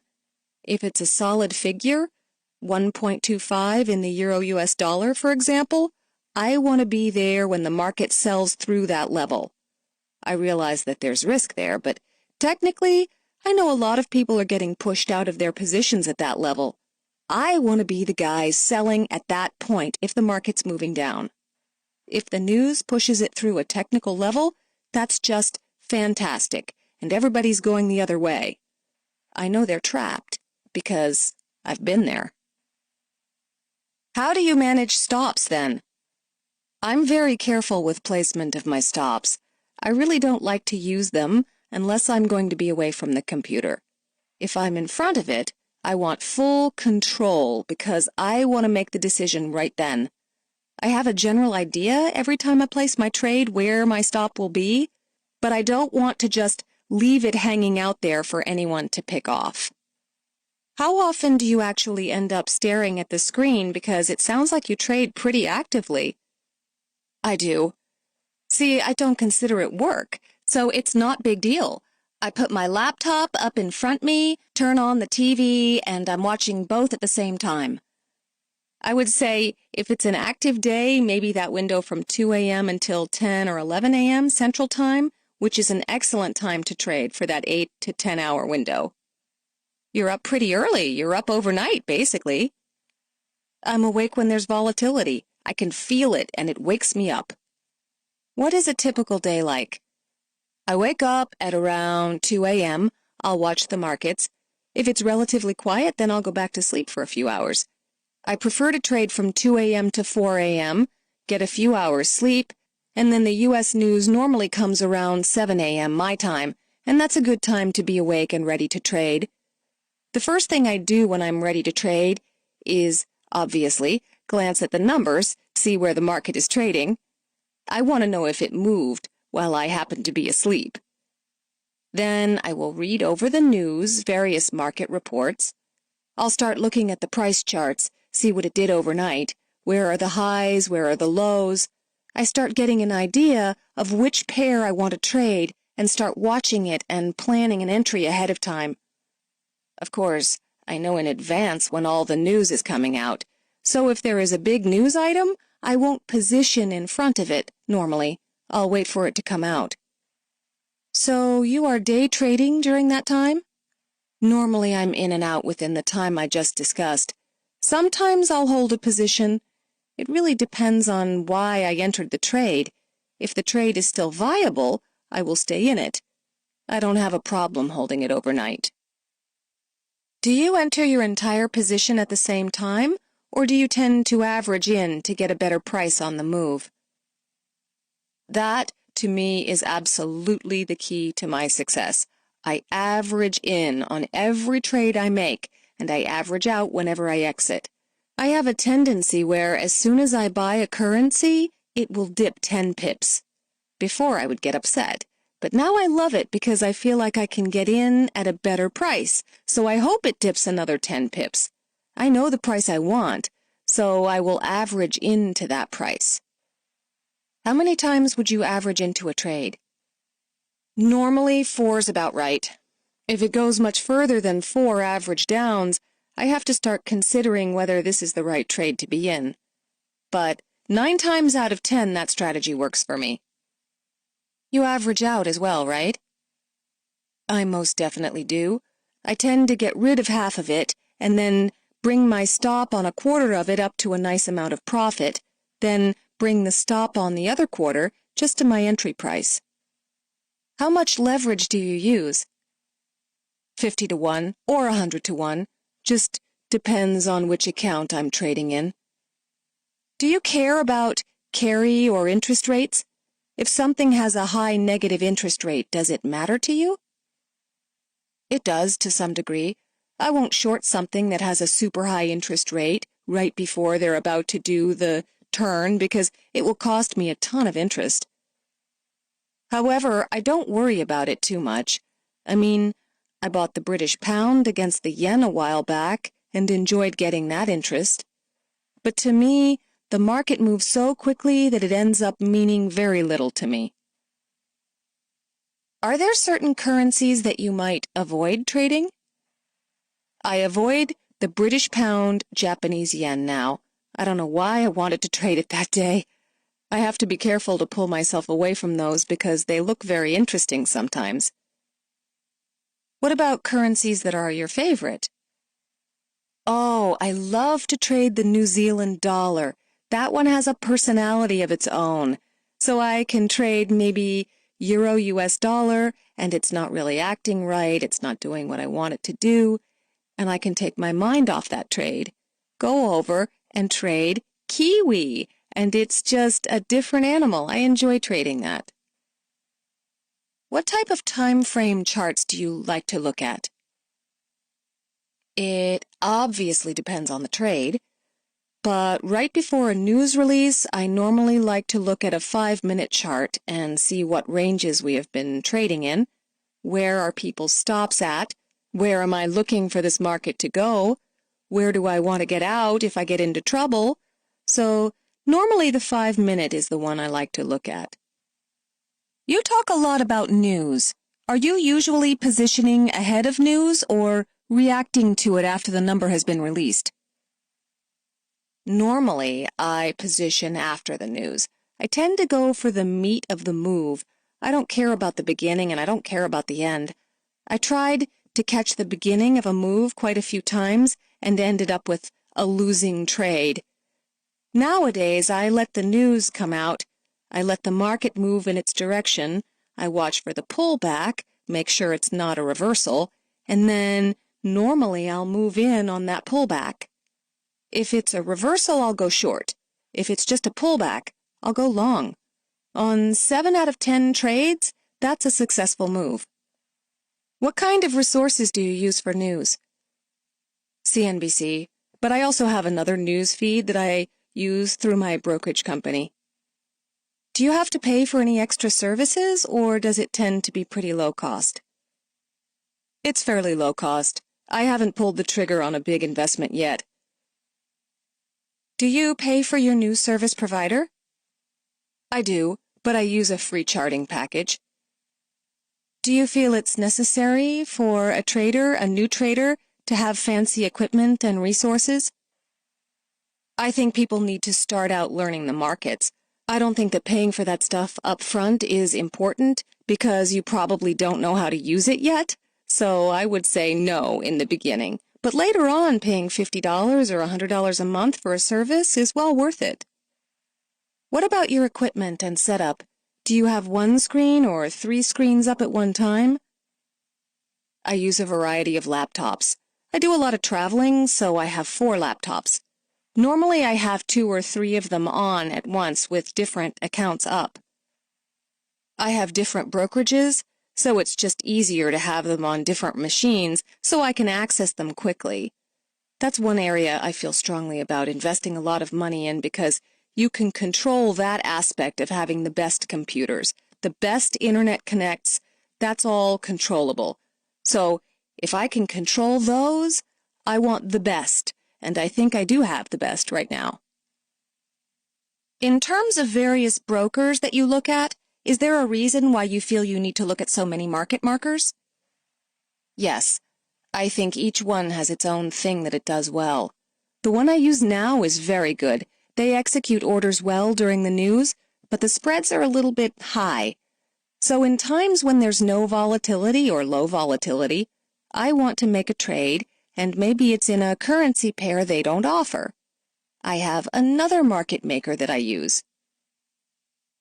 So basically, you may alternate depending on who gives you the best price on your trade, right? Correct. It's alternated based on best price. But it doesn't necessarily have to be the best spread because one of my brokers has a variable spread, the other is a fixed spread account. So, depending on the news that I'm trading, I'll use one or the other.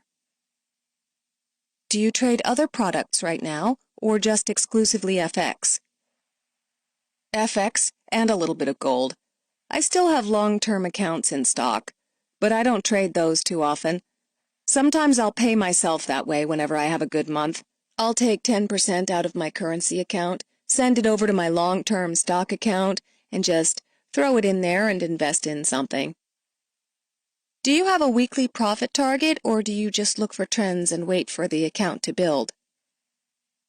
I honestly don't have a PIP goal because I don't want to pressure myself.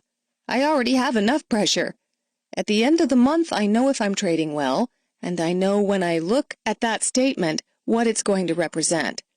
So I do want a month-over-month gain. It doesn't have to be 50%, but as long as it's 5 to 10% over last month, then I feel like it's been worth my time and effort. Let's say you have a handful of bad trades. At what point do you decide to stop trading? If I'm having a bad streak, I'll try to change currency pairs. I'll try to look at myself, analyze myself, figure out what I'm doing wrong. I've had 5 to 10 trades in a row that just have gone against me, and I'm not sure why. At that point, I did take a couple of weeks off. I paper traded for a while. I went on vacation. I did a few other things, and when I came back, I was fresh. I was ready to go. I missed the markets a lot and got back in there, and I was ready to go. Do you ever review your trades to see if there's a common mistake? I probably should, but I don't. Once a trade is over, it's over for me, and I don't want to relive it. Throughout the week, how many trades do you think you actually make? I would say probably 5 to 10 a day, so maybe 50 to 60 a week? That's pretty active. You mentioned that sometimes when you make profit, you put it back into your stock account. Do you pay yourself in any other way? I pay myself in equipment. I'll go out and buy something nice, maybe a better computer. Last year I traveled to Asia because I made a lot of money on the yen, so I took myself to Japan. I would take a small portion out of the account, and normally it's less than 10% of the profit, so it's very little. How is your performance now? It's been very good. This is one of the best years I've had.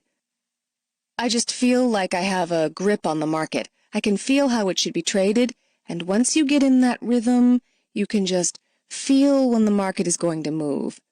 To me, it's about market psychology, knowing what other people are doing and trying to take advantage of that. I've been on the wrong side of many trades. I want to make sure that I'm not on that side and I'm on the side that's taking the money out. So you don't think you've changed anything in terms of style? The main thing I've changed is incorporating market psychology. I never used that before.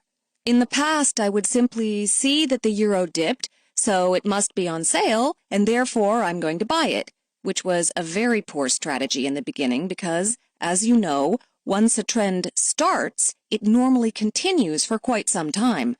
So in the beginning, I would make those mistakes. I wouldn't get on the trend. I would fight a trend all the way. Now I try to follow the trend and take it where it's going to go.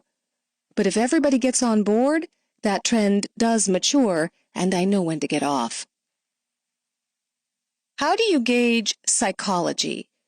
Do you look at the COT, Commitment of Traders, reports, or just watch price action?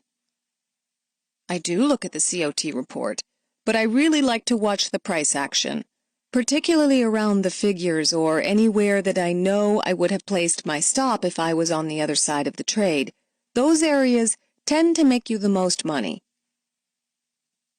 You said you tend to go in the direction of a trend, and you like to be in the meat of the move and not at the beginning or the end. But do you buy ahead of the number?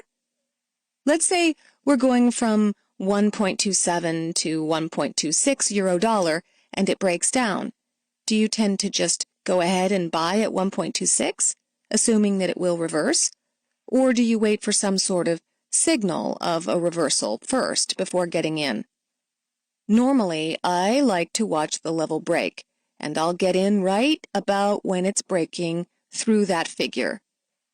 This can be very dangerous. It tends to move back up against you. But like I said, I think 7 out of 10 times, once that level is breached, you may get a minor pullback. I'll add more to the trade, and it generally continues in my direction. So basically, you pick key levels, right? Right. The key levels are imperative. Do you have any alarm alerts in case something happens or your levels are breached when you are asleep? Yes, I certainly do. I normally sleep very close by my PC. Some people think it's strange, but I have my laptop open right beside me. I also have a plasma TV that I can glance up at just to see the numbers real quickly and fall back to sleep. Spoken like a true trader. How does your family feel about this? Oh, they think I'm crazy. They didn't understand at first. They thought I was spending probably too much time doing it, but I'm not married and I don't have any children, so that helps a lot. I still visit my family and they're aware of the number of hours I spend doing this. After I explained the market to them and how it works, they have, in fact, become pretty interested. So, have they started trading as well? They haven't. I'm trying to train my sister to trade, but we'll see how that turns out. Do you have any trading buddies, or do you pretty much do this by yourself? I do talk to a few people. I try not to let them influence my trade ideas because the market is always changing. So if I told you to go long the dollar right now, 4 hours from now, I could be telling you to go short. So I try not to make any predictions. But I do discuss the markets with a few key people. We talk about things, but we never discuss exactly what we're going to do. We just talk about the economy in general. How often would you talk to them? I would say that we probably brainstorm or talk markets once a week. During my downtime, I do enjoy reading trade ideas on different forums or online bulletin boards. I normally don't take any ideas from them, but I like to read what the consensus is, what everyone is thinking, and I may go against that, or I may go with it. So forums are where you go most often for some interaction with other traders, right? Right. That's the part that I enjoy, just the interaction with other people who are doing the same thing. Trading can get a little lonely. Have you ever attended seminars or participated in any courses? I really haven't. I've wanted to go to a few, but just haven't found the time. Given your experience, do you think it's important for new traders to get formal training? Obviously, they have to start small. For me to learn, I had to lose money. So people say trade a demo account to get started. Yes, if you want to learn the mechanics, go ahead and open a demo account. But if you want to really feel what it's like to be in the market, open a $1,000 to $2,000 account. Get in there, trade some mini lots, and start to learn what it's like to get stopped out, how to take profits. The most important thing is to get in there and start educating yourself because the market will teach a lot. Then later, I think you should read some trading books. So you suggest new traders learn the ropes by hands-on trading? Right, and they have to start small. It is very different to trade a demo versus a live account. I've tried to trade a demo account and it loses my interest. I just have to have money on the line to really pay attention and focus. I've done a little bit of paper trading, and that's fine when I'm in a down streak. But when it's time to trade, I want to be there to have real money in the market. Let's talk about your results. You said you've done very well in the markets. What was your return like in the currency market and in the stock markets? My stock account I did pretty well in. I was able to double it in 2002. At that point, I got a little more conservative, and then I started dabbling in the currency markets. I felt like it had higher leverage. There's a higher amount of money to be made. So once I learned a little bit about it, I put a couple thousand in the account, started trading it, and didn't take long to blow that one up. I did it again, started trading it, just like I trade stocks, got it up from $2,000 to maybe $7,000, and then blew that one out. I'm surprised you didn't lose your confidence. No, I knew I didn't know what I was doing, so the third time was the charm. I put in $10,000 this time and started trading. Actually, drove it down to around $5,000, and then all of a sudden I switched. Things turned around and I started having successful trades. They would be small, $400 to $500, but they would build. I would just check the statement at the end of the month and realize, hey, I made 70%. That's pretty good. Just over the course of the year 2005, I went from $5,000 to over $100,000.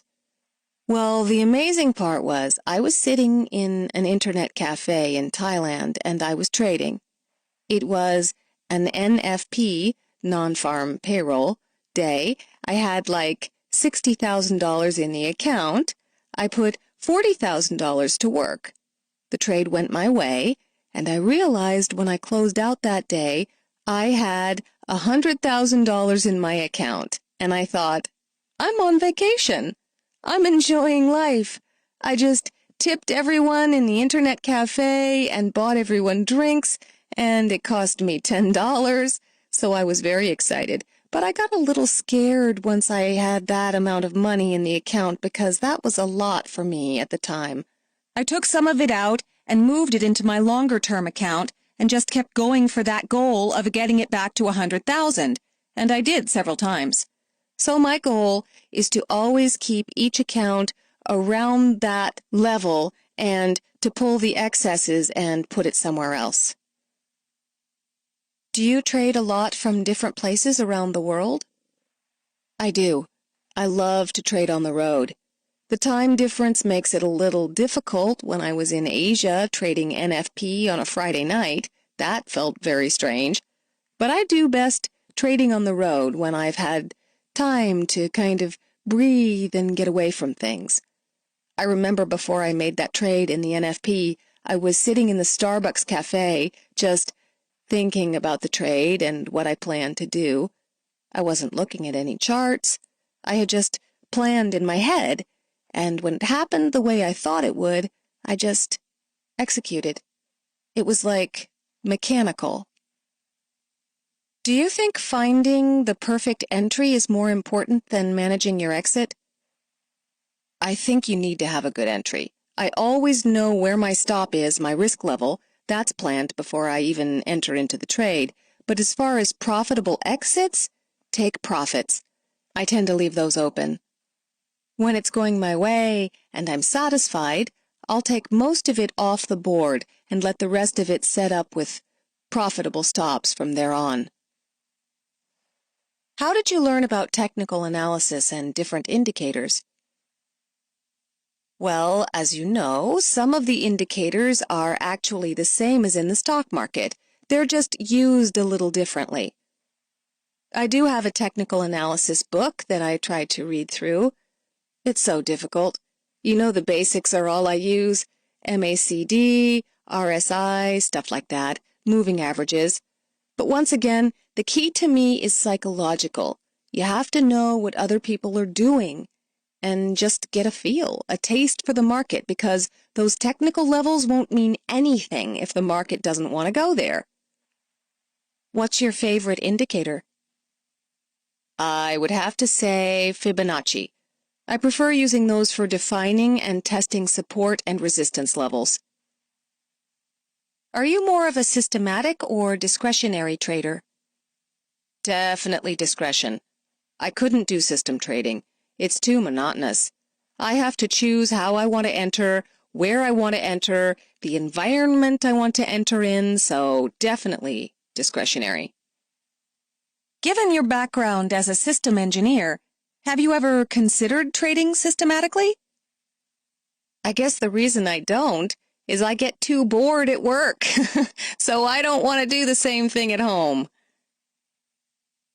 When you are trading, do you typically have one currency that you're trading at a time, or will you have positions in a few different currencies at the same time?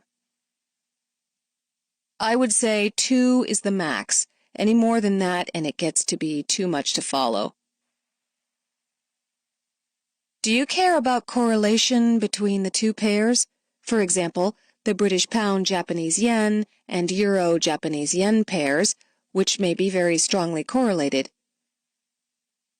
In general, I'll trade pairs that aren't very correlated.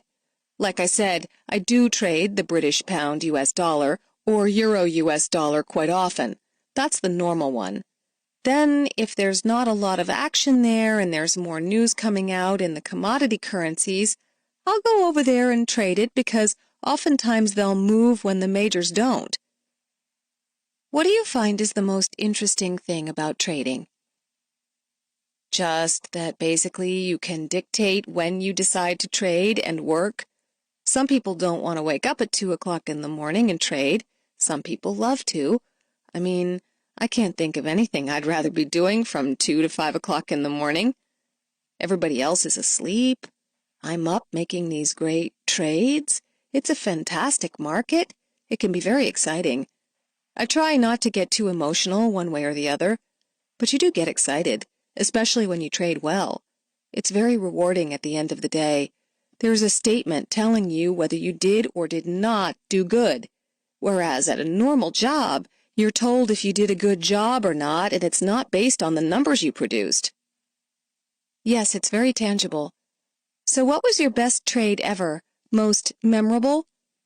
The most memorable was definitely the one we discussed, because I was in an internet cafe and I was kind of nervous, hoping that the connection doesn't drop in this place.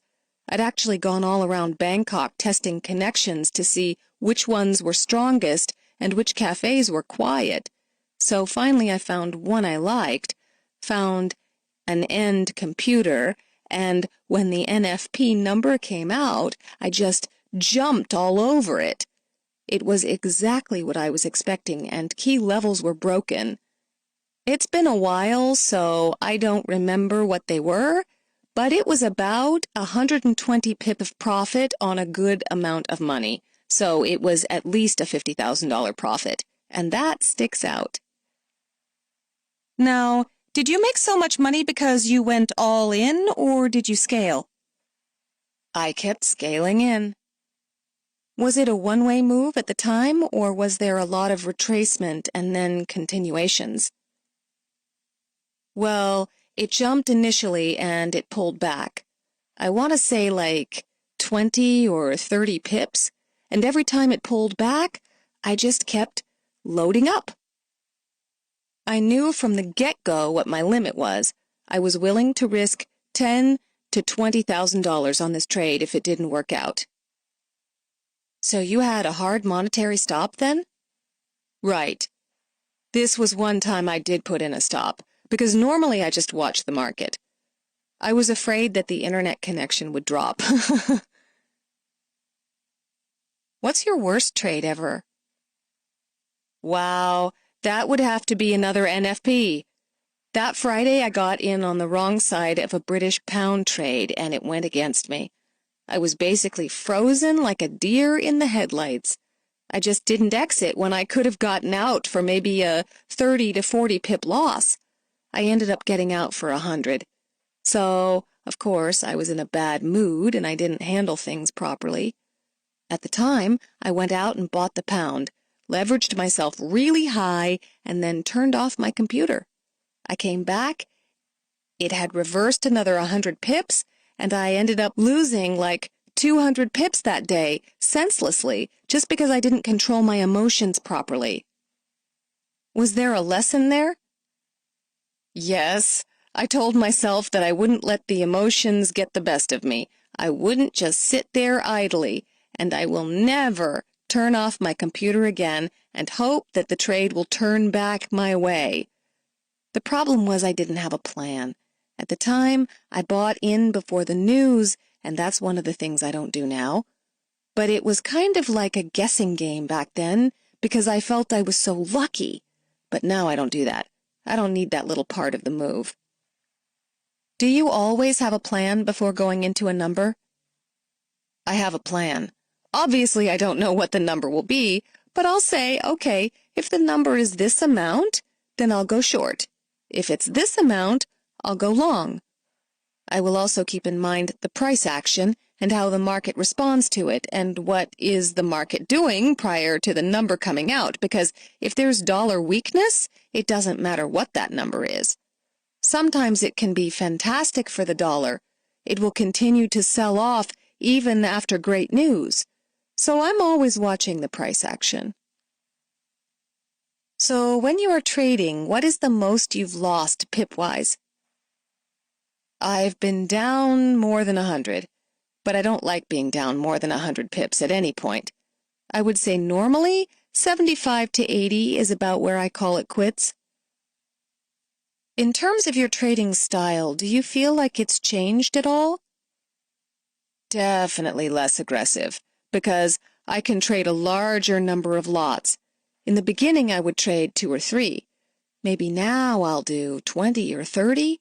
It just depends. So I need a smaller amount of move to actually pull that profit in.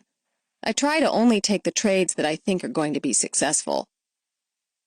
Do you find that you spend a lot of time trying to keep yourself out of trades? Oh, that's a problem.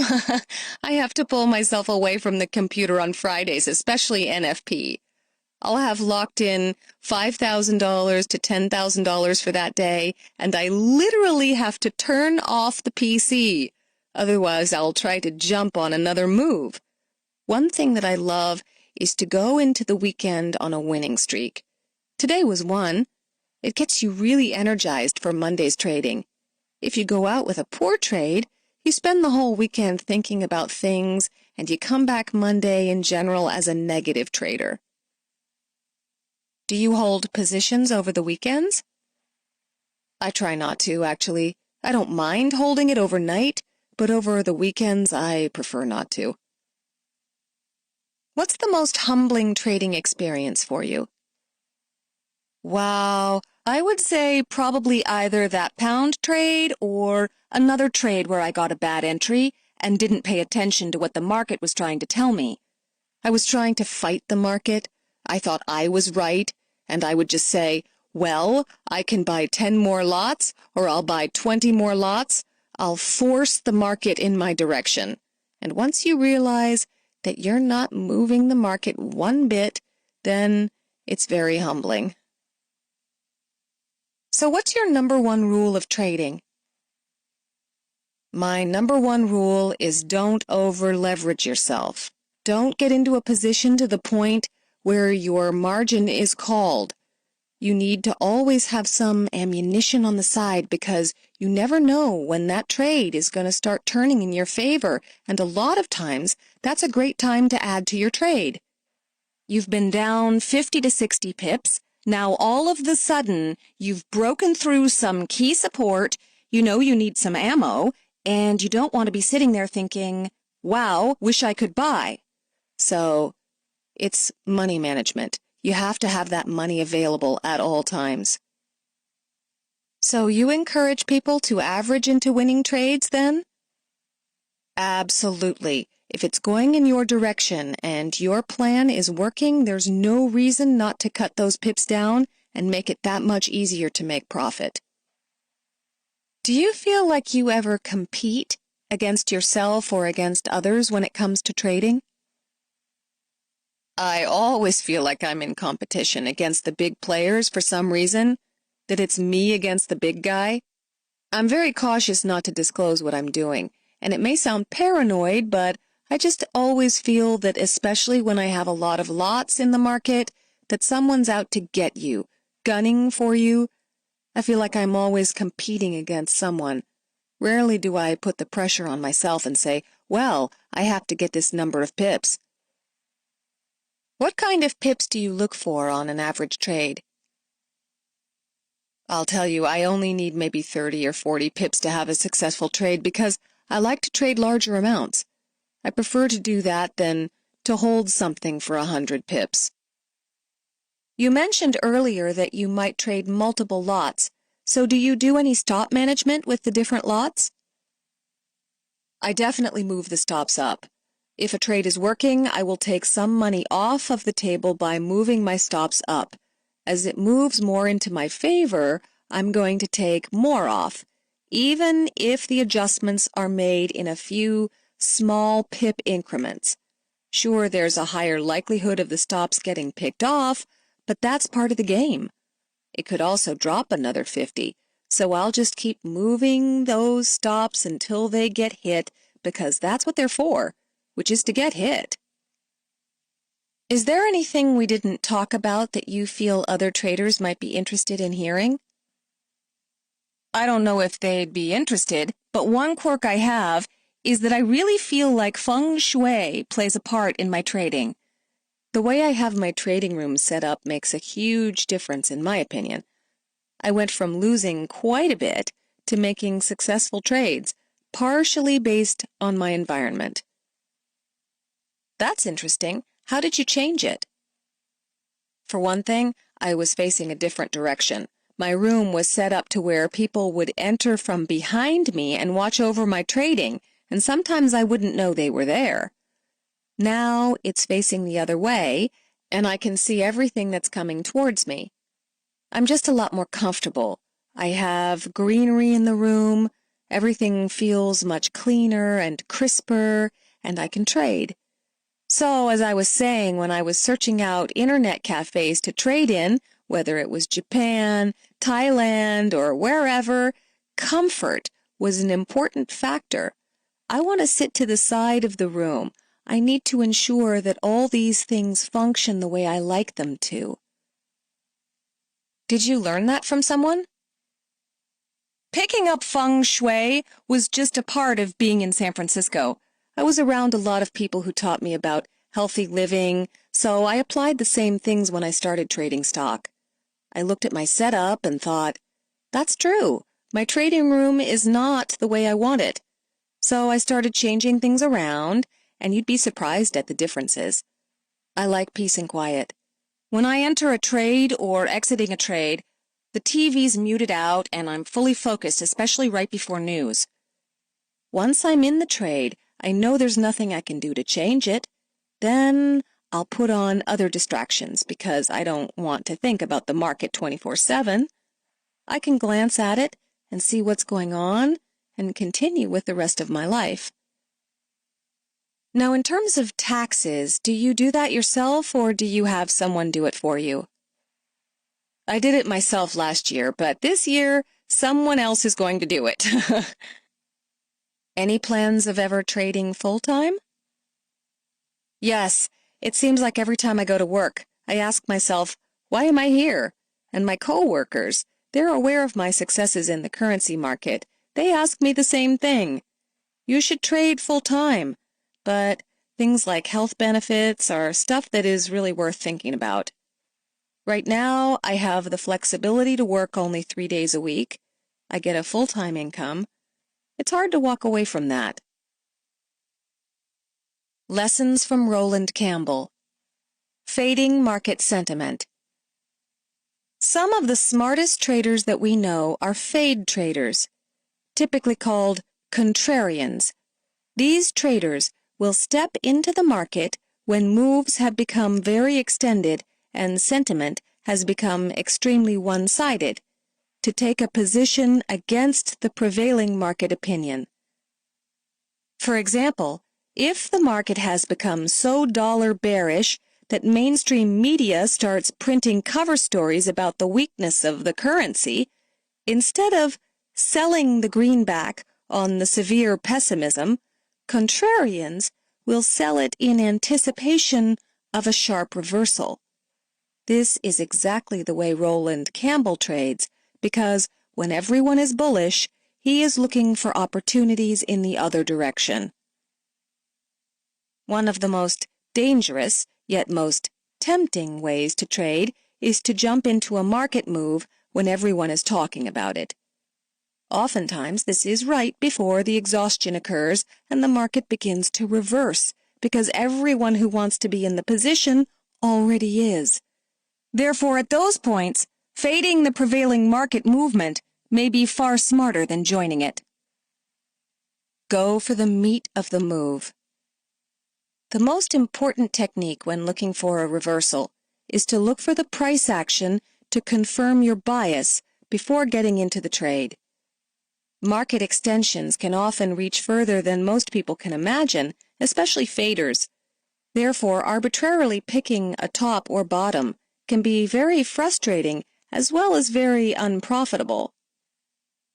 Roland's focus on catching the meat of the move rather than trying to pinpoint the exact beginning or the end of the move is the key to his strategy.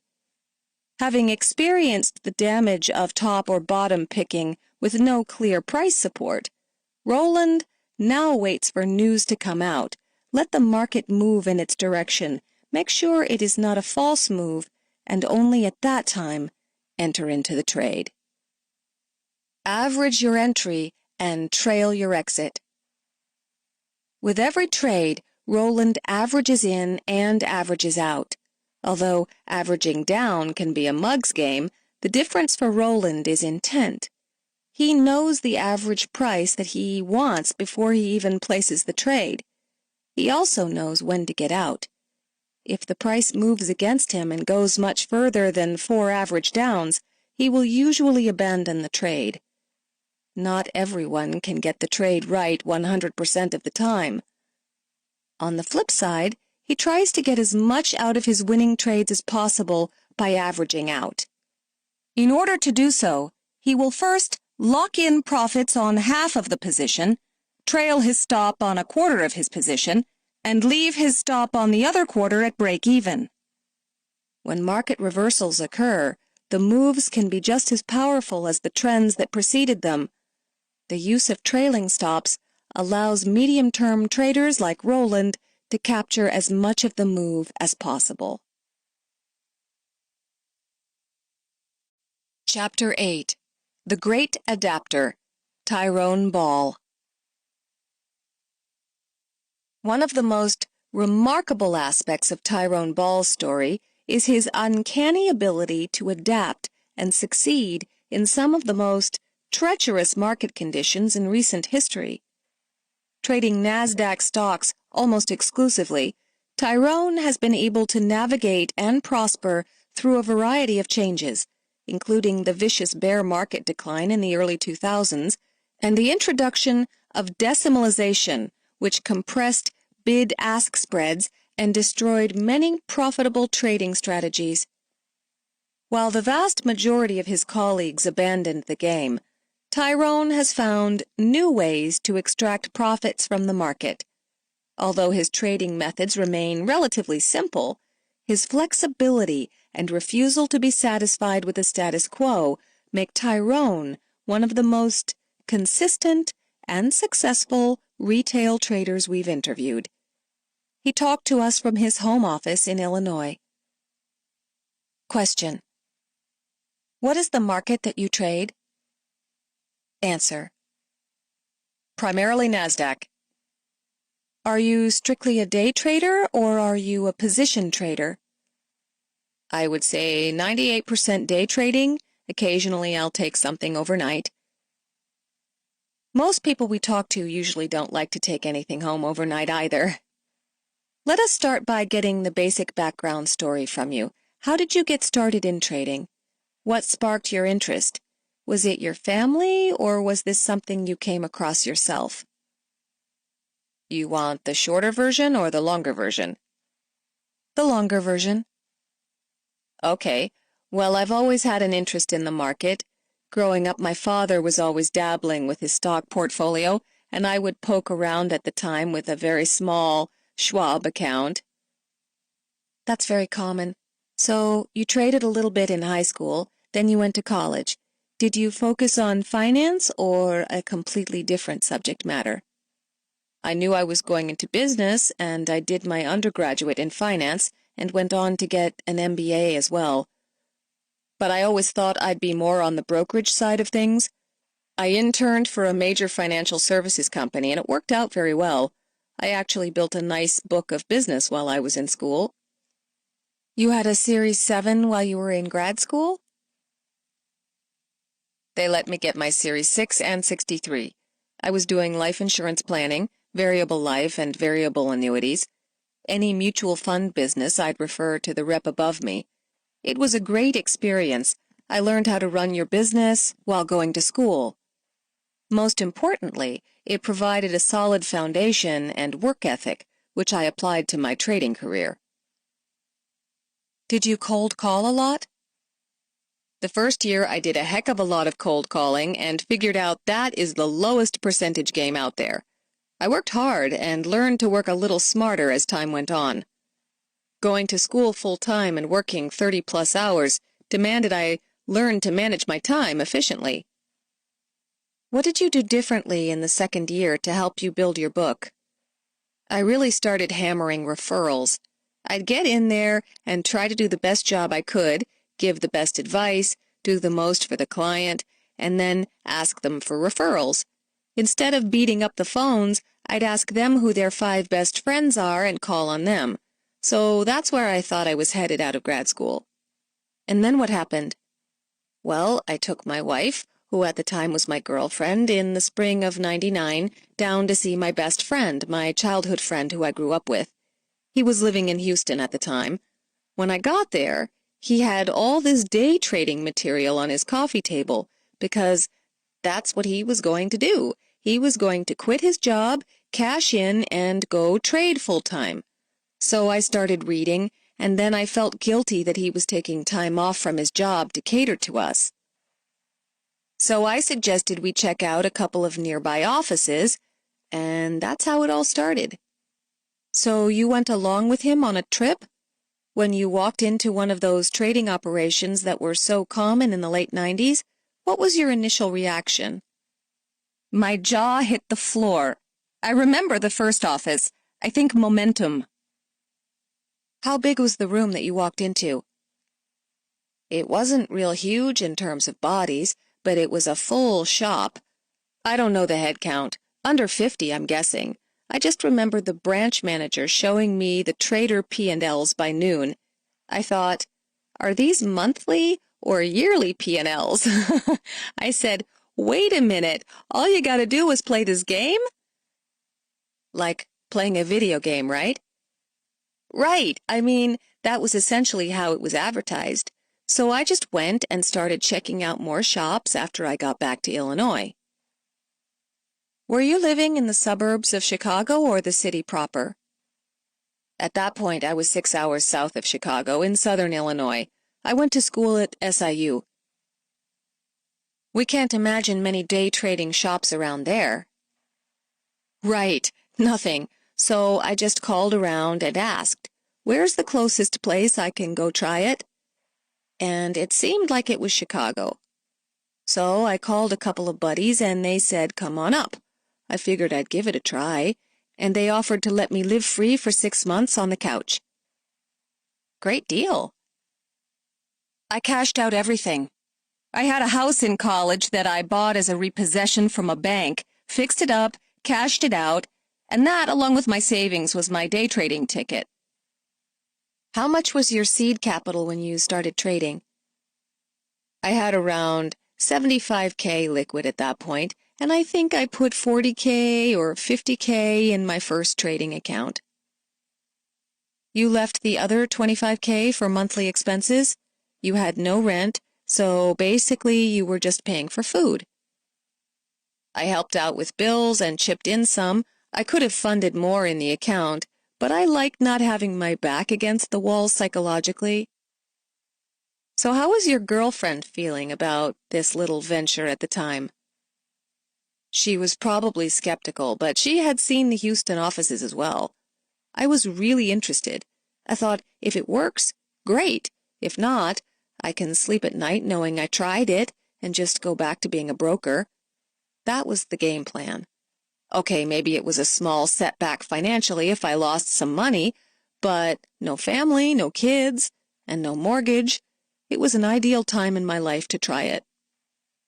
What about your parents? Any feedback from your parents on starting this up? They've always been really supportive, probably more shocked than anything, but they weren't really scared that I was going into hock and might lose everything. They thought it would be a good time to try it as well. You have a $40,000 grub stake. You have $25,000 in the bank for expenses. You're living on the couch, and you walk into a trading firm in Chicago. What happens then? Oh, it was horrible. I went to interview at all these different shops and pretty much went with the one that didn't charge a seat fee. The shop I chose claimed they gave some good training before you started trading, so I thought great because I know nothing. I knew a little about fundamental and technical analysis from college, but not enough to be a professional trader. So I was hungry to learn, and I was also conservative with my capital. Some of these seat fees were $500 to $1,000 a month, which I thought was just crazy. In hindsight, I probably would have been better off going through a different shop that charged a fee. Why? Because the shop I ended up going to had so many IT problems. So execution was terrible. You were not able sometimes to get in and out of positions because the computers went down? Oh, yeah, it was just misery. I mean, the worst place to come in. The traders there were more swing-oriented, I think, just because maybe the software wasn't lightning fast like some of these other shops, where the guys were just in and out, moving thousands and millions of shares per day. They would hold positions for an hour or two, sometimes even overnight. Yes, guys were holding stocks for weeks. At the time, that was the thing to do, and they made thousands of dollars. So it was a horrible place to start, but it all worked out.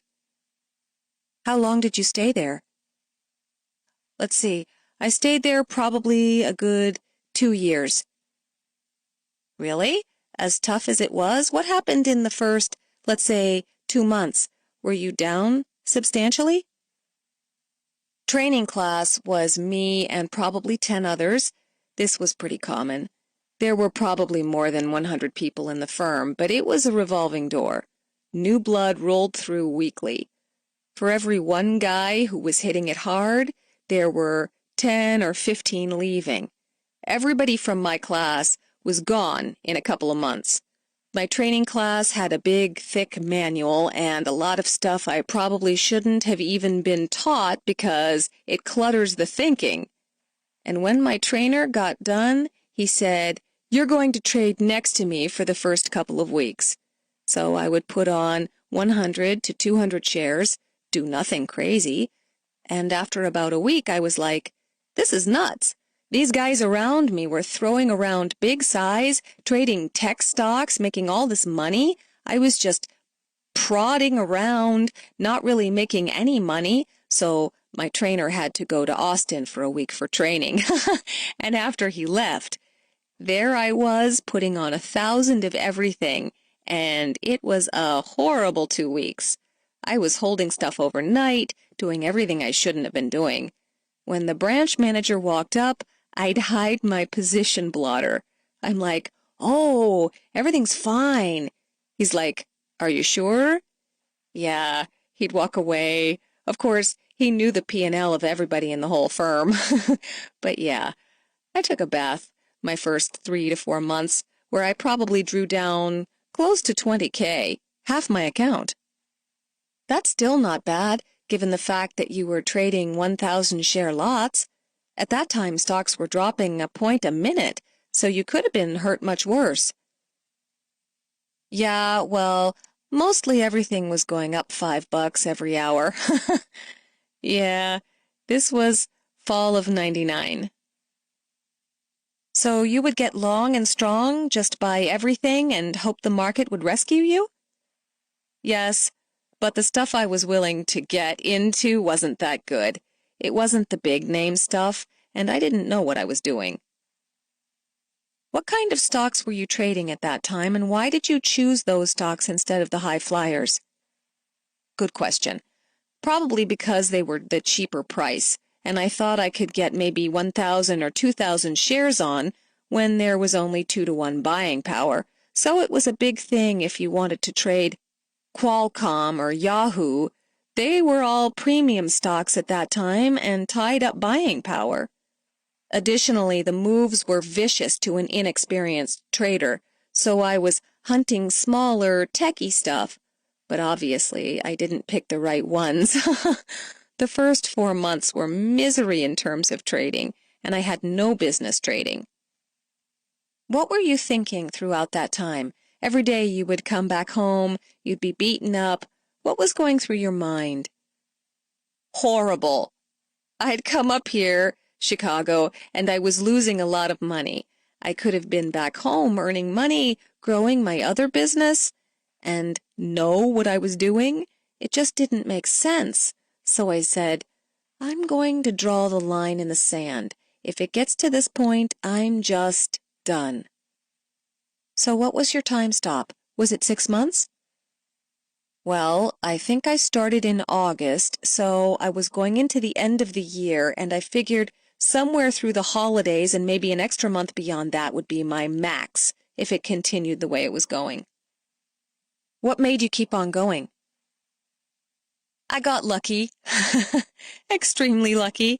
I started building a little portfolio of these tiny biotech stocks, $3 to $5 stocks, a few thousand shares of each. You could hold stuff like that, and I was getting margin calls here and there. But there was a service that met your margin calls for X amount of dollars. This sounds like the trader's book of what not to do. Oh, yeah, to the T.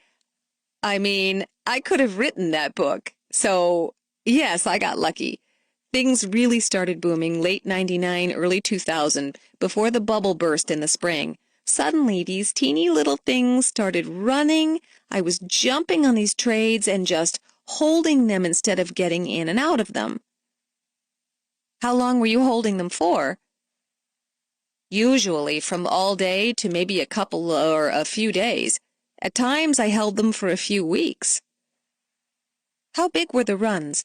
Let's say it was a $3 stock. How big would it run in 2 to 3 weeks? Anywhere from 3 to 7 to $10 or something. So you had a chance to sometimes triple your initial stake? Yes, I probably went from somewhere in the ballpark of a $30K account in 1999 to $120K by February 2000. And was this primarily based on holding positions in these tiny biotech stocks that really started to run and were able to quadruple your equity? Right. That was a big chunk of it. And some tech stocks. Better guys trading around me held 15 to 30,000 shares by just holding it. And I'm like, if they can hold that much, I can surely hold 3,000. I might make a few points on it, which at the time was huge. So that's kind of how I fit in the game. I still had no business being a trader. That is a good story. You hit the lottery. Small lotto. Now you are very decently capitalized. You're at 120K. We're in February, but we are on the precipice of the largest dive in NASDAQ history. So what happens? Yeah, it was high times. I was walking tall. I even started giving my roommates some rent money. Were you finally ready to leave your couch? Yeah, actually you can only stay on a good couch for so long. Longer than I should have. Obviously the bottom fell out and it didn't kill me. But it put a little crimp on the easy money. I had maybe lost 10 or 20% drawdown from highs, but nothing I couldn't recover from. At that point in the market, it was total collapse. Did you learn to take losses? Or did you simply not put on large positions? Yeah, as I saw the bubble pop, something inside me said, relax. Everybody was still buying them, and it would sort of bounce here and there, but overall, guys were just getting crushed left and right around me. It was pretty sad to see. There were guys, kids that made $1 million, $2 million over the last year, and they were just giving it away at an alarming pace.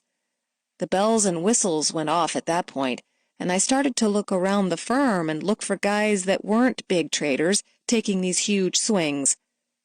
I tried to find anybody who was making consistent money. There was one guy. He kept pretty private, but a nice guy, so I got to talking to him. He said he always made around $5,000, day in and day out, no matter whether the market went up or down. He said, I'm not going to make 20K or 50K like that guy sitting next to you, but I'm never going to lose money. I said, wow, how do you do that? So that was when the light went on, and I said, okay, this guy is an actual trader, not a buy 'em and hold 'em and hope for the best guy. He's actually trading stocks up and down. I never really went short anything prior to that point. If you wanted to trade, scalp them both ways effectively, you had to put on some conversions to enable selling on the downtick. Let's just step back and explain what conversion is. At that time, you would basically be allowed to buy a put, right? Yeah, it was a married put. A married put that would allow you to short the stocks because you would be synthetically always long. So he sort of taught you that there were two ways to go in the market, that you could make money on the short side. So, did you sit by his desk observing him for a while? No. Once in a while I would watch him, but he was a pretty private guy. He sat on the floor, but it was always hard to tell what he did. He just traded a few stocks he liked, looked at the chart, and if it moved around every day for a few points, it's probably a good one that you can get in and out of and trade up and down. So I picked about 4 or 5 names to put conversions on. Broadcom, Siebel, and Brocade were 3 of them. Very familiar names. Yeah, I just started trading like 500 shares of them up or down. The first couple weeks were horrible because I was teaching myself. I probably lost 5 or 10 grand trying to do this. Prior to this, you're basically building positions, so you're not really having too much daily turnover. You're not doing 100 round turns a day, right? No, I wasn't. So now you slow down the size. You go down to 500 shares. Clearly, you have to do a lot more turnover to generate revenue. How many round turns a day were you doing? And were commissions starting to become a much bigger factor on a cost basis at that point? I was doing 50 round turns, ballpark. Right. At 1,000 shares, how much commission were you paying at that point? Oh, it was horrible. A penny and a half, maybe? I'm trading at 1/3 of that now. Every 100,000 shares was $1,500. Right. Outrageous. But we were making a lot more money because we were still trading in fractions. And fractions made it a lot easier to flip over. So for the first 2 weeks, you're trying to get the feel of it, and it's a lot harder than it looks. What was going on there? I was thinking, maybe I made a mistake. Maybe this guy is just really good, and he's got some secret that he's not willing to give up because this is pretty hard. But the more I kept doing it, I kept figuring out little things.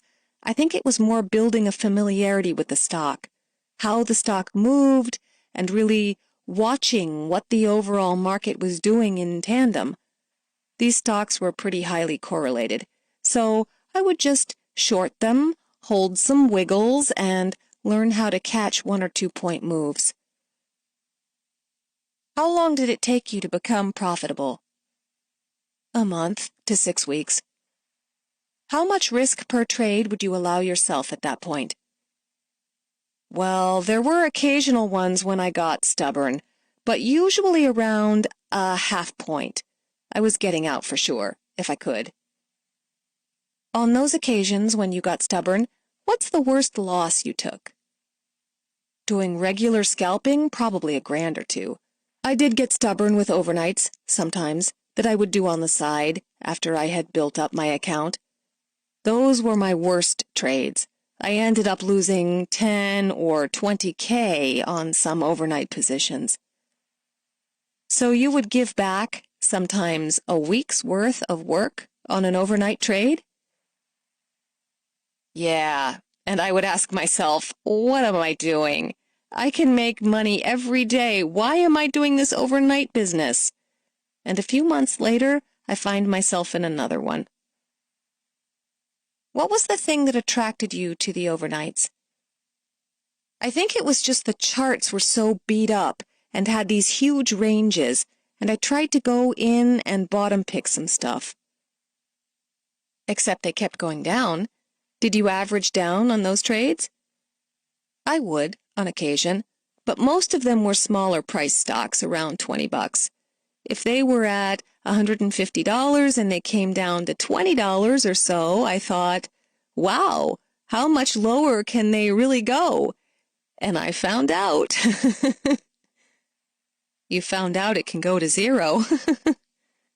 I never held something to zero, but I held stuff definitely way beyond where I should have got out. So, when you were day trading, would you go for a half a point to a point on your winning trades for these 500 share positions? That's pretty safe to say. At that point, I'd say a lot of my money came from the open, where stuff would just scream 2, 3, 4 points either way, sometimes both ways within an hour to 2-hour period. So that was probably where 80% of my profit was coming. And did you learn to read the open? You learned how to successfully trade the open, which is what gave you the edge. Is that right? Yes, I knew it was essential. If you were going to spend a hard 2 hours working, that was time to do it. Would you trade pre-open? Would you watch the activity pre-open? I pretty much just walked in, had my coffee, the bell rang, and I'd start to work. I really didn't do any pre- or post-market analysis. At that point, I was trading as a scalper. I didn't care about much outside of level 2. So you really learned how to read level 2? Right. My style is momentum-based. I never really tried to fight the overall market either. If it was screaming up, did you buy the offers? If I thought I was early enough, those days with fractions you could. There could be a quarter or half-point spread in some of these things. If you entered 1,000 shares, you're down $250 out of the gate. But sometimes you just get the feel for the way the markets and these stocks were moving. It was only by trading 4 or 5 stocks that I developed a feel and was in sync with how they move. But generally you try to always buy the bid, sell the offer. When I could, but when stuff started moving, I realized it cost you more if you didn't go in and get it early versus watching it run a point or two. Right. And then you would try to offer out, right? You would at least try to make half of the spread by just trying to get yourself lifted on the offer. Yes, I'd always try and get out and make the spread.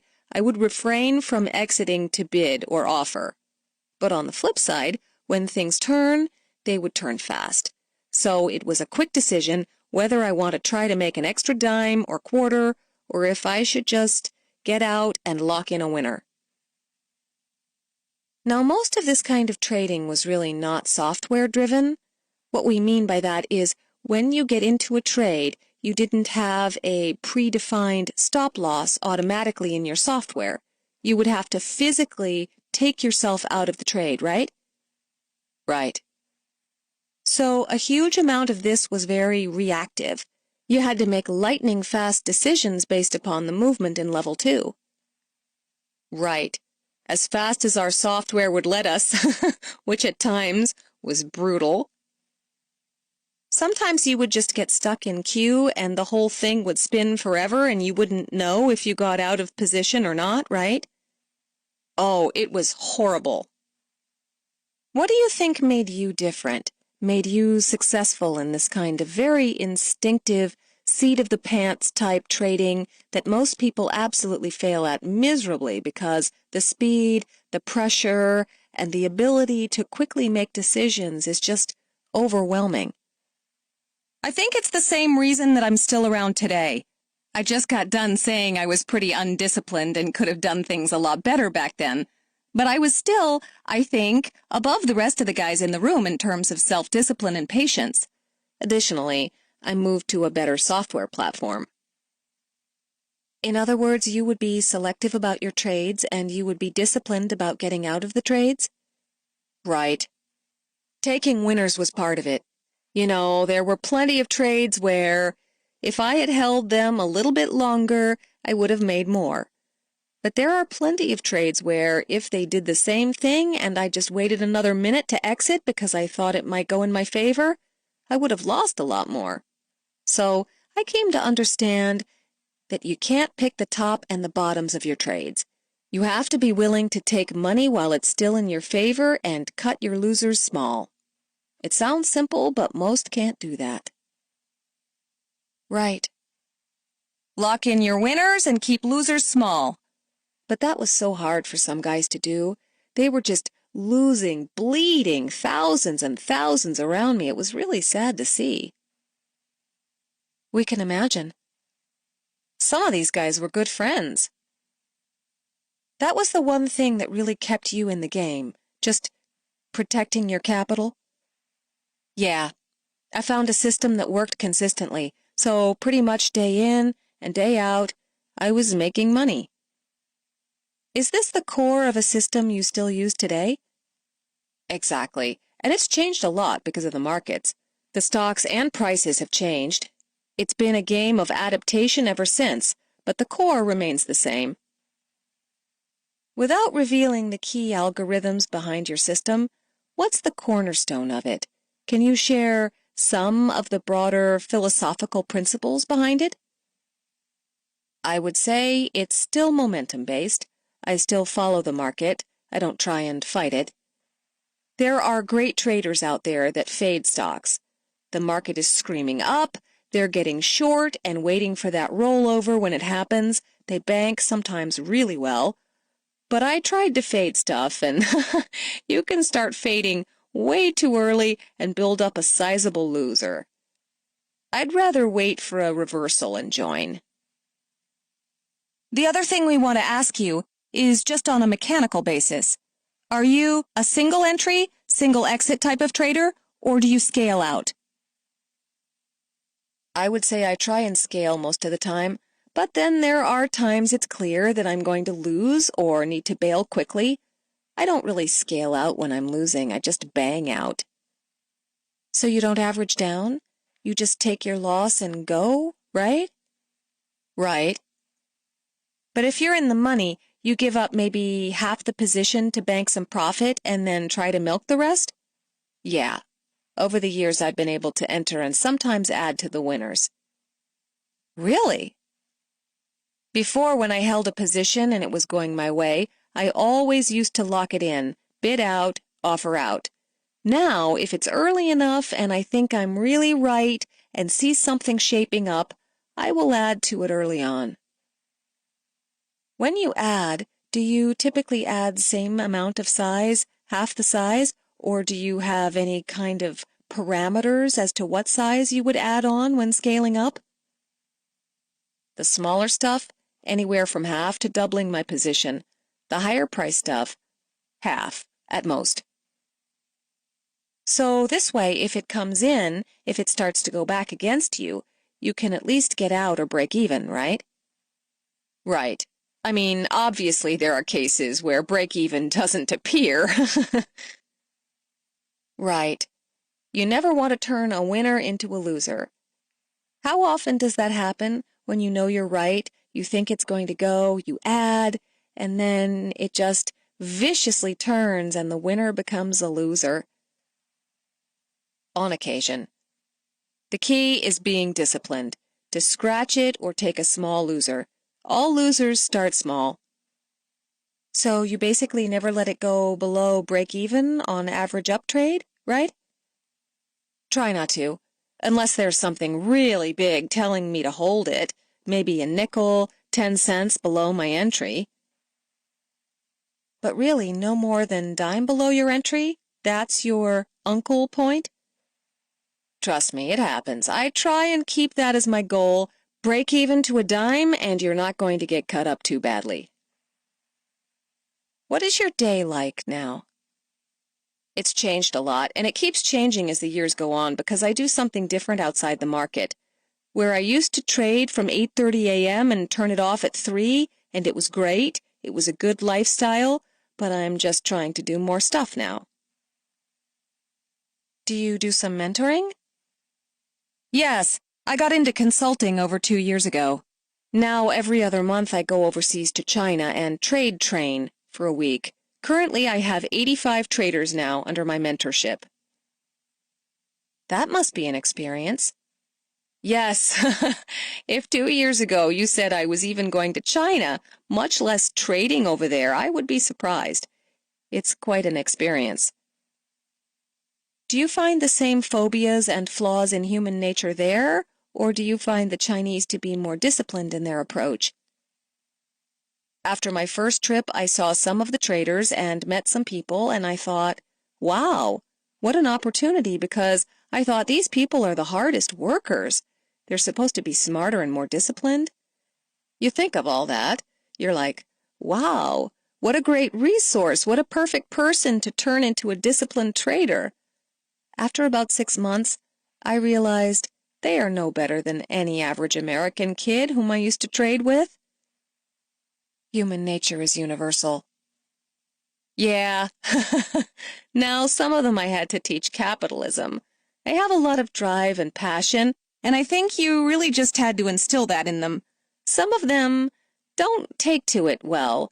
The ones that do and run with it become good traders. There are some kids over there who produce right along with me, and some outproduce me, so I'm thrilled. That's great. In China, do they trade their own stock market, or do they trade NASDAQ with you? No, all the U.S. equities. You trade NASDAQ basically from there? Yeah, I do the exact same thing I would do if I was sitting in my office. The only difference is, do you trade overnight there? What time does the market open there? Yes, it's the inverse of New York, so it's 9:30 p.m. to 4 a.m. But stepping back to Chicago, when you have your own business, how is the day? Is it still basically 8:30 you're on the desk?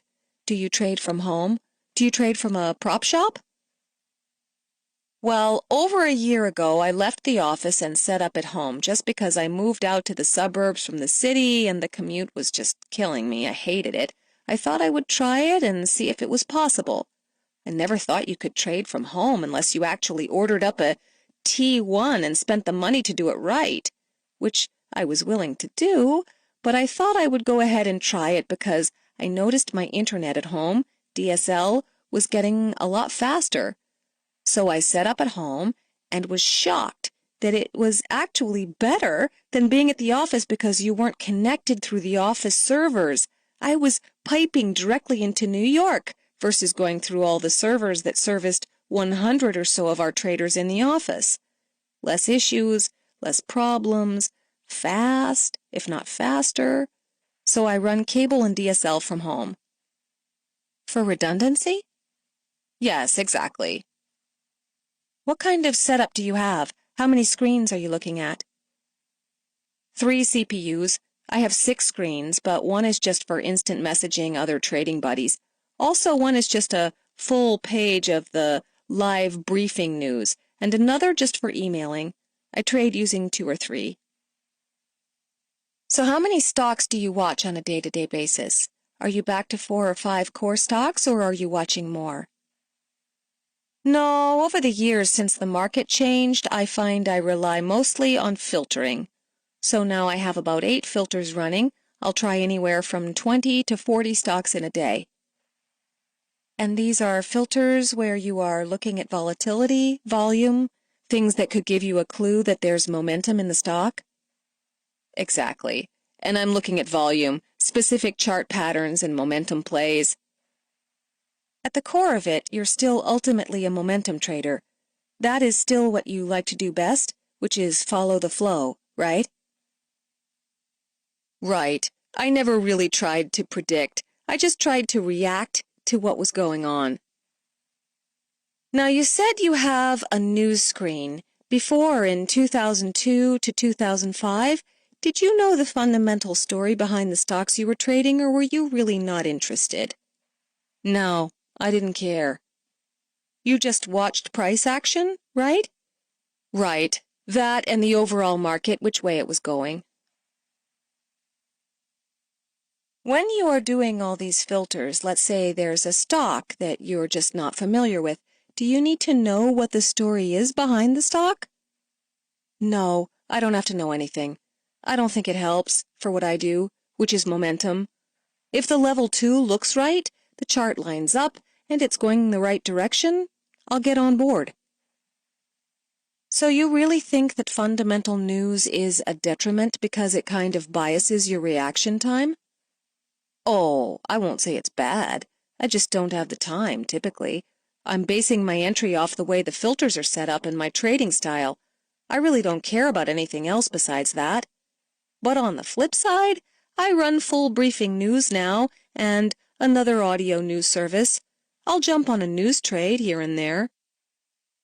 Using sort of fundamental momentum play, where there's news on the stock that's going to materially impact it, you want to be the first guy to the ball? Exactly. And I won't play too many of them, probably 1 or 2 a day. I'll jump on, and if I'm 50% successful, I'm pretty happy. This week we caught a couple of nice ones. For example, say an FDA approval is announced, first on the squawk, then briefing, and everybody's buying. Then it comes across CNBC a couple of minutes later. You can sell it to those guys, right? That's right. I'm not going to hold it for long. Sell it to the late buyers. These days, what would you say is your average holding time in a position? Good question. It differs. If I take the average, I would probably say 7 minutes now. How many filters do you have running? 8. Are these filters a result of your experience? How did you come to designing these filters? Experience is some of it, and the other is just tweaking them, a lot of trial and error. You can get pretty advanced now. And you use all those tools? You will use chart ideas, volume ideas, and other tools in your filters? Right. I'm not a real technician. I'm more of a momentum trader. When did you start to move to more of a filter-based trading? Probably 2004. Definitely all of 2005. I pretty much don't have any staple stocks I go to, like I used to. So you don't have emotional attachment to any of these positions. It might as well be an A, B, C, X, Y, Z symbol in many ways. Right. During the day, are you trading intensely every hour from 8:30 a.m. to 3 p.m.? Yes, as long as the market is active. I think, to me, or at least for what I'm doing, it's getting harder the longer I'm in the business. So I'm actually working harder. I'll probably start now at about 7 or 7:30 a.m., and I'll even trade after hours now when the earnings are released. I don't get out much. My wife brings me a bowl of cereal at noon, and that's about it. I just lock myself downstairs and trade. How do you maintain your focus for 7, 8 hours a day like that? Well, the market hours are only 6.5 hours long. I always thought if you can't work 6.5 hours, you're in big trouble. It's a heck of a job and lifestyle, and I enjoy the freedom to sacrifice 6.5 hours versus going out and working 8 to 12 for somebody else. That scares me worse, so I have no problem sitting here. Trading these days obviously costs so much less. You went from 1.50 pennies now to basically about 0.5 penny per share. Also, leverage is quite different these days. Can you talk a little about how your account is structured now? Do you maintain as much capital as you used to, or do you maintain only a sliver of equity in your account and keep most of the money elsewhere? Yeah, the model really changed. It went from 2-to-1 buying power to 4-to-1, so that helps. The LLC model is popular, very similar to that of a prop model. They pool the buying power and require a reasonable amount of risk capital. And then every month you sweep your profits out of the account and maintain a certain amount? Every month they send me a wire from my account for what I'm up that month, and they retain an agreed amount of risk capital. Do you have a core group of buddies or students whom you trade with during the day, whom you communicate with on IM?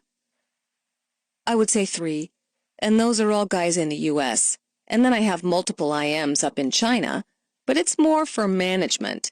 I don't try and interact too much with their trading when I'm not there. I'm not calling out trades to them.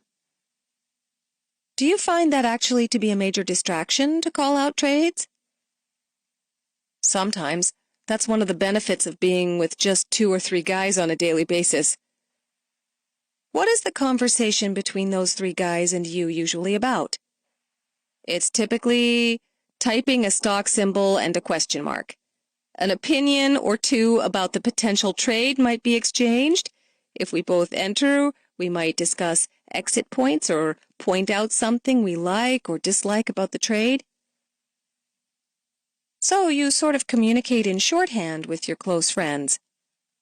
Yeah, just a couple guys I have been trading with in an office. Actually, one amazingly since I started trading in '99, and one guy that I've been trading with since '03 to '04. I trust the way they trade and vice versa. We are very similar. So you guys sort of electronically point out certain interesting things that you are seeing and sharing, sometimes pooling your ideas?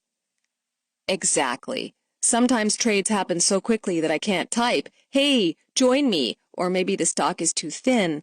But maybe after the fact I'll say, "I caught this one for 30 to 40 cents. It looks like a good one to watch for the rest of the day." Just alerting one another to stocks that are good to put on a watch list for later.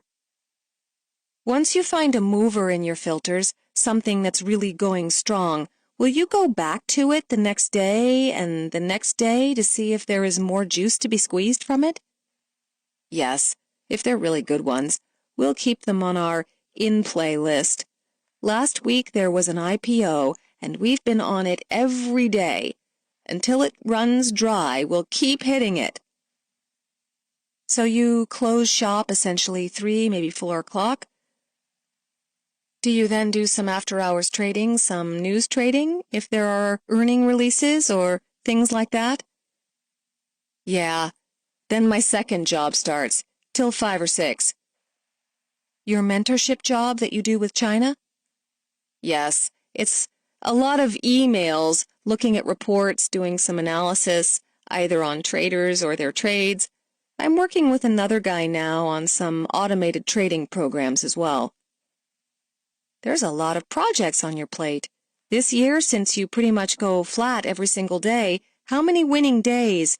No, let's ask the question differently. How many losing days have you had out of about the 200 trading days that we've had so far this year?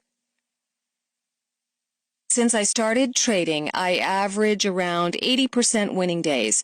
I've probably had around 50 down days in 2006. How do you handle that? Are there months where, let's say, you have 8 bad days? That means almost half your trading month is negative, which means it's probably going to be a pretty flat month. How do you mentally handle that kind of situation? I think the first thing I do is I check around me, check with my trading partners, not specifically dollar-wise, but to get a feel about how their month is going. I definitely have China as a good gauge.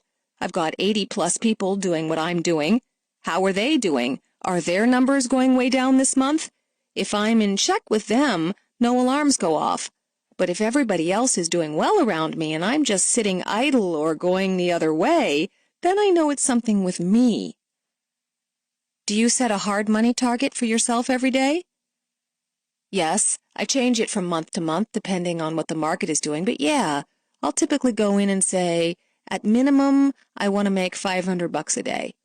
And that way, when the market's moving decently and things are going my way, I will definitely target $1,000 to $1,200 plus a day. This way you are working towards something every day. I'm a big fan of goal setting. Say you reach $1,200 by 10 o'clock your time. What happens then? Do you keep on trading? Do you stop? No, I don't stop. I just keep going. When you try to average $1,000 a day and have to average in flat or a few down days, you really have to strive to get some nice days in. I will put a stop to the downside as well. If I'm up $1,200, I want to guarantee that I walk out with $900 or $1,000. I'll keep trying to drive forward, and I've seen those $1,200 days have the possibility to turn into $3,000 or $4,000 days. On the other hand, let's say you start slipping. Your $1,200 slips back to $900. Do you just watch stocks for the rest of the day, or do you physically turn off the screen and walk out of the office? I'll sit tight. I just call it sitting on my hands. I'll still go through the motions. I pull up stocks with my filters, but I won't get in unless I'm at least 90 to 95% certain. That keeps me pretty much at bay for the rest of the day. Walk out and leave? Never. I probably should at times. Is it the excitement? Is it the game that keeps you in front of the screen so much? The love of the action? Yes, I really enjoy it. I will say I enjoyed it a lot more in previous years because it has become so much harder, I think. But yes, I enjoy it. And again, it's only 6.5 hours. If I lose that discipline, I would hate to see the other side. I love the daily competition and strive to improve every day. Has it gotten harder because volatility has compressed? Or has everybody become sort of sharper and better in markets, less of an edge there? I would say volatility has a lot to do with it. The automation and all of these computer programs in the market. I heard that they now trade upwards to 70% of all the volume, which is fine if you can figure out the program and you use them to your advantage, but I think they're getting better. They've gotten a lot sharper in their algorithms. Oh, yeah, very much. Are you still doing maybe 50 to 60 trades per day, or are you doing a little bit less now? At least. I'm trading over 100,000 shares a day, every day.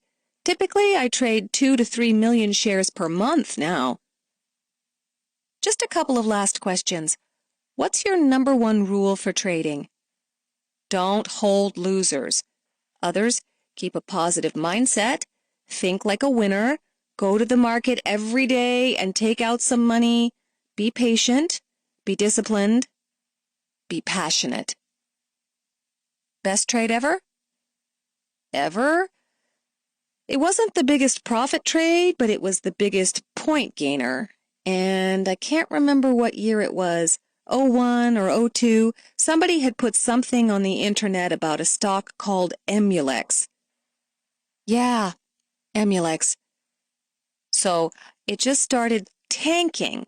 I watched it and I watched it, and this is one thing I typically don't do, fade stocks, but I just thought, this is a crazy spike down.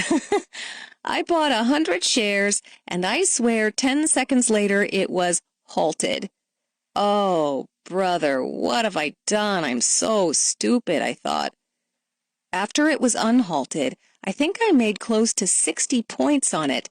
That wasn't my biggest P&L trade, but I would say my most memorable was the fact it was so fast.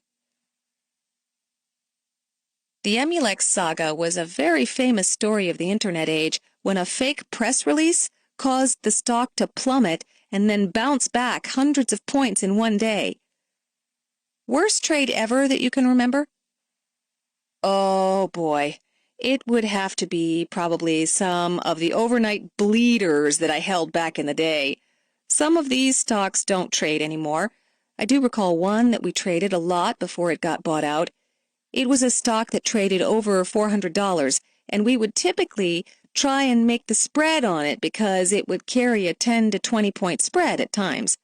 We might flip 100 or 200 shares, and if we made the spread, it was a nice little winner. Actually, it traded north of $600. So these were very big stocks? Yeah, in the NASDAQ. We thought we could play the bid-offer game on some thin, pricey stocks. The bad trade I was shorting, and I actually got too many on, can't remember, at least 400 or 500 shares, and the news came out. A buyout. I got steamrolled, probably for like 20K. Ouch. Was the stock halted? Yeah, it halted, came unhalted, and I just got rolled. It was such a thin stock, and of course any volume at that point was just volume coming in to buy it. So you are short the stock. It gets halted, take over news. What's going on in your mind at that point? What did you decide to do the moment you heard all that news? Pucker up, it's going to hurt. Nothing good was going to come out of it, so I just had to get out. And getting out meant you were taking any offer that was going to be out there? You didn't try to get cute, go to the bid? I tried a combination because the spread was so wide, but yeah, I was taking offers that were way out there. Then I proceeded to trade it the whole following week and a half and made it all back. You did? Was that revenge trading? Maybe a small inkling of it was. But I knew over the past couple of years of trading that I did very well trading it. So, you had a good feel for the stock? Yes, after the initial craziness was over, it was good, actually, because it had more volume after the buyout. So it was trading more actively. So you could make more bid-ask? Right. I was now flipping 200 to 300 shares because the volume was there. Yeah, you did what you had to do. Final questions. What do you find to be the most interesting part of this job? The competition.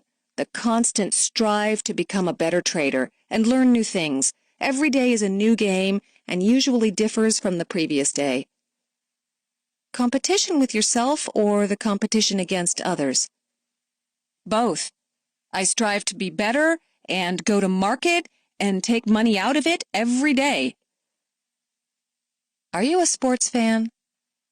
Yes, I am. Ideally, if I could do something outside of trading, I'd be a professional athlete. But my abilities just don't allow for it, or my size. I'm not a sports fanatic, but I love watching football. I even watch golf now, which I never used to do. I found that sports and competition is a real common thread of good traders. Yes, we find that to be a very common personality trait, particularly of equity day traders. Traders in other markets differ somewhat, but equity day traders tend to be very athletically minded. Right. On a China trip, I think it was over a year ago, I said, let's go play some basketball in the morning after work. I just announced, whoever wants to play, show up. We met up at the university gym, and I noticed 95% of the 15 guys who showed up were the top traders out of the 200 traders plus. Very interesting. Yeah, I think there's some correlation to trading competitiveness. And you know, it all makes sense. But it was just neat to see, so far from home, guys who aren't athletes, but competitive. It was the most unorganized, horrible game of basketball ever played. It was the spirit of the thing that mattered. Yeah, they were hacking every chance they got. It was fun, though. The best part was I was the tallest guy. Rare chance for me to dominate on the court. Lastly, what's the most difficult part of this job? I would say just the thought that, or maybe it's just an inherent fear that someday I won't be able to adjust, or they're going to change rules in the marketplace. I hope it never happens, and I've been able to adjust for 7 years now, but you never know. Lessons from Tyrone Ball. Focus on only a few stocks to develop a feel. Tyrone's message is similar to Steve Ickow's. If you choose to be a jack of all trades, you will be a master of none. In order to succeed in trading, you need to establish expertise in a particular domain. As in all professions, specialization pays. For equity day traders, such as Tyrone, specialization means focusing on only a select group of stocks and watching their price action intently. This is the only way to learn the particular quirks of the stock and to discover who are the dominant players in that particular instrument. In the parlance of the game, it is very important to know who is the axe in the stock. The axe is simply a term used for the dominant market maker who can literally make or break the price of the stock. Knowing this information can help the trader to stay on the right side of the trade. Being just a little more disciplined than the average guy can give you an edge. The house edge in roulette is only 5.26%. That means that on any spin of the wheel, the casino stands to win approximately 53% of the time, while the player wins approximately 48% of the time. This illustration is not intended to compare trading to gambling, but rather to demonstrate that it takes a very small skew in the odds to create a very profitable enterprise. Casinos bank billions of dollars of profit per year on what, at first glance, may appear to be only a small advantage. Similarly, Tyrone's most interesting point is that one does not have to be perfect, just a little more disciplined than the next guy to survive and prosper in the game. The most common reason that most traders fail is because they refuse to properly respect and contain risk. One stubborn bad trade is all it takes to wipe out years of gains. Tyrone's insight is that by simply never putting oneself in that position, the trader already stands a better chance of success than the rest of the crowd. Just to underscore this point, he talks about his experience with Chinese traders, which, presumably, given the strong cultural emphasis on hard work, are far more disciplined than their American counterparts. Yet in the end, he states that the Chinese are just as susceptible to the exact same flaws in risk control as their American counterparts. Human nature is universal, and discipline is the common thread that unites all great traders across the world. Constantly learn and adapt. Finally, as we mentioned in the chapter introduction, what makes Tyrone such a successful trader is his ability to constantly learn and adapt. As you follow the course of his career, you see that he learned how to scalp the open after the glory days of buy-em and hold-em bull market of the 1990s disappeared. Then, when decimalization made mincemeat of most momentum traders, he learned how to use a variety of filters to look for better setups. Finally, as a trader who simply traded price action and technical indicators for most of his career, Tyrone then learned to effectively trade the news by exploiting his old momentum trading skills. The key takeaway point from Tyrone's experience is that there is no one way to trading success. The path to profitability requires constant willingness to try new setups. Just like the markets, trading is not a static discipline. And Tyrone's career is a testament to the need for flexibility and adaptability. Chapter 9. Surfing for Profits. Ashkan Ballur. With an unusual combination of strong quantitative skills and a deep background in psychology, Ashkan Ballur provides unique insights into the art and science of trading. One of the earliest entrants into the retail forex market, Ashkan has achieved tremendous success matching wits against some of the most sophisticated players in the biggest financial market in the world. An avid surfer, Ashkan compares trading to the ocean, calm one day, turbulent the next, and counsels traders to take it all in stride. Although he uses a variety of complex quantitative algorithms, Ashkan never loses sight of the mental aspect of the business and often practices meditation to enhance his focus and place him in sync with the overall market. We chatted with Ashkan from his California home as trading in the U.S. session was coming to an end. Question: how did you start in trading? What was your first market? Answer: basically, I started in equities. My background was in mathematics, so it was easy for me to understand the quantitative nature of the markets. I would just get daily graphs and go through the numbers and look at the market in a quantitative way. What was your profession when you started to get involved in the stock market?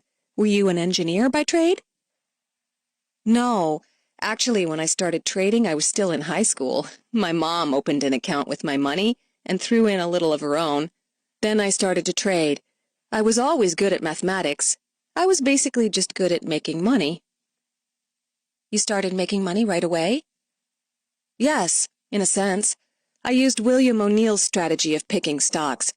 I would pick a company where I would buy 300 to 400 shares. I would stick with them for several months, and that just seemed to work. I would find a company with expanding earnings and go from there. They were small cap stocks, $5, $6, $7 stock, always under 10. Then they'd go up to like $14 or $15 over several months. That type of trading just went on for several years. Basically, that's how I got started. But my background is not engineering. I studied psychology, and in psychology I was enrolled in an experimental quantitative program that had a lot of statistics. We did a lot of analysis with multiple regression equations, time series analysis, factor analysis, and things like that. So I just applied that to the stock market. I obviously studied charting and technical analysis. I really got in depth, trying to understand all aspects of the market, and I actually went and worked for an investment bank that took a couple of companies public.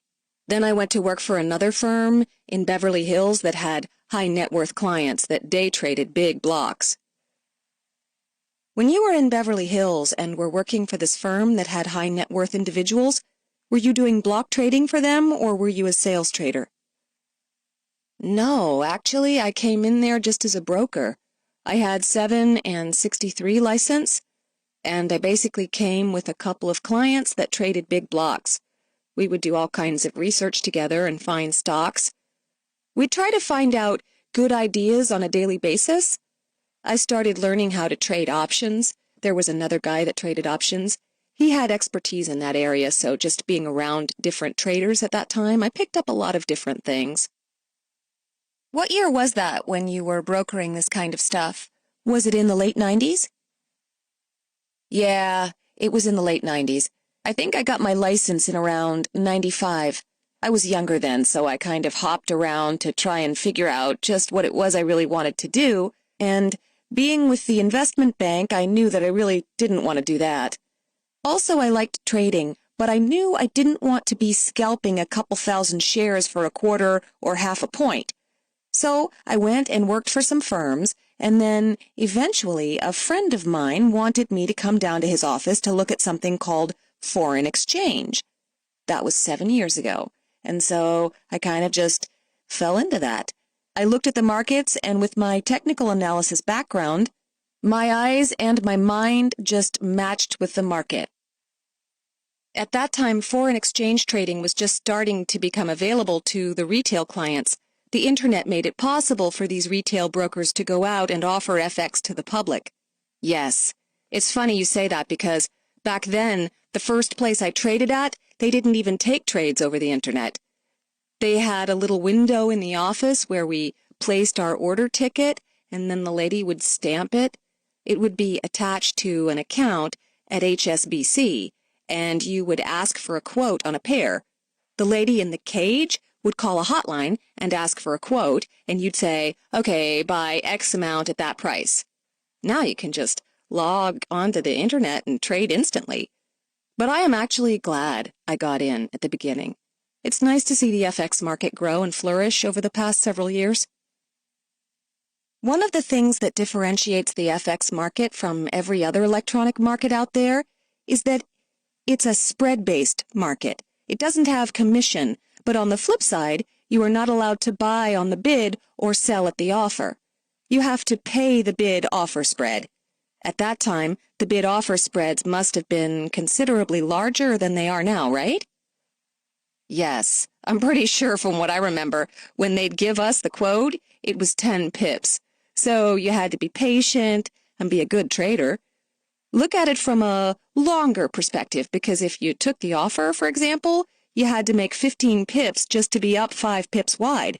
So, yeah, it was like that back then, and I've seen those spreads steadily come down, and at some places it's now just 2 or 3 pips wide on majors.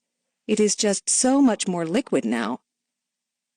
As a matter of fact, there was a recent article in Financial Times saying that next year, The foreign exchange market is going to do 3.6 trillion per day. Wow.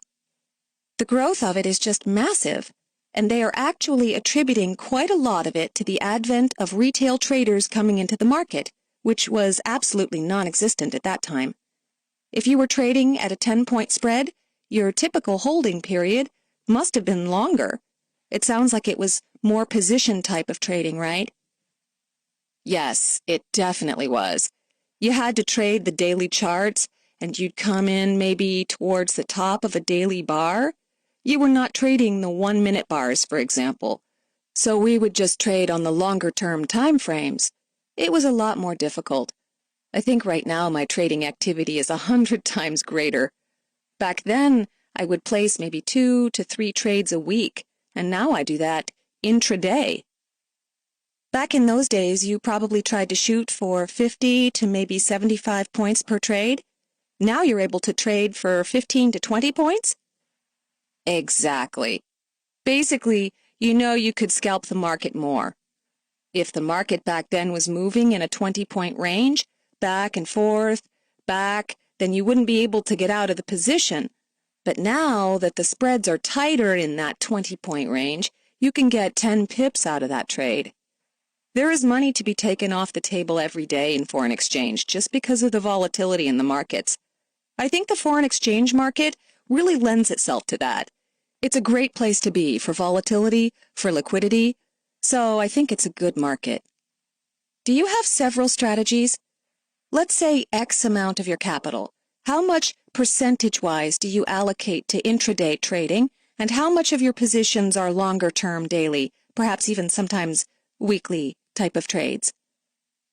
Yeah, I would say usually I'll take a position every day based on a certain standard amount of money that I'm willing to risk.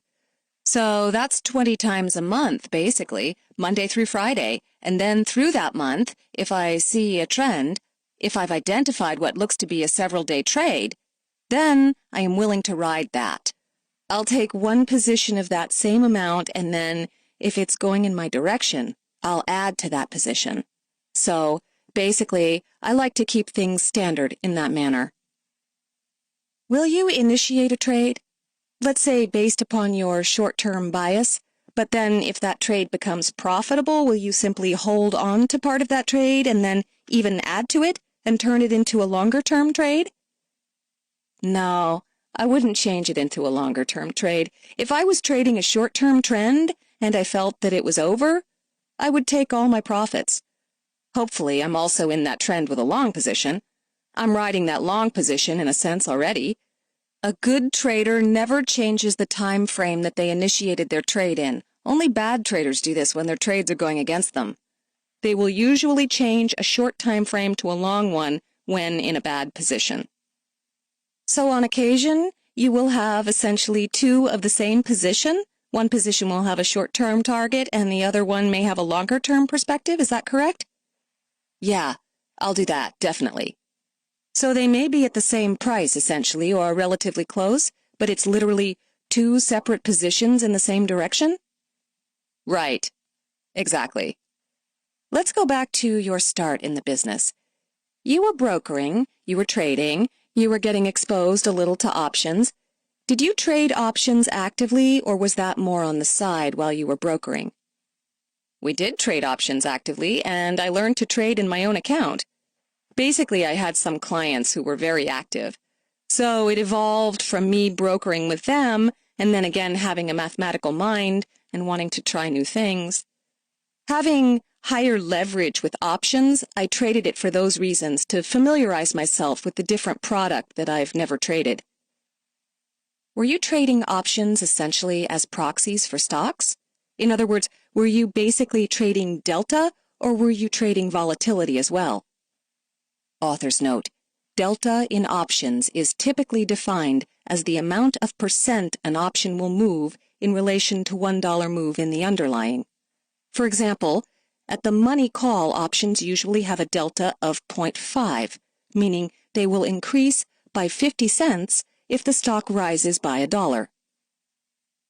Were you doing any kind of complex option strategies, or primarily just using them as directional tools? No, it was basically in one direction. Sometimes they tried to acquire some stocks and would sell puts to get into them. If they didn't get them, that was fine because they would make money off selling the put. When you got them, they became stock. So those were kind of unique things I saw that seemed to work. Author's note: Ashkan refers to an option strategy called put selling. The seller of the put collects the premium if the stock remains at the same price or rises. However, if the stock falls sharply, he is obligated to purchase it at the agreed-upon strike price, which can sometimes be far higher than the actual market price.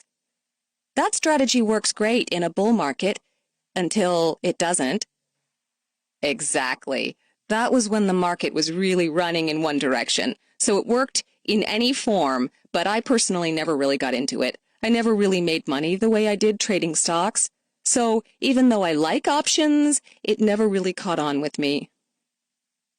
It's interesting because the progression was from stocks to options to foreign exchange, and one of the things that we see is that there is an enormous amount of similarity between options and foreign exchange if you just simply trade them on a directional basis.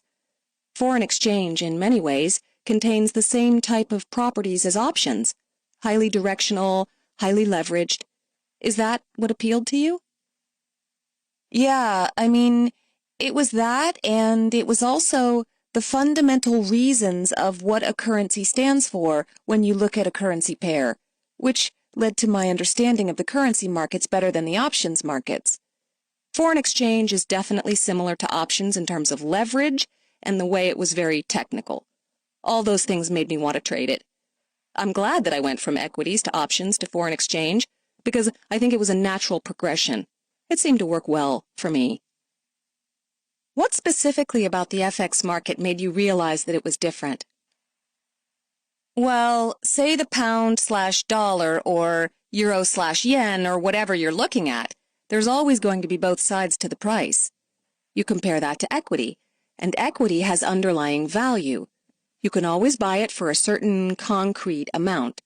You would take the number of shares and the stock price, and you would know what the company was worth. Currency is more of a conceptual idea of prices, and currencies never, in a sense, go to zero. Sure, it can devalue in a huge manner, or the price can appreciate greatly, but the fact that value was conceptual appealed to me. Plus the fact that currencies trade so technically and trend well, all really appealed to me. You were saying that the FX market is a bounded market, meaning that it doesn't go to zero and it doesn't go to a million like the stock market could. Can you give us an idea how FX lends itself to technical analysis? Well, basically I think if you have a certain fundamental understanding of the markets and you understand what direction the market is moving in, then you choose an area based on technical analysis to get into the markets. There are many different techniques, from candlesticks to moving averages, but if you stick with one technique that you've identified and use it over and over with proper risk management, I think you can definitely make money in this market.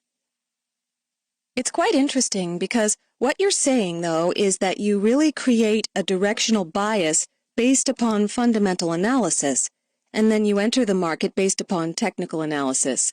So you get an idea of where you think the trade is going to go, and then you use technical analysis to time your entry? Yeah, I think that's accurate. What are the key factors in FX that you feel drive directionality?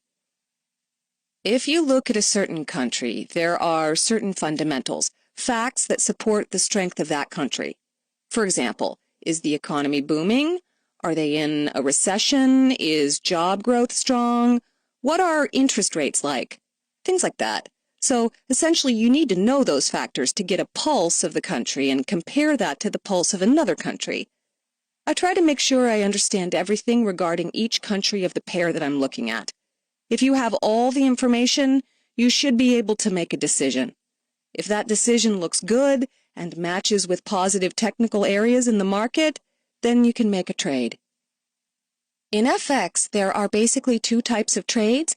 There is the pro-dollar and the anti-dollar trade, where you're trading the US dollar against an array of world currencies, the euro, the yen, the pound, the Australian dollar, and the other commodity currencies.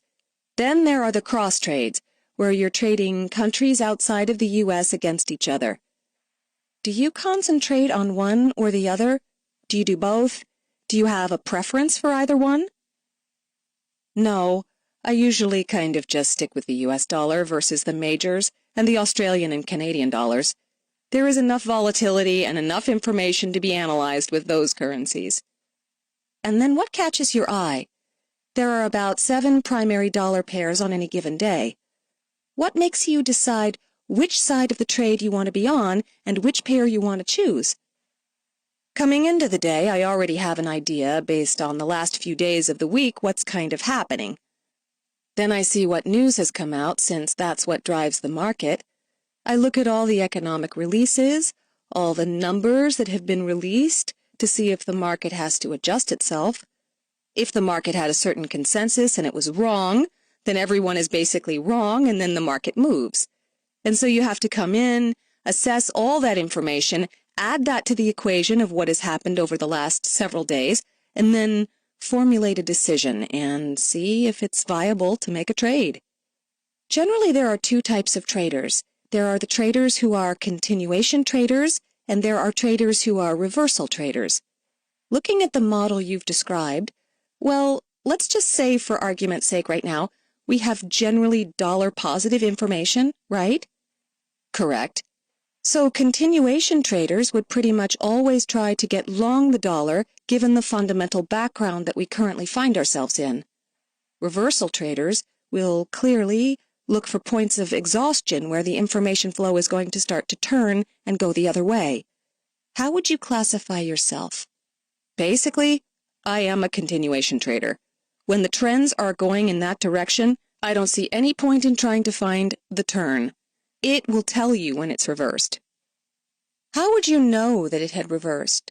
What kind of technical telltale signs would tell us that the trend has stopped? It's got to come to some area where it's reversed before. That's number 1. Then even though it may reverse, it always takes at least a day or so for that to happen. If you look at any chart pattern where the market's reversed, you'll see a daily reversal. Reversal only happens once, but the continuation's happening all the time until the moment the reversal is hit. Given that kind of layout, since you obviously look at previous support and resistance levels, how would you approach a trade where, and again, let's use the dollar, we have a slew of positive data, a good fundamental background, the US dollar strengthening over the last several days, but approaching critical prior resistance levels? At that level, even though the fundamental news continues to be supportive, do you become more cautious because of the technical barriers in front of you, or do you simply stay in there until proven otherwise? Yeah, definitely I do become more cautious. I'm just a trader. At the end of the day, I just try to make money for myself. If it gets to a critical technical area and I've made enough money, maybe I'll stay out of the market for a while or lower my leverage. I say to myself, I'm not sure here. I'm going to wait. I've already made money coming into this, so let me just assess my personal situation or my relevant situation around me and see what's going on. I may do something like that, which has nothing to do with trading, but has to do with being and living as a trader. Let's say it's Christmas time or Thanksgiving or something like that. You're planning a trip. For the last 5 weeks, you've made money, and it's around this resistance level, so you just close the trade, get on an airplane, and take a week or 2 off. That's the great thing about being a trader. You can do things like that. So that's how I'll manage it. How about your short-term trades? Are they triggered off of news events, or are they triggered off of technical considerations? What we mean by this is, you clearly monitor the news. You probably have a news feed. If news comes out that's dollar favorable, do you simply jump on the bandwagon right away and try to see if you could get a continuation move for 10 to 15 points off of that? Or do you simply have your technical triggers, be they moving averages or whatever tool you're using, concur with your bias, and then you take the trade? Yes, I'll trade off these numbers. For example, I'll look for some type of news that adds to dollar strength. I may not trade if the news is negative for the dollar, for example. On the other hand, if I come into the day and all the numbers have come out at 8:30 in the morning and there's nothing else the rest of the day, you have to adjust your game. Then I just look for technical areas where the market kind of bounced back and forth. Then I'll try and go into the direction of where I think the market's going, and I'll just be patient. Interesting. So, in an environment where all news is already being presented and the market retreats into more of a technical trading environment, you will then refocus your energies on technicals and look for opportune points of entry that are in sync with your overall fundamental bias. In other words, if market bounces, but then starts to weaken again in the direction of your long-term bias, that's when you will use technical algorithms and you'll come into the market, right? Yeah, that's correct. Once the news comes out, everyone should have adjusted their books to the current news. So, new bids and offers and new support and resistance have been set by those prices. Having that type of conceptual framework, you can then trade technically. You have to look at the market every day as a different thing. You have to adjust your game plan every day. You know, sometimes you do a trade and it's really easy and sometimes it's very difficult. Like you go to the ocean. One day it's calm and beautiful. It has 5-foot waves and you're just surfing. The next day it's 20 feet high and disorganized and you can't even go out. Then the next day it's calm again. That's kind of the way I see the markets. You really have to just make yourself knowledgeable about all aspects of it, then come in and look at what's going on, and you can formulate an idea based on that. And with that idea, you can make your money. In the end, we're just here to make money for ourselves. That's why we trade. Let's talk about the day-to-day basics. FX is a 24-hour day market. It has 3 primary sessions: the Tokyo session, which begins around 7 p.m. East Coast time, the London session, which starts around 3 a.m. East Coast time, and the New York session, which basically starts around 7:30 a.m., maybe 8 a.m. East Coast time. How do you manage your trades, and what is your typical day like? I try to trade in the mornings. I'm on the West Coast, so I look at the night before. I look at what's going to happen tomorrow based on what numbers are going to be released. It allows me to gauge when I might want to trade and allows me to pick one point where I can feel comfortable. Because you're on the West Coast and because, obviously, you trade the primary currency pairs against the dollar, sometimes there is very important news in the Asia-Pacific currencies, which are the yen and the Australian dollar and the New Zealand dollar. Sometimes the news can be extremely important on the European side, and almost always there's important news on the U.S. side. So, do you occasionally trade the Asian session and sometimes the U.S. session? Actually, I trade mainly the U.S. session and the European session. I usually won't trade the Asian session because that's the time of day I would already be done with trading. If I've traded the morning session, I should be done by then and just be living my life, in a sense. I don't want to be trading all day, 24 hours a day. It's an occupational hazard in FX. Yes, it is. I think you have to define yourself in this market. If you don't, you could lose yourself over the 144 hours that the market's open during the week. I know this because I think everyone who trades FX has been through it. There are the nights you're up all night. I learned that I don't want to do this. Generally, I'll be up at 3:30 a.m. or 4 a.m. West Coast time, and I'll start my day then at 4:30. Say I want to trade that 5:30 number. I'll make sure I'm awake an hour ahead to have everything up and running and watch the news, absorb everything that's happened for an hour before that number comes out, and then, when it comes out, I'm ready to go, and I've already got a game plan. If you're starting at around 3 or 4 or 5 o'clock West Coast time, when will you finish trading? What time do you knock off for the day? I'll have a goal in mind of what I want to accomplish money-wise or trade-wise for that day. I'll know what that is. Maybe because of something that's going to happen. I think the market is going to be very volatile. I'll say, okay, I think because of the volatility, I'll get 2 good trades off it and accomplish that for my day. I'll stay however long it takes me. Maybe it takes me a couple of hours. I've traded, honestly, for 20 minutes, placed a trade, and then 20 minutes later, I've closed it and it's been up 30 pips. So you have those days. I wish they were all like that. But then there are days you try to trade for 3 or 4 hours maybe because the market's not as volatile, but there's still activity. It just takes a little longer.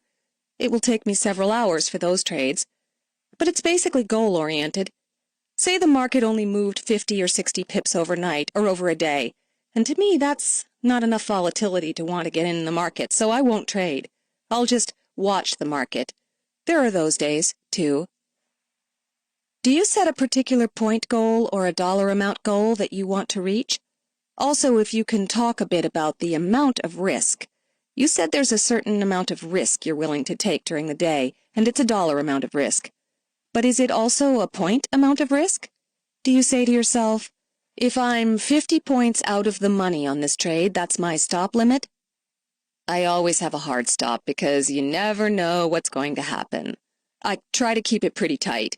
I don't really like things to get away by more than 40 pips or so. I think I'm a good trader. So if something gets 15 to 20 pips away from me, I've got to just close it.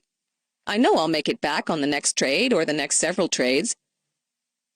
A very interesting point you just made. You said, I think I'm a good trader and that's why I keep my stops small. You're assuming that if it has moved 20 points against you, then the trade you initially analyzed is just wrong and you need to get out of it. Right, exactly. I've analyzed my trading and the analysis shows if I am down 15 pips or so, I'm saying, okay, I just made the wrong decision here. So that's why once it goes to 20, I just click and close it out, or at least close half the position. We think we've come to very similar conclusion in our trading. Basically, you're either right or you should be out. Exactly. You said it perfectly. You're either right or you should be out. Then you have to gauge how good of a trader you are. And for me, it's around that 15 pips. If I didn't find that 15 pip top or bottom and the currency keeps going, I may have come in too early. But then, I'm not scared to come back in that same direction a little higher. So once that happens, then, hopefully I've done some right risk management. Maybe I haven't used all my leverage. Say I've only come in with $300,000 on the first trade and it's gone 15 pips against me. Then I'll close it. Then I see that it starts to exhaust again. I come in with $1 million. So hopefully the 300,000 that I lost 15 on becomes negated in just 5 or 6 pips of the new, larger trade. And then I'm in the right direction at the right time. Just to clarify, because essentially you're talking about exhaustion levels and trying to come in at the right time, you're basically looking to come in at weak points, but in the direction of the overall strength. So if the dollar is strong on a long-term trend, what you want to be looking at is for the euro to rally a little bit. But once the euro-dollar rally reaches its point of exhaustion, that's when you want to short it. Is that what you mean by picking those spots? Yes, that's correct. I look to do that. If I pick the right direction, and again, I'm assuming I know the overall direction, I am going to be confident in the trade. Talk to us about leverage. Leverage in the FX market is enormous. It can be as large as 200 to 1, meaning that you could control 10,000 units with as little as $50 worth of equity. Right. What kind of leverage do you think is prudent, and what kind of leverage do you yourself use? I don't think there's any point to using anything more than maybe 5 to 10 times, something like that. But I would keep it low. If you're trading, try to keep it 5 times. Is that the general level you're comfortable with? Do you usually use between 5 or 10 times leverage for your positions? Yes. The key is you should use the lowest amount of leverage you can. That's what I always tell people because you want to spend time in this market. That's how you're going to get better, and that's how you're going to be a better trader if you can stay around. I remember, I think I had a mini account that was maybe $1,000 way back when. I loaded up on something at 100 or 200 times leverage, and so my $1,000 ended up making $4,000. Then I loaded up again, but this time I was wrong, and my account went back to 1,000. I could have lost it all. But if you keep your leverage low, if you lose, your $1,000 will turn into $900 instead of nothing.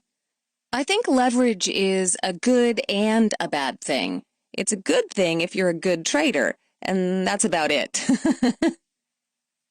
Can you talk about your desk setup? What do you look at? What tools do you use? I have several different packages that I use. I have a couple of algorithms I've developed myself and have written with several guys. So those programs are on a 3-screen, 3x3 screen computer that runs charts.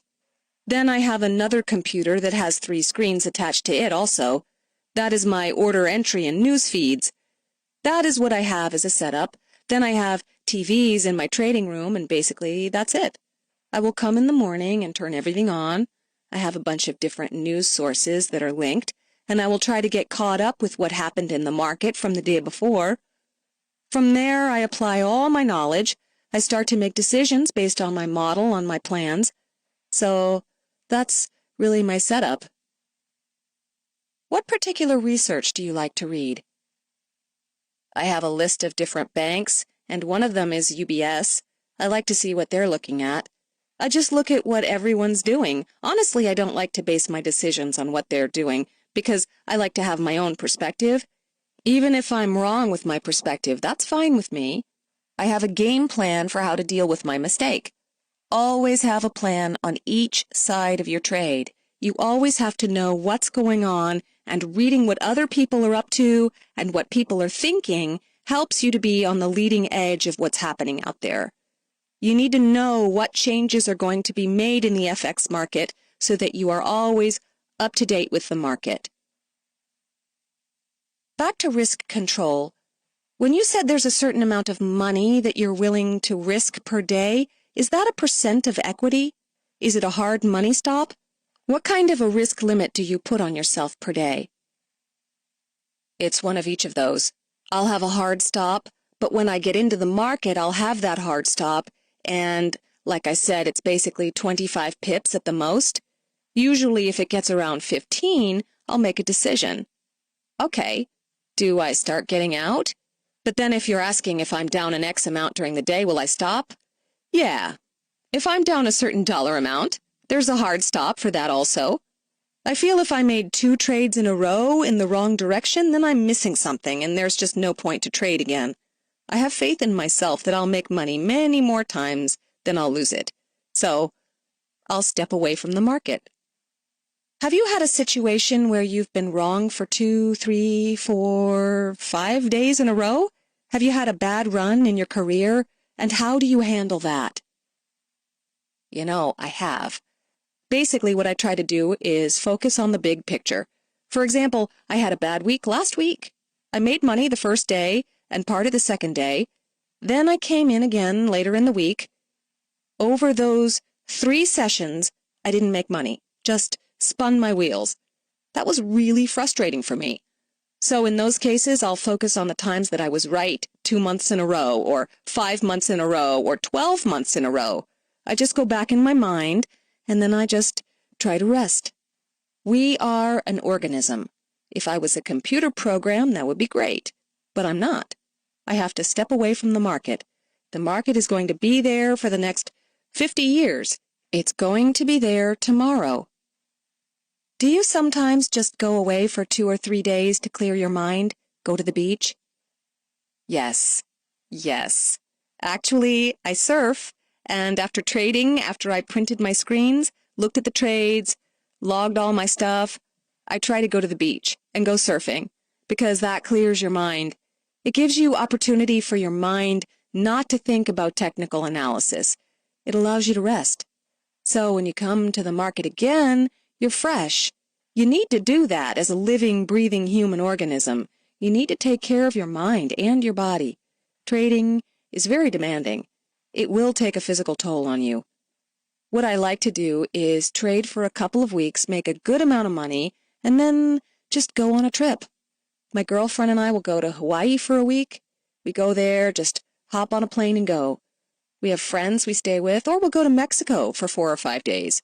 Maybe I'll trade for 3 weeks in a row, and then I'll take a trip for a week. Again, I'm a trader. I chose to be a trader in order to have this type of freedom and live this lifestyle, so I definitely take advantage of it in a very big way. I'm not scared to be away from the market for a week or two. It doesn't matter. When you're away from the market for 2 weeks and you come back to the screens, do you ever get rusty, or does it just come back like riding a bicycle? It's kind of like riding a bike, I would say. Although when I'm not trading, I like to watch the news and kind of absorb it. We went on a trip to Brazil last year, and during the time I was there, for about 1 month, I didn't trade. But I watched the news and I'd get the quotes every day, throughout the day, just watching Bloomberg at the hotel. Although I didn't actually trade, I was watching the news and position trading in my head.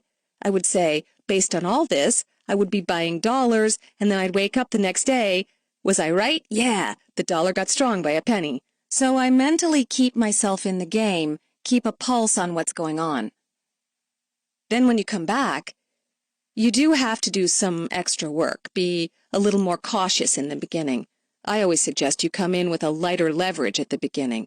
Just knock off a couple trades and get comfortable again, and then you can start stepping it up, and hopefully you're on another 2-week, 3-week run of making money. While you are physically away, you're never really mentally away from the market. That's how you stay sharp. Right. Exactly. And during those times I try to get caught up on my reading. I'll study some more technical analysis, or I'll read a book about trading. Even though you're away from the market, there are always things to do that can help you become a better trader. I get caught up on my candlestick reading. Are candlesticks your primary technical tool? I use them to find tops, bottoms, and reversals, but I use different algorithms and different functions that are written by me and my associates. You don't rely on the standard technical indicators, oscillators, moving averages? You have your own proprietary indicators that you developed? Yes, several of my good friends are mathematicians, and we put them together. How many years did it take you to feel competent in this game? In FX, it took me a while, even though I was a good trader before that. It took me a while before my mind realized I could make money trading FX. Without giving away your secrets, what are the key things in your mathematical algorithms that you find tend to prove themselves in the market? Is there an underlying mathematical truth to the markets? I think there is. Much of academic research talks about the fact that there's an enormous amount of randomness, that there's very little stationarity in the data. Author's note: most academic studies show that past price behavior has absolutely no predictive value to future price behavior. Right. I don't know. That's a theory, and I've heard all the theories myself, too. I think it's all going to be theory. It's whether you can make money on it or not. I believe that there's a point where there's a guy who has a huge bid and then a guy who has a huge offer that no one can get through. And there's no randomness to that. So if you can understand what I mean when I say that, conceptually, there is a kind of formula for the market. But then there's also going to be a time when people are going to hit that offer so many times that guy's not going to be there anymore, and the market's going to a new place. So if you look at the market in that respect, I don't think there's randomness. I think the randomness that's in the market comes from not knowing when the big guy with, say, $10 billion will sell. Is he going to sell it right now? Or will he sell it in 10 minutes? Or is he going to sell it in 20 minutes? Maybe right now the market's going up 10 pips and he's selling and it's not doing anything. But maybe if he sells in 15 minutes when the market is going down, and at that point he just adds and accelerates the market downward at that moment. So there is some randomness, but there is also order. How do you differentiate between the two? Well, it's an art. That's why you have to define yourself. If you define yourself, you know where you are coming from. So clarity really doesn't come from the market, but from yourself? Yeah, exactly. Spoken like a true Zen master. But it really does. I think, because again, like today, the market went up 40 pips for a few seconds after the 5:30 a.m. announcement. Then it went down 100 pips after that. So you could have made money long or short it. Just depends when and where you were at those 20 seconds. That's what I mean. You have to define yourself. What's your number one rule for trading? If you were to distill it to one key issue, what would you say it would be? One key thing? Wow, that's very broad. As a trader, I think I'm going to take that question abstractly. One key thing is, if you're going to do this, be very serious about it and work at it. Make yourself be that trader to the nth degree, to the infinite degree, because I think if you do that, that's where you're going to find success. So if you're going to do it, take it seriously. Is that your one piece of advice? Yeah, take it very seriously, because if you do, that's when you'll reap the benefits, I think. But if you don't, you'll always see the potential, but you'll never reach it. I think a lot of people see the potential, but they never take it to that next level. Then if you're going to trade, if there's one thing I'm going to tell you, is keep your leverage low. Low, low, low. That's the key thing. Especially since that will keep you in the game. If you stay in the game and keep playing the game, what will happen is you'll gain experience. And eventually, you'll figure out the one thing that works. Then just stick to that one thing, and it will make you money. Could you replay your best trade ever? That's funny. My best trade ever was a combination of a lot of things. What happened was, several years ago, I was trading the pound with a group of traders. A couple of the guys had been up all night waiting for this number to come out. But I actually went home, slept, came back in the morning, got set up in like 5 minutes, and then the market started moving before the numbers had come out. I can't remember which numbers. I think it was an unemployment number or something. But for some reason, I decided my game plan was to go short. I had my whole game plan that I was supposed to wait for the number, but I decided to place my trade before the number, which you shouldn't do. I ended up getting into position right before the number, and the number came out, and the market moved about 200 pips. It was waterfall. Yeah, it was just amazing. And literally in that second, when I closed the trade, I started laughing. There was a little luck, obviously, and the whole point was it happened so fast, everyone missed it. There were some guys who had been waiting around for like 6, 7 hours for this to happen. So it was a burn on everyone. I kind of walked in 5 minutes before, made 200 pips. I was done. We went and had breakfast and just had fun the rest of the day. I was in New York when that happened, so it was kind of cool. That was the most memorable trade. But really the best trades for me are when I just do everything right for the day. Whether I made 15 pips, 12 pips, 8 pips that day, 20 pips, everything works the way it was supposed to. Even if I'm down one day, but I took my stops, I know that was a good day too. The best days are when everything goes well according to your plan.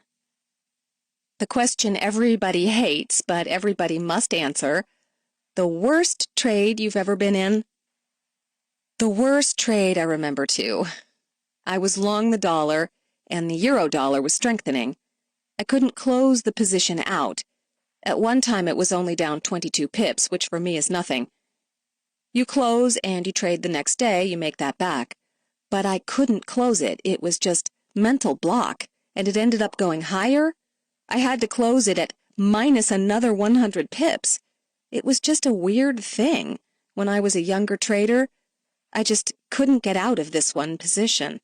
It haunts me in a good way to this day, because now when I think of that 22 pips, maybe that's why I get nervous when it gets around 20 pips. I just close the trade.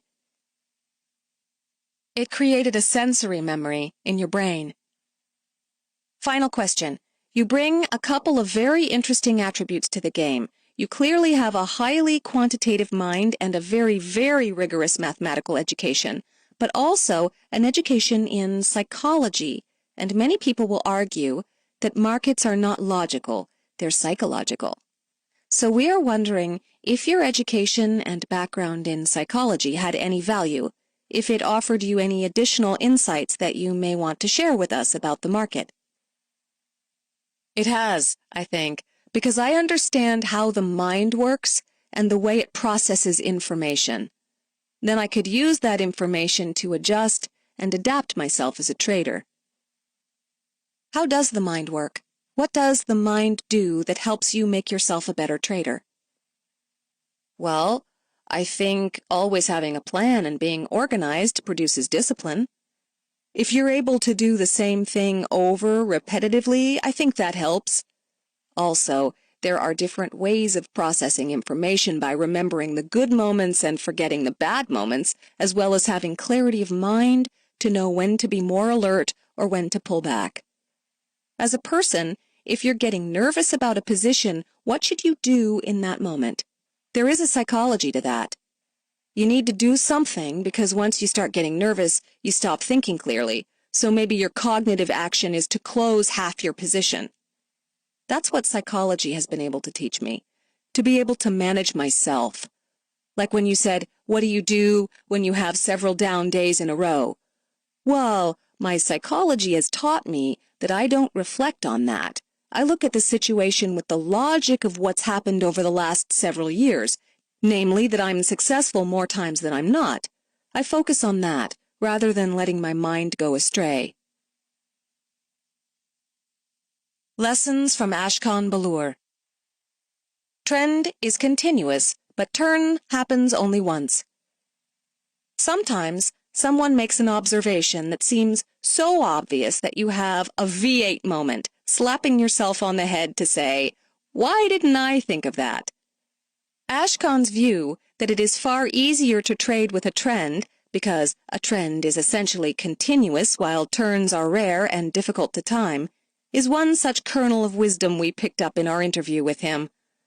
Although, in principle, the majority of novice traders agree that trading with the trend is the way to go, in reality, most of traders are inveterate top and bottom pickers.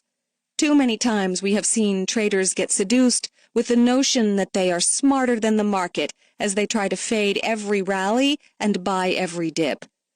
Few traders are excellent contrarians and can execute this strategy well. Most wind up simply getting stopped out, or worse, margined out of their positions. Ashkan's point that it is far easier to go in the direction of price flow rather than against it is something that most traders would be well advised to remember. 2 losses in a row, and you should stop. There are only 2 reasons why trades get stopped out. Either the trader is not in sync with the market, or the market environment has changed so dramatically that the trader's analysis is simply wrong.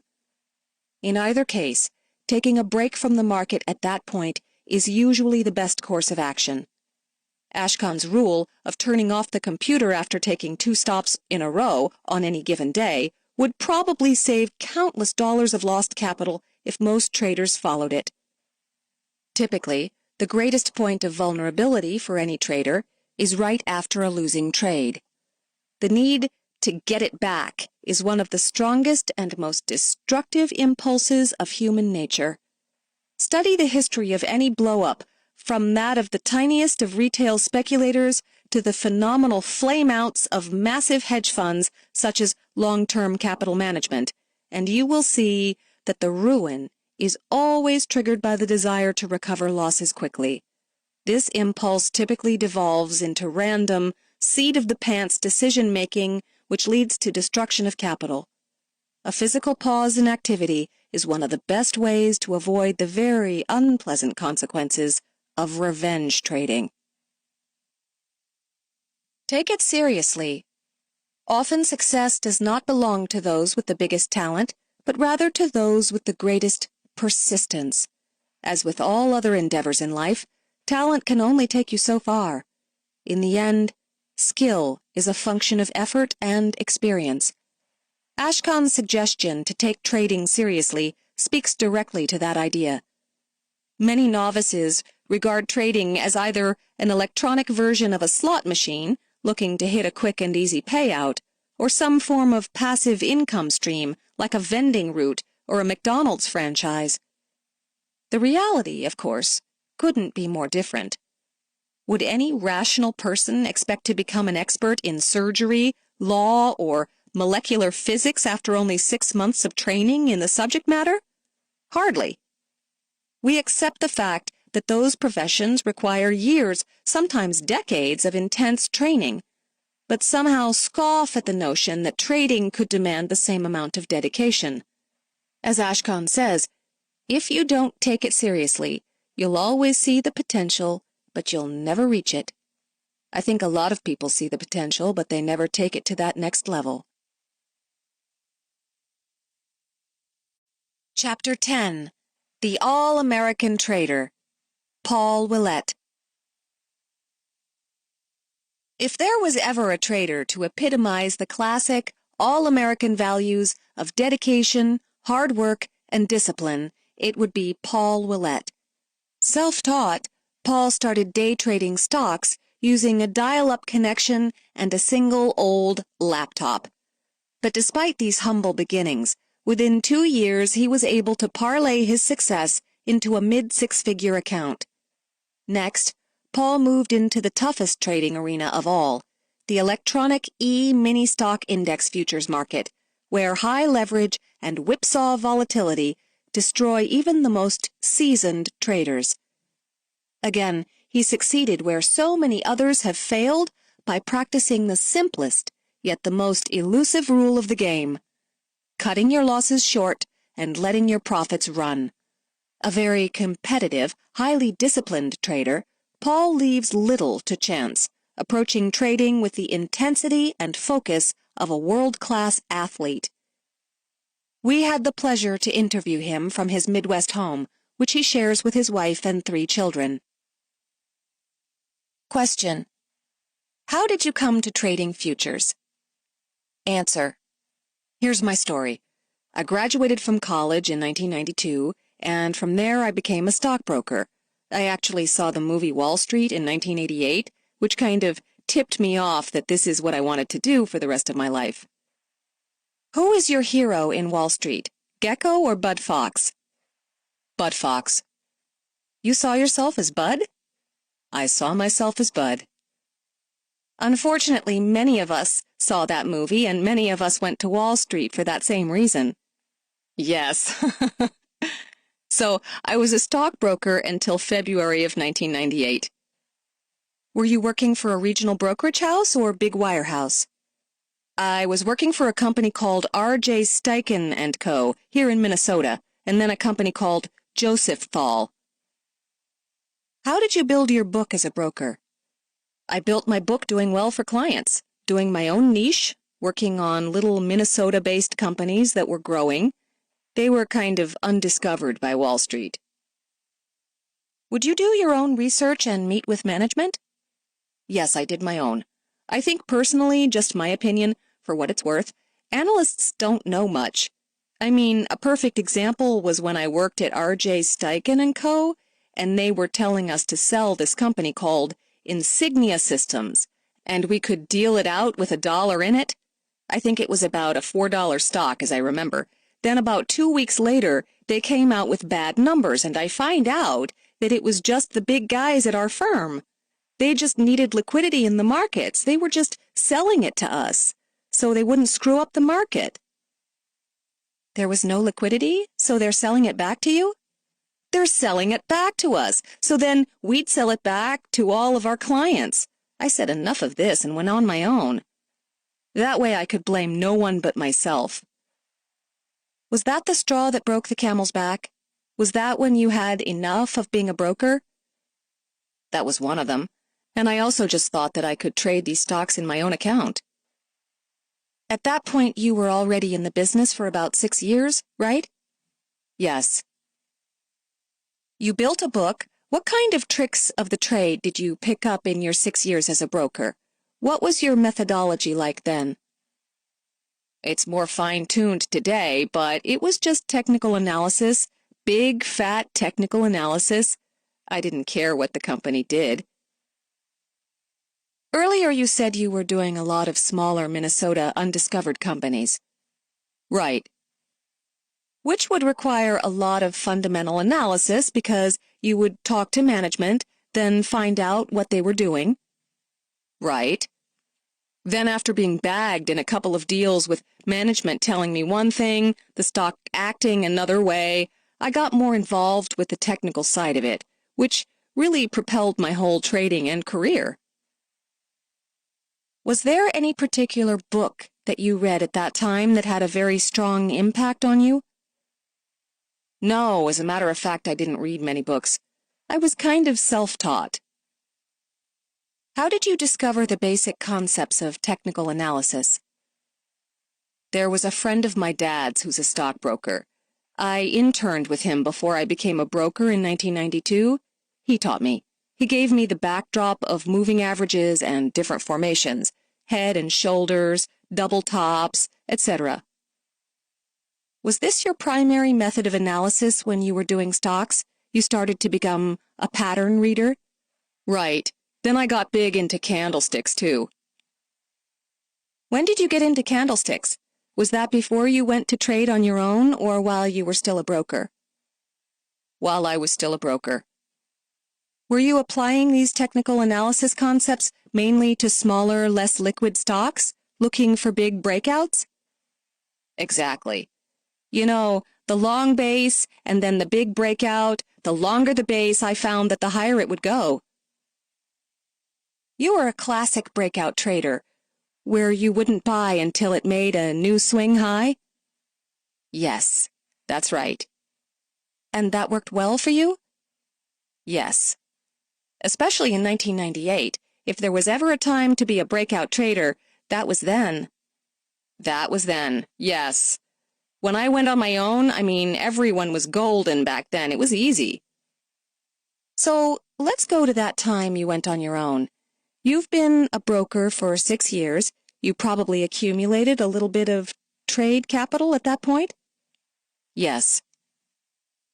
What was going through your head? What made you say, I'm going to pull the trigger and go trade stocks on the screen? I had $85,000.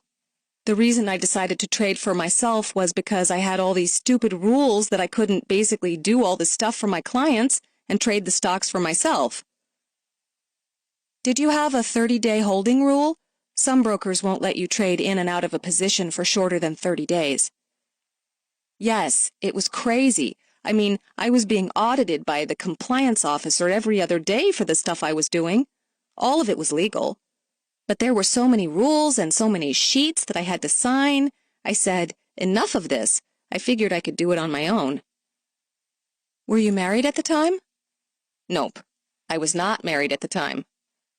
So, no responsibilities? You had money, you had capital. How much time did you give yourself to be a success? 6 months? 3 months? You know, I didn't really put a time on it. I just kind of went with it. Just took the risk. I figured I didn't have any kids. I wasn't married. I had a house. But that was about it. What was your first experience? What kind of a shop did you go with? I called over a phone line using E-Trade. So you were trading on a dial-up connection? Yes. Using E-Trade? With one screen. It was a laptop, as a matter of fact. What was your holding time at that point? How were you trading then? I was kind of a swing trader and held things for 5 or 6 days. Were you trading 1,000 shares for 3 or 4 or 5 points? Exactly. And then I'd sell half and then just move my stop up. And then just milk the rest? At that time, those things just went to Pluto. You know, every stock, no matter which one, really. You happen to remember any of the early big winners at that time? The big hits? Yes. Oh, one was Qualcomm. Oh, wow. You must have been in Qualcomm at around 50 or 80, right? Yes, that's exactly right. That's the stock that went to the 600? 600 and split. Yes, it was crazy. You took it for the ride because you basically went to break even on the stop and just held on and held on?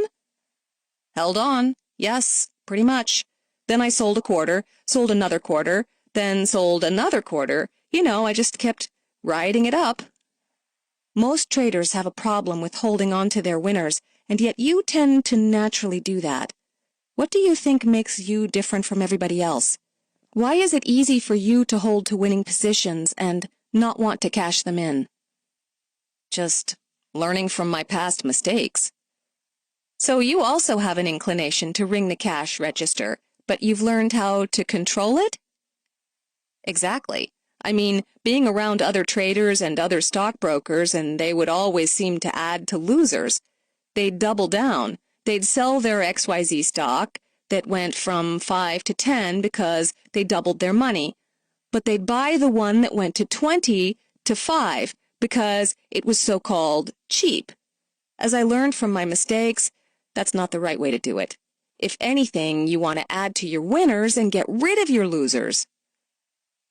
So that kind of methodology, where you have a single entry, single stop, no doubling down, no averaging down, stayed with you? Do you still follow that methodology? Absolutely, I do. To a T. So you're trading E-Trade. How long did that go on for on your dial-up connection with a single laptop screen? I know. You laugh about that. I do too. I can't believe what I did on that dial-up. I'd get kicked off and have problems getting through on execution. It's crazy, but I did it until May 2000. So that was about 2 years' worth. And how much did you run up the account at that point? Let's see. I started at 85 and took it to 490. So you quintupled your account? Yes. Now comes the year 2000. This is pre-NASDAQ crash, right? Yes, pre-NASDAQ crash. I pretty much got stopped out of everything and was at all cash. How were you managing your stops at that point? How were you trailing them up? Candlesticks. Just a little bit below the last candlestick, like if it was a green. Obviously, there were green candlesticks back then. I put the stop just below that day's low. So it was just the prior day's low, not even 2 days low, just the prior day's low? Yes, the prior day's low, and depending upon how strong the stock was or what kind of move it made, I might do it on a weekly basis or whatever. It's 2000, still pre-crash. What happens then? The market dried out, and some of these techniques that I was using started to not work. I didn't know a lot about shorting a stock, and that's what the market did. How did they not work? You would buy a breakout, and then the next day you would be stopped out because it would reverse and take out the low of the candle? Right, exactly. So you started getting stopped out a lot? Started getting stopped out a lot, yes. And so then I had to go get a real job. What was that job? That was selling photocopiers, and I hated it. I can't imagine a bigger change of work, from trading NASDAQ stocks in the go-go years to selling photocopiers. I absolutely hated it. I mean, my passion was always the stock market, and along the way I still followed the stock market during those times. Would you still trade smaller swing size there? Very small, yes, very small. The liquidity and the volume in the stuff just wasn't there like it was. When you started getting stopped out, how much of a drawdown did you incur? Did you give up a third or a half? I gave up about almost $100,000. So about a little less than a third? Yes. You started selling copiers, and then what happened? I met a girl. We got married. Like I said, I still did my job, but at least she got her MBA down at Duke. So you met a smart girl. Yes, I met a very smart girl. kind of told her that my passion was the stock market, and I wanted to get back to doing something with the stock market. She said, "Well, I'll tell you what. I'll get a job and I'll support us, and I'm going to trust you on this." That's a very unusual story. She paid all the bills for about 3.5 years. Do you know how lucky you are? Hey, I married a gem. I had 3.5 years, and I quit selling copiers about a year and a half into it and went back to doing stocks, but this time on broadband using a cable modem. I got the stuff and got it all hooked up, but then I started to learn that E-Trade was brutal. They are intermediaries. They weren't direct access execution brokers. Author's note. Please note that at the time of the interview, E-Trade did not have direct access capabilities, but it does now. The views expressed on their service should be taken in the context of the interview and in no way reflect our opinion of the E-Trade services at present. No, they were horrible. They were eating up my profits. I put the order in and it didn't get filled for a minute. Then you come back and it's already gone up a half point. At that time, I was more of a quick in and out guy, so that wasn't working. Then I set up 5 screens in front of me. I'll never forget that first day when I looked at this ER2 thing. I just couldn't believe it. I'm like, how in the hell are these guys trading this thing? It's impossible. There's no way. My analogy was like being a high school quarterback, going to the pros, and just the game being lightning fast. It started to slow down after a while, and I started to do paper trades. Then I went and did the simulator mold, and in January 2005, I did my first trade, and I made 0.70, which translates to $70 on one contract? You got it, minus $5.40 commission.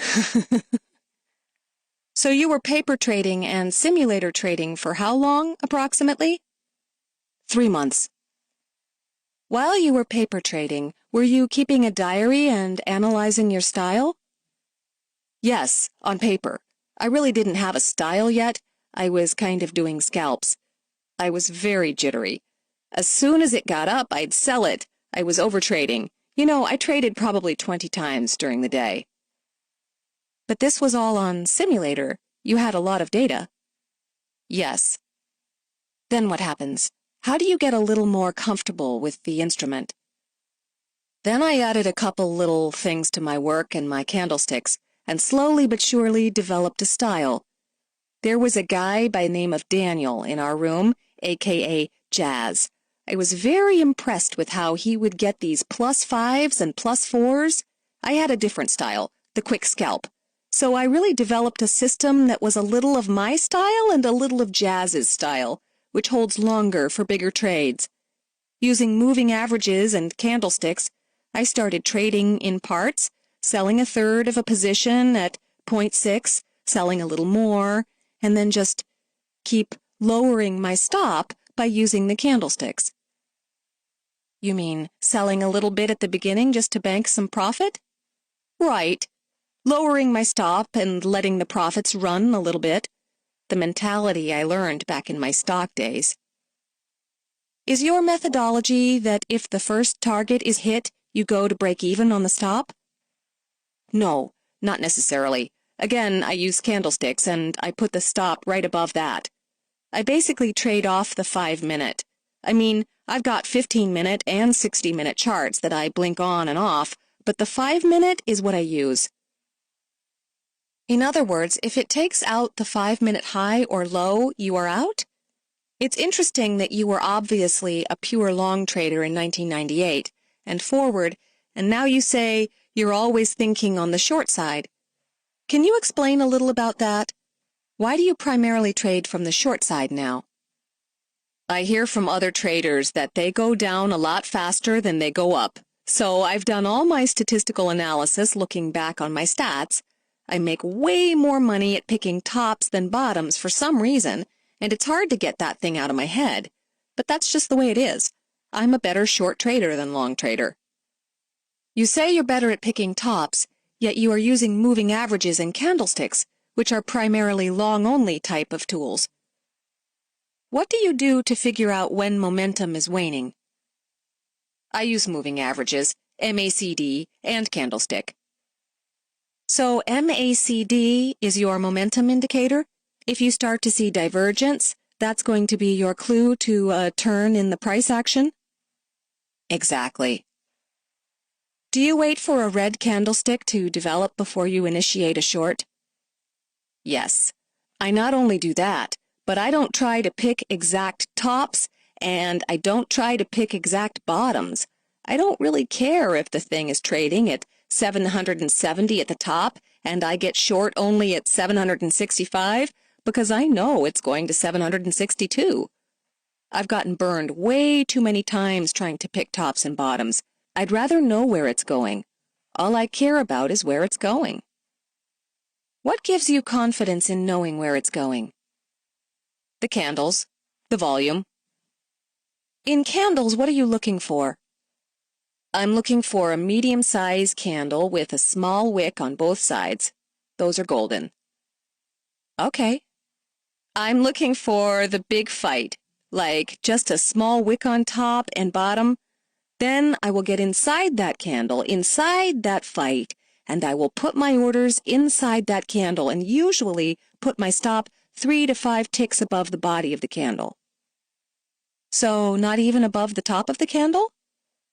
No. No, the true fight, where the fighting is going on, that's the body, not the wicks. The wicks are worthless. Really? You don't even use the candle high-low as your reference points? It's only the body of the candle that you're interested in? The body. I use the bodies. I love the bodies. In that kind of a scenario, generally, how frequently do you get stopped out versus you being right? Rarely. I think it's about an 88% of the time. I'm right? Because, you know, a 3 to 5 tick stop is a sneeze in the ER. Author's note. The ER, or Russell 2000 Index, can move 200 ticks on an average day. This seems to work. The markets change. You have to go with what works right now. It might not work 6 months from now, but right now it works. I don't believe in adding. If I've got my position in there and it starts going against me, I'm not going average down. I'd rather have it go down and add more. How many times a day do you trade? How many round turns? Depending upon the market, but usually I look back and it's about 1 to 5 trades a day. Today I had 4 and I was done. Once I get to a certain number, I usually quit, unless the market's really, really good. I mean, once that volume tapers off, I don't like to trade. So generally you trade the open? First 2 hours. What about the last hour of the market? It depends if I've got a hunch or just how I'm trading that day. It just depends on circumstances. But the first 2 hours is really my bread and butter. What do you do after 11 o'clock East Coast time, once you've done your trades? Do you watch the markets? I watch, yes. I watch. I do a lot of homework at night. I go back and look, and I spend about 2 hours every night and look and see why I did something wrong, what happened. I don't like to lose, period, in anything. I like to win in everything that I do. I get frustrated even if I have one small loser. I don't want that, so I go back and do homework. Do you always enter every trade with a stop? Most of the time, but not always. I have a mental stop in my head. If you're trading with such tight stops, let's say 3 to 5 ticks, which is nothing in ER, where is your mental stop? Do you say, I'm never going to give up more than a point? Yes, 1.2, 1.3, I think. If it goes beyond that, I think the market is telling you that you are wrong. Did you ever have a hard time bailing out of position? Admitting I'm wrong? Yes. The biggest loss I've ever taken in the ER was 2 points. What is your typical day like? How early do you get to the screen before the market starts to trade? About 8 o'clock. I've got 3 kids, a 2.5-year-old and 2 twins, so they get up about 7:30. Then I come on down here to trade, setting up shop at about 8 o'clock. What do you look at? What is your routine in the morning? Well, pretty much I've done my homework from the night before. I like to have a plan. For the next day, I write down my bias, where the market went at the end of day to give me some flavor. I try to think like the guys on the floor, meaning if I were a rookie, where would I put my stop? I try to figure out where they are going to run their stops. I really try to get into their melons because they usually run these things just above their resistance or just below support. Right. Is that your bread and butter routine? Try to figure out where they are going to run the stops that day? Yes, that's kind of one of them. Let's say you have a general game plan of where the points of vulnerability are, where the stop runs are going to happen. Once that happens, what do you do? Do you wait to see if it bounces back or clears those stops and starts to have more momentum? Is that when you start to develop your directional bias? Yes, exactly. That's when you start to formulate a trade? Right. Instead of just having a bias? Right. Do you read the news at all? No, I don't really care about it. It's not necessarily what the news is, it's how the market reacts to the news. Do you watch CNBC? Yes, CNBC. I've got it on right now. I turned the volume down, way down. But are you aware, basically, of what economic indicators came out that day? Oh, yeah. And how the game is going to be played? Yes, for FOMC. I play that. Author's note. FOMC stands for the Federal Open Market Committee of the New York Fed. It meets 10 times a year to set short-term interest rates, and its policies can have huge impact on the financial markets. I didn't do anything in the morning, and I just waited for the FOMC. Right. Run us through your FOMC game plan yesterday, because FOMC is always one of the more interesting days in the futures markets. What I do is, I usually watch whatever the initial reaction is. I'm not a big fader, but I will fade that. How do you fade it? Do you wait for the candles to turn around? When the announcement comes out and they yank it up, I'll fade that. Or vice versa, if it also comes up and they yank it down, I'll buy. At what point do you start? Yesterday they yanked it up first, then they brought it down, and then they brought it back up. On that first initial thrust forward, did you get short? I shorted it, yes. It hit a moving average that I watch right on the noggin. At that point, you weren't waiting for any weakness in the price action. You just got short on the move? Right. What would you have done if it continued to move forward? How much of a rubber band were you willing to give yourself at that point on that trade? I let that go about 1.6 to 1.8 against me. However, I have a few spots. I won't pull all my stuff in at one spot so that I get a nice average, and it really doesn't go above that. Like I said, if it does, hasta la vista. Yesterday, I played it to a T. I shorted from my moving average, and then I caught most of that bottom. Once it fell into the support level, did you turn it back around and go long? No. You were done? What makes you stop? Is it a money target for the day? It's kind of a money target. I don't like giving it back to them. I've done that too many times where I overtrade and start giving money back. I had my plans for the day, and that was to trade the FOMC and fade it. It worked accordingly, and then I didn't really have a plan after that. That was it. Bears make money, bulls make money, and pigs get slaughtered. So it was almost like a one-shot, one-kill kind of a deal? Yes, and that's kind of what I did this morning. The big move. My honest opinion is there's really only 2 good moves during the day. Why does a guy need more than that? 1 to 5 trades a day to make some bread, and you are done. What's your general target for the day? Do you set a morning target for yourself? Yes, 3,500. And generally, are you trading 10 lots?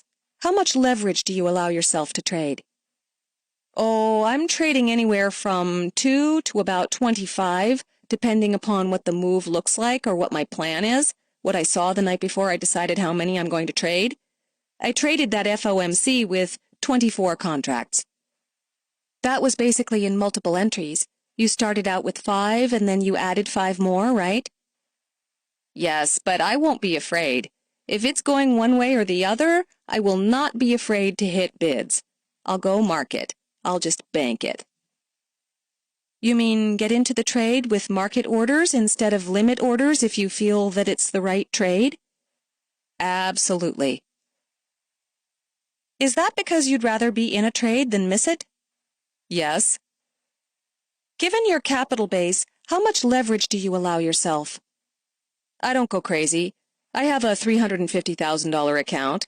I take a draw out of there at about $15,000 a month. Basically, it's no more than 4-to-1 leverage, so it is not exorbitant. Yes, I use 1 contract per $10,000. That's your rule of thumb? Yes, in my head. Like if I had a $20,000 account, I would trade 2 at most. I mean, I started this thing 2 years ago with 30 grand. How many contracts were you trading when you had 30 grand in the account? 1 to 3. I'm not sure if I'll ever trade or need to trade 50 to 100 or 200. I might. At this point, obviously liquidity is not an issue for you because, basically, ER2 is 10 to 20 up on every price level. Author's note. The ER contract usually displays a minimum of 20 contracts on the bid and the offers at the inside price. Therefore, even when you get stopped, slippage is not bad. Exactly. Was there a period of time when you had days or weeks where you were just missing your trades? And if you did, how did you deal with that kind of pressure? The whole time I've been in this, I've never had a losing week. This month of October here, I've had 2 losing days. One was October 3rd for about $800, and the other one was October 24th for $575. Did you get upset both of those days? Oh, hell yeah, absolutely. Like I said, I don't like to lose anything. I mean, playing cards with my wife. Just playing, I don't like to lose. Hate it. Can't stand losing. Can't stand it. Drives me crazy. I'm very, very competitive. Did you play sports when you were younger? Yes, I played them all, and I expect to win. I have high expectations of myself.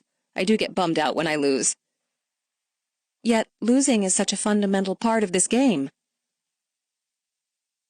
Right. To relieve stress, I go golfing a lot. I really like to leave the whole thing at work and just be done with it. It's just money. It can be made back. I've learned that there's more important things than money. I've got 3 healthy kids. I've got a great wife. I've got a great family that I'm married into and a great family myself with 3 brothers. I think having 3 brothers is where a lot of competitiveness came from. What order were you in the brotherhood? I was oldest, and a couple of my younger brothers are competitive too.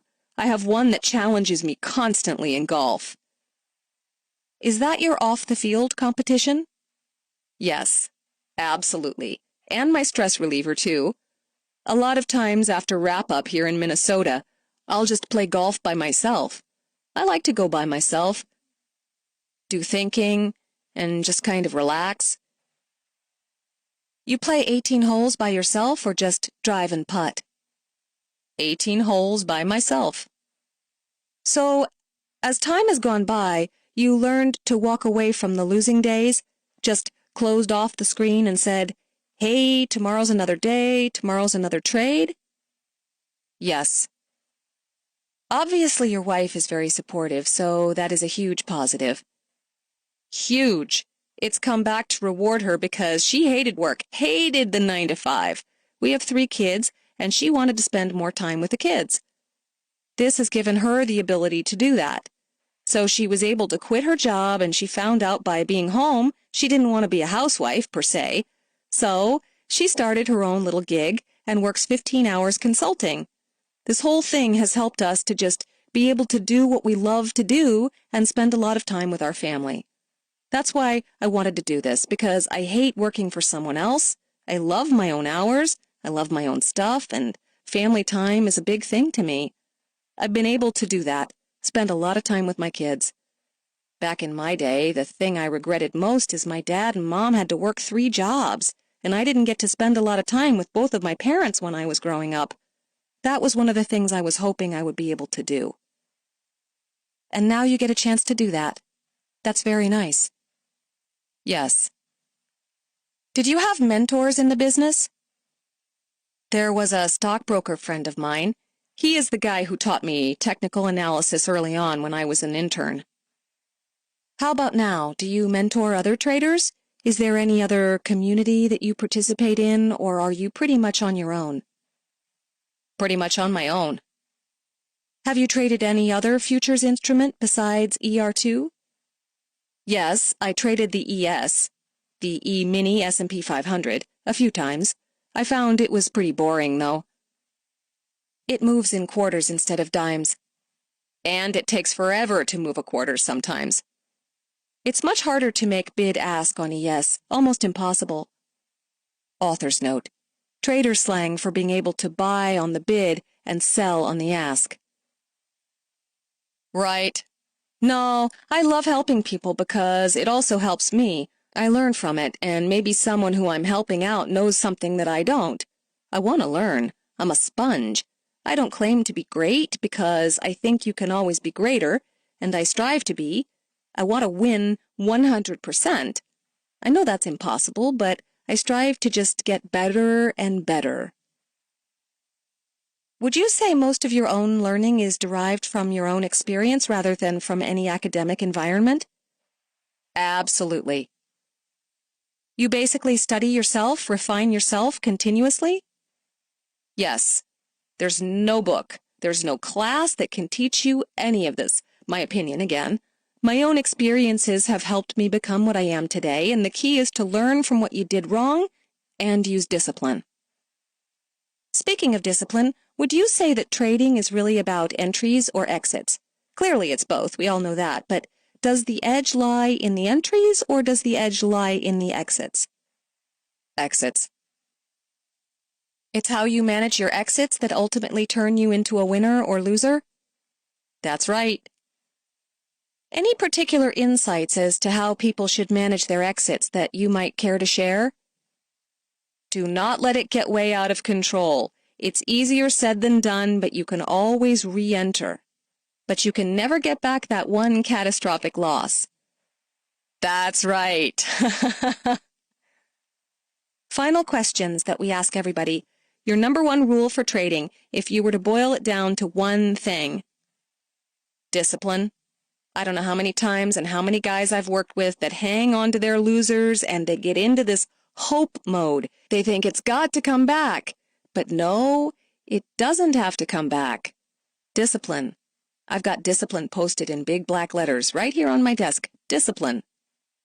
Even though you hate to lose, are you perfectly willing to cut your losses when it's necessary? Right. I'm a gracious loser. I mean, if someone beats me on the course, I'll shake their hand. But I'm mad that I lost, and I want to understand why I lost because it's all in your head. So you believe that most of the time you lose, it's not because of your physical handicaps, but because of some mental mistake? Yes. There are so many guys that are better than me in golf, but I can beat them every time because I can get in their head. And would you say that's probably your biggest skill that you try to refine every day? Absolutely. Because moving averages, candlesticks, all of those things are just supporting indicators. That's right. It's a big psychological game. If I had a fight with my wife or something like that, I might not even trade if I'm in the wrong state of mind. You wake up, you have a cold, you're feeling sore, you're tired, you're hungover, whatever, you're just not on top of your game physically. Will you pull back sometimes? Absolutely. So before you read the market, you read yourself first and foremost, right? Yes.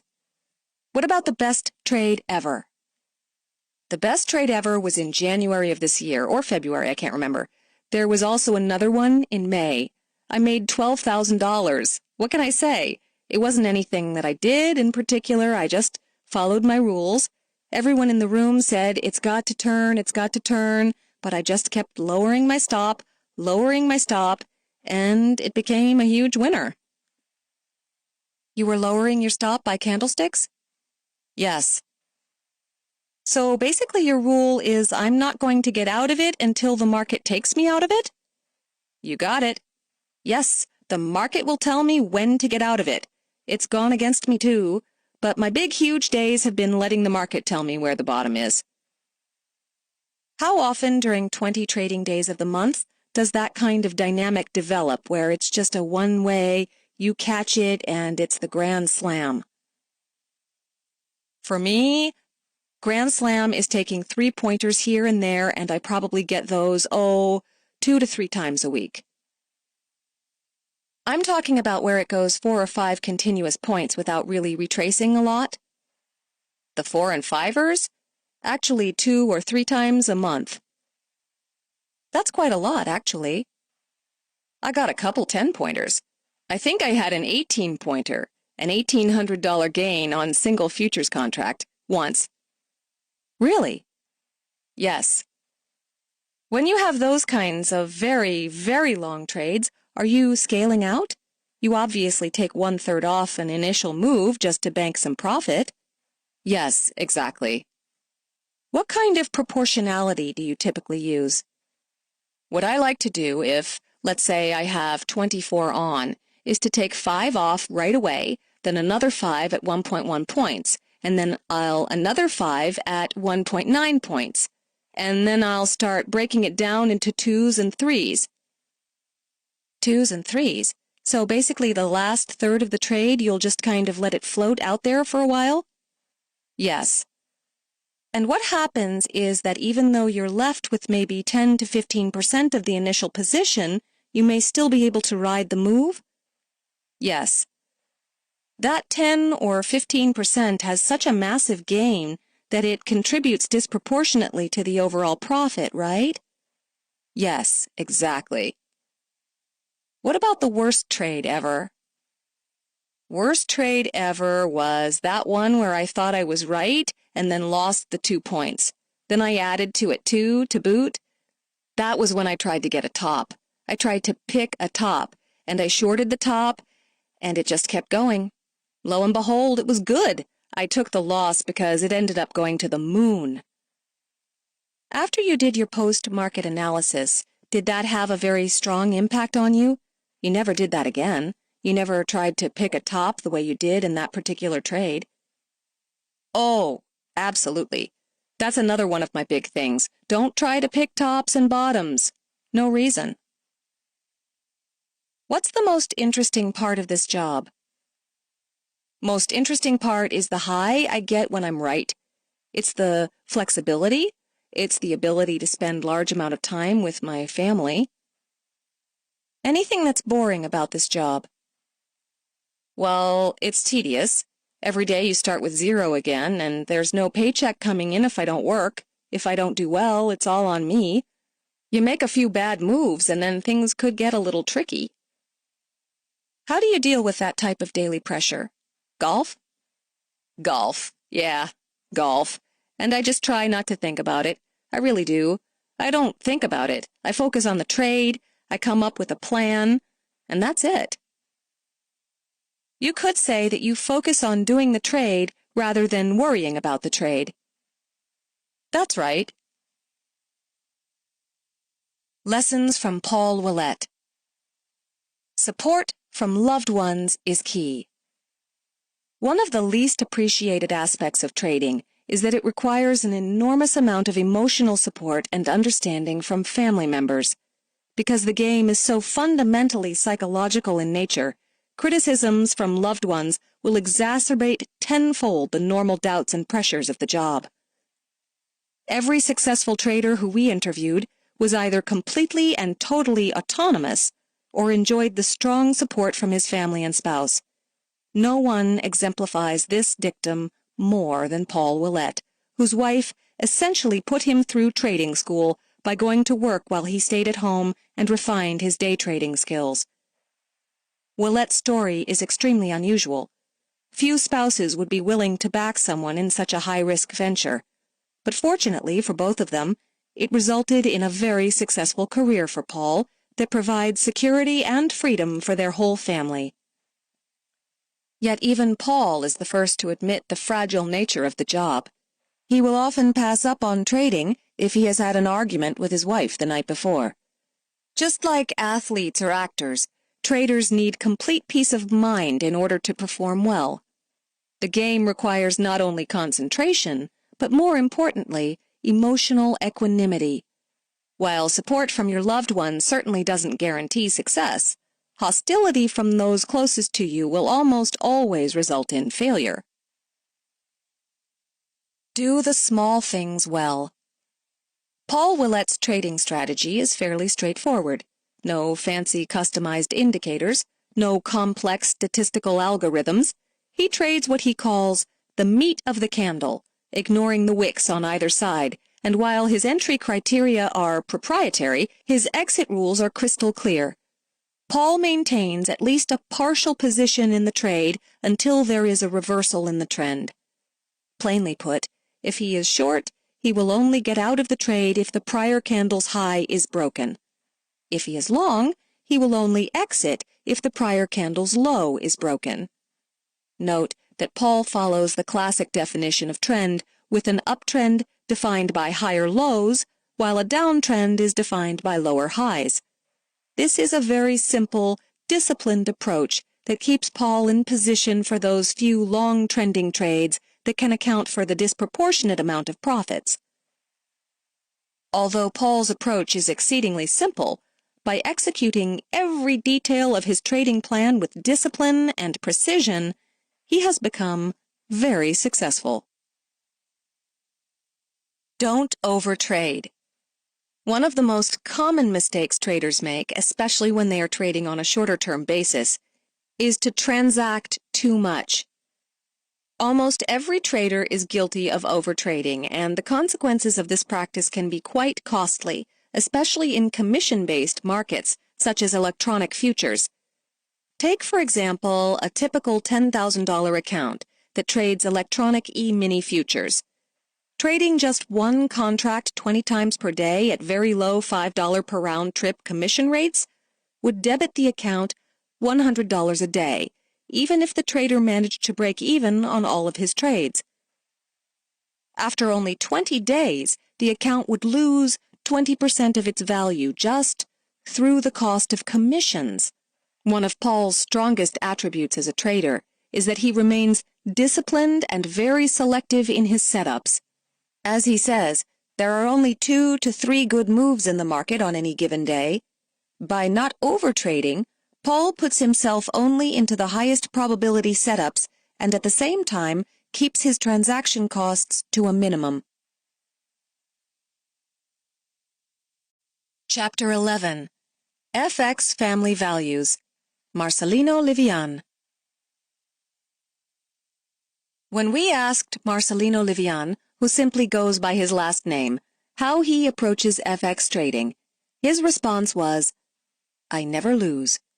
Most of us wish we could approach the market with the same attitude and results. With a return of 80% over the past 4 years, Livian seems to have come very close to his mark. Having traded the Forex market since the early 1990s, almost a decade before it went electronic, he can tell you all about the headaches of exchanging one currency for another physically and opening up a local bank account to earn the interest. Nowadays, he has gone fully electronic and has still managed to maintain an average return of 20% a year. However, the most interesting aspect of his story is not his trading, but how trading has improved the bond within his family. He has been married to his wife for 29 years, with whom he has 3 beautiful children. This couple looks far younger than their years. Livian has used finance to teach his now-grown children the importance of making their money work for them rather than let it sit idle in a bank account. Now trading currencies not only has become the talk of the dinner table, it has also been the source of multiple calls from his children on a weekly basis. His success in the FX market has enriched his bank account, but more importantly, it has enhanced his relationship with his family.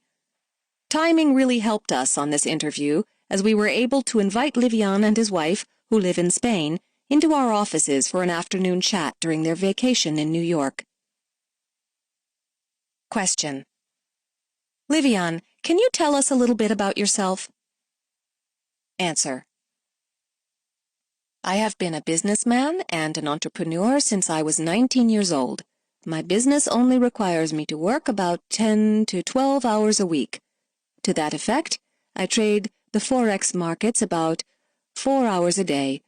Over the course of the week, I'll spend about 25 hours dabbling in the financial markets. Forex has become a very big part of my life and my family's life as well. In fact, I have had such great success in trading currencies that I had a talk with my wife and children to encourage them to open up their own FX trading accounts while, of course, making sure that they maintain their day jobs. What kind of business do you do regularly that gives you such good hours? My main business has been public relations and helping my wife manage our own chain of beauty salons, 35 to be exact. We also do importing from China of such things as hair dryers and products for the bathroom.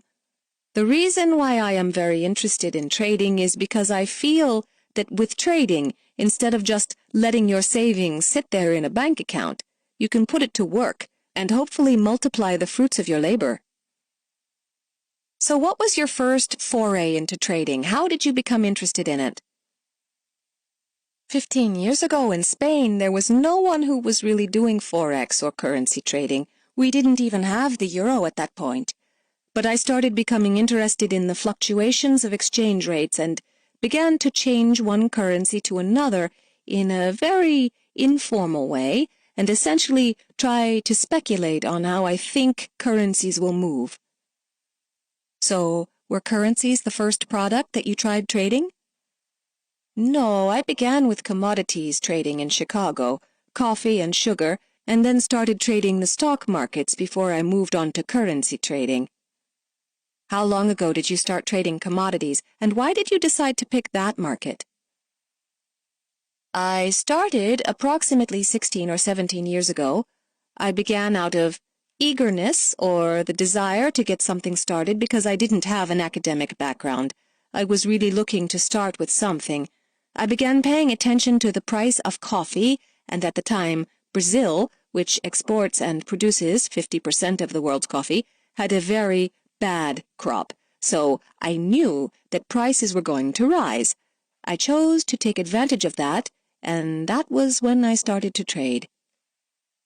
What made you eager to trade something? Has anyone in your family ever traded before? No, there was no precedence in my family.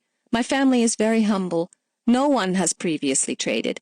But it was really just something instinctual for me. I'm not a good basketball player. There are people who are good at basketball, but instinctually I felt that this was something I could be good at. So when you first started trading coffee, how much did you start with? Approximately $8,000. Was this from your savings, or did you borrow money to do it? It was from my savings. Were you married at the time? Yes. So how did your wife feel about your plan to trade? She felt very good about it. Like me, she liked the idea of making money electronically. You see, it took a tremendous amount of effort to really get her salon business off the ground and then to make the money from it. So, when we learned about the opportunity to make money by trading and not having to be on top of it all the time, it sounded ideal for us. Did you stop trading commodities and then trade stocks, or did you do both at the same time? I stopped trading commodities when I started trading stocks because it was more interesting for us given our infrastructure. But then I moved to trading currencies predominantly because I feel that in Forex I have more direct access to the market. I can enter in my trade station and place a trade immediately as opposed to doing stocks where I have to call my broker and wait for him to enter into trades and then wait for him to give me back a fill price. When did you get started in the FX market? It has been about 14 or 15 years, which means that I started in approximately 1992 or 1993. So back in 89 or 90, when you were speculating in currencies, were you mostly shifting around money between your bank accounts and not trading electronically? Yes, it was very simple. It was something where, at any given moment, I could say that I wanted to hold a certain amount in, let's say, the Spanish currency, the French, or, if the timing was right, the Japanese currency. At the time, there was no leverage. It was just a matter of exchanging one currency for the other in the bank account. What kind of returns were you looking for at the time? I never had any set goals at the time because I was in it for the long haul and simply because the Forex market interested me. What were the spreads like when you were doing that? At the time, it was about 18 to 22 pips. The Japanese yen was the least expensive to trade at the time. The Deutsche Mark and the British pound were a lot more. When did you start trading electronically? I started trading electronically about 8 years ago, but not on my own computer. I had a bank that had a direct order line, so I'd call in my orders and they would trade for me. I did not trade electronically for myself until 2 years ago. So how do you decide what currencies to get into?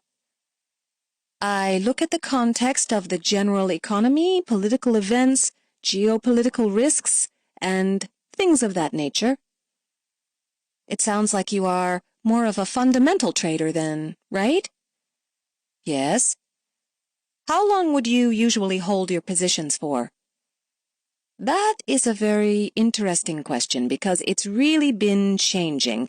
At the very beginning, I'd hold positions for a long time, but things in Forex change, so in reality, I don't set trades with specific time limits in mind or time frames in mind. Instead, I simply just look to make money on the trades. If you don't have a time, do you have like a weekly or monthly dollar profit target that you're looking for? Yes, I do have a goal when I trade Forex. I look to make 20% on returns. But I do it in such a manner that the risk is minimized. So 20%, but with low risk. I don't gamble. I don't play the lottery. I come to Forex to make money and don't look at it like a bet. What is your general risk or loss limit? I don't lose. In terms of stocks, you exit positions because there's a risk of loss, but in the Forex markets, I don't lose. If one is attentive and very balanced, you can expect returns. I'm not interested in what I can make in a day, or if I make explosive profits in a very short amount of time. That's not enough. It has to be consistent profitability over the long run or the course of the year that I make my profits. I have a strategy that I look to make 20% per year with very little risk. Once I have made that 20, that's what I take out. The only real time that I get out of my trade is when there's a factor, a variable in the market, or something changes according to my perception of the market, such that I feel like I should get out of the trade. Otherwise, sometimes I'll be in a position and I feel like I can get a better price for it, so, I'll get out, but with intention of getting back in. Or there's sometimes when, let's say, I'm losing in a position, but I'm still making money on the interest rate, so I'll get out. How do you define very little risk? Well, I really define it in terms of where the exchange rate has been in the past. I look to buy cheap, like multi-year lows, or sell at multi-year highs. For instance, I will look at the US dollar yen, and if it's currently trading at 110, I may look at historical data and see that there is very little risk that it go to 100 by next year. So I will set a band that I am willing to trade in, meaning that I am only willing to add to my position, regardless of whether it goes up or down, within those bands. If it breaks those bands, I am out of the trade. Also, Interest is very important to me because I am holding very long-term positions. If I am long the US dollar Japanese yen at 110 and I earn interest on the position, the interest income may eventually lower my entry price to 107 to 108, for example. For my style of trading, I need to take active measures to lower my entry price such that eventually I only need a very small move to push me back into profits. Do you look at charts to figure out the zones? Yes. While I'm studying price activity, I go back in the charts about 25 years and I just keep on zooming in and zooming in to see if there is any previous market activity that reflects the current market activity. Basically, how the currency has behaved in the past and how that relates to the future. It really helps a lot when I take a look at the charts and zoom out to see the long-term trend, go back in, zoom out, go back in, and after doing this, I sit and think about the price action. So how do you enter into trade? Do you open the entire position at once or do you enter in increments? I enter little by little. Do you go in the direction of profits or do you average down? I'll buy below because I'll have a goal where, let's say, in the next 4 years, I want to buy with an average of 110. Your strategy sounds very much like the martingale strategy. How long do you end up holding these positions for? Just the time frame in which I'm able to make my 20% goal. That can be 6 months or it can be 1 year, I don't care. Let's say that you want to buy the US dollar Japanese yen at 110, and you initiate your first position at that price level. Instead of moving lower, the currency goes to 111 and it just keeps on going up, and you're in a small position that is making money. Do you then add to it or just stay with a small position?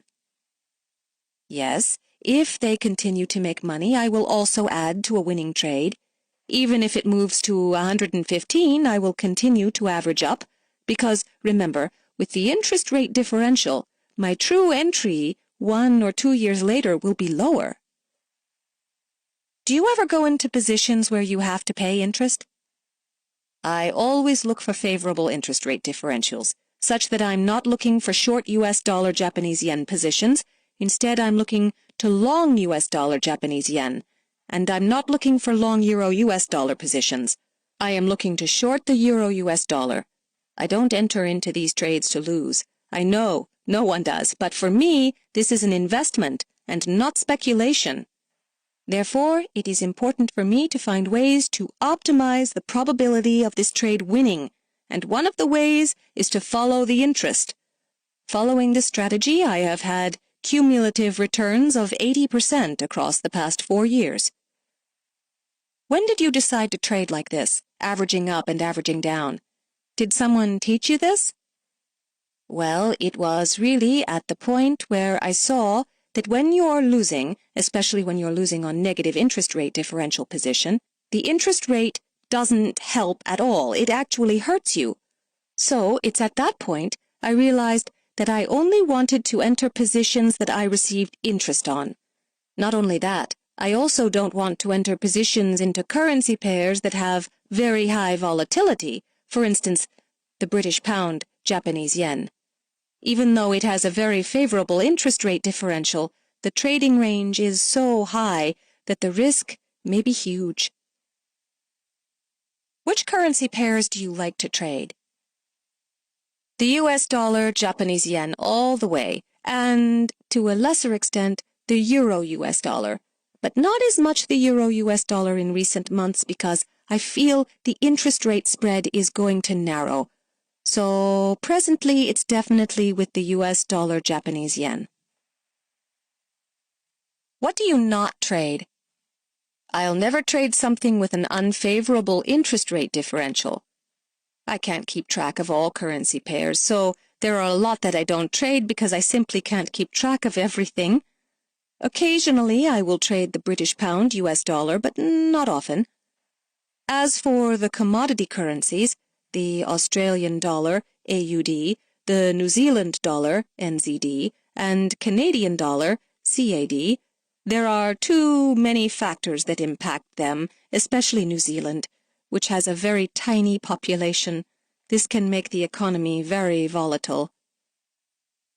Do you have only one position on at a time, or will you trade Euro-US dollar and US dollar Japanese yen, or just US dollar Japanese yen by itself, one at a time? I will trade more than one currency pair at a time. What is the longest time frame you've held a trade? 8 months. Shortest? 2 or 3 minutes. How often do you check the price of the currency when you are in a position? It really depends on the day, because there are certain days that I don't look at the computer or price action whatsoever, and those are the best days. But then there are other days where I'll look at the computer and markets 4 to 6 times a day. I can be at my computer for 2 hours straight or for 5 minutes. It really depends. On average, though, like I mentioned earlier, I spend 4 hours per day from Monday through Friday looking and checking the markets, and it's more pleasure than work for me because I really like the Forex market. Can you tell us about what you do in those 4 hours, since you are really in it for the long haul? Well, I'll never sit at a computer for 4 hours. That's way too boring. Instead, maybe one day I'll get up, I'll have breakfast, I'll take a look at the charts to see what happened overnight. Then maybe later on I'll do some analysis on price action, look at charts for a certain amount of time, zoom out, zoom in. Otherwise, I just read the news for any given day from international news wires, the New York Times, Le Monde from France, the Spanish press, things like this. How complicated is your trading setup? Very simple. I have one computer, one screen, and nothing else. What is the best and most memorable trade that you have made? Well, in terms of one big trade, I never really had one big trade because I'll enter a position and I'll hold multiple positions, and it's really in terms of how I'm doing per day. Or, let's say in recent memory, we had a very good March, but it's never really that one big trade that is very memorable. I mean, in terms of long-term memory, I remember buying the US dollar Japanese yen, dollar yen, at 92, and then later selling it 112. How long did you hold that for? 11 months. That is a very long time for most people. So how often do you end up adjusting your trades? I never really change trades because I'll have a trade and I'll be in that trade as long as it takes to achieve a certain goal or position. I never trade to make myself rich overnight, for instance, because one day that may work, but the next day it won't. I really look at my yearly performance to see exactly how I'm doing. What was your worst trade ever? My worst trade was with the Euro-US dollar some time ago. I was trading the Euro-US dollar and US dollar Japanese yen, and I was making some very good trades. I had it with this bank that then decided there was too much risk exposure in my account and started arbitrarily closing positions such that I ended up losing about $700,000 because the bank took it upon itself to close out these positions. Meanwhile, had those positions been left open, I would have made money in 3 or 4 months' time. But in the end, I had 2 options. I could have gone to the courts, or I could have just gone on my way and learned from this. I'm a person who avoids conflict, so I really decided just to leave it be. $700,000 in losses? That's a lot of money. What kind of leverage do you use? 2% or 50 to 1. Can you tell us a little bit about how trading has impacted your family? I am a big believer of teaching my children the value of letting your money work for you instead of sitting dormant in the bank. In fact, I remember when my children were little and Christmas time came around, I would actually give them shares in companies.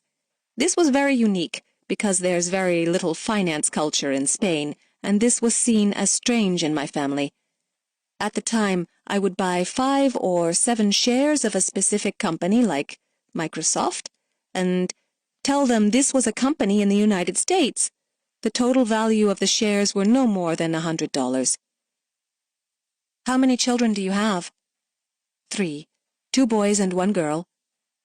How did they feel when you gave them shares? Were they upset or were they happy? Well, I told them these were shares in American companies and they were part owners of this American company and they just viewed the American technological sector with wonderment. How old were they when you started giving them these shares? Well, the smallest child was 6 years old. The other ones were 9 years old and 12 years old. Did you give them any toys as well? Oh, yes, toys and a couple of shares. This has gone very well for them because now they're in their 20s and it's really helped boost their savings. More recently, though, they've become so interested in Forex that they've sold all their previous holdings in stocks and really dedicated more time to the Forex market. Does your wife trade as well? She has a mini account. She's seen me doing this for years and decided to trade for herself. But she trades a bit differently. She'll open and close positions throughout the day and trade little by little. She does it to make some extra spending cash. She's actually been doing quite well, such that she's taken out an average of about $2,000 a month, and she's very happy with that.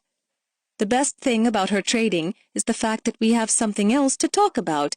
We can talk about our children, the weather, and how we think the Forex market is moving. It creates a much more interesting dialogue, fosters a lot more cooperation. Basically, it helps to improve our marriage. Do you ever take opposite trades? No, that never happens. We have a system such that if she's trading the British pound Japanese yen, then I'll be trading the US dollar Japanese yen. Do you extract your profits on a regular basis like she does? Well, we don't necessarily take money out of the account, and when we do, it's not because we need it. We'll occasionally just take money out of the account and buy something for ourselves. More generally, we'll aim to take about 12% of our total profits out of our trading accounts, and we take money out 1 to 2 times a year.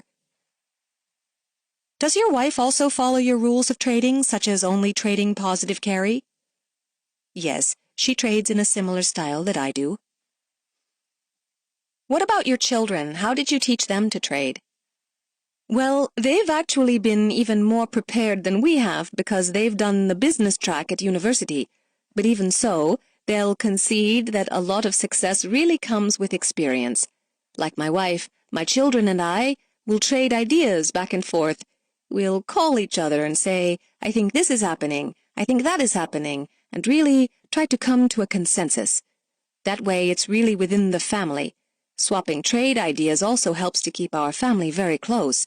For example, my oldest son will call me on a given day and say, Hey, I did really well today. And I may say, No, we did really well today. We made this much. It's a bit competitive, but we also spend a lot of time sharing information. My wife and I have been married for 29 years, and we have set in stone since the beginning that our primary business is our family. Have your children adopted their own trading style, or do they trade similar to you? Their personalities will push them to do something different, but they have taken the base from me and use it as a starting point. When you were teaching your kids to trade, was there any time where you said, okay, if you made a certain amount, that's what you could spend it on? Did you encourage them to trade in order to buy things, or was it just to build their savings?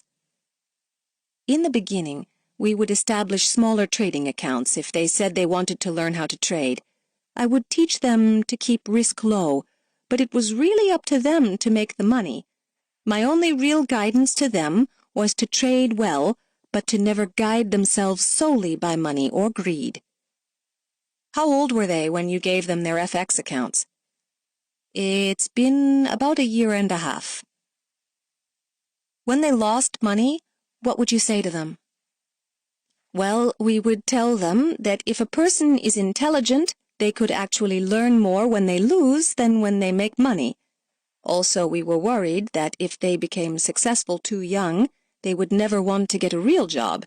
If they made in a day in the Forex market what they can at a regular job in 15 days, then they may not be motivated.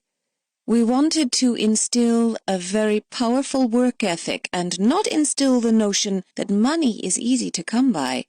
So I would talk to my children and say that you can take your savings and really put them to work by putting them in trading.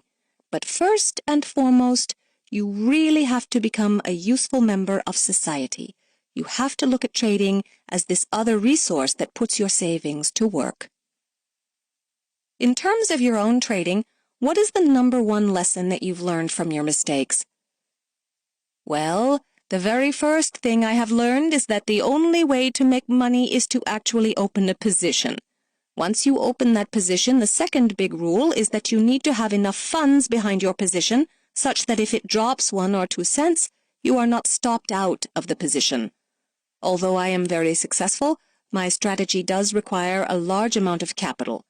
In addition, the most important thing that I want to impart on new traders is to tell them not to expect to achieve riches overnight, especially with a very small amount of money. You want to make sure that you have a consistently profitable strategy, not one that makes money one day but does not work weeks or even months down the road. You have to trade in a balanced way such that not only do you have a good strategy, but also good risk control. You never want it to turn into something that you beat yourself up about. Even if you make money, it's only going to hurt you in the long run because you are so unsettled about the excessive risk that you are taking. The purpose of trading is to add to your quality of life, not take away from it. You want to make sure that you are actually doing things properly, that you live well, sleep well, knowing that your strategy is working the way it should. Lessons from Marcelino Livian. Make sure you have enough funds to sustain your position. Livian is the epitome of a long-term trader. With positions open for as long as a year, he aims for big movements. Although this style of trading comes in contrast to many of the shorter-term traders in our book, who look to make as little as 10 pips a day or 50 pips a week, Livian's 80% return over the past 4 years rivals that of most hedge funds. However, in order to trade the way Livian does, you need to have deep pockets. The core of his strategy involves identifying a large trading zone and then scaling into a trade little by little toward the bottom or top of that zone. By doing this, Livian ends up building a large position that has a low average entry price. However, as you build your large position to the point where only an incremental movement is needed to bring you into a profit, any small move against you also becomes more damaging. So, it is extremely important to ensure that you have enough funds to maintain that position. This idea is important even if you do not trade the way Livian does. If you hold too large a position and end up not having enough capital to sustain regular fluctuations, then you can easily get stopped out by short-term market movements. Get paid while you wait. One of the Livian's primary trading rules is to always be on the side of carry, which is another word for positive interest. In currency trading, you are buying and selling countries. In every currency transaction, you are long one currency and short another. On currencies that you are long, you have the potential to earn the interest. On the currency that you are short, you have to pay interest. The difference in the spread of the interest rates between the two countries is the net amount that you can earn or pay. Being on the side of positive interest is extremely important to Livian because in long-term trades, a negative carry position would actually reduce profits or exacerbate losses in the account. When you are taking a position where you have to pay interest, this payment needs to be made every day, so it becomes an added trading cost. In contrast, being on the side of carry or holding a position where you can earn interest actually helps to improve performance. Every day an interest payment is deposited in your account, which increases account equity and helps to reduce losses. In other words, it lowers your entry price. On a long-term trade, this can offer a very significant advantage. If you are holding a position for 1 year, the interest income can really add up. For example, a currency like the New Zealand dollar Japanese yen could pay $10 in interest every single day, which represents 1 pip or point on a standard contract. If you held the position for 100 days, that equates to 100 pips. Therefore, if you were long New Zealand dollar Japanese yen, your entry price would be reduced by approximately 100 pips after 100 days, which is quite significant. Share trading with your family. Livion's final piece of advice is to share trading with your family. Not only has it helped to bring his family closer through friendly competition, but he has also used it to teach his children to be financially savvy at a very early age. The key is to ingrain the discipline of risk control and avoid fostering a betting mentality. Trading should be perceived as a way of making your money work for you rather than letting it sit idle at the bank. Chapter 12. Man versus Machine. Stephen Ickow. As computerized black box trading has proliferated across equity markets, sometimes accounting for as much as 70% of the daily volume on NYSE and NASDAQ, traders have bemoaned the fact that machines have made trading impossible. Yet Stephen Ickow is a testament to human ingenuity and resourcefulness. Not only has he been able to adapt to the new black box regime of the machines, but he has prospered by taking advantage of the software robots. A highly disciplined trader, Ickow lives an almost ascetic existence. Locked in his home office for 6.5 hours each day without any interruptions from the outside world. This sense of focus and discipline has made him one of the most consistent traders in the game, registering only 4 losing days out of the last 180. From his home in suburban Chicago, Steve sat with us one day after the close to chat about his approach to the markets and to share some of the tricks of the trade. Question. One of the things we found interesting with many of our interviews is that most people developed an interest in trading from high school or earlier. Was that the case with you? I always had an outside interest in stocks, but I was a pre-med major, so I came into it a little later in life. My dad was always into it, but not into trading, more like retirement stuff.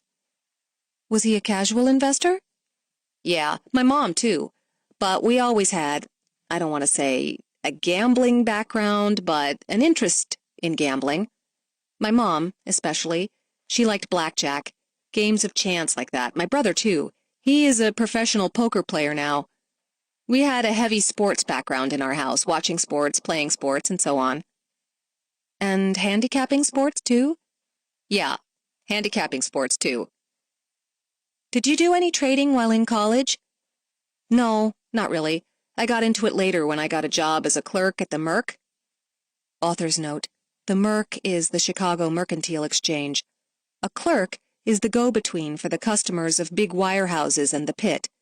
He or she updates the market for the customers and helps facilitate trades for those customers in the pit. I was in the Nikkei pits, NASDAQ pits, and the SPE pits. This was during the internet stock craze, so I decided to try it out. I had a friend who was a successful trader, so he backed me. Did you go off the floor when he first staked you? Yes, I traded stocks off the floor. What was the reason for doing a clerkship at the Merc? I got my degree in biology, but I decided I wasn't going to go into that. I did various other things, and then I had a friend who had a friend who had a friend down at the Merc, and he said he was doing well, so I decided to give it a try. How long did you clerk for? About 3 years. Do you think most of the trading skill that you use now was learned on the floor, or is a lot of it inapplicable to what you do now? No, it was definitely applicable. The way I trade now, I learned from the Nikkei pit. It was smaller pit with less going on, and the stocks I trade now are slower with less going on. You can watch what's going on, who is doing what. That's kind of how I trade, the way people do in a smaller pit where you can see who is buying, who is selling, trying to get in between the players, buying in front of them, selling in front of them. So the Nikkei is what molded my style. When I first started trading, I was trading thicker stocks like Microsoft, but I couldn't get an edge, so I went to thinner stocks, which are less crowded and easier to identify the players. Is most of your trading done on NASDAQ? 100% NASDAQ. Is that because you need that open book on the level 2 entry? Author's note: at the time this interview was conducted, the NASDAQ, unlike the NYSE, displayed all the bids and offers on the single level 2 screen, providing the trader with much better transparency than the specialist book on the NYSE, which only shows the topmost bids and offers. Yes, level 2 entry. Most important is immediate fills. You are not giving your order to a specialist. Everything is done right away. Watch the book. Watch where all the bids and offers are on level 2. On the NYSE, it's not easy to do that. There is less transparency. These days, do you mostly watch the tape, or are you a chart reader as well? No, I watch charts too, but I would say level 2 is primary. Charts are for confirmation. If the chart looks good, but level 2 isn't there, I won't trade.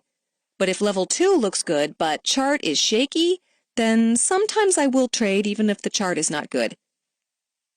What time frame charts do you look at? My screen. What I am looking at right now is level 2, one that I trade off of and 7 others that I am watching. The level 2 that I trade off of is linked to 2 charts, a 5-minute chart and a daily chart. I also have 5-minute charts of S&P, NASDAQ, and E-mini Russell futures, and I have daily charts of indexes. But what I am really watching is 5-minute charts, and I also have the S&P Squawk Box just for the general tone of the market. Can you give an idea of the type of stocks you are trading? I am trading stocks priced between $30 to $70 with average daily volume of 300,000 to 1 million shares. So these are intermediate stocks, not extraordinarily liquid, but liquid enough. How large a size will you go into stock that trades 300K a day? My size can vary from 100 to 5,000, but usually it goes between 100 to 2,000 shares. It depends on the day and what is going on in the stock. If it is a slow day and I am just trading back and forth, I will trade small size. If I see there is a buyer, I will put on size. But I will never put on a huge position because I never want to have a single trade that will put me out of business. When you go large size, do you average up? No, not necessarily. Usually, when I put size on, it is because I have an edge where I see someone pegged to the bid or offer and I know there is a buyer or seller. Market makers and hedge funds have a lot of positions to watch. They often have a big order to work, so they are not micromanaging the order. They may have 100,000 shares to fill, so they put them on the computer, which puts them on the bid. So if the bid moves, they move. If it goes down, they go down. They just want to get their stock filled. But usually they have some sort of limit. So I am watching fewer stocks. I see more of what's going on. I bid up, and he comes up. I bid up to a certain amount, and he won't go any further. Anyway, I can usually tell where he can go to. So I will try to buy up all the offers, bid up to the point where he won't go any further, and then sell the position to him. For example, if I know the buyer will go up to 80 and I see 60 bid by 65, I watch the 65 offers and I buy those. I buy 70 offers. I bid 70. I bid 75. I bid 80 on one ECN. I see him bidding 80 on another ECN. I sell to him. I do it again and again. That is just one thing. What I am trying to tell you is that these guys are watching 20 stocks. They don't have to worry about micromanaging the position. They have a lot of stock to do. They get filled, and that's all they care about. Once in a while, the guy leaves and you get stuck. But you have to know your size and limits and know from experience how to do this. When a market maker has to fill a big order, they can't really hide from someone who is watching the stock very closely. If the fund is buying 100K shares of stock and they are going to hold it for a year, what do they care if they buy it at 65.60 cents or 65.90 cents? But me, if I can make a dime on 10,000 shares, that's $1,000.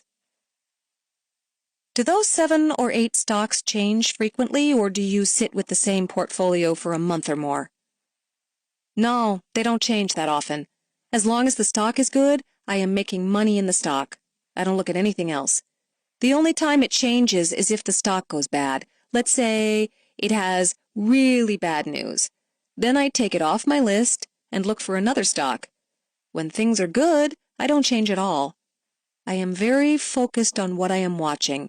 I don't watch anything else, and that's why I trade now basically from an office by myself. I used to trade from a big office where you hear other things and sometimes it's hard not to pay attention. I am in the room by myself now where I don't hear anything. I just know what the overall markets are doing and what my stocks are doing, and that's all I care about. Do you watch CNBC at all? I have it up in the background, just for noise. Sometimes someone may be talking about one of my stocks on there, so I will know why it is going crazy. I do have a news service which tells me the numbers when the numbers come out, and if something is mentioned about my stocks. Then I will probably just get out and watch, because I don't like it when there is too much news on my stock, and I don't know about it. I know I'm not going to get the news first. I don't trade on news. Do you know the story behind each stock quite well? Yes, I do know the story behind each stock. I know when they have their earnings, because a lot of times they will trade a certain way around earnings. Does that have to do with institutional order flow? Since institutional buyers are going to be positioning themselves before a news event, do you try to capitalize on that? You should know when earnings are going to be, because a lot of times there will be position squaring and things going on that are out of the ordinary. Could you give an example of what kind of price action would make you think something might happen? If you see buying ahead of the earnings, does that suggest there could be positive news? For example, if there are big buyers into the earnings and the company reports better than expected, then it will usually gap up, and it's a good place to get short. But if the stock is weak into the earnings, then they beat the estimate. Then, even if it gaps up, it's still good to get long after the earnings because there are still a lot of people who were wrong. So a lot of it is just watching. If I see who the buyers were before and the news is good, then I see them getting out of positions. So you could divine a lot of market-making strategy just by watching the tape very carefully day in and day out, even with the fact that everybody tries to hide their identity? Yes, it changes all the time, but a high percentage of NASDAQ volume is now composed of black box trading, so a lot of times I will test price just to see where the market is. Let's say I am long and I start bidding up, and bids come with me. Then I know I am good. Let's say I offer and now no one joins me. No one is an aggressive seller. That's how I get information on the stock, by constantly bidding and offering. Let's zero in on this. Would you say that by doing this kind of probative touch and feel action, you are actually testing the machines, not the human beings? By doing this, are you actually able to understand the programming behind those machines so you can trade off of it? Right, exactly. Here is another example. If you know some of the big market makers in the stock, you can sometimes see what he does. It used to be that you could see on Island. Author's note: Island was a very popular electronic communication network on which traders could make bids and offers for stocks. Who sold or bought from you? I remember one time Goldman was on the offer, and I would offer Island, and he would buy from me. So you knew he was faking his offer in order to make sure that the stock wouldn't get away from him. By becoming familiar with the stock and knowing who the big players are, you could tell who was faking or not. If the market is 79 by 80 and I buy all the 80 offers, then the market maker gets pissed off. But if I join him and buy the 79s with him, and as long as you are buying with them and not taking all of their 80s, then they'll take you up for the ride. In that case, the market maker is really a buyer at 79 and he doesn't want to sell at 80. There are a lot of fake bids and offers in the NASDAQ, and if you are able to identify what they are, then you can use it as a clue for information as to what is going on. So by watching, I get my edge. If you don't have an edge, you don't have anything. An up market means nothing. Every day you can have the Dow be up, but you will have 100 stocks up and 100 stocks down. This brings us to the next question. Precisely because these are not Dow or the S&P 500 or the NASDAQ 100 stocks, they are less subject to broader market swings. Are they less vulnerable to market sweeps by the stock index futures as well? Sometimes they are, sometimes not, but you will know. Here is an example. The market is going down. It is going down hard. But you see there is one guy buying, staying on the bid. You identify who he is, and then you want to buy with him. But if he leaves you, get out. I don't like to buy highs and sell lows. I like to buy pullbacks. Or I'll take a shot at buying a low or selling a high if I see a seller and go with him. You day trade, meaning that you don't hold anything overnight. Were you always this way? Did that just develop over time? And if it did, can you tell us why you adopted that style? I like to micromanage everything, so I don't have control after the market closes. I don't want to think about it. I like to go home every day and think about other things. Forget about the market for a little bit. I like to be flat every day because anything can happen overnight. How much of a risk do you typically allow yourself on a trade? 10 cents? 15 cents? It depends, but usually not much at all. I am typically getting long on the bid with someone, and if the guy leaves, I am out. Now, there are times when the guy bails and there is nothing I can do, but usually my risk is 5 cents or less. Pretty much always? Usually. The only time when I deviate from that rule is when there is no one there and I can't get out. So what happens in that case? Well, it's a percentage game. Most of the time you can get out. 9 times out of 10 you can get out. When you get trapped, how badly have you been stung? Has it been as much as $1? No, never. Maybe in the old days when stocks were $300, but now I would say 20 cents is the worst that I get hit. I am always watching my stock. You have 7 level 2 screens that you are watching, but you are actually trading only one stock at a time, correct? I may be in 2 or 3. I won't be in more than that, but I want to be watching everything. I was in a stock today. It sat in a range of 15 cents for 4 hours, but I just traded it back and forth, back and forth. Now that you are trading for such small spreads, how is your cost structure? Prices have come down a lot. When I first started trading, it was 3 cents a share, so $30 for 1,000 shares.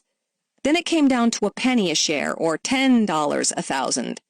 Now it's 0.4 or 0.5 cents a share, so basically when I trade in and out on a stock, I can scratch the trade on just 1 cent gain, which is nice because I can trade bigger size. A nickel is about as much as you are willing to sacrifice on each trade, but on average, and of course each trade is different, how much do you try to profit from each trade? I don't set hard targets. If I am in a stock and the buyer comes up, I will stay in it, and I can make $1 sometimes. I can make 75 cents. Whatever the market gives me depends on where I got in. If I got in at the bottom and the market turned and there is no reason to get out, no one is offering and the bids are holding up, I will stay in it. That brings up an interesting question. No financial instrument goes up vertically. There are always retraces along the way. So even if you have a 50 cents move up, there is at least a 10-cent retracement somewhere along the way. What gives you the confidence to hold through those retracements? That's the hardest part of trading, And to tell you the truth, I am not as good of a holder as I could be. I get out of my losers right away, but I don't hold winners as long as I could. A lot of times, if I am in a stock and it starts to retrace, I will try to get out. Since you don't average down into your losers, do you scale out of your winners, or are you doing a single entry, single exit type of strategy? I will definitely scale out of my winner. I'll offer out some, not all, of my position if it starts moving my way. Let's step back from trading. Could you run through your daily routine? What is an average day in your life like? I've always worked out. I was a competitive weightlifter. I have always been into sports. So every morning I will get up at 5:30 and check what the markets did overnight. Then I will go to the gym, 6:30 to 7:30 Chicago time. Shower, hang out with the family a little, then get into the office by 8:05. Check the news. I will trade until 3 o'clock. Then I will usually go pick up my son from school, and if the weather is nice, we'll hang out. We'll go to the pool or the park. Then I'll do half an hour of work at night and hang out with my wife. I'm in bed by 10 o'clock. When you are trading all day, do you go out for lunch? Do you have any interruptions? No, I don't eat much. I will have a little coffee, a little oatmeal, go to the bathroom, and trade all day because I don't want to miss anything. It is a relatively short day. But at the same time, it's enormously intense. You are not just sitting. Every single moment you are focusing on the screen. Having done this, we know how draining this can be. How do you relieve the pressure and maintain the focus for 6 straight hours? I just do it. I just concentrate and focus, wait and watch, and then attack. You are up in a tree like a hunter waiting for prey. If the opportunity comes, you've got to be there. If you are in the bathroom or walking around, you miss it. Yes, but sometimes for upwards to an hour, nothing much happens in the market.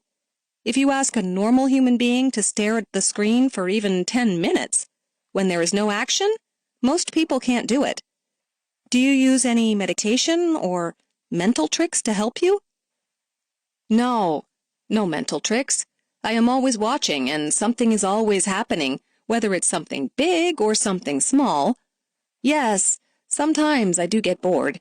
Sometimes I do something I shouldn't do, but generally I try to stay disciplined and wait for the opportunity to happen. Do you ever dream about the day's trading? Yes, sometimes that will happen. I will see the level 2 in my head. It hasn't happened recently. As I traded more, I have been able to relax more. Now when I come home, I am not as happy after my big days, and I am not as upset after my bad days. The highs are not as big and the lows are not as low. I come home every day and try to do it again the next day. When you first started out, the pressure of being profitable, where you had to make money or you didn't eat, in a sense. How did you deal with that? Yeah, that was terrible. My first day when I started, I made $1,500. After the first week, I was down $5,000 because I had no idea what I was doing. I thought I knew, but I didn't. And I didn't approach break-even for about 5 months, where every day I would come home depressed. I'd lay on the couch and think, I can't figure this out.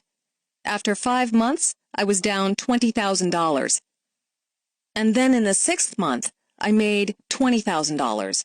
And that was it. At the beginning, it was very hard because I couldn't figure it out. You'd feel a sense of failure. Why can't I figure it out? And then it just clicked. I tell people that after 6 months, you either get it or you won't. Most people don't get it. If you don't get it after 6 months, it's time to do something else. What skills would you say a person needs in order to do the kind of trading you do?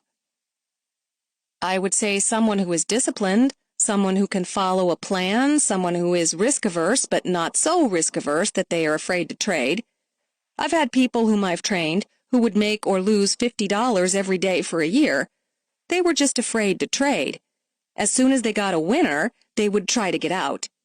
In general, I would say someone doesn't have to be book smart, but someone who is a good poker player, a chess player, somebody who understands how to read a situation. Someone like a quarterback who comes up to the line of scrimmage and looks at the defense and knows, probability-wise, what will work with this formation. Just like I look at level 2, and I put on a trade, and sure, it may not work all of the time, but it will work 8 out of 10 times based on what I've seen before. So, in short, the ability to read a situation and process that information as things are going on at a fast pace and stay cool under pressure. I always thought that guys who were good quarterbacks in the NFL would make good day traders. How many people have you trained? About 20. Of the 20, how many are still in the business? None. I've been able to help people who were already successful traders in futures or other instruments and show them my methodology, but someone who was not a successful trader already, I was not able to train. They can understand what I'm doing, but they just can't follow through. For example, I had a guy. I tell him we are buying evens, buying stock at the round figure like 101.00 or 102.00. We are buying evens with the bid. The market is going down, the futures are going down, it looked bad, but I tell him, don't get out unless the evens leave. Well, the guy panics. He sees the market going down, there is nothing below evens, and he gets out. The market turns, all of the O1 offers get lifted, but the trader is not in the stock. I am in the stock, but he is not because all he could think about was if the evens leave, he can lose money. So we put on the exact same trade, but he couldn't hold the position. So I can tell people exactly what to do, but their emotions get the better of them. But I have trained people who were good traders to become better traders. What do you do specifically for those good traders to make them better traders? Mainly, I showed them things about level 2. Maybe they were overall market traders or chart traders, and I got them to pay more attention to price action, more micro stuff rather than the macro. I showed them how market makers and funds work their orders and how to capitalize on that. You've trained people, but was someone a mentor to you? The guy who got me started, who was a very successful futures trader, taught me more about how to handle myself than actually giving me an idea on how to trade. Would you say that it is much more important to learn that aspect, the ability not to sabotage yourself, rather than any specific methodology of trading? I would say they are equal. If you don't have a methodology, you won't make any money anyway. But if you do have a methodology and you know how to control yourself, that makes you a better trader. But without the methodology, you have nothing. True, there are a million ways of making money in the market. Every one of them will also lose you money because every methodology ultimately fails, and the problem is that most people don't have the self-control to abandon the methodology when it's not working. That's definitely true. You have to know when things change, and you have to change with them. It's survival of the fittest. If you don't change, you are done. But at the same time, you have to have the discipline to follow your methodology. During the day, do you IM anybody? Is there a support group you hang with? No, I do it all myself. What about once a month? Are there meetings you attend? No. I talk to a few of my buddies, but the stocks I am in, there is only so much to go around, and you really don't want to give them out. That's one of the things I like better than trading in a big office. Then you may have a few traders in the same stock, and then you have the problem of who goes first. I'd rather just not know. That's what's so good about electronic markets instead of the pit. You hit the button. Whoever is first is first. Generally, I prefer to be left alone. My wife doesn't even call when I'm in the office, unless it is an emergency. Speaking of that, does your wife work? Does she have a source of income? No, she is a stay-at-home mom. She used to be a teacher before our sons were born. So the period when it was kind of hard, the first 6 months, was your wife supportive? Was it difficult for you guys? How did you handle that? We had some savings. I didn't have any bills, and she was very supportive. That must have been important. Yes, definitely. Some operational details. Do you trade one account or do you trade multiple accounts? I trade one account. You run a self-proprietorship. You pay all your expenses, medical bills. It's as though you are running a hardware store. You had the same set of possibilities and problems. Exactly. Do you target income for yourself? Do you say, I want to make $1,000 per day or $20K a month? Or do you not believe in targets? Yes, I do have targets for myself. But if I don't get them, I don't get them. It's not like I say to myself, oh, I made X amount today. I'm going to stop trading. I never stop trading until the close. Even if you had a 5K by 11 a.m., you wouldn't stop? No, never, because if there is opportunity to make more, that's what I am there for. Have you ever had a situation where you were up by 5K at 11 a.m. and back to 0K at 3 p.m.? Where you gave it all back? No, not after my learning phase. Usually I will trade more conservatively if I'm up. I will try to trade only much higher percentage setups, smaller share size, just trying to pad what I already have. What do you consider to be a great day to make money? High volatility? Big ranges? It depends. Sometime the stock will move, but I can't figure it out. I have no edge. I don't know who is buying, and I really don't know what's going on. But if the stock moves and the clues are there, I see bids, and they cancel offers. A lot of times what will happen is that the market maker will come in and will hold the price up, even if the market is going down. And he will do it for a couple of days. When I see that, I buy them with him on every pullback. He may do that for 3 or 4 days in a row. If I can identify that early, I can get with him and make money. Sometimes guys will hold the stock in a very small range on the bid and the offer, and I can't make any money. But a lot of times there may be a buyer at 15 and a seller at 70, and I'll try to trade that in between all day long. As long as I can identify who the buyers and sellers are, I can make money. But if the stock goes straight up and the market is flying, it doesn't necessarily mean I can make money because I have no clue what's going on. You may actually stand down then, even if there is movement, just because you don't understand the reason behind the directionality? Exactly. Let's say they took out a big level. Say they took out all the evens. But if I don't know who the buyer is, I don't necessarily want to buy the O1s or the O2s. I need to know where I am out if I am wrong. On every trade, I always answer these 2 questions. Number 1, why am I getting into this trade? And number 2, where am I getting out if I am wrong? If I can't answer those 2 questions, then I can't get into the trade no matter what the stock is doing. Another thing other traders always ask me is, why don't I watch more stocks? So I can have more opportunities on, say, days that my stocks are not moving. My response is that I need to watch my stocks. In case they do move, I want to be the first one to know it. I try to know everything about these stocks, and I watch enough stocks such that there is always something to do. Sometimes I may trade less shares, sometimes more, but I have this little niche. There are people who make a lot more money than me, but I am one of the most consistent traders. Speaking of that, and again, obviously, on average, wins versus losses, what's the ratio like? So far this year, I have traded every single day, so we've had approximately 180 days so far, and I have had 4 losing days, and 3 of those days were $100. On average, how many trades do you do? 150? More than that. Really? So let's, for argument's sake, say it's 250 round turns per day. That means at 6.5 hours worth of trading, it's almost a trade every 2 minutes or so? Right. I would say that's correct. It's nonstop. So that makes no single trade meaningful. You take losses quickly and move on to the next one? Right. I just move on to the next one.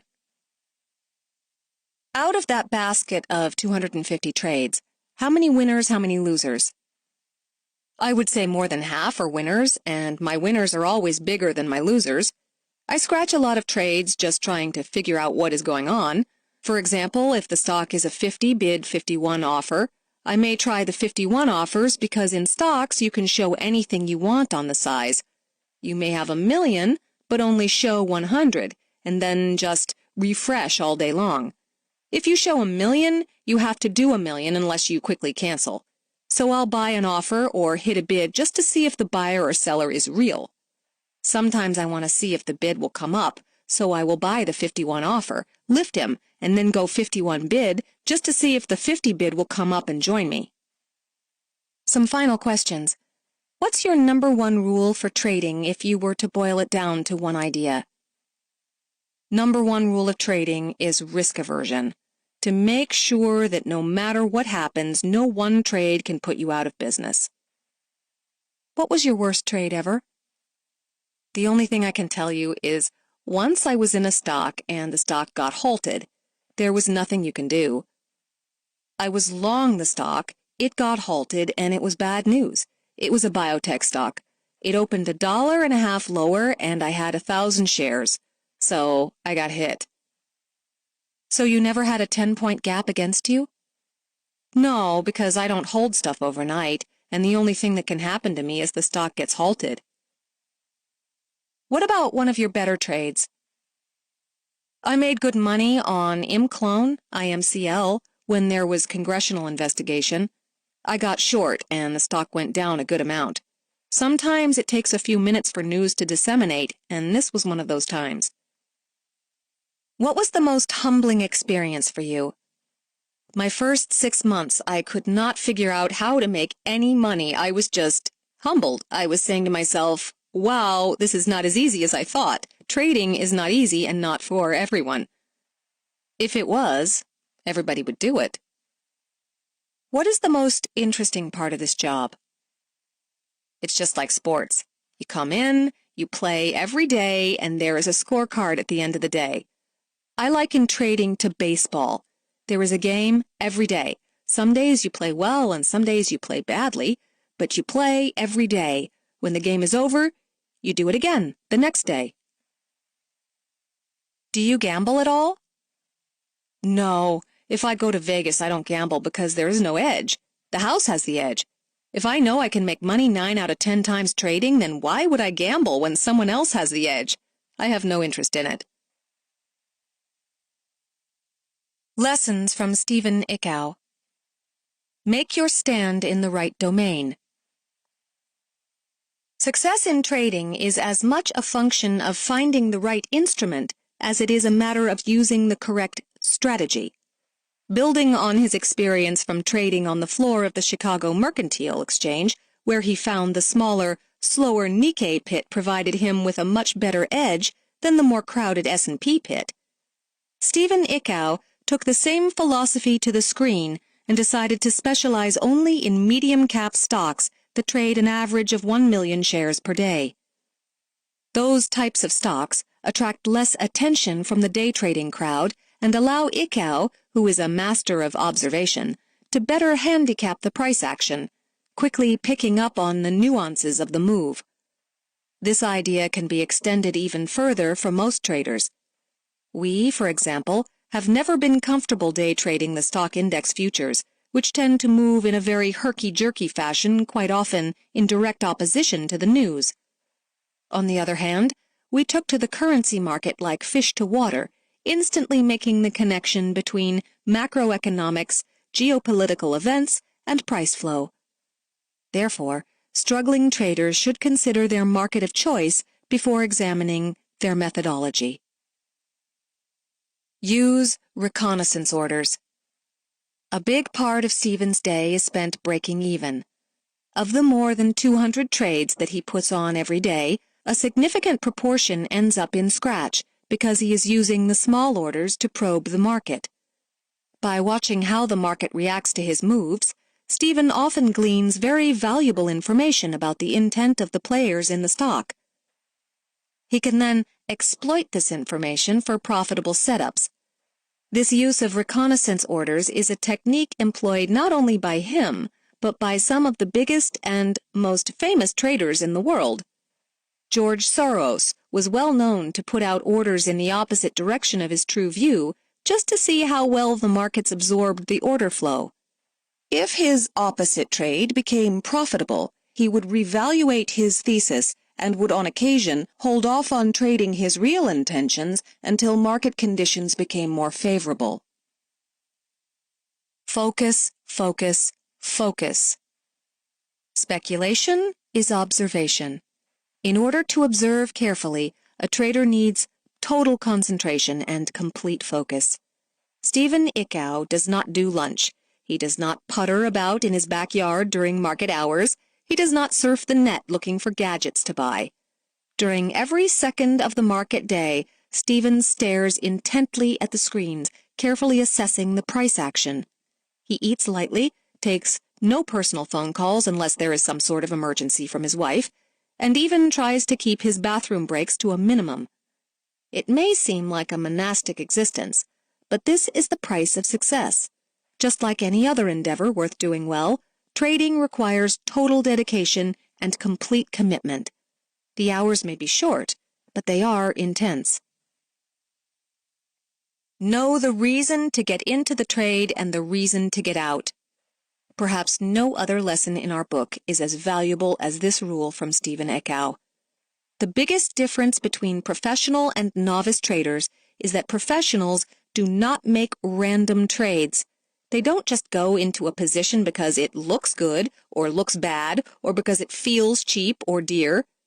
Winning traders always have a crisp, clear, and logical foundation for their trade. The reason may be technical or fundamental in nature, or it may rely on their ability to read price flow on the tape. But they always know exactly why they are in the trade, and much more importantly, at what point, both profit and loss, they will get out. Trade your plan and plan your trades may be an overused maxim in trading, but it is the underlying truth of the game. Chapter 13. Getting Started in Trading. 1. Be well capitalized. Why do most businesses fail? Is it lack of desire on the part of their owners? Is it inferior market research or the absence of people skills necessary to succeed? Although many failed entrepreneurs believe that these are the causes of their demise, the truth is often far more mundane. The majority of businesses fail simply because they do not have enough money to survive the inevitable mistakes that befall all startups.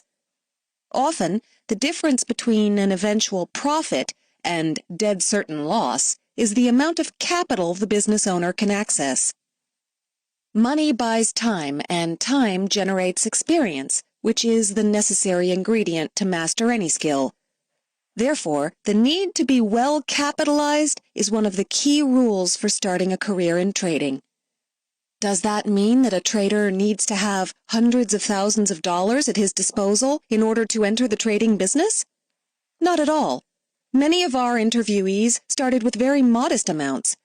However, none of the traders who started small relied on trading as their sole source of income during their initial learning stages. Several, like Paul Willett and Hussein Harnacker, had their spouses support them while they studied the markets. Others, such as Steve Ickow and Tyrone Ball, set aside savings and lived quite frugally as they learned the art of the trade. Finally, some like Indy Jones simply trained on the job while their employer paid them a nominal salary. The critical point we are trying to make is that if you do not have any other source of income while you focus on learning how to trade, be sure to have enough capital set aside to meet your daily needs for at least 6 months to a year. Failure to properly capitalize yourself also applies to your trading capital. Many novice traders, especially in markets with astronomical leverage, such as futures or foreign exchange, will abuse the liberal margin requirements and quickly rack up massive capital losses. A good rule of thumb is to use $10,000 of capital per one standard futures contract. Typically, one standard contract in futures or foreign exchange equals to approximately $100,000 of underlying, which in turn implies that traders should never exceed more than a 10-to-1 leverage factor.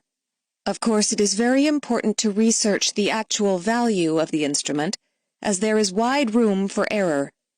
One contract of Great Britain pound, for example, is worth nearly $200,000, while one futures contract of Dow Jones Stock Index is worth only $63,000 at current market prices. Traders should make adjustments accordingly, but keep in mind the need to have ample capital to live on and keep the leverage limit on the trading account at no more than 10 times the equity. This will go a long way in helping you to properly manage your business. 2. Expect to lose for at least 6 months. Learning how to trade is like learning how to do many things in life, such as riding a bike, driving, or even cooking. None of us were successful at these activities from the start.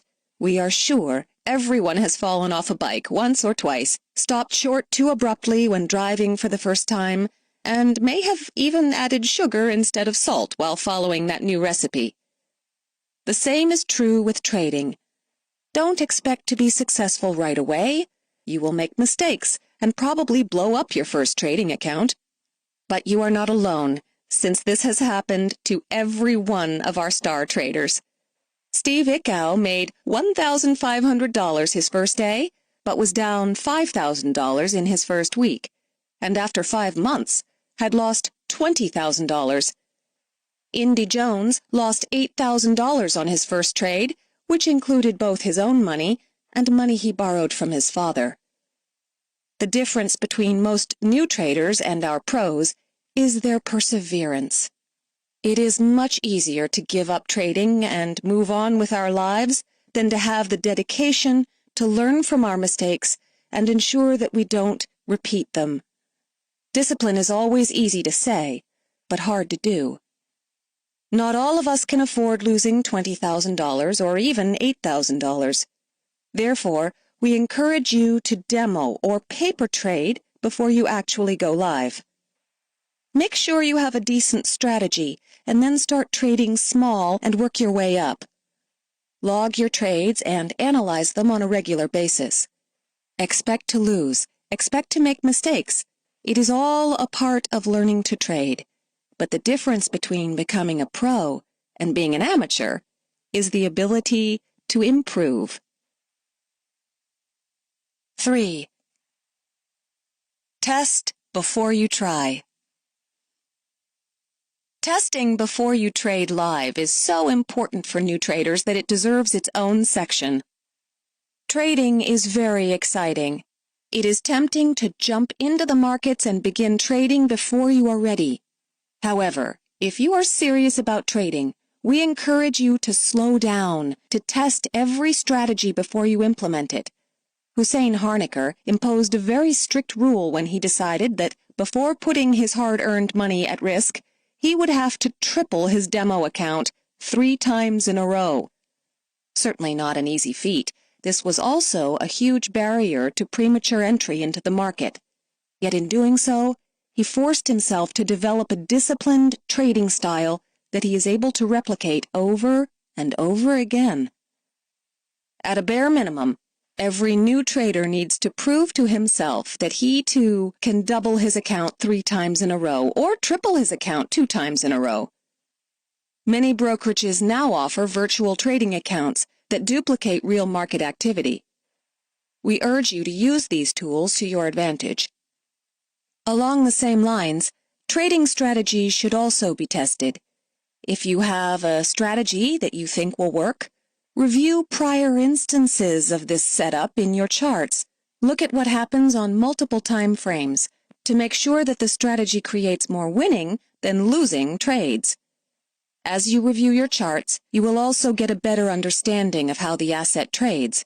Then, test it live, because quite often, execution will alter your results, especially if it is a very short-term strategy or one that relies on breakouts. Only after you have achieved positive results on both backtesting and live testing can you implement this strategy with larger or more meaningful trading sizes. 4. Always use stops. The most prevalent theme in our book is that our traders protect their capital and protect their profits. Before putting on a trade, they always have a game plan and are conscious of how much they are willing to lose on the trade. Whether you are a new or seasoned trader, you need to do the same. Rob Booker said it best when he told us that he trades defensively. Indy Jones has a similar take when he said that in trading, your capital is everything because if your capital is gone, you will have no opportunity to recover. Most of our traders will risk no more than 5% of their account on a single trade. Although the majority of novice traders will agree that this is the proper maximum risk to take, few will do more than pay lip service to it. In order to truly appreciate the need to limit your risk per trade, all you have to consider is that if you lost 25% of your capital, in order to return to your original equity value, you would have to earn 33%. Alternatively, if you lost 75% of your capital, you would have to return a whopping 400% just to get to break even. Protecting profits is just as important as protecting capital. Nearly all of the traders who we interviewed will scale out of their positions because they realize that the last 15 to 20% of your position can account for a significant portion of your total profits. Since most asset classes are trending, smart traders will realize that if they catch a breakout move, the move can last for a long time. The best way to take advantage of this dynamic is through the use of trailing stops that are either based upon key chart levels, equity, or volatility. This is the way that Paul Willett trades. He will harvest profits on a small portion of his position right away and move his stop to break even to make sure this trade remains profitable. Then he will continue to trail his stop to capture any further gains. 5. Trade to your personality. Do you like to fish in a secluded lake or ski down a black diamond slope? How you answer that question could determine the way you should trade. Fishing is a slow, solitary activity fraught with many unsuccessful attempts at snagging a catch. It requires discipline, patience, and the ability to remain focused on a single task for long periods of time. Downhill skiing, on the other hand, is a sport of speed and quick reactions. The ride down the mountain may be fast, but it requires thousands of split-second decisions to navigate safely to the bottom without tumbling into a snowbank. In short, fishermen typically make good long-term traders as they patiently wait to squeeze every point out of the trend. Skiers, on the other hand, tend to be much better short-term traders who are good at scalping a few points at a time. Are there exceptions to the rule? Of course, there are many trend-trading skiers and scalping fishermen. Our point isn't really about skiing or fishing, but rather about knowing your strengths. As adults, our personalities are essentially set in stone. The saying that you can't teach an old dog new tricks was practically invented for trading. It is very difficult to radically change your personality to accommodate a particular trading style. As you have heard from listening to the interviews in our book, you can be successful by trading any product, time frame, and methodology. We are all different, and the key to trading success does not depend on a particular time frame or a specific indicator, but rather on making sure that the time frame you pick is one that fits your personality. People who need instant gratification are probably not cut out for long-term trading and may find their best chance of success by focusing on shorter-term charts. People who are patient and willing to sit with a trade for days or weeks at a time are best suited for long-term trading. Hussein Harnaker is the epitome of a short-term trader. He goes for 10 points at a time, and his trading robot is in and out of positions within minutes. Marcelino Livian is the complete opposite. He takes a very relaxed approach to trading and has often held his positions for months at a time. Each of our traders has different methodologies. Frankie Law and Paul Willett go for big profits, or, more specifically, a large number of points.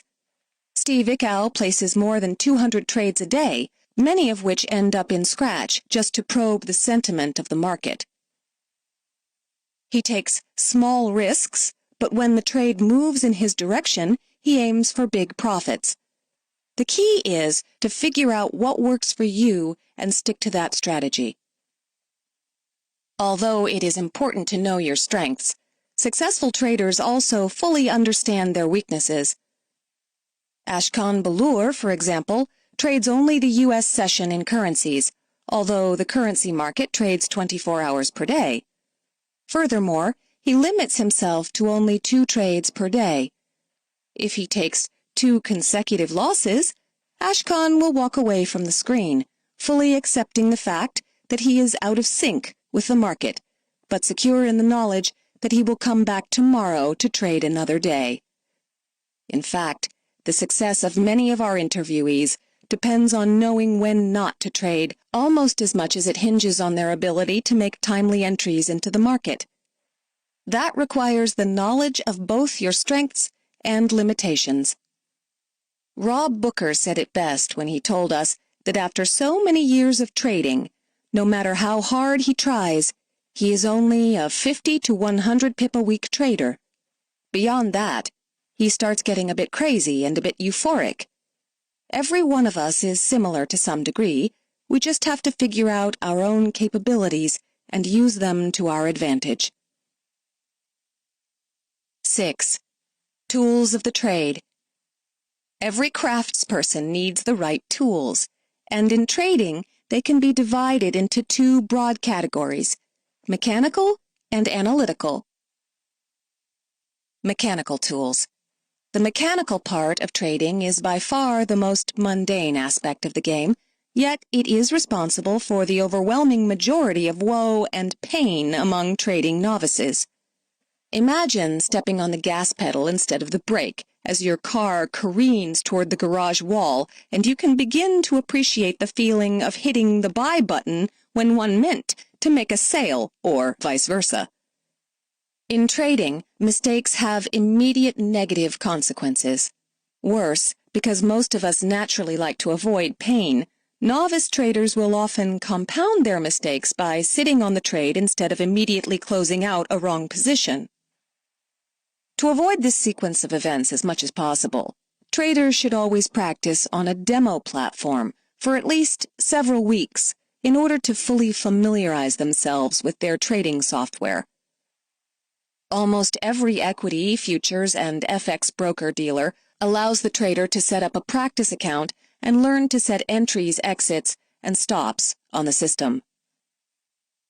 Once the trader is comfortable with his or her software of choice, he should trade the account with real money, but with nominal amount of size. In stocks, that means 100 share lots. In futures and options, 1 contract at a time. And in FX, that means 1 mini-lot size of 10,000 units of currency. Why such small amounts? This step allows the novice to experience the joys and tribulations of having actual money in the market without the consequence of assuming terminal risk. Once the trader is comfortable with the process, what should his physical setup be like? Although many of our traders differed greatly in their use of technology, we've devised a generic list of components we believe are necessary for a serious professional attempt at trading. 1. A good desktop computer with a minimum 2 GHz chip, 1 GB of RAM, and 100 gig hard drive. 2. At least 2 19-inch flat panel monitors to view charts, price action, and various websites. 3. Preferably 2 broadband connections, that is, both cable and DSL, to ensure redundancy. Some traders even use wireless cellular modems on laptops as a final form of backup. 4. Speed dial button on your phone to your broker in case all electronic systems go down and you need to liquidate your position manually. Make sure you get the direct phone number to dealing rather than sales, and have your account information memorized or stored safely near your trading desk. That's it for the mechanics. Although the list may seem intimidating, technological advances have made most of the equipment quite affordable. In fact, there is almost no other business in the world with such low costs of entry. Analytical tools. Now for the analytics part. Some traders will choose to trade strictly off technicals and will require sophisticated charts with many technical studies. In some markets, such as foreign exchange, most of the software is available for free directly from the brokers. But for traders with more stringent requirements, top-line products typically do not cost more than several $100s per month. Traders who will use fundamental information could choose from a variety of sources. The choice starts with a top-shelf solution of a Bloomberg terminal, which costs approximately $1,500 per month and provides real-time economic data on virtually any financial instrument in the world, to much less expensive news feeds that cost no more than $50 a month and provide real-time reports on economic numbers, earnings, and other market information. Although many traders dismiss their content as entertainment, fluff, Bloomberg and CNBC broadcast over satellite, cable, and the Internet and provide good overviews of business headlines of the day and sometimes even cogent financial analysis. For specific stock ideas and economic analysis, the old media stalwarts of the Wall Street Journal and its weekend publication Barron's remain the gold standard of information for equity and commodity traders. However, the Internet has spawned literally thousands of very unique financial analysis websites, the vast majority of which are free. For the FX market, we like fx360.com, although you are unlikely to find specific trade ideas at most of these finance blogs. You will be able to garner very interesting and often opposing views regarding big macroeconomic issues, as well as specific industry sectors. For a source of community, many electronic traders head to www.elitetrader.com for endless conversations and arguments about every market and trading approach that we have covered in this book.